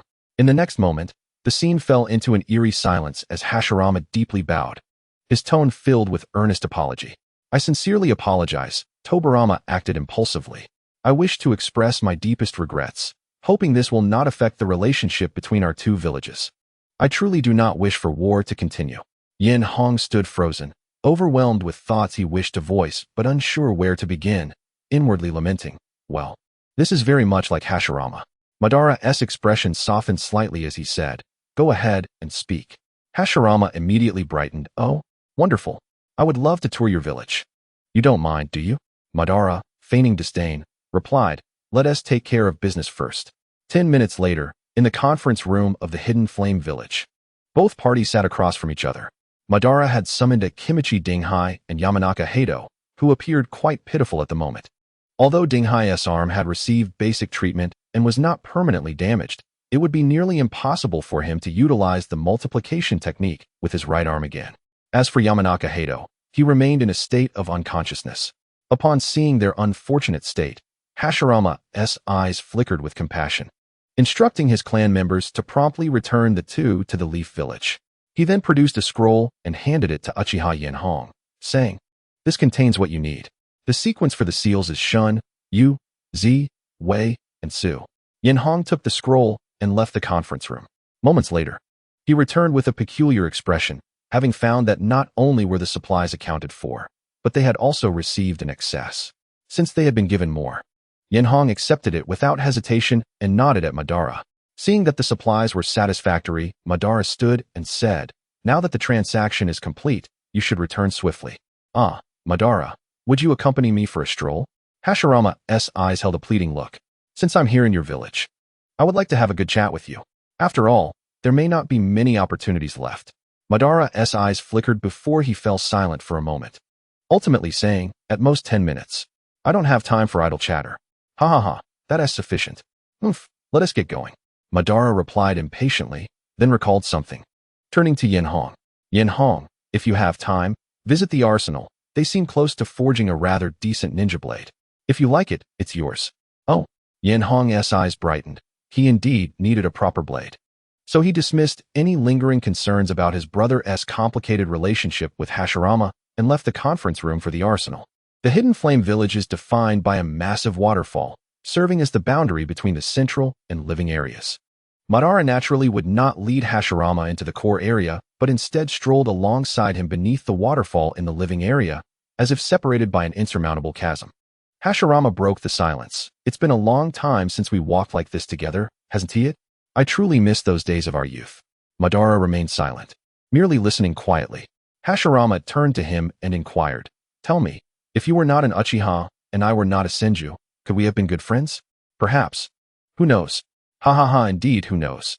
Suddenly, Hashirama halted, picking up 2 pebbles from the riverbank. He handed one to Madara, a playful smile gracing his face. Do you remember this? Shall we do it again? Madara shot him a cold glance. Childish. Hashirama immediately lowered his head, the mood shifting to a somber tone. Madara sighed, accepting the stone from him. Ha ha ha, I knew it. Hashirama instantly revived, exclaiming, now prepare. 1, 2. With a splash, the 2 stones skipped across the water's surface, bouncing to the opposite shore, just as they had 15 years prior. Approximately 10 minutes later, the 2 stood at the entrance of the Hidden Flame Village, their expressions complex. Hashirama laughed heartily. Well, I'll take my leave now. Farewell, Madara. Hashirama waved, striding out of the Hidden Flame Village, while Madara turned back into the village. The great gate of the Hidden Flame Village loomed like a stark division, pulling their figures further apart in opposite directions. Chapter 65. The Cold Edge of the Demon Blade. The Hidden Flame Arsenal, one of the most vital institutions within the Hidden Flame Village, is responsible for forging all ninja tools for the village. It is also a veritable money pit, even with the economic backing of the Land of Flame. Its funding is substantial, rivaling that of the other 5 great ninja villages. Yet, nearly half of its funds still flow into this insatiable beast. The arsenal is situated at the easternmost part of the central area of the Hidden Flame Village. Although its physical footprint is modest, it is protected by a barrier, underscoring its significance to the village. The entire armory is divided into two sections, one for storing the completed ninja tools, and the other serving as the blacksmith's workshop. At the very center of the forging area lies the exclusive forging room of the esteemed Shinta. In the middle of this room stands a colossal black furnace, surrounded by shelves filled with various precious metal ores, the value of which alone could establish a small ninja village. At this moment, the interior of the black furnace is ablaze with a fierce orange flame, the air thick with the metallic scent, while the temperature in the room is stifling, the floor slightly burning to the touch. Encircling the furnace are a group of muscular men, their bare skin flushed from the heat, their sweat-drenched faces betraying a mix of tension and anticipation. Merely 2 meters away from the furnace, Shinta is intently focused on the flames, his bloodshot eyes revealing 3 sleepless days, yet he continues to methodically direct his subordinates. Kozi, Taiko, monitor the furnace's temperature. Nishi, prepare to add the dragon crystal liquid. Understood. With the addition of the molten metal, the black furnace erupts into a crimson glow, flames licking out from the seams of the lid, raising the room's temperature further still. Yenhong, witnessing the process of ninja tool forging for the first time, gazes on with curiosity. The nearby blacksmiths, though excited, remain mindful of their responsibilities. And one steps forward to explain, Lord Yenhong, the dragon crystal liquid enhances the refinement of the ninja tools. Generally, at this stage, the forging process is nearing completion. This particular forging has been ongoing for nearly 3 months. With keen interest, Yenhong inquires, has it truly taken that long? Typically, ordinary ninja tools such as shurikens or swords do not require such extensive time. A skilled blacksmith might forge several in a single day. Only those imbued with special abilities, like this ninja blade, demand considerable time and resources. Yenhong questions further, the 7 ninja blades for the Hidden Mist Village were crafted by you as well? Yes. The blacksmith replies respectfully. However, the technique required for forging ninja blades is exceedingly demanding. Among all of us, only the late Lord Saimai and the current Lord Shinta have attained this level of skill. Yet, even then, the success rate is less than 20%, and each failure results in the wastage of valuable rare metals. How many of such ninja blades can you still forge? A hint of difficulty crosses the blacksmith's face. That largely depends on the materials available. If resources are sufficient, it is merely a matter of time. However, the metals required for crafting ninja blades are often priceless and rare, previously supplied by the Hidden Mist Village themselves.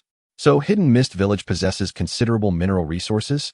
Yenhong muses, a glint of intrigue flashing in his eyes as he contemplates the abundant marine mineral resources of the ocean. Lord Yenhong, the ninja blade is about to be completed. Just as Yenhong ponders, the blacksmith's excited voice cuts through, and he turns to see Shinta skillfully lifting the furnace lid with a special tool. A searing wave of heat surges forth, but Shinta, unfazed, adeptly sidesteps the flames and extracts a long, glowing strip radiating intense red light from the furnace. A collective gulp reverberates among the blacksmiths, all eyes fixed on the luminous iron strip as Shinta carefully places it into the quenching oil pool. Sizzling sounds erupt as thick clouds of white smoke rise. The iron strip's temperature plummeting rapidly, its red glow dimming to reveal its true form. A blade with a lustrous black sheen, measuring over 3 feet in length. Its edge already sharpened, exuding an aura of lethal sharpness. With utmost caution, Shinta lifts the blade from the oil, placing it on the anvil. And the gathered crowd collectively holds their breath, for this is the pivotal moment that determines the success of the forging. Prior to this, while the blade appeared flawless, no one could guarantee the integrity of its core. It could merely be a facade, beautiful yet fragile. Shinta raises the forging hammer high above his head, his grip trembling slightly, betraying a flicker of anxiety. Although he possesses the skill to forge legendary ninja blades, he had previously only succeeded in crafting a beheading sword, which, while adept at self-repairing by absorbing iron from blood, did not truly meet the standard of a legendary blade. After all, no ninja blade should be prone to breaking.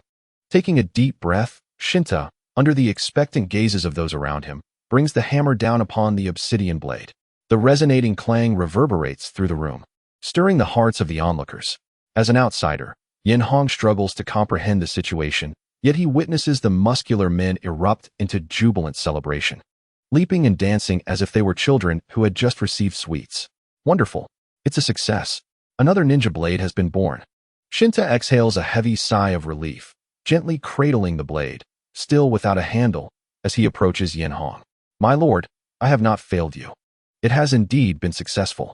All that remains is to affix an appropriate handle. Yenhong inspects the blade in Shinta's hands, struggling to discern any extraordinary qualities.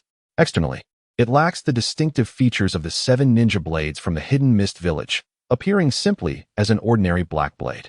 Yet, the blade's true essence lies beyond its appearance. Yenhong, enveloped in chakra to protect his hand, reaches out to grasp the blade, only to hear Shinta's urgent warning. My lord, be careful. In a moment of shock, Yenhong's pupils dilate as he feels the blade's edge slice through his chakra as easily as tofu. With quick reflexes, he retracts his hand, narrowly avoiding a severe injury. Suppressing the turmoil within, he looks at the visibly anxious Shinta. What properties does this blade possess to be so sharp? Shinta, still shaken by the previous incident, responds earnestly, My lord, due to the materials used. This blade possesses but one characteristic. It is a cutting weapon. It can sever nearly all substances, including chakra. Even your Susanoo would be easily breached by it. Hiss. Yenhong is genuinely taken aback, his eyes wide with astonishment. What is the name of this blade? The Demon Blade, Cold Edge. Chapter 66. Enrollment and future. As the sun rises from the distant east, dispersing the morning mist, another beautiful day begins. Early in the morning, a long line has already formed at the entrance of Yenin village, where many parents await with their young children, their faces brimming with anticipation as they glance toward the village. Today marks the day of enrollment for the Yenin village school. While children from internal families may enter directly, those from outside must undergo a series of tests to gain admission. Yet, a multitude of parents continues to bring their children for interviews, for in the land of flames, the status of ninjas is exceedingly high. Moreover, upon joining the Hidden Flame Village, one can receive a substantial monthly stipend, sufficient to support a family's ordinary expenses. This prospect serves as a considerable temptation for the populace, recently emerged from the ravages of war. I wonder if my child will have the chance to become a ninja. Among the crowd, a bearded gentleman gazed forlornly at his son, lamenting, We know nothing of ninjutsu. It seems there is little hope. Don't give up, sir. Perhaps success is still within reach. A youthful voice chimed from behind. One must believe in their child. You make a valid point, the gentleman replied, his expression softening slightly. Before he turned to question the child, who appeared no older than 8 or 9. Where are your parents, little one? Why are you alone? The boy candidly replied. They passed away long ago. It's just my grandmother and me now. I must become a ninja to better protect my family. The gentleman was taken aback. For while death was commonplace in this era, where the average lifespan barely reached 30, finding such optimism in a child was indeed rare. Do you understand ninjutsu? He inquired. I do not. The boy shook his head, but I believe no challenge is insurmountable.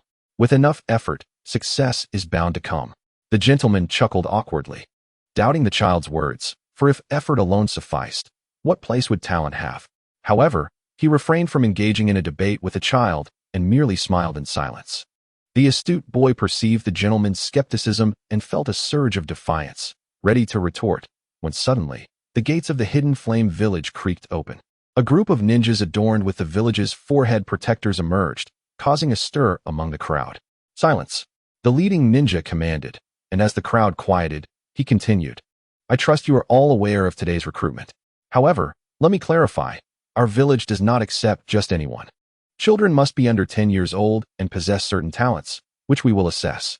Should one join our village, they become part of us, and any betrayal will not be taken lightly. Now, step forward for testing. The other ninjas promptly set up a table, behind which 3 examiners sat. One by one, individuals approached for their assessments. The first parent led their son to the table, anxiety etched on their face as they faced the 3 examiners. The first examiner scrutinized the boy and asked, Do you know any ninjutsu? The boy shook his head in confusion.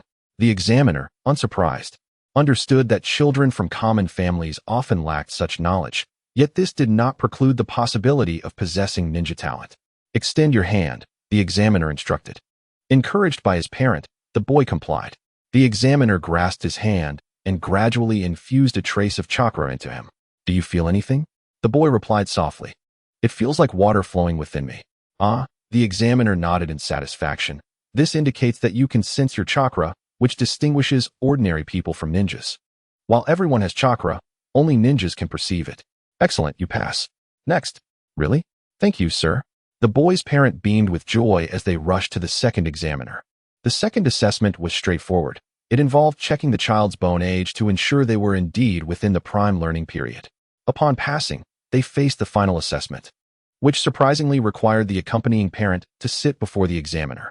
The parent, clearly confused, asked nervously, "Sir, what is this for?" The third examiner smiled reassuringly. "You need do nothing but relax and watch me." "Okay, very well, then, Sharingan illusion." In an instant, the parent's gaze became vacant. The examiner proceeded to ask a series of questions, and under the illusion's influence, the parent answered them all, ensuring the child's background was clean and free from spies intent on infiltrating the hidden flame village. After the inquiries concluded, the examiner dispelled the illusion and handed over a sheet of paper, stating, "Congratulations, you have passed the assessment. Please leave your child's name and report to the hidden flame village promptly." Thank you. The parent bowed deeply in gratitude, leading their child away amidst envious glances from others, joyfully preparing for their move. Thus, assessments continued, yet most children failed to sense the chakra flowing into them, rendering them unqualified to become ninjas, leaving them to return home with disappointment. Soon, it was the young boy's turn, and as expected, he successfully passed the assessment. The fact that he had come alone piqued the examiner's interest. One of them noted the boy's name on the paper and murmured, "Might Haru, quite an intriguing child." Not far away, Chiri and Yenhong observed the recruitment process outside the gates, their expressions reflecting a sense of tranquility. "Why did you choose to recruit from the common folk?" Chiri inquired curiously. Yenhong smiled lightly. "Do not underestimate the children of commoners, Chiri. While they rarely possess powerful bloodline limits, they may exhibit remarkable talents in other areas, potentially surpassing innate abilities." He recalled renowned ninjas of the future, Might Guy, Minato Namikaze, Orochimaru, Jiraiya, and Kabuto Yakushi, who, lacking family legacies, nevertheless rose to extraordinary heights. "You seem quite confident?" "Not entirely. After all, such buried gold among the sand is rare. It's a matter of luck. Even if we do not find any exceptional talents, recruiting a few with ordinary abilities to strengthen the village is still beneficial." Chiri nodded thoughtfully, then suddenly grew somber. "I wonder how long this peace will last. Having abruptly emerged from war, I find myself fearful of its return."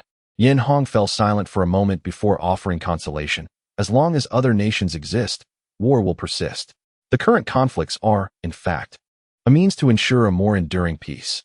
Chiri gazed at the youthful faces at the gate and asked, "Will we win?" Yenhong felt a jolt in her heart at the question, swiftly redirecting the conversation. "I do not know, but I believe the future belongs to us, the Uchiha." Chiri replied serenely, "I believe so too."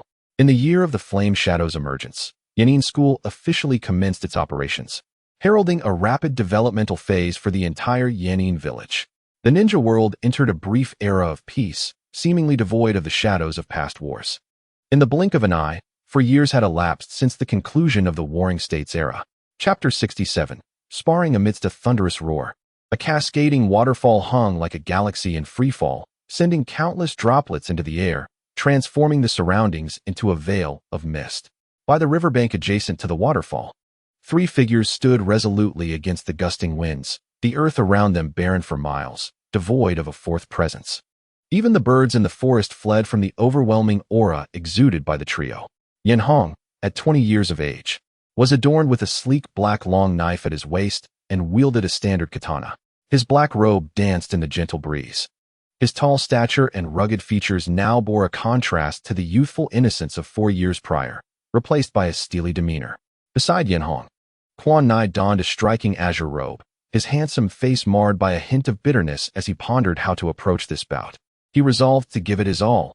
To do otherwise might provoke a harsher response from his elder brother. Several meters away, Uchiha Madara stood with arms crossed, his long black hair swirling wildly in the air. His gaze exuded a calmness capable of quelling storms, his aura deep and enduring, akin to an ancient boulder standing resolute in the sea, heavy and silent, yet unyielding. As he glanced at his two younger brothers, a fleeting softness flickered in his otherwise impassive eyes, though his tone remained stern, urging them not to dawdle, warning that he would strike first if they did not. Sighing, Quan Nai acknowledged his impending defeat, yet his usual nonchalance dissipated, replaced by a newfound seriousness. This time, he was determined to land a blow on his elder brother. Did Enhō possess confidence? Yes, albeit not in abundance. Drawing his long knife, Quan Nai declared that having any measure of confidence would suffice, and thus prepared to engage. A smile graced Madara's lips. Finally showing some spirit. With a thunderous boom, the riverbank resonated as Quan Nai vanished in an instant, appearing before Madara in a blur, executing a fierce horizontal slash with his knife. The speed of this strike was astonishing, the blade's tip cutting through the air with a white streak.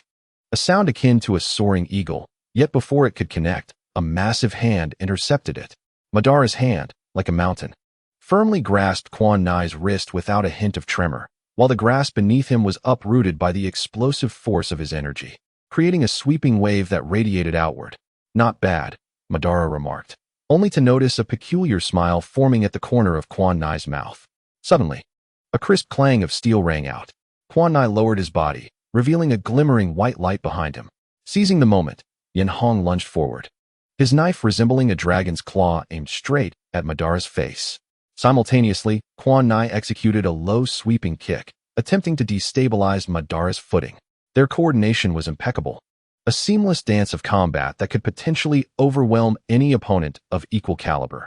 Yet, Madara was clearly not within that realm. Facing the dual assault, Madara remained unfazed, exerting force through his grip on Quan Nai's hand, astonishingly lifting him effortlessly into the air. As Enhō's knife struck forward, Quan Nai collided with him midair, and they were both hurled away by an overwhelming force, soaring directly toward the river's surface. With a resounding splash, a towering wall of water erupted. As Enhō was swept beneath, his foot finding purchase on the riverbed, propelling himself back to the surface. He barely emerged before catching a glimpse of a dark figure hurtling towards him, splitting the water in two, and upon realizing it was Madara's fist coming at him, he instinctively raised his knife, using his left hand to brace against the blade's back, leaning forward to absorb the impact of the oncoming strike. The water beneath him buckled under the force, and Enhō grunted as the overwhelming power struck his chest, forcing him back into the tumultuous river. Just then, another figure breached the surface. Quan Nai grasped Enhō's ankle mid-flight, spinning him around and launching him back with even greater velocity. With the combined forces, Enhō's speed reached its zenith as he adjusted his position in the air, driving the knife forward. The water below him carved into a long channel, resembling a dragon surging toward the sea, unstoppable. Madara, whose expression had remained serene, now bore a hint of surprise at the duo's remarkable synergy.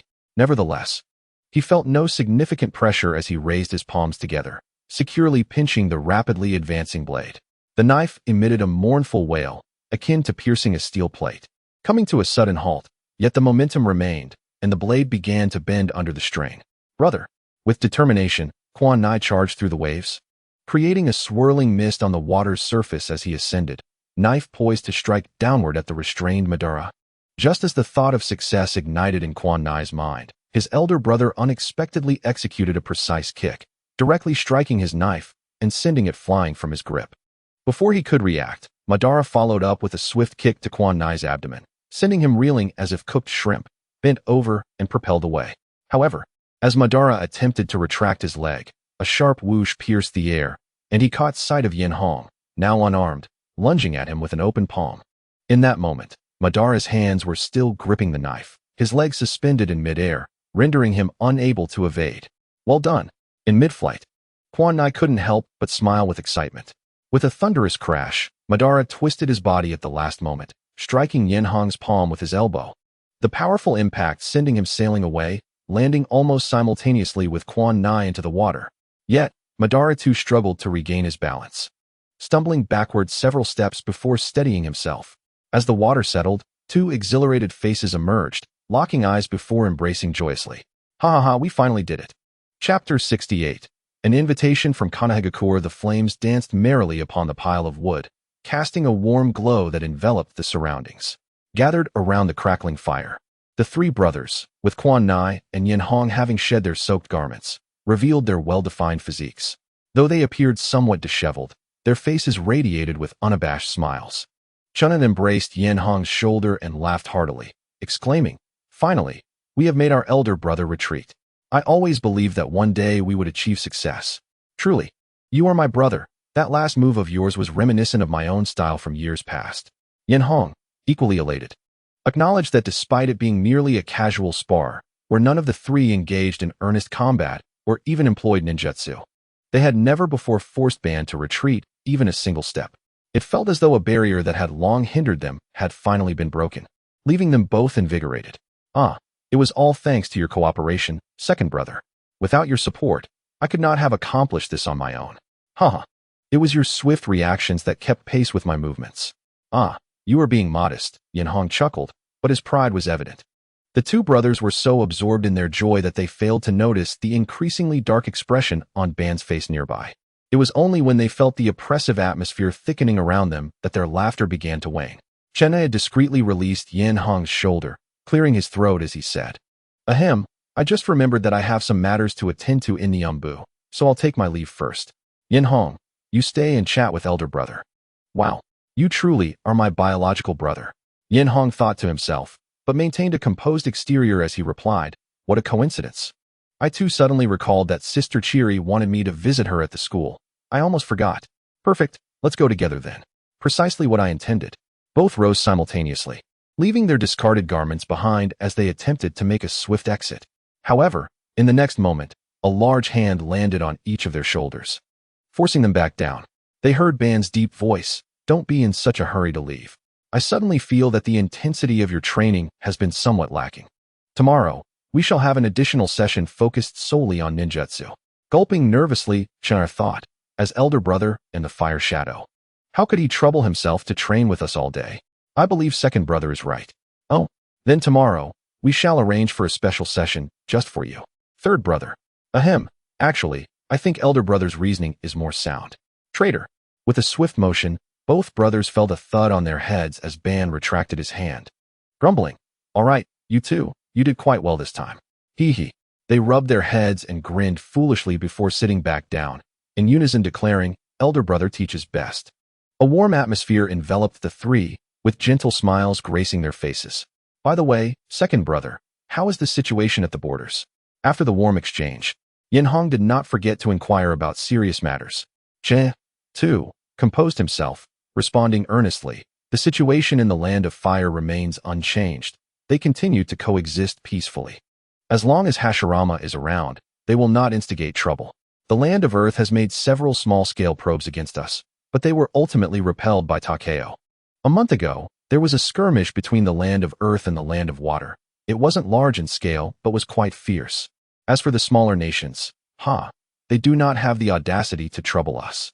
After listening quietly, Enhō remarked solemnly, it seems that after a long period of peace, some cannot sit idly any longer. Chunai smirked coldly, it has been 4 years. It is time for them to witness our strength. Take a look at this. Ban interjected, producing a finely crafted letter from his robe. The envelope adorned with the symbol of Konoha. From Konoha? What could they possibly want to communicate with us? Chin's gaze sharpened as he took the letter, reading intently. After a moment, a strange expression crossed his face, and he passed the letter to Enhō. Upon receiving it, Enhō's pupils constricted, and he revealed a look of understanding, internally reflecting on how Hashirama had chosen this course of action. The letter's content was straightforward. It was an invitation for the Hidden Flame Village to participate in the Six Shadows Summit at Konoha. The village had gathered 7-tailed beasts and sought to sign a peace agreement among the 6 major ninja villages to ensure future peace in the ninja world. Indeed, Hashirama is offering tailed beasts once more. Enhō mused, recalling how, before his transmigration, he found Hashirama's boldness puzzling. He had never heard of the strongest nation voluntarily offering resources to prevent conflict. It was absurd, utterly ridiculous. The idea that military deterrence was the best means to secure peace seemed forgotten, as he willingly relinquished power, choosing instead to trust in the goodwill of others. Enhō could only wonder at Hashirama's confidence or naivety. Chennai voiced his suspicion. Could this be a scheme by Senju Tobirama? To lure us into a trap? If he had such intentions, he would not be Hashirama Senju. This is indeed something he would do, Ban scoffed, turning his gaze toward Enhō. What do you think? Should we attend this Six Shadows Summit? After a moment of contemplation, Enhō replied thoughtfully, in truth, I believe the other 4 villages Kage will most likely attend. After all, tailed beasts are a rare and valuable resource, and who would refuse such an offer? We could use this opportunity to launch a surprise attack on their territory. However, I fear that such actions might incite public outrage. If they unite against us, it could disrupt our plans. It may be wiser to attend the Six Shadows Summit. If we can acquire another tailed beast, it would bolster our advantage in future conflicts. Ban nodded. Indeed, the letter indicates that each village's Kage may bring one bodyguard. Yenhong, you will accompany me to see what Hashirama is truly up to. Yenhong nodded, a familiar figure surfacing in his mind.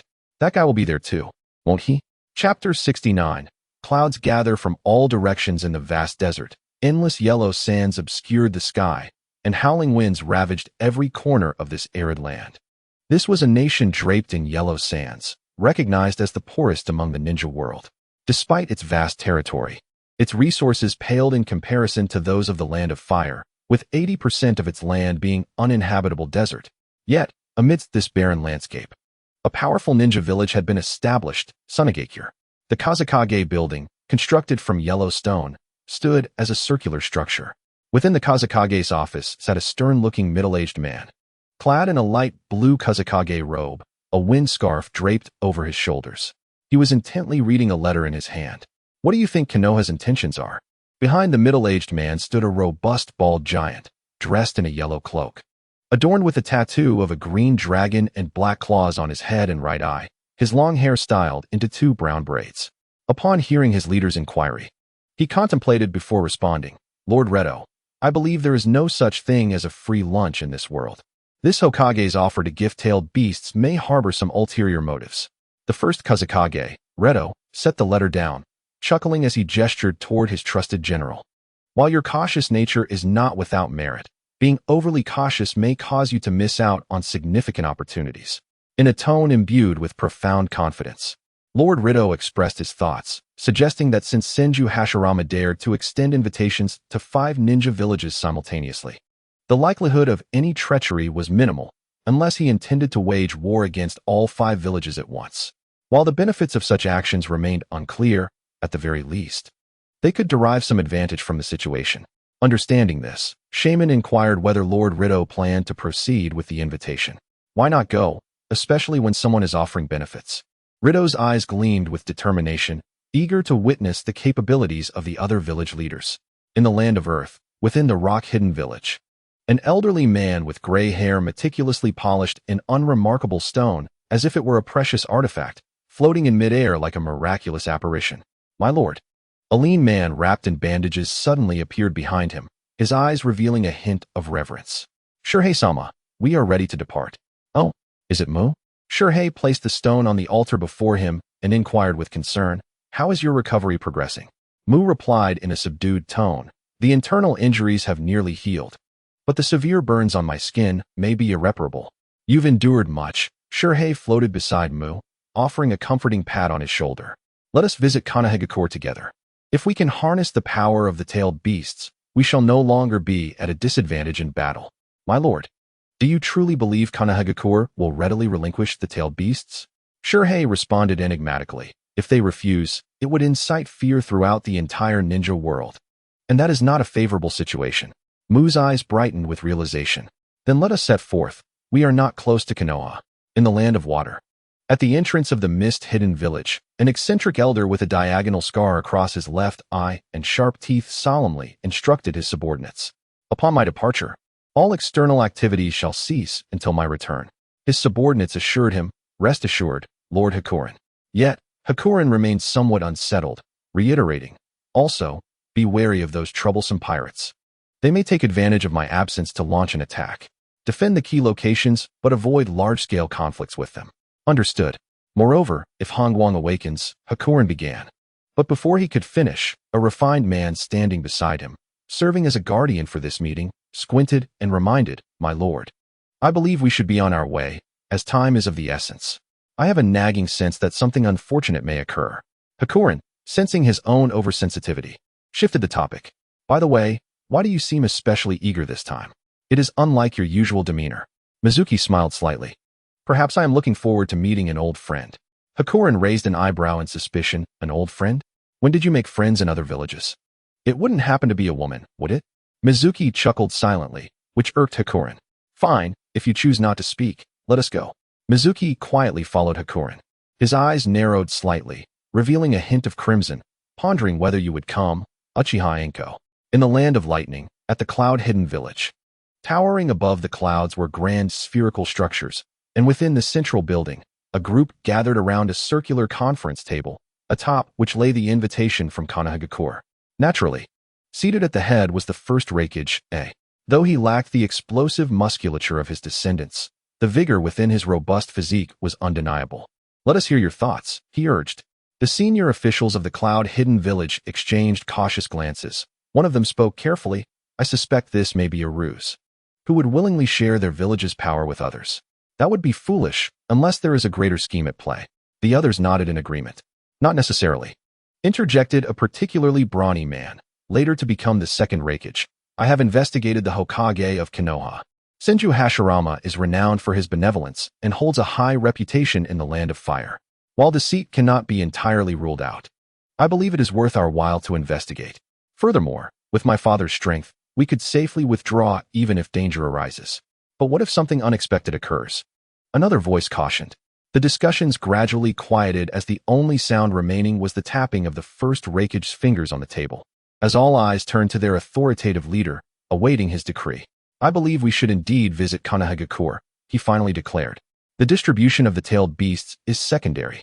Do you all remember the incident involving Orui?" A palpable tension filled the room as they recalled the fallen comrade, whose death was likely at the hands of the Uchiha clan from the flame-hidden village. The first Chikage's icy voice resonated through the chamber. "This upcoming summit of the Six Kage will also include an invitation to the flame-hidden village. I intend to confront this Uchiha clan and demand answers for their audacity to harm our people." Beneath the facade of peace, undercurrents of tension simmered. Chapter 70. Arrival at Konoha. A gentle breeze swept through the verdant forest, producing a soothing rustle, while the faint aroma of flowers wafted through the air, uplifting the spirits. After 4 long years, stepping once more onto the soil of the land of fire, Enhō felt a nostalgic pang as he surveyed the familiar, yet slightly altered landscape, remarking, "In terms of geographical splendor, the land of fire remains unparalleled." Madara, walking alongside Enhō, observed their surroundings, echoing his sentiments. "Indeed, Hashirama has done well in cultivating this place." The two departed from the flame-hidden village 2 days prior, and had leisurely traversed the distance to the outskirts of Konoha, where the iconic Hokage rock, adorned with Hashirama's visage, loomed in the distance. Enhō admired the statue and suggested with a smile, "Brother, should we not consider erecting a monument in the flame-hidden village to commemorate our past leaders? It certainly looks impressive." Madara glanced at the Hokage rock and replied coolly, "When you become the Hokage, should you wish to pursue such an idea, I shall not oppose it. Come now, as the first Hokage, you should at least be recognized." Enhō countered, "I fear some mischievous child might deface the statue. If we are to build one, it should start with you. Surely, our village would not harbor such impish youths?" "Huh, your second brother was hardly a well-behaved child. I believe he would have done just that. Did my second brother have such antics? Pray, tell me more." Their light-hearted banter continued as they approached the entrance of Konoha, where a grand, imposing gate stood adorned with a massive plaque. At its center lay the emblem of Konoha, flanked by the characters for ninja, imparting an aura of reverence and solemnity. At the entrance stood 2 ninjas adorned with the symbol of Konoha, seemingly there to greet the leaders of various villages attending the conference. Upon hearing footsteps, they turned in unison towards the sound, and Yenhong could distinctly sense their bodies shudder slightly. The long-standing enmity between the Uchiha and Senju clans had persisted for centuries. It could not simply evaporate after a mere 4 years. Yet, both parties quickly regained their composure, recognizing the significance of the occasion. They suppressed their complex emotions, managing to present a distant yet courteous smile. "Welcome to Konoha, esteemed representatives of the Yenin village. The meeting has yet to commence. Shall I escort you to the conference hall?" Yenhong inquired, gesturing towards the Hokage building at the far end of the village. "Indeed," came the reply. "However, we shall make our own way there. There is no need for you to trouble yourself." "Very well." The Konoha ninjas were eager to comply, yet Yenhong advised, "It would be prudent not to wander aimlessly, as many areas of Konoha are not open to outsiders, particularly in the case of Yenhong ninjas." Before he could finish, an overwhelming aura of murderous intent washed over them, as if they had been thrust into a hellish realm. A wave of primal fear surged from within, rendering Enhō momentarily speechless and trembling. Noticing their distress, one of the companions shouted, "My lord, please hold back. It was our offense." The terrifying pressure dissipated like a receding tide, leaving the ninjas, akin to drowning men, gasping for breath upon collapsing to the ground. Drenched in sweat while gazing at Uchiha Madara with profound trepidation. Consider this a favor to Hashirama. However, should there be a second offense? Madara's voice trailed off as he turned away, stepping through the gates of Konoha, with Enhō quickly following in his wake. Behind them, the two ninjas remained shaken. Unable to rise, one of them pounding the ground in frustration. Damn it. Meanwhile, Madara and Enhō paid little heed to the two insignificant figures as they traversed the streets of Konoha. It was evident from the glances cast their way, whether filled with hatred, curiosity, or a complex mix of emotions, that none dared approach them. Humph, Madara scoffed, unfazed by the attention. Striding forward with purpose, Enhō, however, suddenly brightened at the sight of something and called out to Madara, "Brother, we've been walking for a while. Shall we pause for a moment and grab a bite? There's no rush for the meeting." Madara turned in surprise, only to find Enhō heading towards a small stall by the street and waving him over. This boy. Madara shook his head but followed Enhō nonetheless, soon discovering it was merely a modest noodle shop. As they approached, he caught a whiff of an enticing aroma that stirred his curiosity. "Welcome to Ichiraku Ramen," the owner exclaimed, immediately greeting the newcomers. However, he paused, scrutinizing Enhō with a look of recognition as if trying to recall something. Finally, he broke into a hearty laugh. "It's you, young man. Finally visiting Konoha, are we?" "Oh, it seems the owner remembers me," Enhō replied with a smile. "I happened to come to Konoha, and upon arrival, I made my way directly to your establishment. This is my elder brother. I want to see if your culinary skills have improved since 4 years ago. Ha ha ha. Welcome to Konoha. Today's meal is on me. I'd like you to try my latest recipe. Just a moment." The owner cheerfully turned to prepare the noodles, while Enhō invited Madara to sit down, eagerly recommending, "Brother, I assure you, this is the best ramen I have ever tasted in this world. You must try it." Madara observed his brother's excitement, offering a faint smile as he inhaled the delightful scent. "Ha ha ha, you won't be disappointed." The owner returned with 2 steaming bowls of noodles, presenting them with a flourish. "Please enjoy." Enhō eagerly took a sip of the broth, the exquisite flavor exploding on his palate, prompting a contented sigh. "Delicious as always." Madara glanced at Enhō, skeptically picking up a pair of chopsticks and lifting a handful of noodles to his mouth. His eyes widened in surprise as he swiftly devoured them. "How is it, brother?" "Not bad, right? Just mediocre. I was merely hungry," Madara replied nonchalantly. "Ha ha ha, alas, our second brother is missing out." Enhō chuckled, but just as he raised his bowl, both he and Madara suddenly tensed, sensing an undercurrent of danger in the air. Chapter 71. The Power of the Sharingan Fire Release. Fire Dragon Flame Jutsu. The roaring fireball, imbued with searing heat, struck the training target, shattering it into countless pieces that burned with a fierce flame. Not far away, a boy just past the age of 10, with an unremarkable appearance, gazed breathlessly at the effect of his ninjutsu, a glimmer of joy in his eyes. To wield such a powerful technique at this age was indeed a testament to his extraordinary talent. Not enough. The boy clenched his fists, eager to refine his chakra and unleash another jutsu, but his already exhausted body caused him to feel dizzy, nearly collapsing to the ground. "Hayashi still training?" 3 figures approached from behind. On the left was a boy with a sideswept fringe and thick glasses, exuding an academic aura.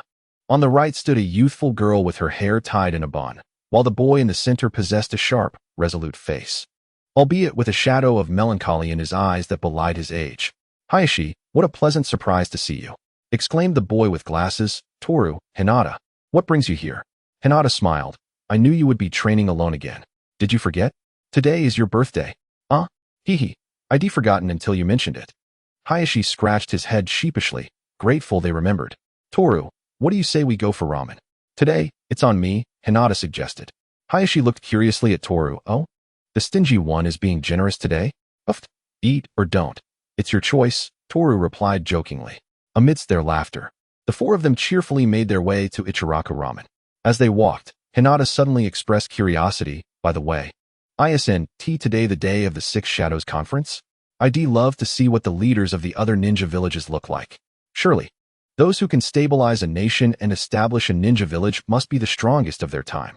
I hope we can reach such strength one day, Toru remarked, adjusting his glasses with aspiration.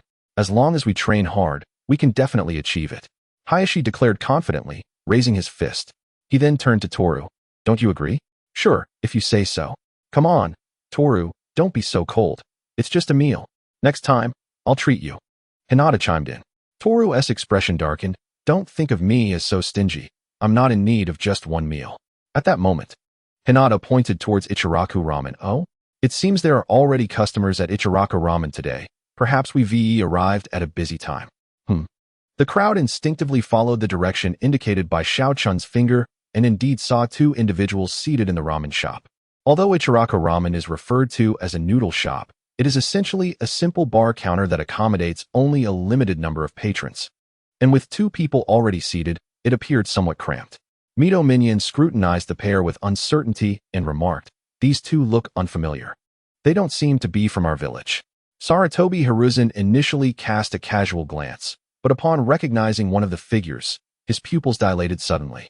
His hands clenched into fists, and he trembled slightly, an overwhelming hatred transforming into a palpable aura of killing intent that seemed to chill the air around him. The three companions beside him, still relatively inexperienced, sensed something was amiss, but were unable to fully grasp the intensity of Hiruzen's reaction. However, Inahiro and Madara, observing from a distance, quickly detected this faint yet menacing aura. Madara, after a cursory glance, lost interest upon realizing it was merely a child, casually inquired, "Do you know them?"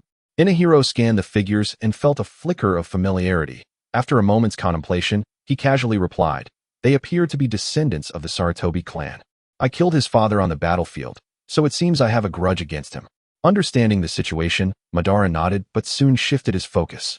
Recognizing that the enmities forged on the battlefield were numerous, it is no exaggeration to say that at least 1/3 of the inhabitants of Konoha harbored grievances against the Uchiha. And with such a plethora of animosities, there was little room to attend to each one. Besides, what adult would harbor anger towards a child? Yet, the two individuals at the ramen shop dismissed Hiruzen entirely, continuing their meal and drink. He, however, could no longer contain himself. The murderer of his father stood before him, clearly aware of his presence, but choosing to ignore him as though he were invisible. An abyss of hatred surged through him, eroding his rationality, and he could no longer restrain his hand. Fire style, Fire Dragon Flame Jutsu. "Hey, Hiruzen, are you crazy?" Xiao Chun exclaimed in shock as the fireball, trailing a blazing tail, surged directly towards Madara and Inahiro, who were engrossed in their meal. To be honest, the Uchiha brothers were momentarily taken aback, not expecting this hot-headed youth to dare attack them, and even the owner of Ichiraku was so startled that he dropped his bowl. At the instant the fireball approached, Madara, with a flick of his wrist, swatted it away as if shooing a fly. The intense flames erupted in a brilliant explosion, showering sparks in the air. Without even a glance at the commotion, he casually flicked his wrist again, dissipating the once magnificent flames into nothingness. The shocking spectacle caused Xiao Chun and her companions to collectively gasp, while Sarutobi Hiruzen, momentarily sobered, realized he had just committed a grave error. Once he had acted, there would be no support from Konoha should the Uchiha decide to eliminate him on the spot, and he had potentially jeopardized the fragile peace between the two nations. Realizing this, the 12-year-old Hiruzen broke into a cold sweat, standing frozen in panic, unsure of how to proceed. "Since this is your mess, you shall resolve it," Madara said, lowering his gaze to resume his meal. Inahiro nodded and leisurely rose from his seat, taking deliberate steps toward the fore. My apologies, senior. We realize our mistake." Xiao Chun urgently tugged at Hiruzen's clothing. "You must apologize." Hiruzen gritted his teeth. There was no way he could bring himself to apologize to the murderer of his father. He could only watch as Inahiro drew nearer, while Mito Minion and Danzo instinctively recoiled in the oppressive atmosphere. Finally, Inahiro halted 3 paces away from Hiruzen, gazing at his youthful visage, and said indifferently, "What a pity, you squandered the precious opportunity your father left you. However, I must collect a bit of interest." With that, Inahiro's eyes glowed red, and the emotionless Sharingan reflected in Hiruzen's gaze. In the next moment, Hiruzen felt as though he had been struck with tremendous force, letting out a muffled groan before collapsing to the ground, unconscious. Hiruzen, Xiao Chun and Mito rushed to his side, panic in their eyes. Despite their fear, they mustered the courage to confront Inahiro. What did you do to him? Inahiro nonchalantly retracted his Sharingan, shrugging casually. Don't worry, I haven't killed him. He'll wake up shortly. Consider it a minor reprimand. At that moment, Madara finished his noodles, casually produced some money, and placed it on the table, striding toward them without sparing a glance. To Inahiro, he said calmly, if you've had your fun, we should be on our way. All right, brother, let us go. Inahiro replied, and the two walked away, gradually fading from view. Quickly, we must take Hiruzen to the hospital. Xiao-chun urged. Hey, Danzo, stop dawdling and help. Danzo seemed to just come to his senses, quickly joining Mito in lifting Hiruzen, and the three hurried toward the hospital. In their panic, Xiao-chun and Mito failed to notice the unusual glint in Danzo's eyes. Is that the power of the Uchiha Sharingan? Chapter 72. What can you do? The unexpected interruption did not affect Inahiro and Madara. They soon arrived inside the Hokage building and, from a distance, spotted Hashirama clad in a flowing kimono, smiling warmly at them. Beside him stood Tobirama, his silver hair contrasting sharply with his expression of disdain for the Uchiha. Although he had opposed the invitation for the Hidden Rain village to join this meeting, he recognized the occasion and refrained from causing a scene. Merely casting a cold glance at the approaching duo, his demeanor suggesting they owed him a considerable debt. Madara and Inahiro have arrived, Hashirama exclaimed, his tone markedly warmer than his brother's. Thank you for your efforts on the way here. Would you like to share a drink after the meeting? Madara merely offered a brief glance at Hashirama, ignoring Tobirama's gaze, and replied in a low voice, let us skip the pleasantries and commence the meeting. Haha, splendid. You two are just in time, Hashirama responded without taking offense, leading them toward the conference hall, with Tobirama silently following. As the door to the conference room creaked open, a heavy and oppressive atmosphere enveloped them. The spacious room featured a hexagonal wooden table, and seated around it were the remaining four Kage, their respective guards standing quietly beside them. Initially, the four factions sized each other up. After all, each Kage represented a powerful nation of shinobi, and as the first Hokage, they were undeniably formidable figures. Until now, they were merely acquainted by hearsay, and in the absence of direct confrontation, no one could confidently claim superiority over the others.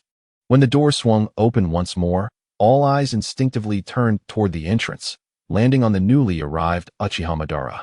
Unlike the others, who eyed him with mere curiosity, the first Raikage betrayed a hint of barely contained animosity, his body tensing instinctively. Upon stepping into the conference room, Inahiro scanned the attendees, finding the arrangement unchanged from his memory of the first 5 Kage summit. When his gaze landed on the figure next to Hakuto, a flicker of recognition passed between them, only to be promptly concealed as they diverted their eyes. With a resolute stride, Madara disregarded the gazes of those around him and settled himself beside Hashirama, arms crossed in front of him, leaning slightly back against the chair as if entirely disinterested in the other Kage. This audacious demeanor elicited subtle frowns from the onlookers. What an arrogant Hokage! Following Madara's lead, Enko stood quietly beside him, much like the other guards. Except for Mist's representative. Everyone cast but a fleeting glance at him, for none would expend their energy on a mere guard. As Hashirama took his seat, the first meeting of the 6 Kages was finally underway. It is not an exaggeration to say that most of the most formidable beings in the entire shinobi world were gathered within this conference room. Yet, a profound silence enveloped the room, with each individual lost in their own contemplations, creating a tense atmosphere. Suddenly, a sharp sound reverberated through the conference room as Hashirama's head met the table with earnestness, bowing deeply to the assembly. I am truly grateful for the gathering of the original 6 Kages to discuss matters today. Madara's brow furrowed slightly, while Tobirama, exasperated, remarked, Brother, as Hokage, you represent our Hidden Leaf Village. How can you so easily bow to the other Kage? Tears welled in Hashirama's eyes as he replied, I am simply too overjoyed. Humph.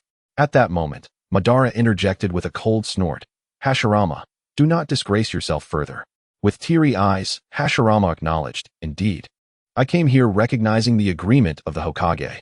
The first Tsuchikage, Ishikawa, clad in a long yellow robe, spoke up, however. This does not imply I will sign my name without conditions. Indeed, the first Mizukage, Hakurin, concurred.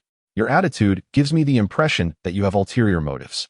Raito, arms crossed under his chin, spoke in a somber tone. The conditions for signing this so-called peace agreement are that the Hidden Leaf Village distributes the tailed beasts it has captured among the villages. As such, this becomes a transaction, one that cannot be swayed by emotions. You are all correct. Seeing his brother unable to contribute, Tobirama stepped forward to lead the discussion. Our Hidden Leaf Village indeed intends to distribute the tailed beasts to achieve balance among the villages, but this distribution will not be free. Each village must contribute to the purchase of these beasts. At this moment, Hashirama raised his head and weakly suggested, "Actually, we could offer them for free." "Brother, be quiet." Hashirama immediately lowered his head in dejection. Just then, the first Raikage, abruptly interrupted the ongoing discourse, his voice tinged with barely concealed anger. "Let us set aside the matter of tailed beast distribution for now. I have another issue to address." Curiosity piqued, the assembled Kage turned their attention to the dark-skinned Raikage. Radiating a palpable sense of power, Enhō furrowed his brow slightly, already suspecting the nature of A.S. inquiry. Years ago, in an attempt to win over the Bloodpool clan, they had slain members of the Yazuki clan in Hell Valley, a fact that could scarcely remain hidden, especially with the Bloodpool clan now residing in Enhō village. The Cloud Village had always been known for its unity, evident from the absence of rogue ninjas among them during tumultuous times, yet A.S. choice to confront this matter now was unexpected. Madara, throughout this exchange, maintained an impassive expression, seemingly unfazed by A.S. animosity. "What do you mean by this, Raikage?" Raito inquired, voicing the collective confusion. After all, they had convened to discuss the distribution of tailed beasts. A.S. sudden interruption seemed unnecessarily confrontational. "Humph, this matter does not concern the other villages. I merely wish to inquire about something regarding the Flame Shadow." "Oh." The other Kage relaxed slightly. Curiosity etched on their faces as they turned their attention to A and Madara. Tobirama, however, felt a flicker of excitement. Pondering whether a feud existed between the Cloud Village and the Uchiha clan, a surprising yet fortuitous turn of events. With the room now silent, A wasted no time and addressed Madara directly. "Once, our Yazuki clan worked alongside the Uchiha to oversee the Bloodpool clan. However, the mission ended in failure, resulting in the deaths of my 4 clansmen in Hell Valley. Now, our investigations reveal that the entirety of the Bloodpool clan resides within Enhō village. Flame Shadow, do you not owe me an explanation regarding this matter?" As he spoke the final word, A.S. voice brimmed with barely contained fury, his chakra swirling ominously, as though poised to erupt at any moment. The atmosphere in the room reached a palpable tension. Finally, Madara responded, slowly lifting his gaze, and with everyone's eyes upon him, he articulated, "Why must I explain myself to you? I am the one who killed them. What can you do about it?" Chapter 73. Is this truly a human? Within the Hidden Leaf Village, the sun shone brightly, casting a warm glow over the land. A gentle breeze rustled the wind chimes under the eaves, creating a light, ethereal melody. At the entrance of the Hokage building, Hashirama had stationed several ninjas to ensure the confidentiality and security of the 6 Kage's meeting, preventing any unauthorized entry. Not far away, a few curious villagers gazed longingly at the Hokage building beneath the shadow of the Kage Rock, expressing their desire to witness the discussions of these legendary figures. One speculated, "I believe they are deliberating on the future direction of the shinobi world and the development of ninjas over the next decade." Another jested, "Perhaps they are debating what to have for dinner tonight." Haha, as if. "You think those adults are like you? Hey, just a thought. Do you think they might disagree and end up fighting?" "Impossible. They are not." Boom. Before the sentence could finish, a tremendous surge of chakra erupted from the center of the Hokage building, resonating with a thunderous crash. The overwhelming force radiated outward in waves, causing the ground to tremble and sending countless birds into flight, capturing the attention of all ninjas in the Hidden Leaf Village. "What is happening? An earthquake?" One companion looked uncertainly toward the Hokage building's center, exclaiming, "Goodness, could it be that they are truly fighting?" Returning to a minute prior, Madara's disdainful tone echoed, "Why must I explain myself to you? I am the one who killed them. What can you do about it?" His voice dripped with contempt, as if he regarded the Raikage as less than human. The expansive conference room fell into an abyss of silence, punctuated only by the sound of several gasps. The other Kage and their guards turned in astonishment, even momentarily stunned, unable to fathom how the Flame Shadow could respond in such a manner. This was no mere provocation. It was tantamount to a declaration of war. As anticipated, after a brief moment of shock, The Reikage was utterly incensed. What did you say? Boom. The Reikage's chakra erupted violently, causing the wooden table before him to splinter under the immense pressure, while the Hokage building trembled precariously beneath the force of his chakra. Impressive. The other Kage exchanged glances, awe evident in their eyes. The Reikage's strength was indeed legendary, as the sheer force of his explosive chakra surpassed that of countless ninjas. As the attention shifted back to Uchiha Madara, all present awaited to see how this audacious flame shadow would respond, but in the very next moment, their expressions changed in unison. Amidst the tumultuous surge of chakra, the indomitable Uchiha Madara remained unmoved, his arms crossed calmly over his chest. His long, ebony hair danced wildly behind him, yet he stood steadfast like an ancient mountain piercing the heavens. It seems you wish to dance as well. Madara's voice, laced with a carefree arrogance, rang out, as he slowly raised a finger from his crossed arms. With a thunderous roar, the clash of chakra erupted in the air. If the Reikage's chakra resembled a surging volcano, then Madara's was akin to an all-consuming ocean. The two forces collided violently, producing a deafening blast that shattered the wooden table between them, while the floor beneath fractured into a myriad of pieces. Countless shards fell like raindrops, only to be pulverized into dust by the turbulent chakra before they could touch the ground.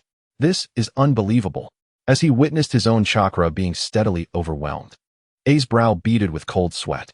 He could no longer remain seated, rising with a slight lean forward that instantly reduced his chair to splinters. This flame shadow is remarkably strong. The other three shadows, initially entertained by the spectacle, now bore expressions of disbelief, realizing that the potency of Madara's chakra far surpassed their own. Your movements are truly grotesque, Madara taunted lightly, lifting a second finger. With a resounding crash, the already fragmented ground split open, a massive fissure extending toward A's feet. The Hokage building trembled, the surrounding walls developing spiderweb-like cracks, as if on the verge of collapse. A stifled grunt escaped the Reikage as, under the watchful eyes of the others, his hair stood on end, a blue armor of lightning manifesting around him. With this newfound power, the clash of their chakras reached a stalemate, though it was evident to all who was superior in this confrontation. Father, the Reikage's son stepped forward, intent on assisting, while the flame shadow's aide, Enhō, placed a hand on the hilt of her blade. Just as the tension escalated, a commanding voice resonated in the air. Both of you, cease this. A formidable wave of chakra surged into the fray, effortlessly dispersing the clash of energies and establishing a balance. Madara turned slightly, regarding Hashirama with a solemn tone. Hashirama, do you intend to stop me? Madara, halt. Hashirama stood, his demeanor now serious, his earlier amiability replaced by a grave expression. I implore you. Madara remained silent, gazing intently at Hashirama. Their shared look seemed to stretch into eternity for the onlookers, as each person fortified themselves with chakra to withstand the overwhelming force of their clash. Humph. Finally, Madara scoffed, slowly lowering his finger. As he withdrew his chakra, the intense yet fleeting confrontation came to an end. A also retracted his chakra, but his gaze towards Madara was now filled with caution. The other three shadows and their guards shared expressions of complexity. Their earlier arrogance vanished. Debris cascaded from the ceiling, a testament to the recent terrifying confrontation. Esteemed guests, I sincerely apologize. Hashirama bowed deeply to all present. I recognize that we possess numerous grievances, stemming from our desire to protect our respective clans and people.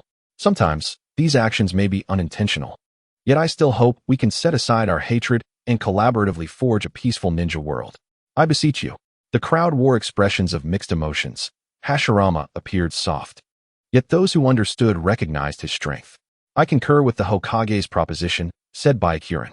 This is certainly not the moment for personal vendettas. The other shadows, Ishikawa and Retsudo, nodded in agreement. Madara remained silent, while the Reikage reluctantly dispelled his lightning armor. Tobirama, relieved, acknowledged the situation. Although he had hoped for a confrontation between the Reikage and Madara, he did not desire such a battle within Konoha, as the village could not withstand the shockwaves from two titans. Then, let us relocate to another meeting room to continue our discussions. Please follow me. In the newly refreshed conference room, the 12 figures reconvened, each harboring their own thoughts after the earlier disturbance, clearly more subdued. Now, esteemed colleagues, let us return to the matter of tailed beast distribution. Tobirama initiated, standing beside Hashirama. What suggestions do you have regarding the allocation of the tailed beasts? I shall speak first. The first wind shadow, Retsudu, began slowly. Within a certain temple in our land lies a sealed tailed beast, thus we do not lack for them. Nor do we desire more. Conversely, I seek to exchange for other resources in place of the tailed beasts. Would that be agreeable? After a moment of contemplation, Ishikawa inquired. What do you seek in exchange? Retsudu raised 2 fingers, declaring, our wind country is predominantly desert, with nearly 80% of our land barren and undevelopable. To maintain a semblance of balance with the other great nations, I request a portion of the bountiful lands of the fire country, along with 20% of the funds from other nations purchasing tailed beasts.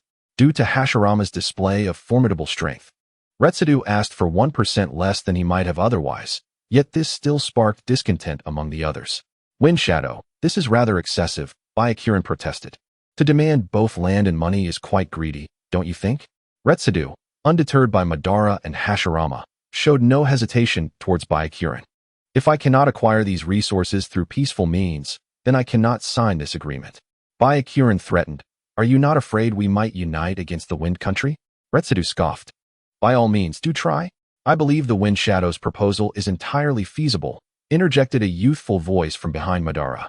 All eyes turned to the speaker, a guard accompanying Uchiha Madara. In such a setting, guards were typically not permitted to speak, yet Enhō stood by Madara with eyes closed, signaling her complete authority over the matter. Thus, no one dared interrupt as Enhō continued. Our flame country also possesses a tailed beast. Like Sunagakure, we too can forego our claim to the tailed beast in exchange for other resources. Tobirama felt a twitch in his eye, thinking to himself that they had never intended to distribute the tailed beast. Nonetheless, he maintained professionalism, asking, what do you wish to acquire? Surely not land? No. We have no interest in land, Enhō replied directly. We seek rare minerals and medicinal herbs instead. Interesting, Byakuren mused, pondering if the flame country had an abundance of rare minerals. Could this be aimed at me? Tobirama narrowed his eyes, contemplating the request for minerals and herbs. We possess herbs, but rare minerals may be scarce. We of Kumogakure require at least 2 tailed beasts, the Raikage succinctly stated, clearly still reeling from the earlier upheaval. Bai Lian also echoed, stating that our hidden mist village too cannot be without at least 2 tailed beasts. Earth Shadow Shurha pondered for a moment, then suddenly turned towards Yenhong, saying, we, the land of Earth, require the tailed beasts, but what I desire even more is something else. I wonder if the land of flame would be willing to exchange resources with us. We could trade tailed beasts for it. Madara opened his eyes and promptly dismissed the idea, declaring, we do not accept exchanges. If you have the capability, come and take it directly. Hiss. Shurha was momentarily taken aback but refrained from further comment, instead stating, then we, the land of Earth, will also require 2 tailed beasts. Tobirama's eyelids twitched, and he inwardly cursed, thinking, you want 2, and he wants 2. You seek resources while he seeks land. Do you truly consider Konoha to be a wishing well? Brother, I must remind you, if we agree to such terms, our resources in Konoha will severely diminish. From the village's perspective, you must think this through. This last statement seemed to awaken Hashirama, who, while yearning for peace in the ninja world and willing to share his village's resources, also had his limits. It was impossible to give endlessly and freely, and the current situation was evidently beyond his threshold. If your country cannot comply, then so be it. Shurha shook his head, saying, let us consider this visit a wasted trip. The so-called agreement shall be deemed non-existent. Everyone, please do not rush. Hashirama quickly interjected. We can contemplate other solutions. We are willing to offer tailed beasts, but the resources are indeed rebutted Retsudo. Without resources, what use are more tailed beasts? Would we not still need to wage war to seize them from others? Hashirama sought to explain, but found no better alternative. However, Tobirama could no longer bear to watch. Retorting, we are sharing tailed beasts for the benefit of your other ninja villages. It is your greed that is the issue. Tobirama, do not speak so. Hashirama apologized to everyone. May I have a moment to think of another solution? We have finally gathered together. Hashirama continued to strive for reconciliation. Tobirama, I told you that you were too naive. Madara shook his head and began to rise, saying, I shall not partake in this childish game any longer. Wait, Madara. Do not leave just yet. Suddenly, the Raikage, who had remained silent, spoke up. I have a proposal that may resolve our current dilemma. However, I wonder if all of you are brave enough to accept it. What insight do you have, Lord Rakage? The Rakage cast a glance at Madara and solemnly stated, "The root of our discord lies in unequal distribution. Therefore, why not determine the distribution priorities through force? This is unacceptable." Hashirama was the first to oppose. Our original intention was to avoid war. Would utilizing force not be counterproductive? Lord Hokage, you misunderstand. The Rakage shook his head. The force I speak of is not war, but rather a contest between the strong. Oh, a contest between the strong? Precisely, the Rakage continued. We can hold a tournament that determines each village's resource distribution priorities based on the results of the matches. I believe this is the fairest method. Oh, this is intriguing. The other leader's eyes brightened, clearly interested in the proposal. Madara leaned back in his chair. How do you wish to conduct this contest? A flicker of barely perceptible malice crossed the Rakage's eyes as he spoke solemnly. Each village shall send 3 ninjas to compete. Naturally, to ensure the stability of the villages. The respective Kage will not participate, and during the matches, life and death shall be disregarded. Do you dare accept? Disregarding life and death. This statement stirred a tempest of reactions among the other Kage, who were momentarily taken aback. No one expected the Rakage to be so bold. While they had no objection to a simple contest, the notion of disregarding life and death was indeed debatable. It was not that they feared death, rather, they had only recently established their villages and were in need of personnel. To secure more resources, those participating in the contest would undoubtedly be the elite from each village. Should any unforeseen circumstances arise, it could severely impact the future development of their villages. Resources were undeniably important, but high-level combat power was equally indispensable. Shurha directly voiced his disapproval, stating, "I find this inappropriate.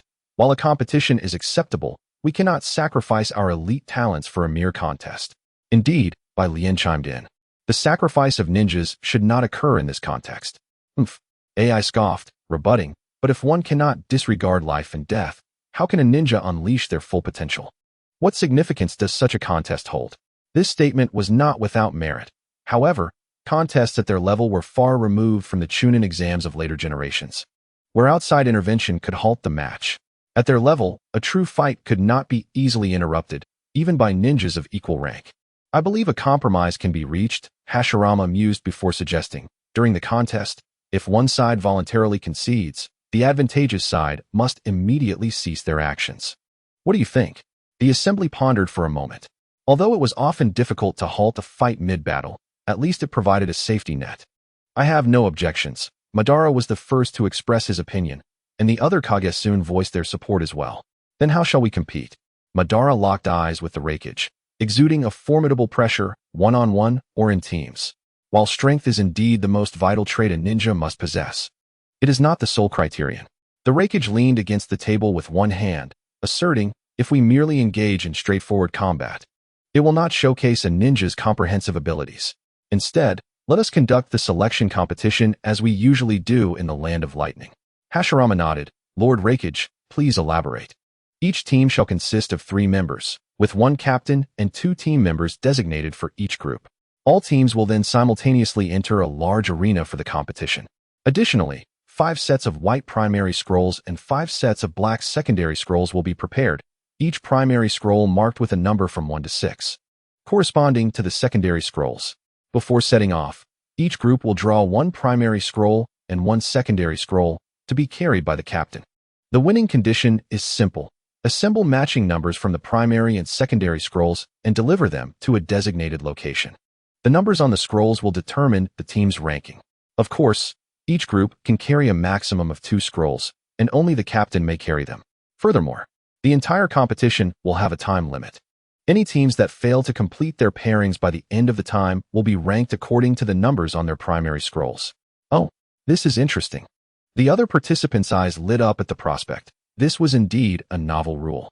Although each group would initially receive a primary and a secondary scroll, these 2 scrolls might not be compatible. Thus, to obtain matching scrolls, one must seize them from other teams, all while keeping track of the scroll numbers. If a team successfully assembles a combination of scrolls numbered 6, they would still finish last, but would rank higher than teams that failed to pair successfully, thereby significantly increasing the competition's complexity. "This is quite an impressive contest," Hashirama quickly grasped the rules but then inquired, where will the contest be held? How about in our land of wind? Retsudo suddenly proposed, given the strength of so many powerful ninjas, I fear the other nations cannot withstand such might. Moreover, most of our land of wind is desolate desert, making it perfectly suited as a competition venue. What a cunning fox! The others inwardly cursed, recognizing that the ninjas of the land of wind would have a natural advantage in the desert. Nevertheless, he spoke the truth. Other nations lacked sufficient space to host such a gathering of powerful shinobi, making the land of wind the most suitable option. Finally, AI remarked, if everyone has no objections, let us proceed with this arrangement. The distribution of the tailed beasts and resources will be determined by the order of rank. The higher the rank, the greater the authority. What do you think? Tobirama nodded in agreement, saying, that is acceptable. Similarly, should our Konoha village achieve a higher ranking, we will require you to provide more funds for the purchase of tailed beasts. The other Kages expressed their concurrence, acknowledging it as a matter of course. With that settled, let us conclude today's meeting, said Balian, rising to his feet. We shall each return to our villages to select the ninjas who will participate in this competition. The formal contest is scheduled for 1 month from now. What do you all think? Ryatu also stood, affirming, of course, that is perfectly fine. 1 month from now, I shall await your esteemed presence in the land of wind. At this moment, Hashirama warmly suggested, since we are all here, why not allow me to show you around Konoha? There is no need, replied the first Reikage AI. There are many matters awaiting my attention in the village.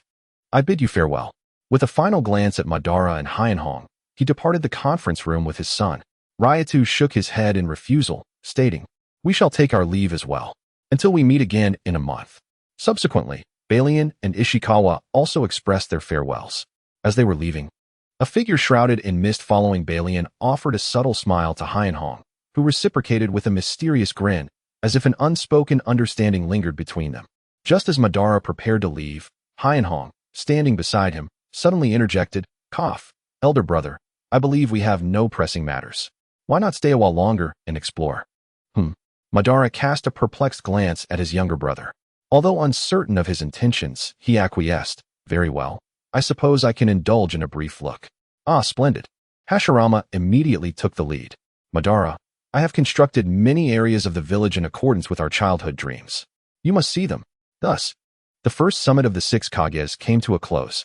The other 4 Kages departed from Konoha, while Madara and Enhō, accompanied by Hashirama, began their tour of the village. The scenery of Konoha bore little difference from what Enhō had known, save for its quieter streets, lacking the vibrancy of a later era.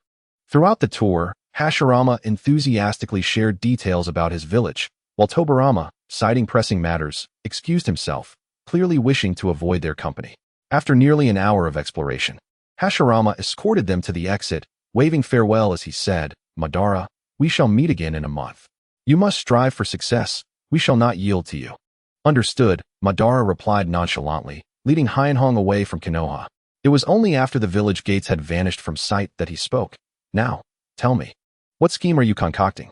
Do you truly perceive me this way, elder brother? Enhō chuckled, shaking his head. I merely wish to leave a small token of remembrance from my visit to Konoha. In several concealed corners of Konoha, enigmatic runes lay quietly inscribed. Chapter 76. The Eternal Eye in the Land of Flames. Within the meeting room of the Hidden Flame Village, the Uchiha brothers sat across from one another.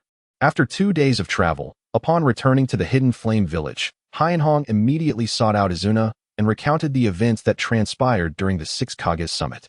Oh, engaging in a skirmish among the 6 villages? Upon hearing Enhō's account, Izuna's eyes brightened. Does this mean that Tobirama Senju will also participate? Assuming all goes as expected. He certainly will, Enhō affirmed. Thus, I intend for myself, you, and Sister Chiri to partake in this competition. That sounds splendid, Izuna readily agreed, his excitement palpable. I have longed for another opportunity to challenge Tobirama. This time, I shall surely leave him in a sorry state. Madara interjected, his tone laced with caution. Just be wary not to underestimate him and nearly lose your life again. Izuna rubbed the back of his head, smiling sheepishly. Fear not, elder brother. I assure you, I shall not be careless this time. Besides, with our younger brother present, you know our teamwork will prevail against them, right, Enhō? Enhō. Enhō snapped out of his reverie, meeting the concerned gazes of his 2 brothers. What were you thinking so deeply about? Huffing, Enhō inhaled deeply, his expression shifting to one of utmost seriousness. Elder brother, second brother, there is something I wish to discuss with you regarding our Mangekyō Sharingan. Upon hearing this, Izuna's demeanor instantly turned solemn, glancing at Madara, his expression betraying a desire to speak. Madara shook his head, silencing Izuna with a glance, and turned his serious gaze back to Enhō. Go on. Enhō, looking earnestly at his brothers, stated, I have pondered for a long time why the Mangekyō Sharingan ultimately leads to blindness. My conclusion is that the ocular power of the Mangekyō cannot keep pace with the ocular techniques it generates, resulting in damage to the essence of the Sharingan. The remedy for this blindness lies in the transplantation of another pair of Mangekyō Sharingan, which fundamentally raises the ocular power limit, correct? The principle is straightforward. Using any ocular technique requires a consumption of ocular power. If a technique demands 100 points of ocular power, yet one possesses only 80 points, forcing the release will inflict damage to the eye's essence, causing excruciating pain and blindness. Moreover, Susanoo, as the third power of the Mangekyō, demands an even more staggering amount of ocular power, potentially requiring 200 points, which would lead to even greater damage to the eye. This explains why the Mangekyō Sharingan cannot manifest a complete Susanoo. The ocular power limit is insufficient to sustain its consumption. The rate of blindness varies from person to person, akin to the varying amounts of chakra each individual possesses. Some are innately endowed with greater ocular power. For instance, if one has a total of 150 points, they may still experience backlash upon activating Susanoo, albeit to a lesser extent. In contrast, those with a lower innate ocular power, say 60 points, may find their eyes blinded after only a few activations of Susanoo. Transplanting another pair of Mangekyō Sharingan effectively elevates the ocular power limit, transforming a potential maximum of 60 points into 300 points. Thus, the 200 points required for Susanoo would lie within the new ocular limit, preventing further damage to the eye's essence, thereby achieving eternity. To this, Madara nodded in agreement, acknowledging, your reasoning is indeed sound. Please, continue. At this juncture, Enhō turned his gaze toward Madara and inquired, Elder brother, our clan still possesses other Mangekyō Sharingan, do we not? Madara paused momentarily, but chose not to conceal the truth. Indeed, we have retained several pairs of Mangekyō as reserves throughout the nearly 1,000-year history of the Uchiha. While the number of geniuses capable of awakening the Mangekyō Sharingan is limited, it cannot be said to be entirely scarce. Many of those Uchiha ancestors who possessed the Mangekyō chose to leave their eyes behind for the clan's safekeeping upon their demise. After all, the Mangekyō Sharingan, as the ultimate strategic weapon, could provide immense support to the clan during wartime. Even if the recipient could not wield the original's power, it would still surpass the ordinary 3-tomo Sharingan significantly. Are you considering transplanting those eyes? Izuna inquired, taken aback, before shaking his head. However, there have been attempts in the past to transplant other Mangekyō Sharingan without yielding the legendary Eternal Eye. This leads to the conjecture that only close relatives can succeed. Yet there have been no successful cases to substantiate this theory, as the probability of close relatives both possessing the Mangekyō is exceedingly low. Presently, it is only the three of us brothers. Enhō organized his thoughts and spoke. The kaleidoscope required for transplantation must relate to the fusion of bloodlines. It stands to reason that non-blood relatives would experience a rejection of bloodlines, making true integration impossible. Consequently, even after the eyes are transplanted, the limit of ocular power would not be enhanced. Izumi shrugged. Even if this hypothesis is correct, we have no means to experiment. I would willingly offer my eyes to you or our elder brother, but neither of you desires that. However, there exists a method, or rather, a person, who could help us alter this impasse. Enhō turned to Ban. Brother, do you recall that squint-eyed individual who stood beside the Mizukage during the Six Shadows conference? Ban frowned slightly. Why would anyone concern themselves with such a minor character? Well, as a matter of fact, I once crossed blades with him. I used my ocular technique to seize his bloodline limit known as blood release, which possesses a unique ability. Enhō paused. It allows for the assimilation of others' bloodlines. Assimilation of bloodlines? Indeed, he can augment his power by absorbing the blood of others, the principle being the fusion of bloodlines. A glimmer of excitement flashed in Enhō's eyes. Thus, I plan to capture him alive after the Six Villages competition and utilize his bloodline limit to assimilate our remaining kaleidoscope Sharingan. This way, those kaleidoscopes would share a lineage with the three of us brothers, paving the way for the birth of eternity. As his words echoed, silence enveloped the conference room. The three brothers remained silent, the only sound being the faint yet somewhat hurried breaths in the air. After a long pause, Ban's deep voice broke the stillness. What are your plans for action? Enhō had already devised a strategy. After the 6 villages competition, we will ambush them on their return journey. However, at that time, the target will likely be accompanied by the Mizukage and other formidable experts. So, brother, leave it to me. Third brother, I hardly know how to describe you. Izumi said, patting Enhō's shoulder. Well done. Enhō smiled lightly. Now that brother is involved, there is no issue at all. By the way, I need to inform Sister Chiri about the competition. Where is she now? Izumi waved his hand. Where else? Ever since she became principal, she's been at the school. Oh. Second brother, how do you know so much? Could it be? Ahem, what nonsense are you thinking, child? Izumi's face flushed as he hurriedly pushed Enhō out the door. Go on now. Upon turning back, he met Ban's enigmatic gaze. Hey brother, I truly haven't. I didn't say anything. Why are you so anxious? Chapter 77, the mentor school's out. Let's go. I've just learned a new ninjutsu. Let's practice at the usual spot. Are you afraid? Whoever loses is the sun. Let us go. As the school bell rang melodiously, a group of children ran past Enhō, their joyous laughter echoing behind them. Over the past 4 years, the Ninja Academy in Yanin village had enrolled nearly 500 students. Besides the new generation of prominent families, there were also numerous children from common backgrounds. However, after careful selection, none of these ordinary children lacked immense potential, and they would become the backbone of the village's future. With familiarity, Enhō approached the principal's office and knocked gently on the door. A pleasant voice immediately called from within. Come in. The door creaked open to reveal a bright face. Due to her prolonged interaction with children, Chiri's countenance had softened, losing some of its previous coldness. Upon seeing Enhō, a flicker of surprise crossed her eyes. Enhō? You've returned from the meeting? Yes, I just got back. Enhō naturally pulled out a chair and sat down. Sister Chiri, how does it feel to be a teacher? Quite well, actually. Watching these children makes me feel rejuvenated, Chiri replied with a radiant smile, setting aside her documents. By the way, did you come to see me for something specific? Well, can I visit just to see you? Chiri regarded him with a knowing smile. Do you really believe that? Have you ever visited me purely for my company? Enhō felt a bit awkward. Could this not be one of those times? Chiri waved her hand dismissively. All right. Just tell me what you need. I don't have time for idle chit-chat. All right then. I would like to ask Sister Chiri to assist me in participating in a competition. A competition? Indeed. Enhō proceeded to inform Chiri about the main points of the 6 Shadows Conference and the agreed-upon mixed battle among the 6 villages. After listening attentively, Chiri nodded thoughtfully. It's indeed a novel competition.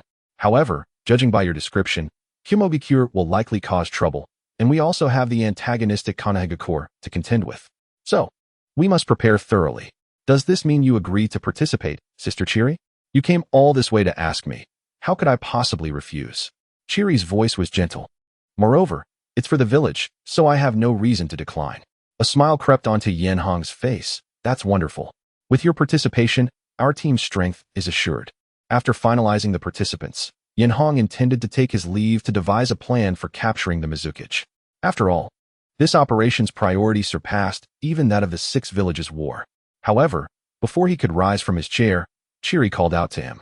Her eyes gleaming with a hint of mischief. Don't rush to leave just yet.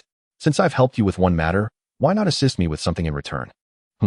Enhō paused, pondering what she might need.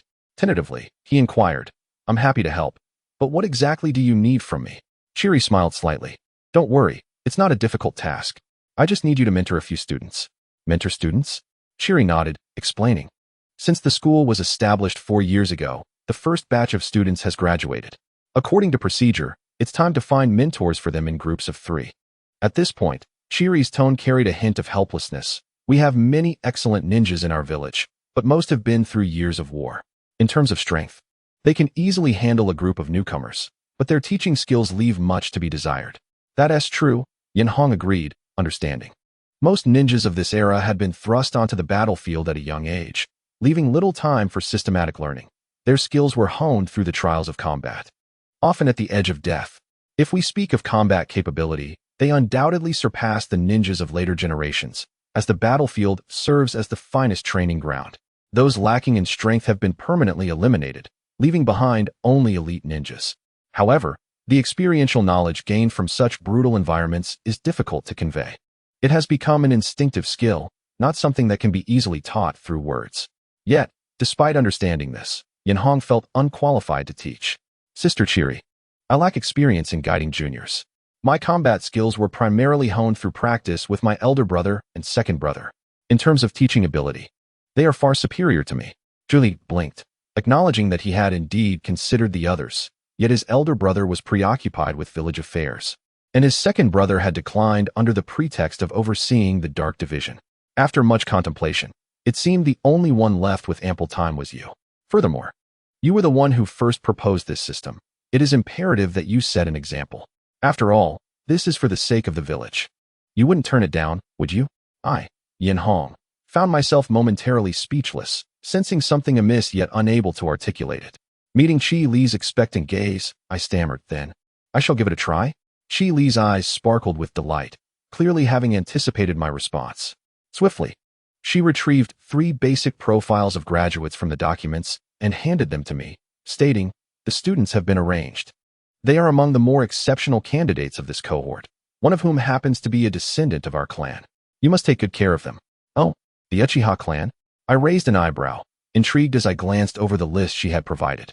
With this newfound knowledge, I decided not to decline. However, I was uncertain if I would be able to teach them effectively. I could only promise to do my utmost. Chi Li gently informed me.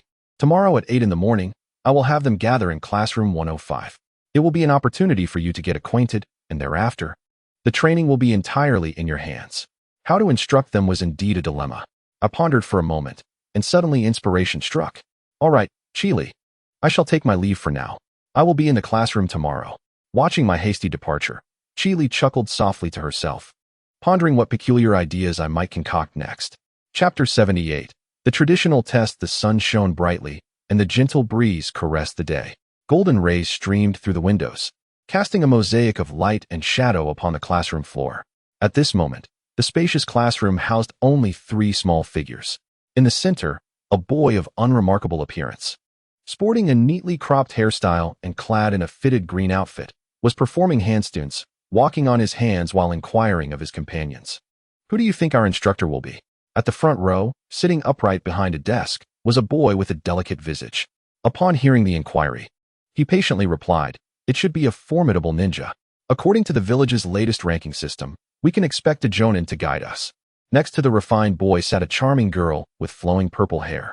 Her demeanor was aloof as she meticulously polished her gleaming swords.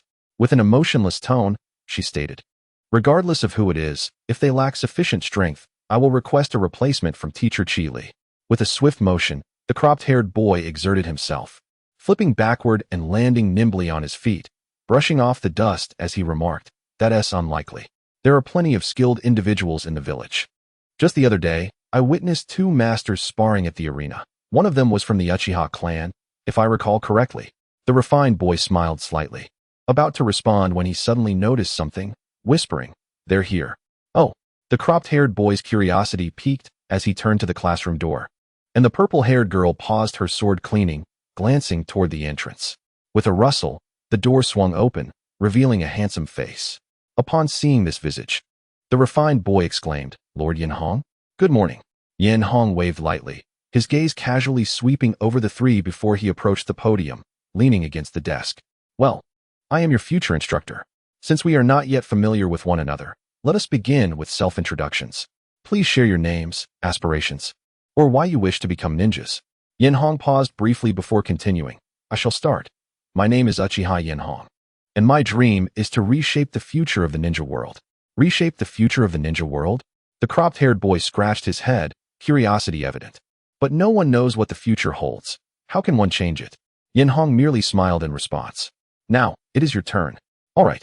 The cropped-haired boy flexed his arms and declared, "I am My Yuan, and I aspire to become a ninja to ensure my grandmother lives comfortably. My dream is to become a powerful ninja capable of protecting my family." "Ah, a commendable dream," Enhō acknowledged, pondering. Might Yuan? Could he be Might Gaia's father? This alters his history of moving to Konoha. Would Might Kai still be born? "I am Uchiha Kagami." The refined boy introduced himself, a calm smile on his face. My dream is to safeguard our village. To protect the village? Quite admirable, Enhō remarked, a glint of appreciation in his eyes as he nodded at Kagami. Then turned his gaze upon the final girl. Under Enhō's scrutiny, she sheathed her swords and spoke unhurriedly. I am Uzumaki Ise. More than becoming a ninja, I yearn to be an unwavering swordsman. How refreshing to find a descendant of the Uzumaki clan with such pure ambitions, Enhō mused before redirecting his focus. That concludes our introductions. We now have a preliminary understanding of one another. To further our acquaintance, we shall conduct a small test. A test? Indeed. It will serve as an assessment of our respective abilities, Enhō said, hands tucked into his pockets as he spoke leisurely. Just as you would not desire a lackluster instructor, I too do not wish to mentor a group of dullards. Thus, should your abilities fail to meet my expectations, I shall not hesitate to request a reassignment. Upon hearing this, Mitama and Uchiha Kagami instinctively glanced at Uzumaki Ise, realizing that her earlier comment had been overheard. However, Akane displayed no embarrassment, her expression remaining stoic as she coldly inquired, "What test?" "Excellent mental fortitude," Enhō complimented. "I must clarify that this test will be quite challenging, which means the elimination rate will be significant, and there may be considerable risks involved. If any of you feel apprehensive and wish to withdraw, now is the time to speak up, and I can arrange for you to have a different teacher. Bring it on. There's no challenge we can't overcome," Mitama shouted, fervor burning in his eyes as the other two also displayed resolute expressions. "Ah, the spirit of youth runs strong in this lineage," Enhō chuckled, shaking his head in amusement. "I am now convinced that this fellow is indeed Mitama's grandfather." With a grand gesture, he declared, "Now, let us proceed to the training ground." As the four made their way to the expansive training area, Enhō retrieved 2 silver bells from his pocket, their melodious chime resonating in the air. "As you can see, I possess 2 bells, and your task is quite simple. You must seize these bells from me. You are permitted to use any methods or weapons, even with the intent to incapacitate me. If by noon you have not acquired the bells, you will be deemed unqualified. What say you?" The trio exchanged glances, and Uzumaki Ise furrowed her brow, questioning. "There are only 2 bells, but we are 3. How shall we divide them?" Enhō shrugged. "Thus, at least one of you will be eliminated. As for who that will be, it is entirely up to you." With that, he affixed the bells at his waist and stated, "I shall grant you 5 minutes to strategize. After 5 minutes, the test will officially commence. What shall we do?" The bell had only 2 sounds, and Mitama hesitated slightly, suggesting they should collaborate first. Uchiha Kagami's calm voice resonated in their ears as he spoke with a serene expression, stating that Lord Enjo's strength was unparalleled even within their clan. Although he would not exert his full power against them, if they did not unite, they would ultimately fail the test. Even if one were to be eliminated in the end, he would willingly step aside. Mitama was taken aback and anxiously exclaimed that this was unacceptable. Kagami raised his hand to interrupt him, insisting they should first complete the test. At that moment, Uzumaki Ise inquired about Enjo's weaknesses. Kagami shook his head, admitting he did not know, or rather, that Lord Enjo had no particularly obvious weaknesses, being proficient in all forms of combat techniques. "Impressive," Mitama remarked, a glimmer of admiration in his eyes. After a moment of contemplation, Uzumaki Ise proposed using a formation, with them taking the lead to attract attention while she sought an opportunity from the shadows. Agreed. The 3, having trained together for 4 years, shared an innate camaraderie. Observing from a distance, Enjo waved his hand, indicating that they seemed to have made their plans. "Are you ready?" The trio responded in unison, "Let us go." Enjo smiled slightly. "Then let us begin." Chapter 79. The snatching of the bell. A gentle breeze swept across the vast earth, lifting a few wayward leaves that danced down to the center of the training ground. In the training area of the Hidden Flame Village, Mitama and Uchiha Kagami stepped forward simultaneously, while Uzumaki Ise took a step back, concealing herself behind the 2. Not far away, Enjo maintained a nonchalant demeanor, even extending a hand to beckon them closer. With a thud, a sudden gust of wind swept up the fallen leaves once more, sending them spiraling into the distance. Mitama and Kagami activated their movements, flanking Enjo from either side. To their surprise, Mitama was slightly faster than Uchiha Kagami, reaching Enjo's side first. He leapt into the air, twisting his waist to drive his right leg in a sweeping motion toward Enjo's shoulder. Enjo's expression remained unchanged as he casually deflected the incoming kick, stepping back slightly while commenting, "Your strength is commendable, but the amplitude of your movements is too grand, making them easily readable and thus avoidable." As Might Guy's powerful legs swept past Enjo, he seized the opportunity to throw a punch. However, as he raised his arm, he felt a weight on his shoulder. Looking closely, he saw Enjo had placed a palm on his shoulder just before he could strike. In the next instant, chakra erupted from Enjo's palm. Might Guy felt as though he were a cannonball, propelled backward by an irresistible force of chakra, leaving a green streak in the air. Enjo had sent Might Guy flying, and before he could retract his hand, a sharp sound of slicing air reached his ears. Seizing the moment of distraction, Uchiha Kagami thrust a kunai forward, expertly timed to strike, while Enjo's gaze was still focused on Might Guy. Coming from a prestigious family, this attack was executed with precision, devoid of any unnecessary embellishments, leaving no room for retreat as he aimed directly at Enjo's back. Had it been any ordinary ninja, this blow might have yielded significant results, but Enjo was clearly not an ordinary opponent. Just as the blade approached, Enjo seemed to have eyes on the back of his head, raising his right foot to kick back, striking the kunai with pinpoint accuracy. The kunai was sent flying from Kagami's grip, and in a moment of shock, he felt Enjo's hand grasp his wrist. "Your timing was good, but your attack lacked decisiveness." After offering this critique, Enjo utilized his waist strength to spin and effortlessly toss Kagami away. However, this exchange was far from over. While still airborne, Kagami suddenly waved his arm, sending 3 shuriken soaring in a triangular formation toward Enjo, effectively blocking his escape routes. A commendable strategy, yet your intentions are too overt. Enjo shook his head, channeling chakra into his hand to swat away the incoming kunai. He then glanced to his left.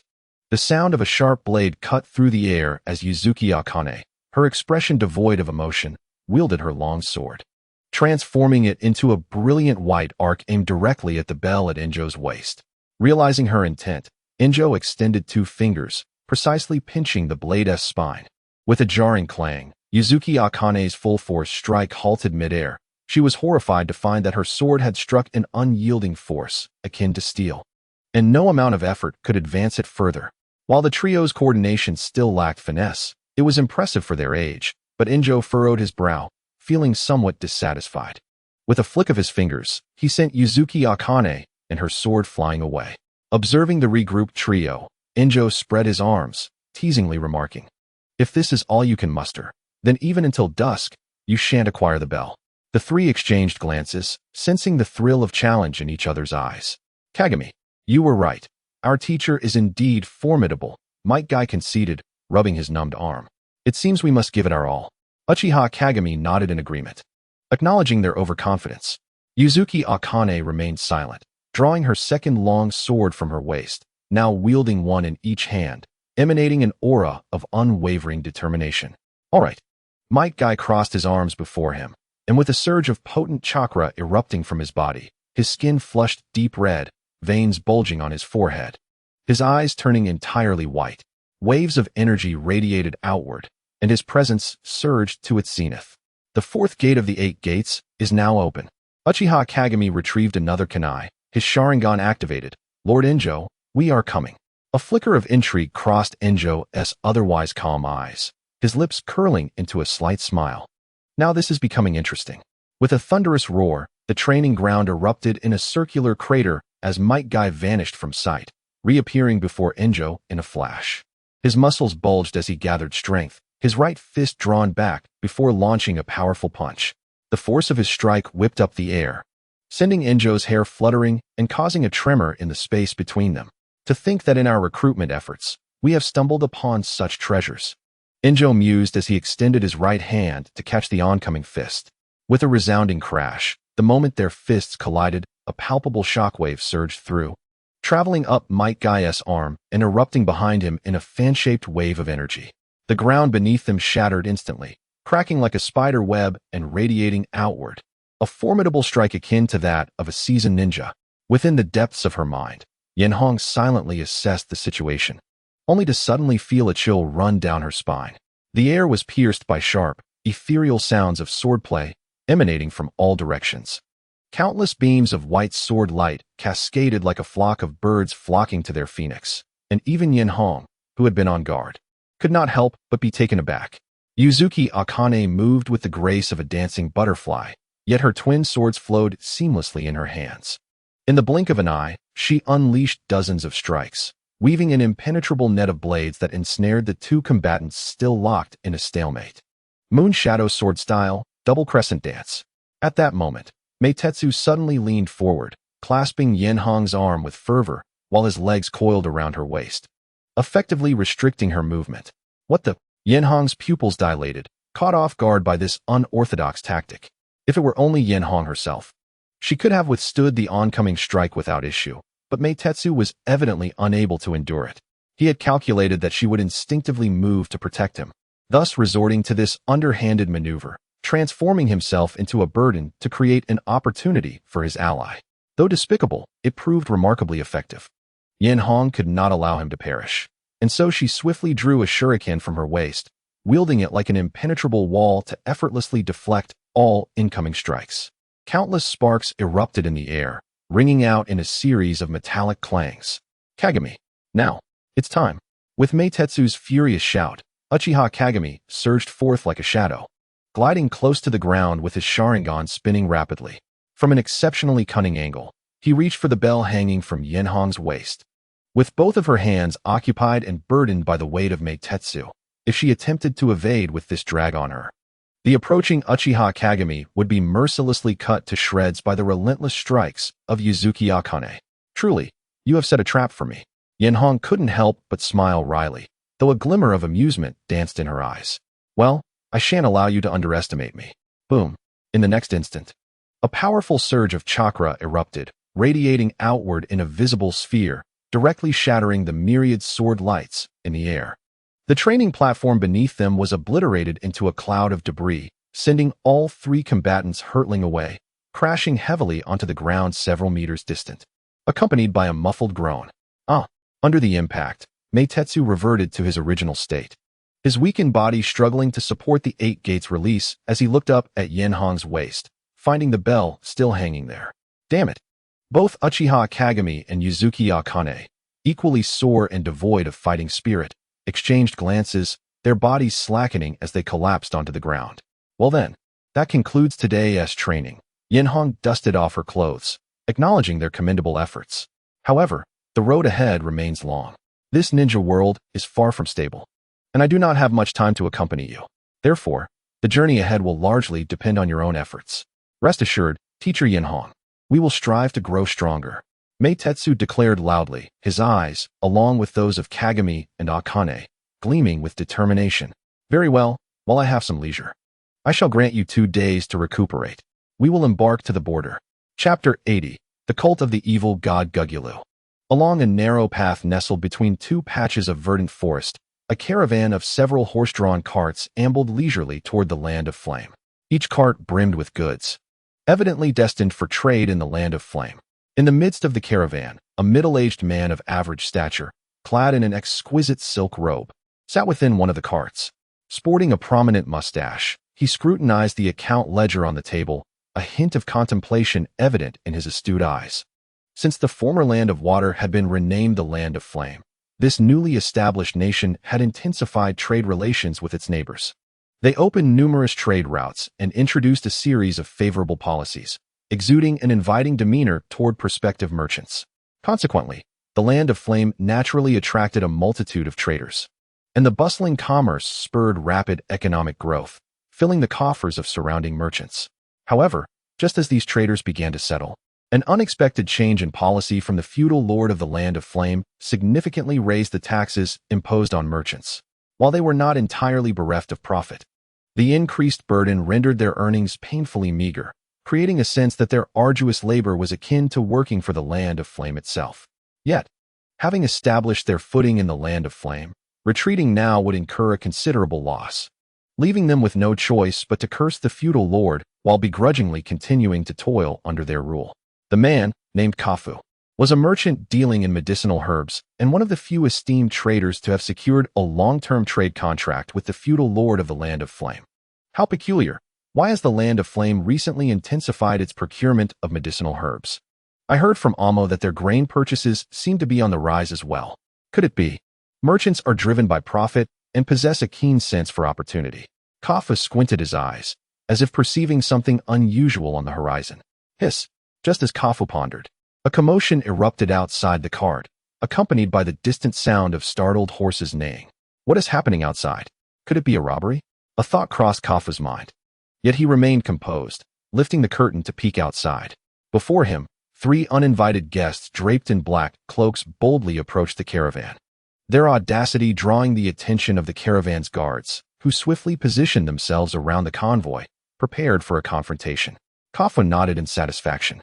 He had invested a substantial sum to hire this group of guards, who, according to the intermediary, possessed strength comparable to the flame shadow of the hidden flame village. Although Kafu had never seen the flame shadow, his years of dealing with the land of flame had certainly made him aware of its reputation, so he remained unfazed. Calling out, "Who goes there?" The 3 men blocking the path exchanged glances, their faces devoid of fear, smiles playing on their lips as they stepped forward. "Hey, are you interested in joining our cult of the evil god?" The cult of the evil god. Kafu furrowed his brow, perplexed by the absurdity of it all. Oi!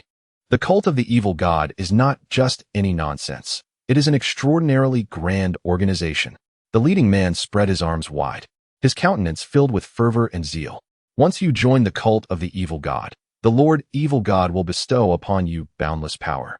And you may revel in killing, offering more souls as sacrifices to the Lord Evil God. Are they mad? Kafa stepped out of the cart, waving his hand dismissively. Seize them. Yes. Charge. The guards, receiving their orders, surged forward. The 3 cultists exchanged regretful glances, shaking their heads. It seems you cannot appreciate the greatness of the cult of the evil god. Thus, you shall be sacrificed to the Lord Evil God. With that, the trio pounced like ferocious tigers, swiftly engaging the rushing guards in battle. In an instant, the once tranquil and serene path was illuminated by flashes of blades. Koff initially observed the unfolding battle with great interest, but as the skirmish progressed, he began to sense something amiss. Despite having the numerical advantage, the initial momentum of their assault, which had exuded a formidable aura, soon dissipated. Within mere minutes, their orderly formation was shattered, and cries of anguish from the wounded echoed in the air. In the span of 5 minutes, 4 of their comrades were beheaded, and the remaining fighters lost all will to continue, turning tail and fleeing, leaving Koff and his merchant group behind. The pungent scent of blood gradually permeated the atmosphere, and Koff struggled against the turmoil in his stomach, cursing under his breath. Is this what they call the prowess rivaling that of the flame shadow? Whose flame shadow is so feeble? Ah, great lord of the dark god, have you received the offerings we contributed? The 3 stood upon the blood-soaked ground, fervently praying for a moment before shifting their gaze toward the merchant convoy. Koff trembled as he spoke. Esteemed lords, I possess wealth. I can offer you money. Might you spare us? Money? What use is that? The dark god requires no such refuse. Then what do you desire? I can provide anything I possess. The leader pondered for a moment before stating, I demand you offer sacrifices to the dark god. Eldest and second, let us take them to the dark god. The 2 followers behind him immediately brandished their bloodied blades and advanced toward the merchant group. No. Just then, a flash of white light erupted on the path. The leading cultist captain, upon witnessing the sudden brilliance, instinctively raised his sword to block, but he was still a moment too late. The gleaming edge flashed like a celestial being, slicing through the necks of the 3 cultists in an instant. The world around Koff began to spin and tilt. With wide, terrified eyes, he beheld the once arrogant cultists now reduced to headless corpses, their blood spraying forth like a fountain upon his face. Unbeknownst to him, a small girl had appeared before him. Thud! The 3 headless bodies collapsed to the ground, as from the nearby woods emerged 3 figures, 2 small and 1 large. Uchiha Kagami surveyed the hellish scene, furrowing his brow. Akane, at least leave one alive to interrogate, would you? Mizuki Akane sheathed her sword, coldly responding. Once I draw my blade, I do not retract my force. Their inability to endure is their own misfortune. Yanhong, following behind, cast a deep glance at Mizuki Akane, then turned to the lifeless bodies on the ground, astonished at the widespread influence of the cultists and pondering at what point it had begun. My terror kicked one of the corpses. Yanhong, they are assuredly dead. They do not possess the immortality you mentioned. Indeed, it appears not all cultists possess the gift of immortality. Yanhong nodded. Let us find their headquarters first. Wait. Just as the 4 were about to depart, A voice called out from behind, and Koff hurriedly approached. Deftly avoiding the corpses, bowing deeply, "Esteemed lords, I am grateful for your life-saving intervention." Yanhong waved his hand dismissively. "We are here to eradicate the cult that has appeared on the borders. Saving you was merely incidental. No need for thanks." Koff glanced at the forehead protectors worn by the four, cautiously inquiring, "Might I ask if you are ninjas from the Hidden Flame Village? What do you require?" Well?" Koff rubbed his hands together. "Could I implore you to escort us for a while? I can offer 500,000 Ryo as a reward." Yanhong shook his head. "Apologies. But ninjas from the Hidden Flame Village do not accept missions for compensation. Since taking control of the daimyo's estate, our village has ample resources, and thus we do not need to divert our attention to trivial tasks." Koff glanced at the corpses, gritting his teeth.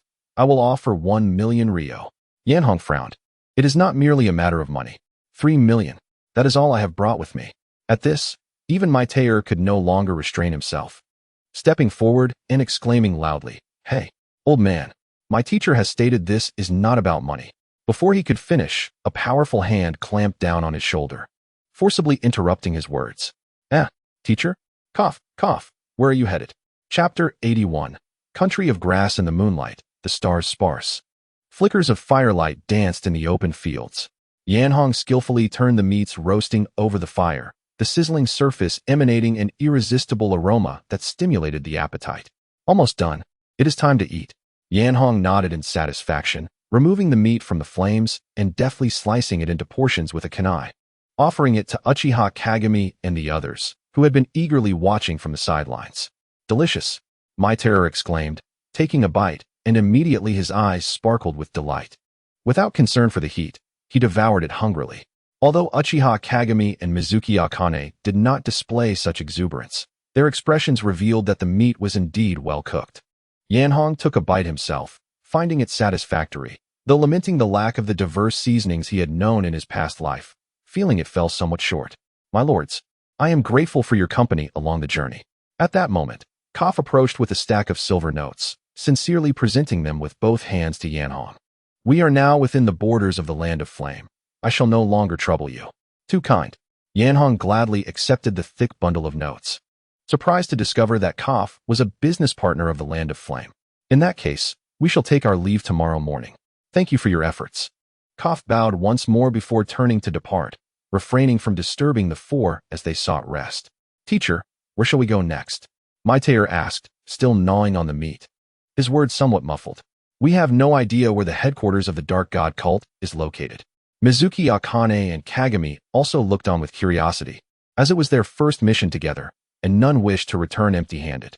3 days prior, intelligence from the front lines reported a sudden surge of individuals claiming to be followers of the Dark God cult in the border regions of the Land of Flame. They brazenly proclaimed their religion and forcibly recruited passing merchants or ordinary villagers, resorting to slaughter if anyone refused to join. Their path was marked by carnage. Upon initially hearing this news, Yanhong had been taken aback.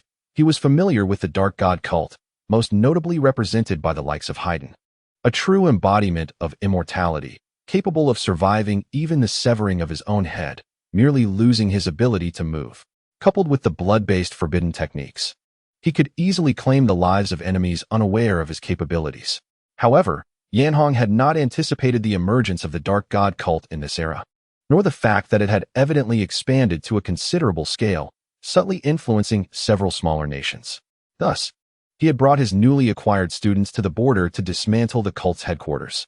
Unlike the Tate clan, this Dark God cult was genuinely deranged, with a doctrine that glorified murder, wholly beyond control. Fortunately, not every cultist of the malevolent deity is endowed with an immortal physique like Phaeton.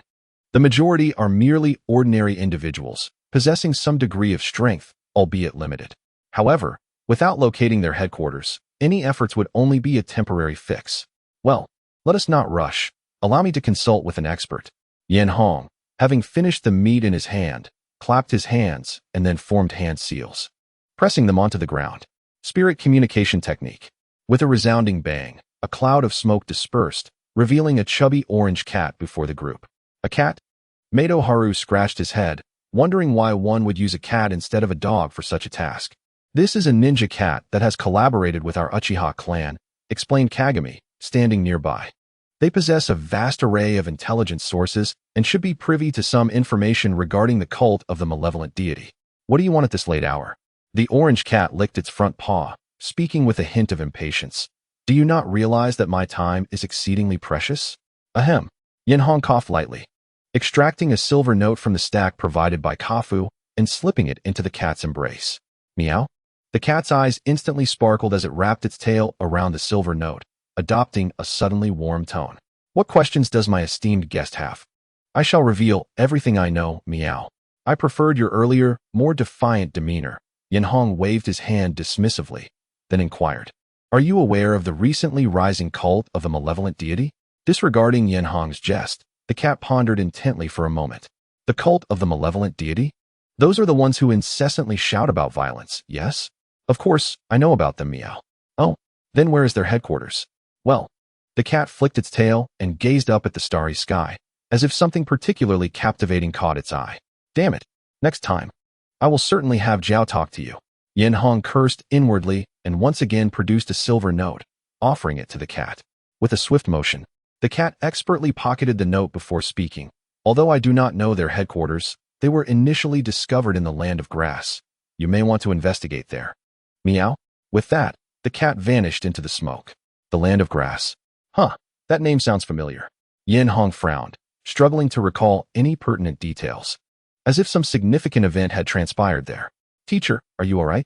Upon regaining his senses, he noticed the three students gazing at him curiously. Yenhong shook his head, apologizing. Sorry, I was lost in thought. Let us set off for the land of grass tomorrow. It is not far from here. We should aim to resolve matters within a week. If time allows, I can also take you to a particularly famous location. A famous place? One that could be said to have altered the ninja world, although it is not widely recognized now. Mato Haru exclaimed in frustration. Teacher, please do not keep us in suspense. Hee, you will find out once we go. Ah, I despise people who speak halfway. In the land of grass. At the village of Grass Hidden. In a dim underground chamber, a long-haired man stood with his hands clasped behind his back, quietly observing a large black box adorned with intricate patterns, which upon closer inspection revealed a crying human face. Almost there, the man murmured softly, suddenly alert as he turned to look behind him. Behind him stood a masked figure cloaked in black, lurking in the shadows. The voice of the figure was raspy, akin to the wailing of a ghost. Recent activities have been too conspicuous. We must retreat for a while. According to the latest intel, we may have attracted the attention of the Land of Flame. The man frowned. Retreat now? We are but a step away from success. If we can open the box, who cares about the Land of Flame? They will all fall under our dominion. The black-clad figure snorted. Until I see results, our relationship is merely a partnership. I cannot afford to lose too many of my followers. Foolishness. I have stated that once I dominate the ninja world, your cult will become the state religion. By then, you need not worry about followers. The masked figure pondered for a moment before replying. Very well, but should I discover you are deceiving me, I will sacrifice you to the great malevolent deity. Hee, do as you wish. The figure vanished from the room, and the man resumed his gaze at the enormous box. His eyes filled with fervor. This ninja world shall ultimately be mine. Chapter 82. The Divine Bridge of Nothingness. The sun shone brightly, and the weather was delightful. A gentle breeze caressed the faces of the four who stood in silence, evoking a sense of tranquility.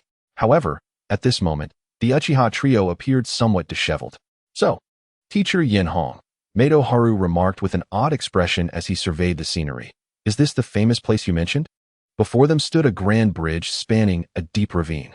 While the bridge was indeed majestic, it lacked any particularly remarkable features, appearing rather ordinary and failing to align with the term famous. Yenhong, with a glimmer of satisfaction in his eyes, replied nonchalantly, Indeed. This bridge is called the Divine Bridge of Nothingness. To be honest, I have long wished to see it, but I never had the time until now. This visit fulfills a personal desire. Mato Haru looked puzzled. But it is just an ordinary bridge. I see it? I fail to see what is special about it. Uzumaki Akane shook her head. Humph. This must be some peculiar self-satisfaction of the elderly. Hey, I am only 7 or 8 years older than you. How have I become an elderly person? Yenhong retorted, slightly annoyed.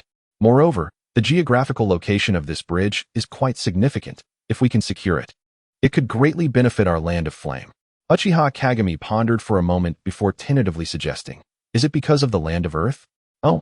Yenhong looked at Uchiha Kagami with a hint of surprise and admiration in his eyes. "Indeed.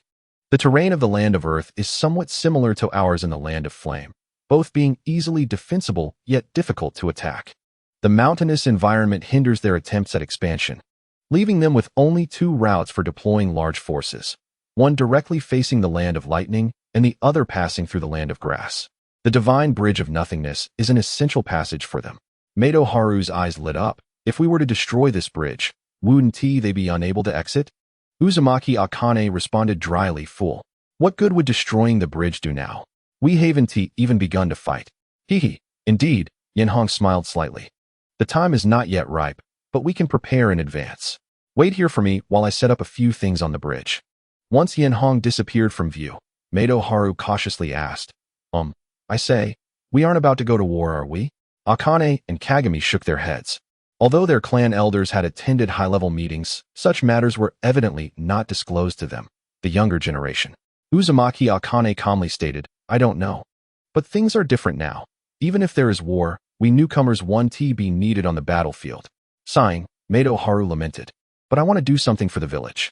"There will be opportunities," Kagami replied vaguely, glancing back as if he spotted something. Narrowing his eyes slightly as he pointed in a direction, "Look over there." The two followed Kagami's direction and saw a group of 5 individuals walking in a line before them. Each one was dressed quite discreetly, their appearances obscured, but their garments bore conspicuous red stains. Their conversation was unrestrained, with phrases like sacrificing to the great malevolent deity drifting to their ears. The cult of the malevolent deity. The 3 individuals exchanged glances, and promptly, Mirror spoke up, "Yuan, you should seek out teacher Yenhong. Qian, let us follow them discreetly. Be careful." Maite Yuan nodded and swiftly ran towards the direction of the Shinwabi Bridge, while Mirror and Qian stealthily approached the 5 members of the evil god cult. In the lush forest, the 5 members of the evil god cult remained oblivious to the fact that they were being watched, engaging in boisterous conversation. "Boss, when will the blessing of the evil god fall upon us?" One bald man at the forefront of the group replied, "Soon, I suppose. We've offered the most sacrifices to the evil god in recent days, so it should be our turn." Splendid. With the evil god's blessing, we shall possess true immortality." "Fool, not everyone receives the blessing unscathed. I heard the last person to receive it exploded from the power of the evil god, leaving nothing but a pile of bones." "Nanny." Several subordinates were momentarily taken aback, struggling to find their words. "Humph, look at your cowardice. Rest assured, as long as you are sufficiently devout to the evil god, you will successfully attain the power granted by him." That individual merely lacked sincerity, and thus could not withstand the Lord's power. "Oh, I see now. There's no problem for me. Everyone knows that I, Koetien, hold the evil god in the highest esteem. I have no issues either." "Me too." "Shoo." Just as they fervently discussed, the leading bald man abruptly halted, raising his hand to signal his subordinates to stop. "Boss, what's wrong?" one of the lackeys inquired, puzzled. Without uttering a word, the bald man scanned the surroundings sharply, his eyes betraying a sense of caution. At this moment, the evil god cult had significantly increased in numbers compared to the past, yet their quality was lacking. Most were mere ordinary outlaws, not ninjas. However, the absence of skilled fighters did not mean none existed. The bald man before them was one of the few experts within the evil god cult, his strength comparable to that of an ordinary upper ninja, and at this moment, his instincts screamed danger. The entire forest was silent, save for the rustling of leaves stirred by the wind. The bald man furrowed his brow, suspicion creeping into his mind. "Could it be that I am mistaken? Boss, perhaps I am being too paranoid." The bald man waved his hand, retracting his scrutinizing gaze. Suddenly, a piercing sound of a sword echoed through the once silent forest.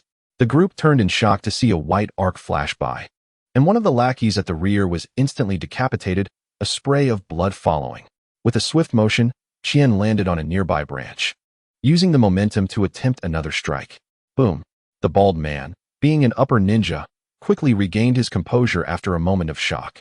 He leapt over his subordinates' heads and charged forward, delivering a powerful palm strike. Wind release, gale palm. Qian's pupils dilated, forced to switch from offense to defense. She withdrew her sword and raised it before her. Boom! A dull thud resonated through the woods. Despite her swordsmanship being on par with an average middle ninja, Qian was no match for the bald man's overwhelming strength. Under the might of his palm, her sword was forced back to her chest, and she was sent flying over 10 meters, carving a deep trench in the ground before crashing into a large tree, letting out a barely audible groan. Only then did the others awaken from their daze, disregarding their fallen companion as they shouted and charged toward Qian. Kill her. Sacrifice her to the evil god. Kill. Seeing his subordinates rush forward, the bald man felt a sudden twitch in his eyelid and shouted urgently, "Be careful. Fire release. Great fireball technique." Boom. A searing fireball tore through the trees, hurtling toward the advancing lackeys before they could react, consuming them entirely without a single scream. Witnessing his subordinates vanish in an instant, the bald man erupted in fury. Though they were merely ordinary men and not ninjas, recruiting them into the evil god cult was no easy feat. Bastards! I will sacrifice you to the evil god. Uchiha Mirror dashed to Qian's side, gripping his kunai with determination, his eyes filled with concern. He knew his strength was still inferior to that of an upper ninja and had initially planned to exploit the surprise attack to deal a heavy blow. But unforeseen circumstances had arisen. "Qian, are you all right?" "Cough, I'm fine." Qian forced herself to her feet and approached Mirror. "I'll hold him off. You need to escape until teacher Enhō arrives." The bald man, seeing the assailants were merely two children, observed the caution and gravity in their expressions, a smirk forming on his lips. Thinking of running? Dream on. Mirror took a deep breath, about to make a desperate move when he suddenly noticed something. His entire demeanor relaxing instantaneously. A flicker of confusion crossed the bald man's eyes, but he dismissed it, propelling himself forward with tremendous force, creating two imprints in the soft earth as he sought to sacrifice the two assailants to the evil god. However, just as he surged forward, a hand landed on his shoulder, forcibly halting him. The bald man was momentarily bewildered, glancing sideways in confusion, where he was met with a handsome face. "Well, good morning." The plot of The Land of Grass relates to the Naruto movie, Blood Prison, but watching it is not necessary for comprehension. Interested individuals may wish to view this film. Chapter 83. The box of ultimate bliss. The midday sun cast its rays between the mountains, creating a dim shadow.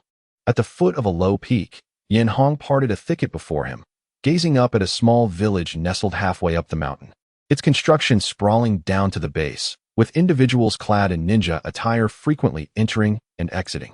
After observing for a moment, Enhō released his grip, allowing the thicket to return to its original state, and turned to the four individuals before him, saying, "This is undoubtedly the village of Grass Ninja."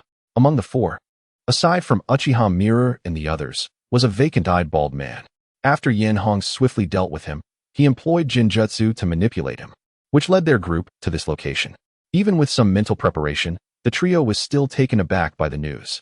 So, the headquarters of the evil god cult is in the village of Grass Ninja, and it was established by its adherents?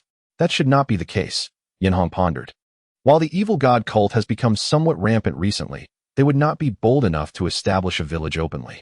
It is more likely that a high-ranking member of the village of Grass Ninja has secretly formed some collaboration with the evil god cult. My Yuan expressed disbelief. Have they lost their minds? Collaborating with the evil god cult is akin to courting disaster. Qian scoffed. There are always those who harbor unrealistic ambitions. What do you mean? My Yuan blinked, glancing at Mirror. "Mirror, do you understand?" Mirror did not respond, but instead addressed Enhō. "Teacher Enhō, what should we do next?" Enhō contemplated for a moment. If he revealed his identity, the villagers would likely not harm them and would welcome them into the village. However, doing so would undoubtedly alert the enemies, making it hard to uncover any information. Under the guise of the bald man, "You shall stealthily follow me as we infiltrate. Our mission is to eradicate the cult of the evil god, leaving them no opportunity to prepare in advance." Enhō succinctly outlined the operation plan to the three individuals. Once confirmed, the crimson glow of his Sharingan flickered in his eyes. Under the control of the Sharingan, the bald man trembled, then rose and proceeded directly towards the entrance of the Grass Ninja village. At the village gate stood two guarding ninjas. Upon seeing the bald man approach, a flicker of disdain crossed their eyes, yet they did not impede his passage, instead stepping aside to allow him entry. Through recent whispers, they were somewhat aware that these individuals, brought into the village by their own leader, belonged to a cult known as the Cult of the Evil God. Naturally, as normal citizens, they harbored considerable aversion towards the cult's conduct.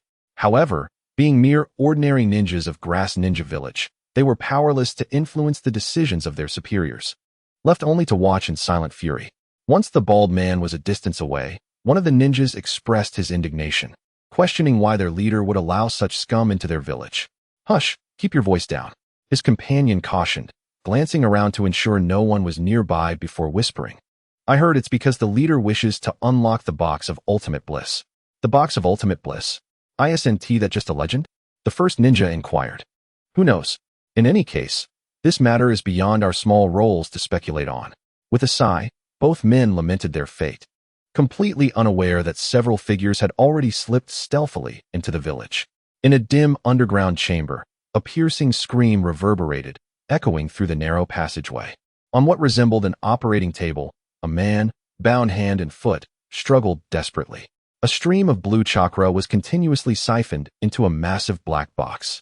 On the box's four surfaces were carved faces depicting various human emotions: joy, anger, sorrow, and happiness. At that moment, the face representing sorrow opened its mouth wide, greedily consuming the incoming chakra. Standing beside the operating table was a long-haired man, the village leader, Long Luo, who observed the man's futile struggles with an expressionless face, utterly unmoved. Just as the man's chakra was nearly depleted, a terrifying suction emanated from the Box of Ultimate Bliss, pulling him entirely within. The sorrowful visage then closed its mouth, as if nothing had transpired. Long Luo frowned, questioning why the chakra was still insufficient. "This is already the 70th. Behind him stood a figure cloaked in black, a masked individual.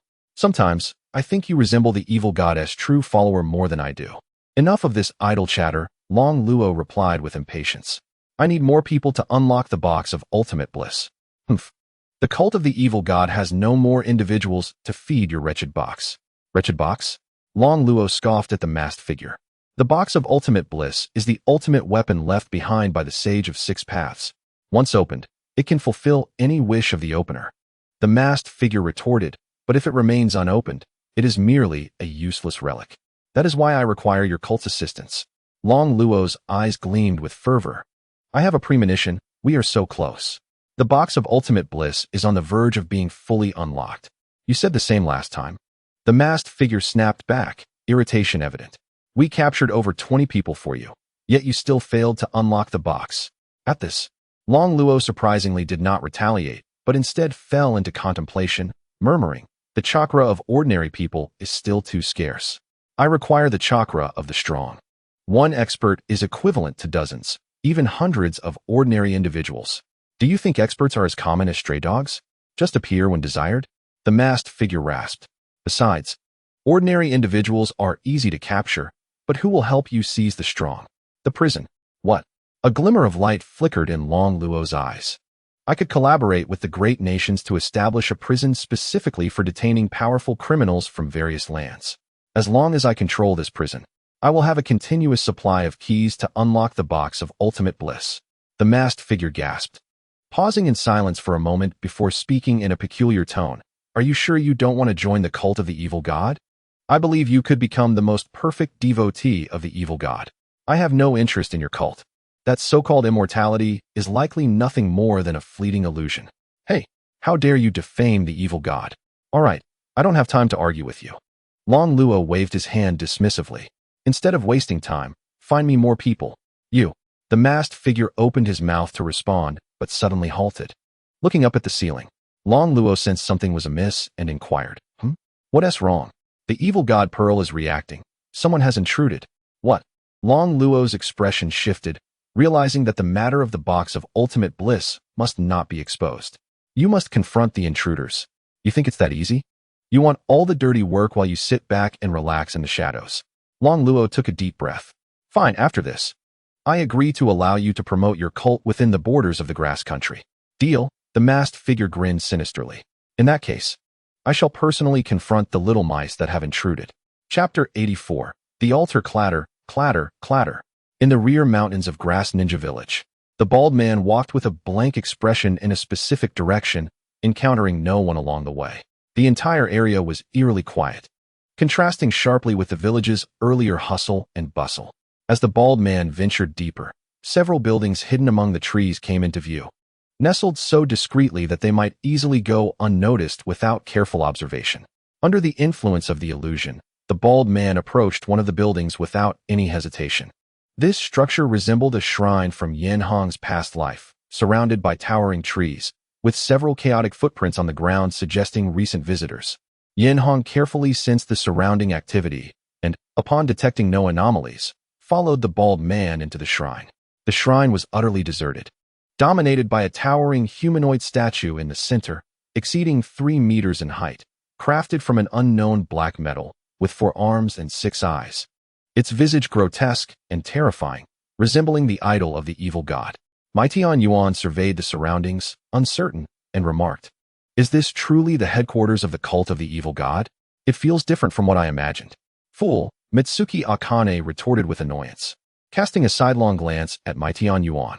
"This is merely a facade. There are surely hidden formations akin to barriers concealing the true headquarters."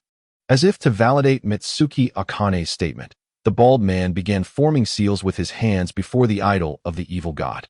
After several seals, a ripple in the space beneath the statue emerged, creating an opening that resembled a shimmering water surface. The interior of the opening was pitch black, obscuring any view of the surroundings. In the center lay a narrow stone staircase that extended downward. "It appears the headquarters of the cult of the evil god is beneath us." Enhō peered into the darkness, finding it impenetrable, then turned back to command. "I will lead the way. Mirror, you stay at the rear and keep an eye on our surroundings." Mirror nodded in understanding. With a flick of his wrist, Enhō signaled for the bald man to lead the way into the tunnel, followed silently by the 3 others.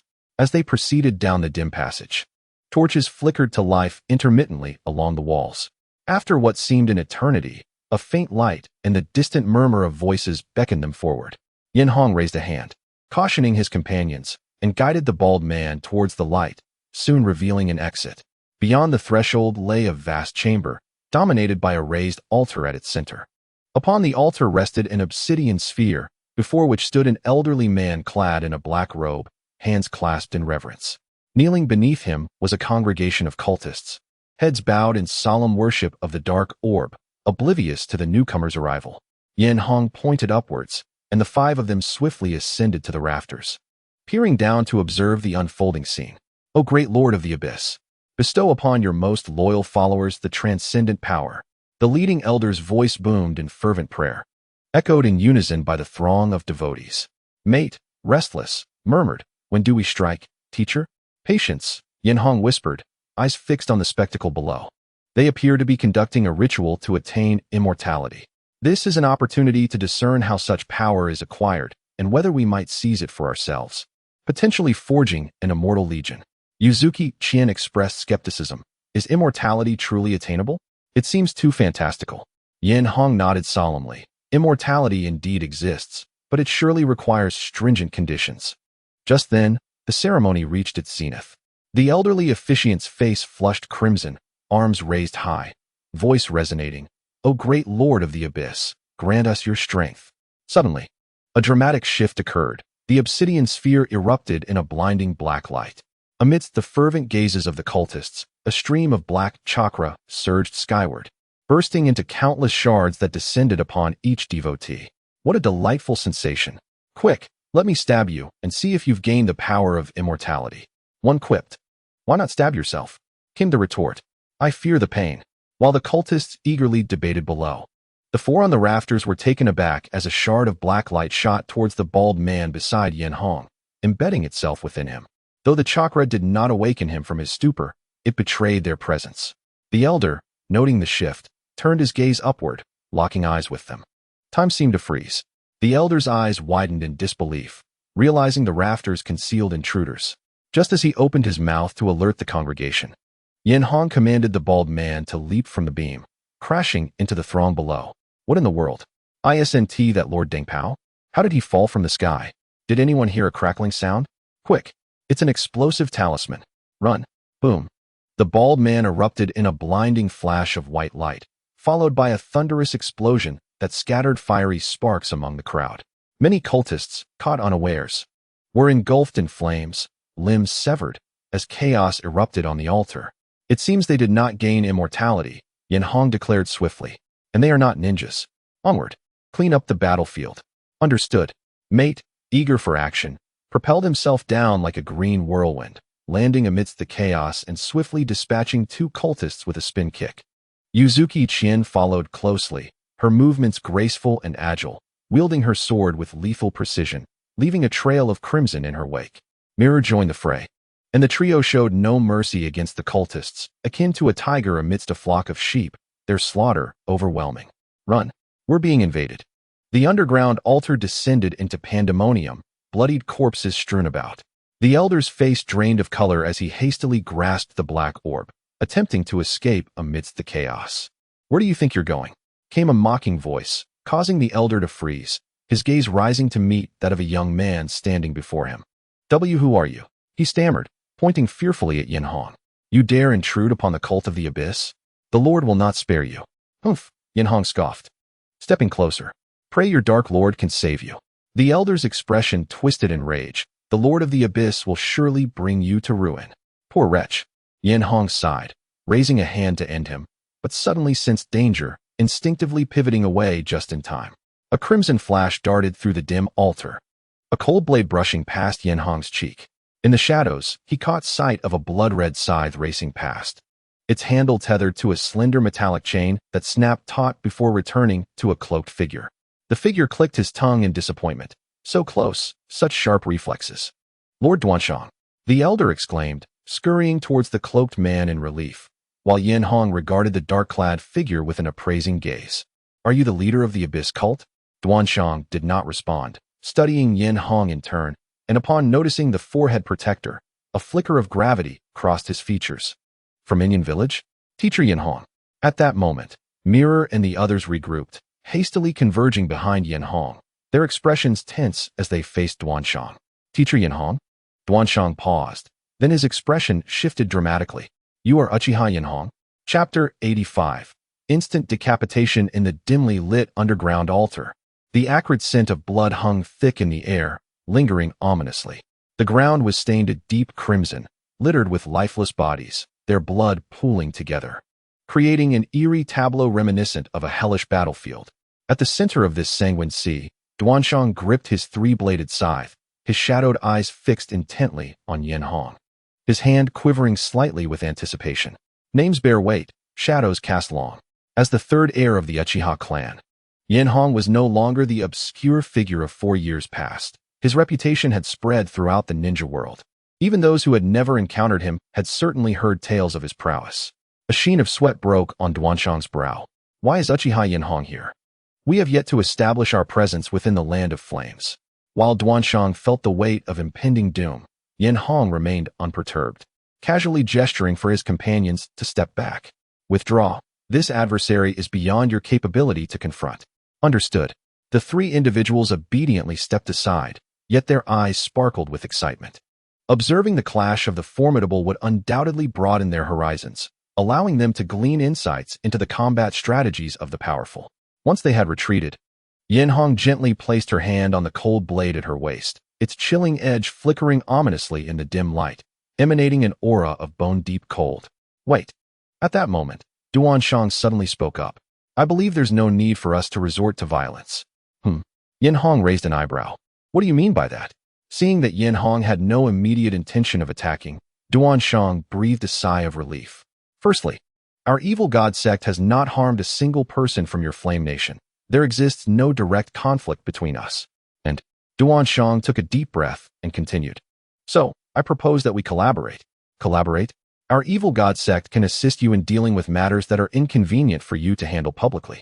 You could even attribute some of these issues entirely to us. After all, we are indifferent to our reputation. I can also assure you that we will not spread our teachings within the territory of your Flame Nation. All we ask is for your tacit acknowledgement of our existence and that you refrain from taking action against us. What do you say?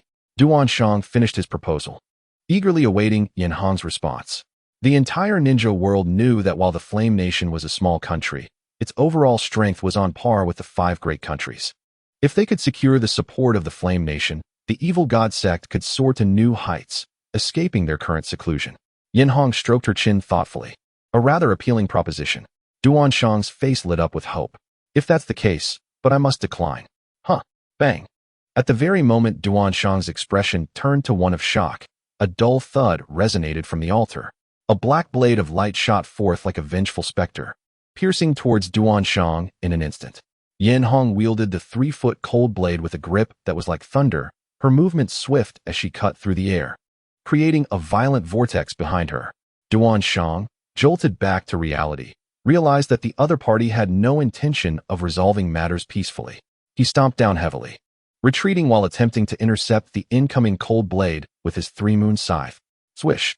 Enhō's single blade struck against the scythe's edge, the dark cold blade meeting the blood-red crescent with a soundless clash, as if a sharp weapon had struck tofu. The entire blade of the scythe was cleaved off, transforming it from a 3-blade scythe to a double-blade scythe. The black blade showed no signs of halting, slicing cleanly past Duanshang. Puff! In an instant, Duanshang coughed up a mouthful of blood, his upper body nearly severed in two, leaving a horrific wound deep enough to expose bone, blood gushing forth like a fountain. Impressive. Might Yuan's eyes sparkled. Just as he was about to rush in to celebrate, he suddenly noticed that Duanshang, who should have been mortally wounded, had suddenly crouched low. Watch out. Before Might Yuan could issue a warning, Enhō had already sensed something amiss. She glanced back to see Duanshang hunching low like a coiling serpent, his scythe sweeping in a deadly arc aimed at Enhō's legs. As the scythe danced, the ground was splattered with blood, swirling into a crimson vortex around the two combatants. Undying body. Enhō's eyes flickered with astonishment as she thrust her cold blade downwards, aiming to intercept the scythe. However, having witnessed the terrifying cutting ability of the cold blade, Duanshang dared not engage it directly. With one hand, he yanked on the iron chain connected to the scythe, pulling it back at a peculiar angle. The double-blade scythe hurtling back towards Enhō's head. Enhō cast a disdainful glance, using the hilt of her blade to deflect the scythe upward, causing it to soar over her head. In the same motion, she followed the scythe's trajectory, charging towards Duanshang. Duanshang's eyes widened in horror. The retrieval and throw of the scythe required time, leaving him unarmed during that interval. Swish! A sound of a blade slicing through the air echoed in the empty underground shrine. Enhō transformed her blade into a sword, unleashing a flurry of sword energy that twisted into a slender line, piercing straight for Duanshang's heart. Duanshang felt utterly ensnared, unable to evade what seemed like an inexorable strike that was deceptively slow yet impossible to dodge, as if only endless darkness filled his vision. The observing Matsu Akane gasped. That's the clan leader's sword technique. The Moonshadow Sword's ultimate move. Crack! The tip of the cold blade effortlessly pierced through Duanshang's body. The sword energy enveloping it erupted instantaneously, tearing open his back, shattering his organs and spine, which splattered grotesquely behind him. With a single stroke, a gaping hole appeared in Duanshang's chest. Remarkable, and yet you still do not perish? As Enhō regarded Duanshang with incredulity, he was left with nothing but despair and fear. Their powers were clearly on different levels. Moreover, he alone understood that he was not truly immortal, merely a half-finished product. Should his brain sustain severe damage, he would face certain death. Master, the evil god Pearl. At that moment, an elder nearby suddenly tossed a black orb towards Duanshang, who felt a flicker of hope as he raised his hand to catch it. With the evil god Pearl, he could harness the power of the evil god to restore his corporeal form. Smack! In the next moment, Duanshang's expression froze.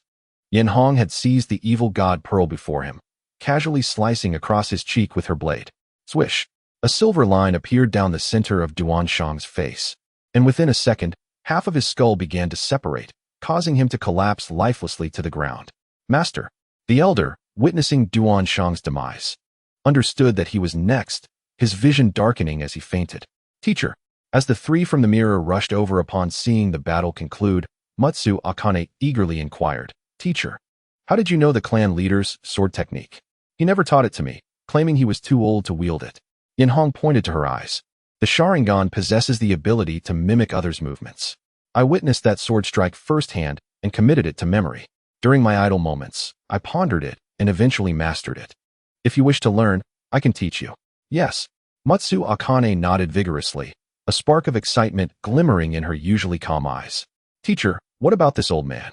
Mirror asked, gesturing towards the unconscious elder. "Take him away. Once he regains consciousness, we shall see if we can extract the usage of this orb from him," Enhō replied, glancing at the black orb in her hand, which felt cool yet showed no reaction. "Let us check for any remaining threats. It's nearly time for us to clop, clop, clop." Before she could finish her sentence, a cacophony of footsteps erupted from the entrance. Turning to look, a group of individuals poured in, led by a middle-aged man with long hair. Upon entering and surveying the gruesome scene, the man momentarily froze, then turned his gaze towards the four. Enhō narrowed her eyes slightly. "Who are you?" The man stepped forward with a smile, introducing himself cheerfully. "Allow me to introduce myself. I am Wu Ling, the village chief of Grass Hidden Village. Thank you all for helping us rid Grass Hidden Village of the evil god sect." Chapter 86. Conspiracy in the Spacious Guest Hall. Enhō raised her teacup and took a sip, savoring its rich flavor, the taste lingering pleasantly on her lips. "Excellent tea." Beside her, Mirror and Mutsu Akane nodded in agreement after a sip. Only Might Yuan downed his cup in one go, smacking his lips, seemingly dissatisfied, as if he would prefer plain water instead. At the head of the table, the gracious and smiling Wu Ling remarked, "This tea comes from the unique tea trees of our grass country, and it is not available for sale. If you all enjoy it, you may take some back to the Flame Nation." Enhō smiled lightly and replied, "Then I shall express my gratitude to Village Chief Wu Ling for this generous gift." "Not at all. This small offering is of little significance," Wu Ling said, shaking his head with a smile. "I should be the one thanking Lord Enhō for helping us rid the Grass Hidden Village of the evil god cult." Enhō took another sip of tea and softly inquired, "So, the evil god cult had previously occupied your Grass Hidden Village?" Wu Ling sighed, shaking his head with a bitter smile. "It is indeed shameful to admit, but 2 months ago, the evil god cult came to our Grass Hidden Village and forced us to build a stronghold for them. Initially, we resisted, but alas, we were no match for them. To avoid further sacrifices, we had no choice but to comply, not only constructing their stronghold, but also assisting them in concealing their movements. If it weren't for your assistance today, I cannot fathom how much longer we would have endured this plight." "Is that so?" Enhō said, furrowing his brow gently. Since emerging from the underground altar, they had been warmly received by Wu Ling, who had ensured they were well cared for, treating them like saviors. During their time together, Enhō had also interrogated an elder who had only recently joined the evil god cult and possessed limited knowledge. The elder merely led the cultists in prayers to the evil god Pearl, seeking the blessing of eternal power, and knew nothing beyond that. On the surface, this aligned with Wu Ling's statements, but Enhō was clearly not wholly convinced by the village chief's words. However, their mission was to eradicate the evil god cult, and any internal intrigue within the Grass Hidden Village was of no concern to them. With this thought, Enhō politely nodded. "Then I shall impose upon Village Chief Wu Ling for just one night. We will return to the Flame Nation early tomorrow morning." "Not at all an imposition," Wu Ling replied with a smile, waving his hand. "I shall not disturb your rest any further. Feel free to seek me if you require anything." With that, he left the guest room, granting the 4 individuals their much-needed space to rest. Uchiha Kagami had remained silent while Wu Ling was present, but once he departed, he could no longer contain himself and spoke. "Sensei, I feel that the village chief's words may not be trustworthy." Enhō shrugged nonchalantly. "It matters not. If he were to reveal everything to us, that would be peculiar. Our task has been accomplished, and what he wishes to conceal is of no consequence." Kagami considered this and nodded in agreement. Enhō glanced at the 3 of them and remarked, "Regarding this mission, you all performed admirably. Upon our return, continue to accumulate experience, and I shall bestow upon you the title of Chunin." "Really? Is that true?" Mato Jin's eyes sparkled with excitement. "But isn't there a test for promotion to Chunin?" Enhō explained. "Primarily, you are the first cohort, and the promotion assessments have yet to be fully established. Moreover, there are not many candidates from your time, so the judgment shall fall to me, the leading teacher, to determine your qualifications for becoming Chunits. Your abilities pose no issue. What you lack is merely experience in combat, which, I must say, mirrors my own past quite closely. Speaking of which, I am curious about what kind of person you were, Sensei," Mato Jin inquired. "I overheard other elders chatting idly, saying you were once inconspicuous in the ninja world until your reputation surged in recent years. How about sharing your story with us?" "Hey, Kagami, Akane, you are curious too," right? As soon as Maidojin spoke, Kagami turned to look at him. Yes, I'm a bit curious. I have no objections. Akane replied expressionlessly while polishing her sword. Though her small ears perked up, seeing their enthusiasm, Yenhong began to narrate his past with intrigue. Meanwhile, after Wuling left the guest room, two of his most trusted subordinates approached him. Lord Wuling, the villagers have unified their statements, and all traces of our collaboration with the evil god cult have been thoroughly erased. Well done, Wuling replied absent-mindedly, his eyes shimmering with a mysterious light as he murmured. Perhaps this way, the box of supreme bliss can be opened. My lord, what do you mean? Wuling snapped back to reality, straightening his posture, and, after ensuring no one was around, whispered, if we can extract Uchiha Enhō's chakra for the box of supreme bliss, it will surely open. Therefore, I need you two to bring him to me. The two subordinates exchanged incredulous glances, understanding each other's disbelief. After a long pause, one of them cautiously spoke, My lord, if we have erred in any way, please tell us. We would rather die than be left in the dark. Indeed, my lord, if it is truly our fault, there is no need for such indirect methods. We will take our own lives in atonement. Wuling shot them a disdainful glance. Fools. I know well that you are no match for him. I did not instruct you to confront him directly. What does my lord mean? Wuling produced a transparent vial containing a rare toxin, colorless and odorless, difficult to detect. While it would not be lethal, it could induce a brief state of unconsciousness. However, the more powerful the individual, the less effective it is. I estimate it will only render him unconscious for 5 minutes, so your actions must be swift. The subordinates expressed concern, but my lord, if something happens to Uchiha Enhō in our grass-hidden village, then the Flame Nation will. Wuling waved his hand dismissively. If we can open the box of supreme bliss, what fear do we have, even if it means facing the world? The two subordinates hesitated. For the box of supreme bliss was a mere legend, and whether it could fulfill the wishes of the opener remained uncertain. Should the legend prove false, it might lead to the ruin of the entire grass country. If you lack the courage, I shall go myself. We will go? The loyal subordinates, despite their apprehensions, steeled themselves and agreed. Excellent. Wuling handed them the vial. Remember, once you succeed, take him directly to the underground chamber, and it is best to act after he has fallen asleep deep in the night. Yes, Wuling nodded in satisfaction, envisioning a future where he held dominion over the entire ninja world. In the dead of night, under a tranquil sky, two figures silently approached Yenhong's door, exchanging glances before using a slender tube to pierce a small hole in the window lattice, slowly releasing the toxin into the room. Chapter 87. Abduction. The moon hung high, casting a serene glow as the cool light filtered through the window, leaving frost upon the floor. After reminiscing about his past glories in front of his 3 students, Yenhong suddenly realized that he had unknowingly spent many years in this world, stirring a sense of reflection within him. However, Yenhong was not one to dwell on sentimentality. After conversing with his students for a while, they each retreated to their respective rooms to rest. Upon their return, preparations would need to begin for the grand tournament of the 6 villages in the Wind Country, which promised to gather all the formidable figures of the current ninja world. After a prolonged absence from battle, he felt a stirring eagerness within him. After an indeterminate amount of time, as Yenhong meditated with his eyes closed, he suddenly furrowed his brow, hearing faint sounds outside his room that quickly fell silent again. What is happening? Yenhong pondered, uncertain of the intentions of the 2 individuals lingering at his door in the middle of the night.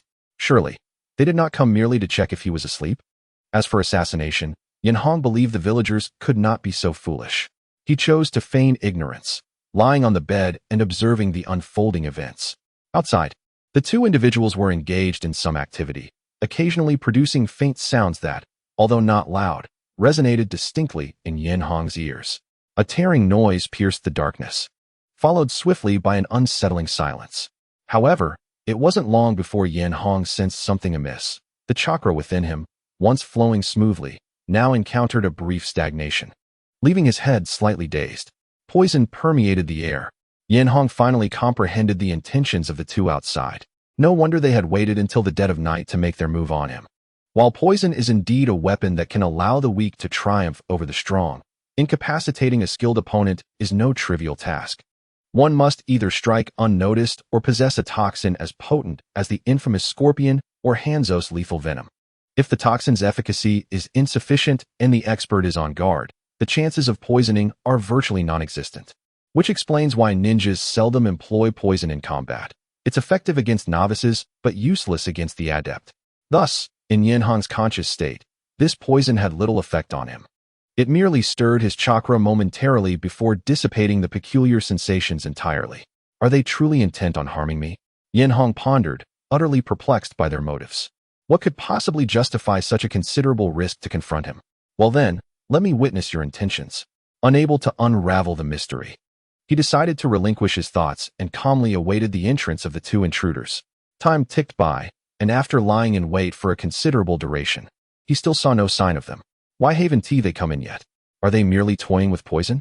Unbeknownst to Yenhong, the two at the door were equally conflicted, uncertain about when the toxin would take effect. They feared that entering too soon might expose them if he hadn't yet succumbed, while waiting too long could risk the effects wearing off, leading to their own demise. They found themselves caught in a proverbial Schrodinger's cat scenario. Brother Buling, I believe it should be sufficient by now. Should we wait a bit longer? I fear he may be resilient and succumb to the poison slowly. What if we wait and the effect wears off? All right then, let us proceed.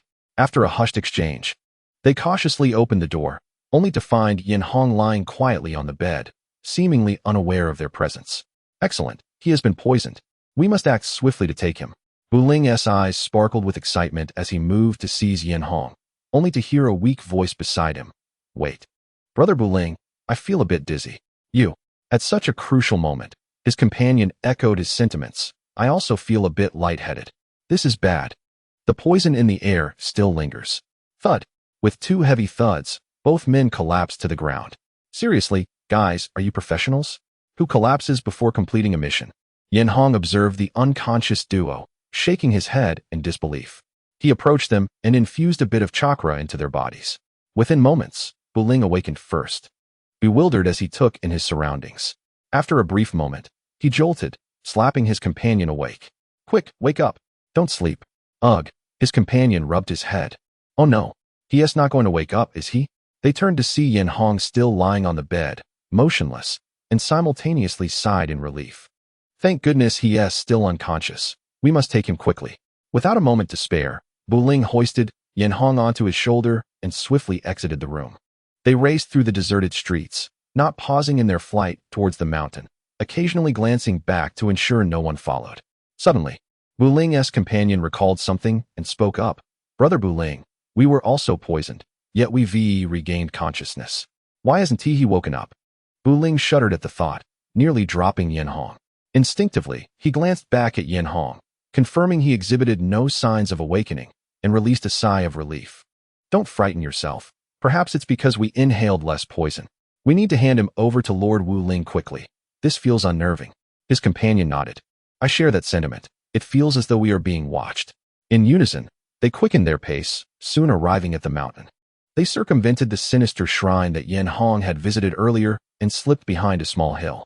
At the foot of the hill lay an inconspicuous cave. Venturing inside, they navigated several twists and turns before reaching a spacious cavern. In the center of the cavern stood an operating table, and beside it, Wu Ling had already prepared everything. His face alight with barely contained joy. However, upon seeing the two enter, his expression abruptly shifted to one of disbelief. Where are the others? Where is Uchiha Enhō? Huh. The two, eager to claim credit, were taken aback. Wu Ling patted Yenhong's shoulder in confusion. My lord, isn't he right here? Are you blind? He is not here. Wu Ling realized the gravity of the situation. The only explanation for such a development was an illusion, as if to validate his suspicion. A calm voice echoed through the cavern. TSK, Village Chief Wu Ling, sending people to find me in the dead of night. What romantic notions do you wish to discuss? Chapter 88. Unboxing. Clop, clop, clop. The rhythmic sound of footsteps echoed from the cave entrance, resonating sharply in the stillness. Wu Ling stiffened, beads of sweat forming on his brow as he squinted into the darkness. A long shadow appeared on the ground, followed by a figure cloaked in black, leisurely emerging from the entrance. Yenhong's face bore no discernible expression, devoid of any threatening aura. Yet his presence instantly instilled fear in the hearts of the three before him. The two subordinates, now fully awakened, realized they had unwittingly invited a wolf into their midst. In a panic, they positioned themselves protectively in front of Wu Ling, trembling uncontrollably, their minds racing through the tumultuous path of their ninja lives. Enhō surveyed the cavern, ultimately fixing his gaze on the black box behind Wu Ling. The strange visage on the box triggered a memory. Although he hadn't explicitly memorized every detail of the Naruto storyline, he felt uncertain. Could this be the box of bliss? Wu Ling, initially contemplating how to navigate the situation, furrowed his brow upon hearing Enhō's words. You know of the box of bliss?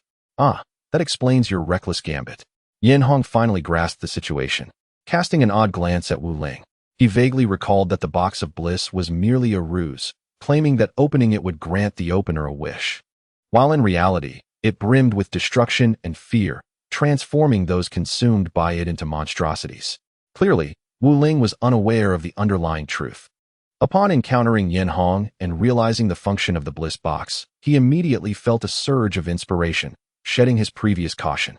He pushed aside the two subordinates in his path and approached with a smile, saying, "It seems I was momentarily bewitched. Since Lord Enhō is also aware of the bliss box, you must surely understand its purpose. To express my apologies, how about I present this bliss box as a gift to you?" Enhō scoffed, his expression revealing disdain. "Let us set aside my interest in this box for now. If I truly desired it, would eliminating you not make it mine?" Wu Ling, upon hearing this, did not exhibit panic. Instead, he nodded in agreement and stepped forward, adding, "You are indeed correct, my lord. However, you seem to overlook one crucial detail. Activating the box requires consuming the chakra of living beings. A task unfit for you to undertake personally, but one we can manage." Enhō raised an eyebrow, intrigued. "Oh, you wish to assume the position previously held by the evil god sect?" Wu Ling, sensing the moment, no longer concealed his intentions.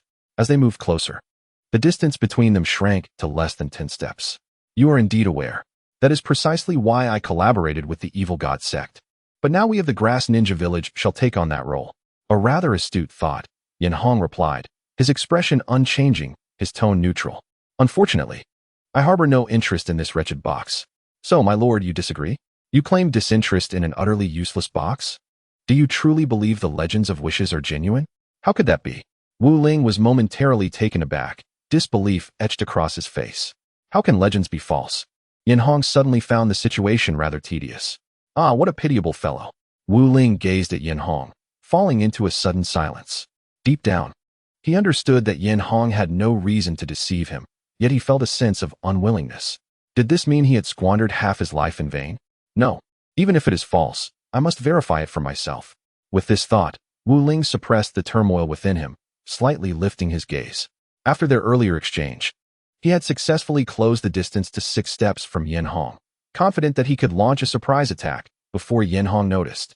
Prepare to die? In an instant. Wu Ling's eyes glinted with murderous intent, and he erupted forward, producing a kunai that he thrust towards Enhō's throat with a sharp whistle.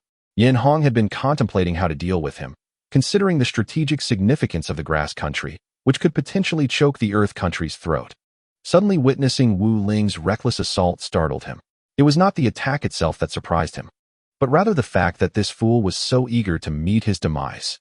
Faced with this unexpected, decisive strike, Enhō lacked the desire to draw his sword. Instead, he effortlessly raised his right hand, deftly pinching the kunai's blade between 2 fingers, twisting it to disarm Wu Ling, while simultaneously delivering a punch with his left hand. With a resounding thud, Wu Ling's eyes rolled back as he was sent flying backwards, his back erupting with a circular shockwave, his chest caving in with a clear cracking sound. Lord Wu Ling, his 2 subordinates stood in shock, witnessing their village leader being obliterated in a single exchange, akin to a cannonball, crashing into the sorrowful visage of the bliss box. Wu Ling coughed blood, several ribs in his chest shattered, each breath accompanied by searing pain. His eyes bloodshot. Although he was felled with a single punch, there was no fear in his gaze, only a flicker of madness. "Cough, you too, come. Buy me some time." Wu Ling and the others exchanged glances, gritting their teeth, and rushed toward Enhō, one on each side. Enhō shook his head, dismissing them. He swung his right hand, sending the seized kunai arcing through the air, piercing Wu Ling's chest just as warm blood was about to spurt forth. Before he could react, Enhō was upon him, withdrawing the kunai from his chest and swiftly slashing it across his companion's throat. In the blink of an eye, he dispatched both foes. Enhō, uninterested in prolonging this trivial game, turned to eliminate the last Wu Ling, only to find him, barely clinging to life, standing before the Bliss Box with outstretched arms, as the sorrowful visage behind him opened a gaping, black maw. Ha! Uchiha Enhō, this is all you're doing. Since I cannot possess it, neither shall you. Wu Ling cackled madly, then leaped into the Bliss Box. With Wu Ling's leap, the Bliss Box erupted with a horrifying chakra, its body trembling violently, accompanied by anguished wails that caused the entire cavern to tremble. He sacrificed himself? Enhō blinked in disbelief. Under his gaze, the gravely injured Wu Ling emerged unscathed from the Bliss Box. However, this Wu Ling's skin had turned deathly pale, and his long, white hair hung loosely behind him, resembling a soulless husk. Hee. Uchiha Enhō, I have returned from the depths of hell. Chapter 89.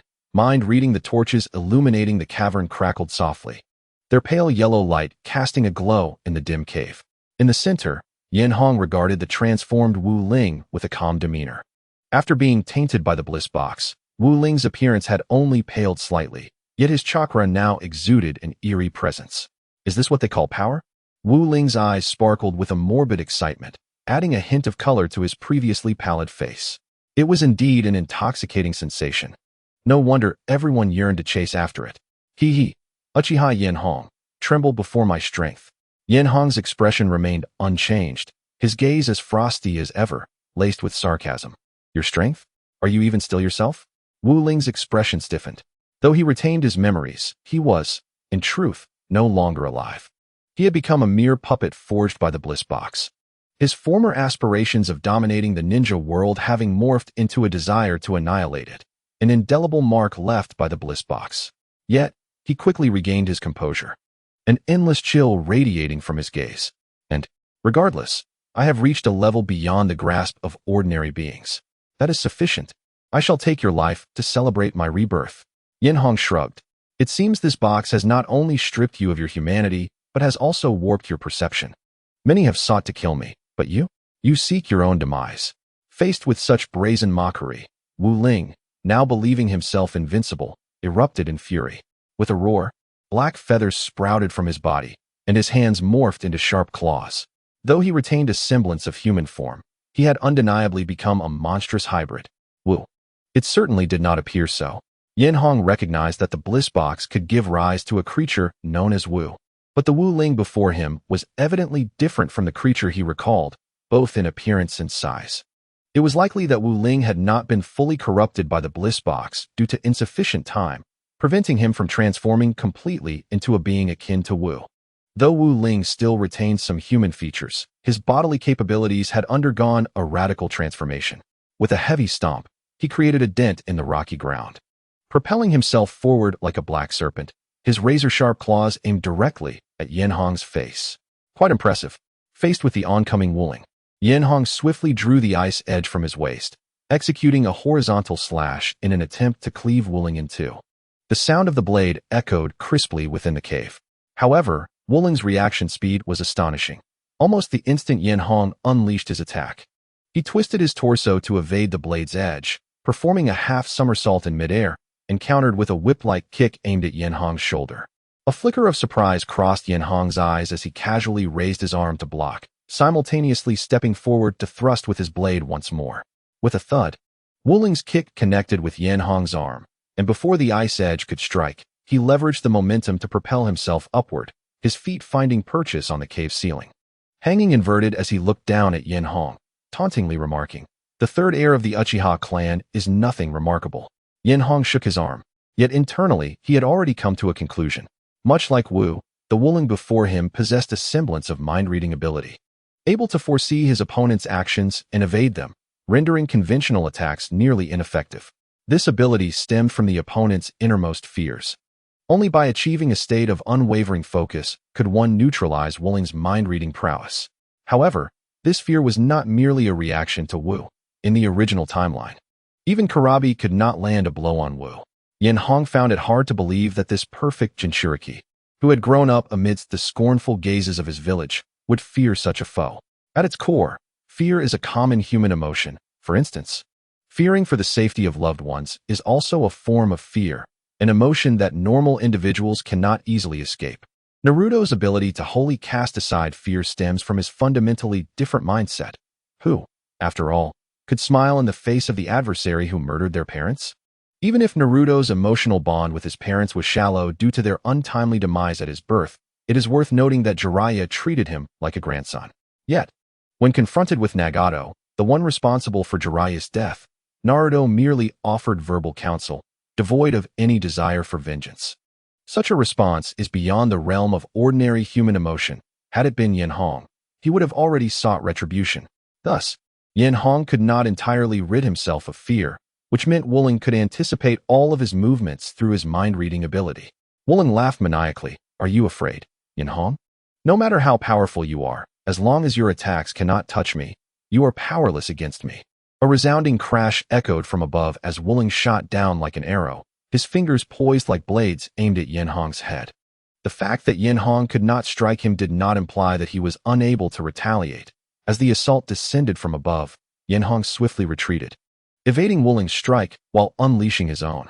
Yet, this attack was also foreseen by Wooling, who deftly evaded the lethal slash like a fluttering butterfly, simultaneously retreating to avoid Enhō's sweeping kick. As Wooling fell back, he flicked his arm, unleashing black feathers that shot forth like shuriken.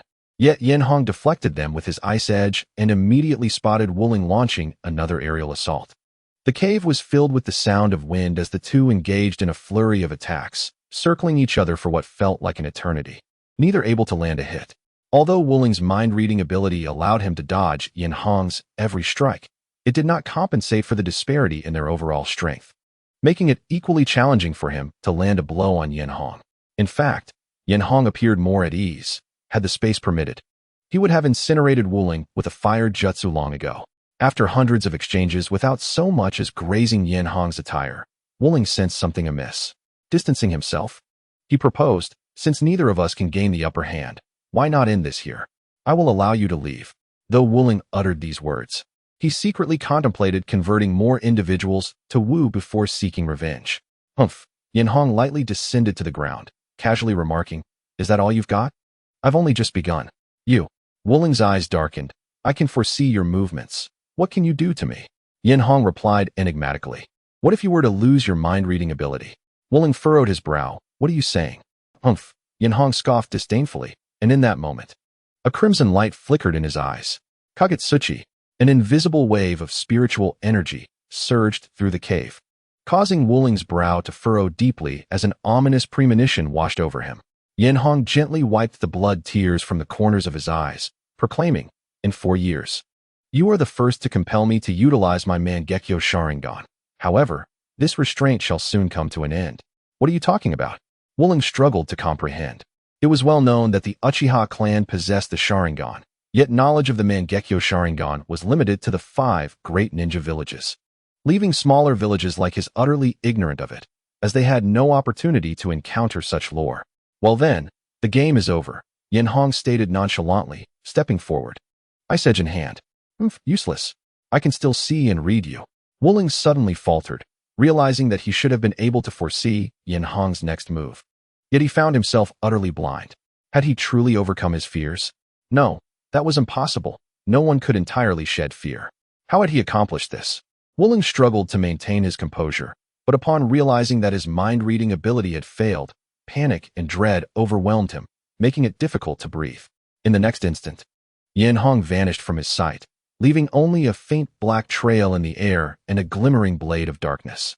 Wooling's heart raced with alarm. He had relied on his foresight to keep pace with Enhō, but now he was utterly lost, unable to perceive Enhō's trajectory. However, thanks to the modifications from the Box of Bliss, Wooling was not without some progress. He listened intently, discerning the direction of sound, and swiftly extended his left hand, claws poised to strike. The two figures brushed past each other, creating a gap of several meters in an instant. Ha ha ha, I blocked it. Wooling rejoiced. But his elation was short-lived. As he raised his right hand to deliver a triumphant remark, he realized it was merely a bloody stump, gushing crimson. Drops of blood splattered onto the ground, quickly absorbed by the rocky surface, releasing a pungent scent. Enhō flicked the blood from his blade and turned to the dazed Wooling, remarking, you managed to deflect a strike. Not bad. But what will you do about the next one? The pallor of Wooling's face deepened, A sudden glimpse of the box of bliss ignited a flicker of hope within him. If I can return to the box of bliss, I can be reborn. With a surge of determination, Wuling dashed towards the box. Yet, before he could reach it, a figure faster than him streaked past, causing Wuling to stumble forward, a sharp line of blood appearing on his neck, crimson seeping forth. Kafyu. Wuling's eyes reddened as he pressed his remaining hand against his throat, uttering incoherent syllables. A flash of unwillingness crossing his mind before he finally succumbed and collapsed to the ground, ignoring the second death lingering behind him. Enhō strode directly towards the paradise box. This box towered approximately 10 meters high, resembling a standard cube, yet exuding an eerie chakra fluctuation. With a swift motion, Enhō struck the box with his blade, producing a crisp sound. However, the cold edge merely left a faint white mark on its surface. Truly a weapon bequeathed by the Sage of Six Paths, albeit of no use to him. Shaking his head, Enhō pondered the origins of the paradise box. Sensing it was solely crafted for vengeance against the ninja world, offering no assistance to its wielder. Ultimately, it had been submerged in the sea in the original timeline. After some thought, he produced a scroll, performed a series of hand seals, and sealed the entire box within it. Upon completing this task, Enhō ignited a fire, incinerating everything within the cave before departing. The following morning, Enhō and his companions gathered at the entrance of the Grass Ninja Village, accompanied by a high-ranking official. With a courteous smile, the official stated, "I sincerely apologize, but Village Chief Wu Ling appears to be absent, so I shall escort you." Given that Wu Ling often vanished for periods to cast captured members of the evil god cult into the paradise box, his current absence had not raised any alarms among the villagers. Understanding, as everyone had their own matters to attend to, Enhō, who was privy to the truth, waved his hand dismissively, saying, "There's no need for further escort. This is sufficient." "Very well, I wish you all smooth sailing," the official replied, graciously bowing as he watched the four depart. Rather than returning immediately to the flame-hidden village, Enhō chose to visit a lakeside, where he submerged the paradise box sealed within the scroll into the water. Yuan gazed curiously at the sinking box, asking, "What is that?" "That is likely the secret the chief has kept from us," said Otsutsuki Akane, her tone neutral. "Surely, the chief would not disappear without reason. It must have something to do with our teacher. TSK, I truly dislike being around overly clever individuals. There are no secrets here," Enhō commented, not concealing anything as he recounted the events of the previous night, garnering agreement from the others. Yuan expressed disbelief. "Is this guy an idiot? How can he be so oblivious?" Otsutsuki Akane incisively remarked, "I sensed something off about him last night. He radiated hypocrisy. I didn't expect him to be so foolish. If it were me, I would have targeted the three of us, using us to threaten the teacher." Hey. Enhō quickly interrupted Akane's nefarious scheme. "Where did you learn such things? Does the ninja school teach this? Is it strange?" "That's the most conventional thought," Akane retorted. Enhō stroked his chin, chuckling, "Akane, you may well become an excellent strategist in the future." "No, I want to be the foremost swordsman." Uchiha Kagami, who had remained silent, suddenly spoke. "Teacher Enhō, is it true that the paradise box can grant the wishes of its opener, as the legends suggest?" "Of course not. Such legends are mostly fabrications created by individuals to serve their own purposes. Never believe in such tales, lest you become a pawn." A fleeting thought crossed Enhō's mind. A notion of legendary deception. "Teacher? What is it?" Nothing." Enhō quickly returned to the moment. "Your words reminded me of someone, though he might not even be human. Is he your friend, teacher?" "Friend? Merely a concealed enemy. Pity, I do not know his current whereabouts." Enhō waved his hand dismissively. "Well, enough of that. I heard a new barbecue restaurant has opened in the village. I'll treat you all. Yay. Long live the teacher." Chapter 91, Departure. Land of Wind with a gentle breath. Enhō blew away a few tea leaves floating atop his cup, the wafting steam brushing against his face, imparting a sense of ethereal tranquility. Sipping the fragrant tea, he leaned back comfortably in his chair and remarked, "Our finance minister. Can you not procure better tea? I always have to bring my own when I visit." Behind the broad wooden table, Kakazu, engrossed in the financial reports before him, replied without looking up, "Do you not know how expensive good tea is? That money could be better invested." Enhō set down his cup, his tone amiable. "Earning money is for spending. It is not unreasonable to enhance one's quality of life occasionally. Are you implying that I should work here longer?" Kakuzu retorted irritably, rubbing his weary eyes. Speak plainly, what brings you here this time? Instead of answering immediately, Enhō inquired with genuine concern, how are your wife and daughter? You should spend more time with them. Upon hearing this, Kakuzu's expression softened slightly. They are both well. I suppose this is a favor I owe you. Once, misunderstanding that his family had suffered at the hands of the flame-hidden village, Kakuzu had even attempted to assassinate Enhō. Ultimately, he realized it was merely a misunderstanding, leading him to remain and become the finance minister of the Land of Flame. Over the past 4 years, his exceptional financial acumen had elevated the nation's wealth to rival that of the 5 great countries. Now, Kakuzu's wife and daughter resided safely in the flame-hidden village, with his daughter inheriting his remarkable ninja talents and reportedly excelling at the village's ninja academy. Enhō waved dismissively. You are now part of the Land of Flame. There is no debt of gratitude here. Kakuzu, conceding, set aside his financial report and said, So, your visit is simply to inquire about my well-being? Not entirely. I do have some matters to discuss. Enhō's demeanor shifted as he grew serious. What is our current economic reserve? Kakuzu lifted his gaze, meeting Enhō's eyes earnestly.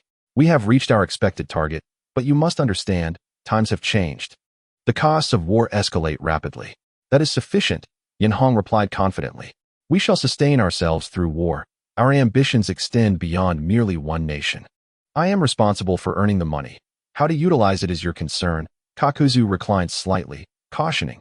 Do not forget, you tasked me with generating 1 trillion explosive tags. And I am nearing completion. A hint of amusement glimmered in Enhō's eyes. What is this? Are you tired of the Land of Flame already? Wishing to retire so soon? Is this not the agreement you proposed?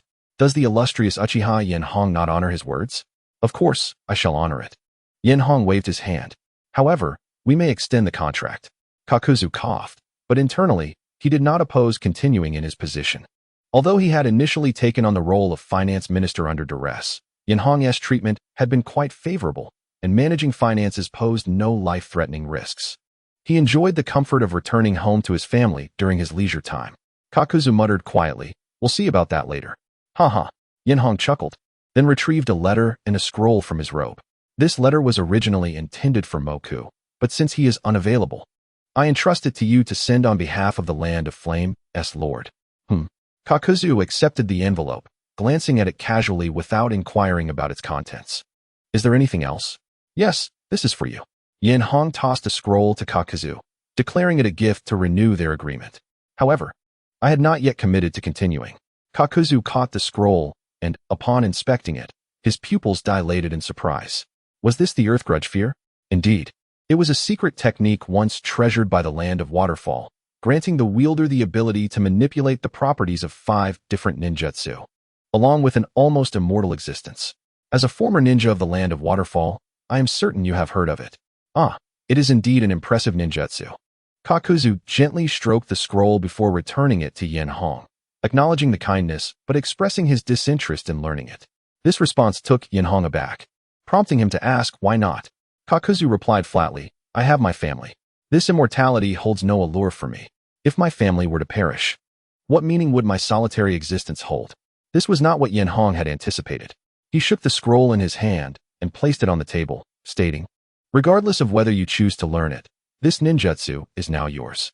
It is your prerogative to decide its fate, though it must not be shared with outsiders. In fact, you may allow your family to learn it, though they may find the outcome somewhat unsightly. Kakuzu hesitated. You don't intend for me to toil away my entire life, do you? Enhō shrugged. I would prefer not to, especially since finding someone with your financial acumen is exceedingly rare. However, I am not so callous. If possible, Kakuzu pondered, I could attempt to cultivate a group of talented successors. Enhō's eyes lit up. Oh, that is a splendid idea. Feel free to voice any needs you may have. Kakuzu glanced at the scroll on the table. I would rather not be contemplating how to earn a living in my old age. The sooner I find someone to take over my duties, the sooner I can retire. Very well, then I entrust this matter to you, Enhō said, slowly rising from his chair. Well, since that's settled, I shall take my leave. My brothers are still waiting for me outside. Oh, are you heading to the Land of Wind for the 6 Villages War? Enhō stretched. Yes, it has been quite some time since I've had a good stretch. Why do you ask? Take this. Kakuzu retrieved a disc from the drawer and handed it to Enhō. Hong raised an eyebrow. What is this? Kakuzu explained. It is a device for detecting metals purchased from the black market. The desert in the land of wind conceals a wealth of gold sand, and this will help locate it. Once found, mark the geographical coordinates, and I will devise a method to extract it. Gold sand, understood. I will handle it. Hong accepted the detector and departed from the feudal lord's residence. Outside, Uchiha Madara awaited alongside Izuna and Chiri. Upon seeing Hong emerge, he inquired in a low voice, "Have arrangements been made?" "Yes, they have. Let us depart for the land of wind." The wind howled fiercely, whipping up yellow sands that enveloped the vast expanse, casting the sky in a dim, pale hue. Sand dunes rose and fell, with a few desiccated poplar trees leaning against their bases, creating an atmosphere of desolation. Amidst the swirling sands, figures trudged forward, their garments flapping violently in the gusts. Their once pristine sleeves now cloaked in a layer of fine dust. Visibility was low, with sand filling the air, making speaking a challenge as the relentless wind infiltrated their mouths. Coughing, Izuna spat out the sand, his handsome face marred with discomfort, and exclaimed, "What a wretched place. Is this where the ninjas of Sunagakure survive?" Hong raised a hand to shield himself from the stinging sand, quenching his parched throat with water from his flask. Dusty from their journey, he responded, "The land of wind boasts the largest territory in the ninja world, yet habitable areas are scarce. The best regions are under the feudal lord's control, which makes life quite arduous for the ninjas of Sunagakure. No wonder they prefer land over tailed beasts," Izuna remarked, surveying the endless expanse of yellow sand. "In this environment, survival seems harder than in those small nations." Madara strode ahead, his imposing figure resolute against the wind, disdain evident in his voice. "It merely holds the title of a great nation. In such conditions, the survival of ninjas is entirely suppressed by the feudal lord, leaving them with no voice." "Perhaps this is for the best," Hong interjected. "In such an environment, Sunagakure's desire for territorial expansion will be pronounced. The only major nations bordering the land of wind are the earth and fire nations. The earth country, surrounded by mountains, is easily defensible, leaving the fire country as the only prime target for expansion." Chiri walked beside Hong, her striking purple hair dancing in the wind. She blinked in surprise at his words, asking, "Are you suggesting an alliance with the land of wind to attack the fire nation?" As a senior member of the Hidden Flame village, Chiri was aware that a conflict might soon arise, though she was unclear about the specifics. Hong contemplated. While there is no direct conflict of interest with the land of wind, the possibility of cooperation remains to be seen. After all, Senju Hashirama is still alive, and his influence could deter the land of wind. At the mention of Hashirama's name, Madara let out a barely audible snort, his disdain palpable, though Hong caught it clearly carried by the wind. Clearing his throat, Hong quickly changed the subject. "It appears we have arrived." He gestured ahead. The group looked up to see a ring of mountains at the horizon, with a narrow passage carved through the center, serving as the entrance to Sunagakure. Sunagakure lacked conventional gates. The village was established within the mountains, and the rocky walls flanking the narrow passage had been transformed into lookout points to guard against intruders. The four travelers did not disguise their approach, and the Sunagakure ninjas atop the mountains quickly took notice. Upon recognizing their forehead protectors, they promptly relayed the information, and soon, a high-ranking member from Sunagakure, Shaman, greeted them. "Welcome to Sunagakure," he said warmly. "We appreciate your long journey." Madara merely nodded, his usual indifference towards those he deemed weak evident. However, Shaman seemed unfazed, aware that strength often comes with a certain pride, unlike Hashirama, who, despite his immense power, exhibited kindness toward the less fortunate. Hong suddenly inquired, "Have the other ninja villages arrived?" Shaman replied candidly, "The Wagakure and Konoha are already here. The journey from the land of lightning and the land of water is longer, so they will likely arrive by tomorrow." As Shaman spoke, he led the group through the narrow passage, revealing a breathtaking view. Most of the village's structures were built of yellow rock, with the Kazekage building at its core, while other sparse buildings were scattered around, giving the village a rather desolate appearance due to its recent establishment and insufficient funding. Noticing the expressions on the faces of Hong and others, the host, Shaman, felt a tinge of embarrassment. "Ahem. Would you all prefer to rest for a while first, or shall we proceed to the reception hall to meet with a few others?" After a moment's contemplation, Ban spoke up, "Let us first greet Hashirama." With the elder's directive, Shaman had no objections, and led them through several modestly designed yellow rock buildings until they arrived at the Kazekage Tower. Just as they approached the entrance, a familiar figure hurriedly emerged, waving from a distance. Ban, over here.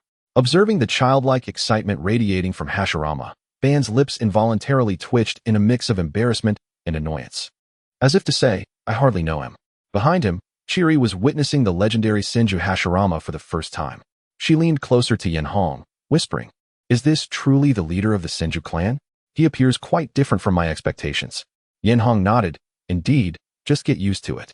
Hashirama approached with a broad smile, first nodding to Enhō and the others, before casually walking over to Ban's side. Ah, Ban, long time no see. How have you been? By the way, have you found a beloved wife yet? Hey, I must tell you, I'm about to become a grandfather.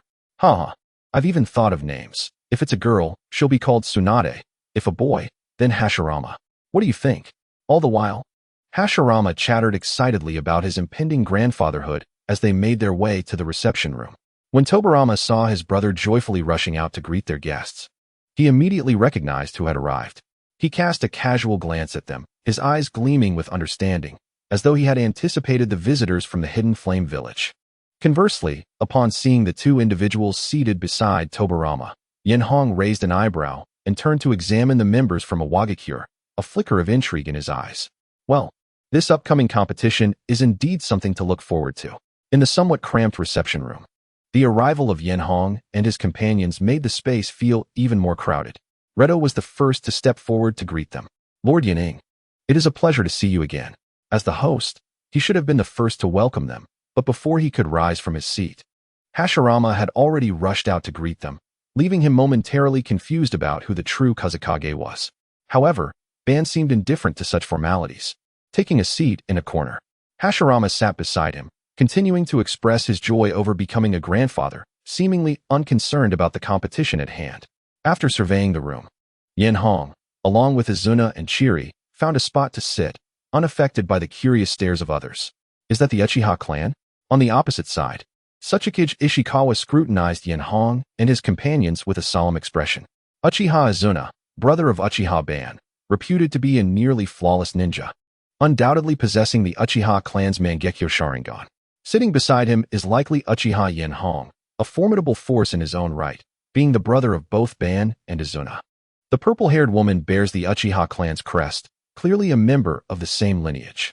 Her selection for this competition suggests she may also wield the Mangekyō Sharingan. Ishikawa quickly formed a mental analysis, but the more he pondered, the heavier his heart felt. It was truly a headache. Redo discreetly assessed the faction from the Hidden Flame Village, feeling a weight settle in his chest. Nevertheless, he maintained a facade of cheerfulness and stated, Everyone, welcome once again to Mangekyō. As the land of lightning and the land of water have yet to arrive, we may have to wait a few days. I can arrange for some guides to show you around our village. Huh, what's so interesting about this wretched place? Are you going to show us sand? A lean man with a black buzz cut, standing behind Ishikawa, made a scathing remark. Before he could finish, a sharp glare from his companion silenced him. My apologies. My tongue slipped without malice, Ishikawa interjected, though his expression betrayed no hint of regret. You scoundrel. Redo cursed inwardly, his expression darkening slightly. If you all look down upon Mangekyō, I suppose we shall arrange for you to rest. Once everyone is gathered, we can commence the competition. The venue is already prepared. How could we look down on you? Hashirama interjected, sensing the shift in atmosphere. Though the environment of Mangekyō may not be opulent, it is a testament to your hard work, embodying the hopes and dreams of every villager, an equally noble existence. Hashirama's expression was earnest, and it was clear he spoke from the heart. Redo's demeanor softened, and he sincerely replied, Thank you. Haha. So, Kazekage, might you show me around your esteemed village? Ban, would you care to join? How tedious. Dang. Hashirama immediately drooped, his spirits dampened. Hey, when will you learn to shake off that gloom? Ban sighed, rubbing his forehead, exasperated by his friend's demeanor. Haha. Let us go, let us go. Thus, they divided into two groups, Tobirama and Hashirama. Driven by curiosity about the internal structures of other villages, chose to follow Redo for a tour of Mangekyō, while the others, disinterested, accompanied shaman to their arranged quarters for rest. Although Mangekyō appeared humble, its basic facilities were adequately equipped. After all, it was a major ninja village. and the guest rooms assigned to them were quite clean and tidy. In the room, Izuna removed his outer coat and remarked to Enhō and Chiri, "I never expected Tobirama would bring those two along. This could be troublesome." Chiri adjusted her long hair and inquired, "Who are those two?"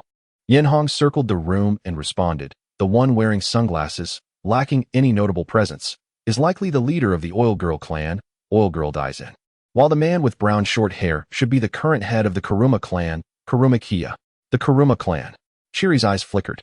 In the Warring States period, the Uzuki clan and the Kuruma clan weren't exactly enemies, but they certainly had their share of conflicts.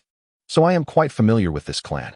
The Kuruma clan is renowned for their mastery of illusion techniques, capable of materializing the ethereal realm, possessing the terrifying ability to turn the illusory into reality. Thus, in a purely illusionary contest, they are not at all inferior to the Uchiha clan with their Sharingan. Senju Tobirama, the Kuruma clan, the Oil Girl clan. It seems Konoha is quite invested in this competition," Izuna stated, his demeanor calm, devoid of any sign of tension. "If we truly encounter them, leave Tobirama to me. I still remember the last strike I received." Enhō contemplated for a moment and spoke gravely, "Given the circumstances today, with Hashirama present, Konoha is unlikely to deliberately target us. Compared to Kuruma-kia, we must be more cautious of that individual from the Earth Country." Chiri exclaimed, "That's the guy all wrapped in bandages?" Enhō nodded. "Yes, he wields the exceedingly rare bloodline limit, dust release, which requires no hand seals. Hitting the enemy can disintegrate them into atomic states. It is a rather formidable ninjutsu." The lineup from Iwagakure was indeed formidable. Despite his confidence, Izuna never underestimated his opponents. "Aside from that individual, we have collected intelligence on the other two as well. One is named Jun, who possesses the bloodline limit explosion release. There is another clan, the Uchiagawa, which appears to be a family adept at insect manipulation, much like the Aburame clan of Konohagakure. However, the insect control technique of the Uchiagawa clan is somewhat limited, falling short in comparison to that of the Aburame clan." With his eyes slightly narrowed, Enko, with a piercing gaze, fixated on a corner of the windowsill and coldly remarked, "They seem rather impatient, don't they?" In an inconspicuous corner of the windowsill, a bee trembled its wings, curled up in the shadows. Upon realizing it had been discovered, it immediately attempted to flee, but just as it took flight, a surge of chakra pierced the air, reducing it to ashes in an instant. In a nearby room, a gray-haired man marveled, "Indeed, the Uchiha clan possesses remarkable insight. What? Have you been discovered?" He glanced at another. "Shall we go reclaim our dignity? Get lost. If you want to seek death, do it alone. TCH, coward." However, they actually looked down upon our Uchiagawa clan. A flicker of barely suppressed anger passed through the gray-haired man's eyes. "I shall witness just how formidable this Aburame clan truly is." Achoo! In the room, Aburame Island Springs rubbed his nose. Puzzled, could it be fatigue? Chapter 94. Archenemy. The night swiftly passed. By dawn, both the land of water and the land of lightning arrived in the land of wind. And under the reception of Rito, all 6 ninja villages' ninjas were finally gathered. After a brief rest, in the afternoon, the grand battle among the 6 villages commenced in the vast desert. At this moment, the desert was cloudless. Having just recovered from recent sandstorms that swept away the lingering heat in the air, making it an ideal battleground for the top-tier warriors of the day. The rules of the competition were quite simple. Teams of 3 would draw a pair of scrolls, 1 white and 1 black, prior to the match. Each main scroll was numbered from 1 to 6, and the same applied to the sub-scrolls. Each team needed to gather matching numbers from both scrolls and submit them at a designated location in the center of the desert. Each team could carry a maximum of 2 scrolls, and the numbers on the scrolls determined the team's ranking. If by nightfall, a team had not gathered matching numbers, they would be ranked according to the number on their main scroll. Of course, after drawing their scrolls, the 6 teams would enter the arena from 6 different directions to prevent immediate clashes at the outset. In the Wind Shadow building of Sunagakure, the leaders of the 6 ninja villages were seated around a circular conference table, each with a crystal ball before them, displaying the images of their respective teams. Esteemed colleagues, this is a telescope technique invented by my younger brother, Hashirama proudly introduced. It allows us to track specific individuals' movements through the crystal ball, enabling us to witness the match conditions from our villages, although regrettably, we can only see the visuals without sound. Quite a practical ninjutsu, Rito remarked. Fiddling with his crystal ball, might I inquire if Lord Hashirama would be willing to share this technique? Hashirama readily agreed. Of course. It will be freely bestowed upon you all after the match concludes. The other leaders displayed faint smiles, as acquiring a ninjutsu without cost was beneficial regardless of its utility. Only the Raikage bore a shadowy expression. In his initial plans, their team would ally with Konoha to eliminate the trio from the Hozuki clan, two of whom were the brothers of the Hozuki leader, thus allowing him to experience the anguish of losing kin while avenging the massacre of their clan. As for the rule against casualties during the competition, nonsense. In the heat of battle, who could guarantee restraint at a critical moment? Deaths would be a normal occurrence. After all, if they weren't at the scene, no evidence could implicate them in murder. Blame could only be placed on one's own weakness. But now, with this so-called telescope technique, every move of their team was under scrutiny, making it impossible for any covert operations to go unnoticed. Damn it. We can only attempt to cripple them as much as possible, the Raikage thought, unaware that his hidden intentions were already perceived by Madara, a mere jumping grasshopper. Madara merely cast a fleeting glance at him before shifting his attention back to the crystal ball. Although he was indifferent to the outcome, he cared deeply about the performance of his two younger brothers. If they did poorly, it would be a source of embarrassment for him, especially in front of Hashirama. Hashirama, on the other hand, was relaxed as he gazed at the crystal ball, unconcerned with victory or defeat, believing that such competitive exchanges could foster closer relationships among the villages, and hoped for more such events in the future. With keen interest, Hashirama turned to Madara. So, Madara, who do you think will take first place? Madara, expressionless, replied. Who else but us? Beside them, Byakuren chuckled. It seems Lord Hozuki has great confidence in his village's ninjas. It is you who are too weak.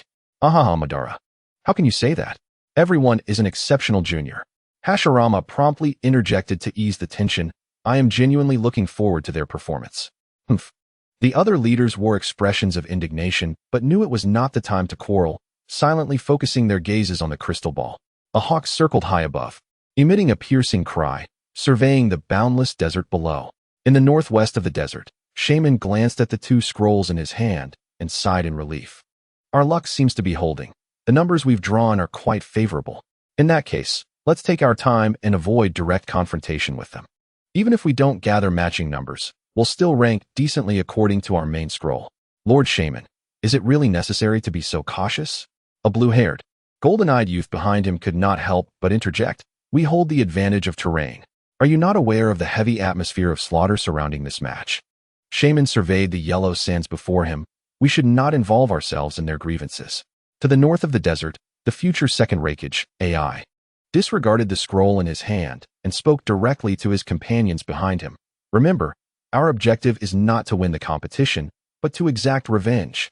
Hey, do not think that just because you are Lord AI's son, you can command us, your seniors, retorted a brother duo behind him. One with long yellow hair and the other with gray, both bearing two upright horns atop their heads and facial patterns resembling whiskers, with golden and silver inscriptions on their arms. They were the brothers of the golden and silver horns, descendants of the Sage of Six Paths.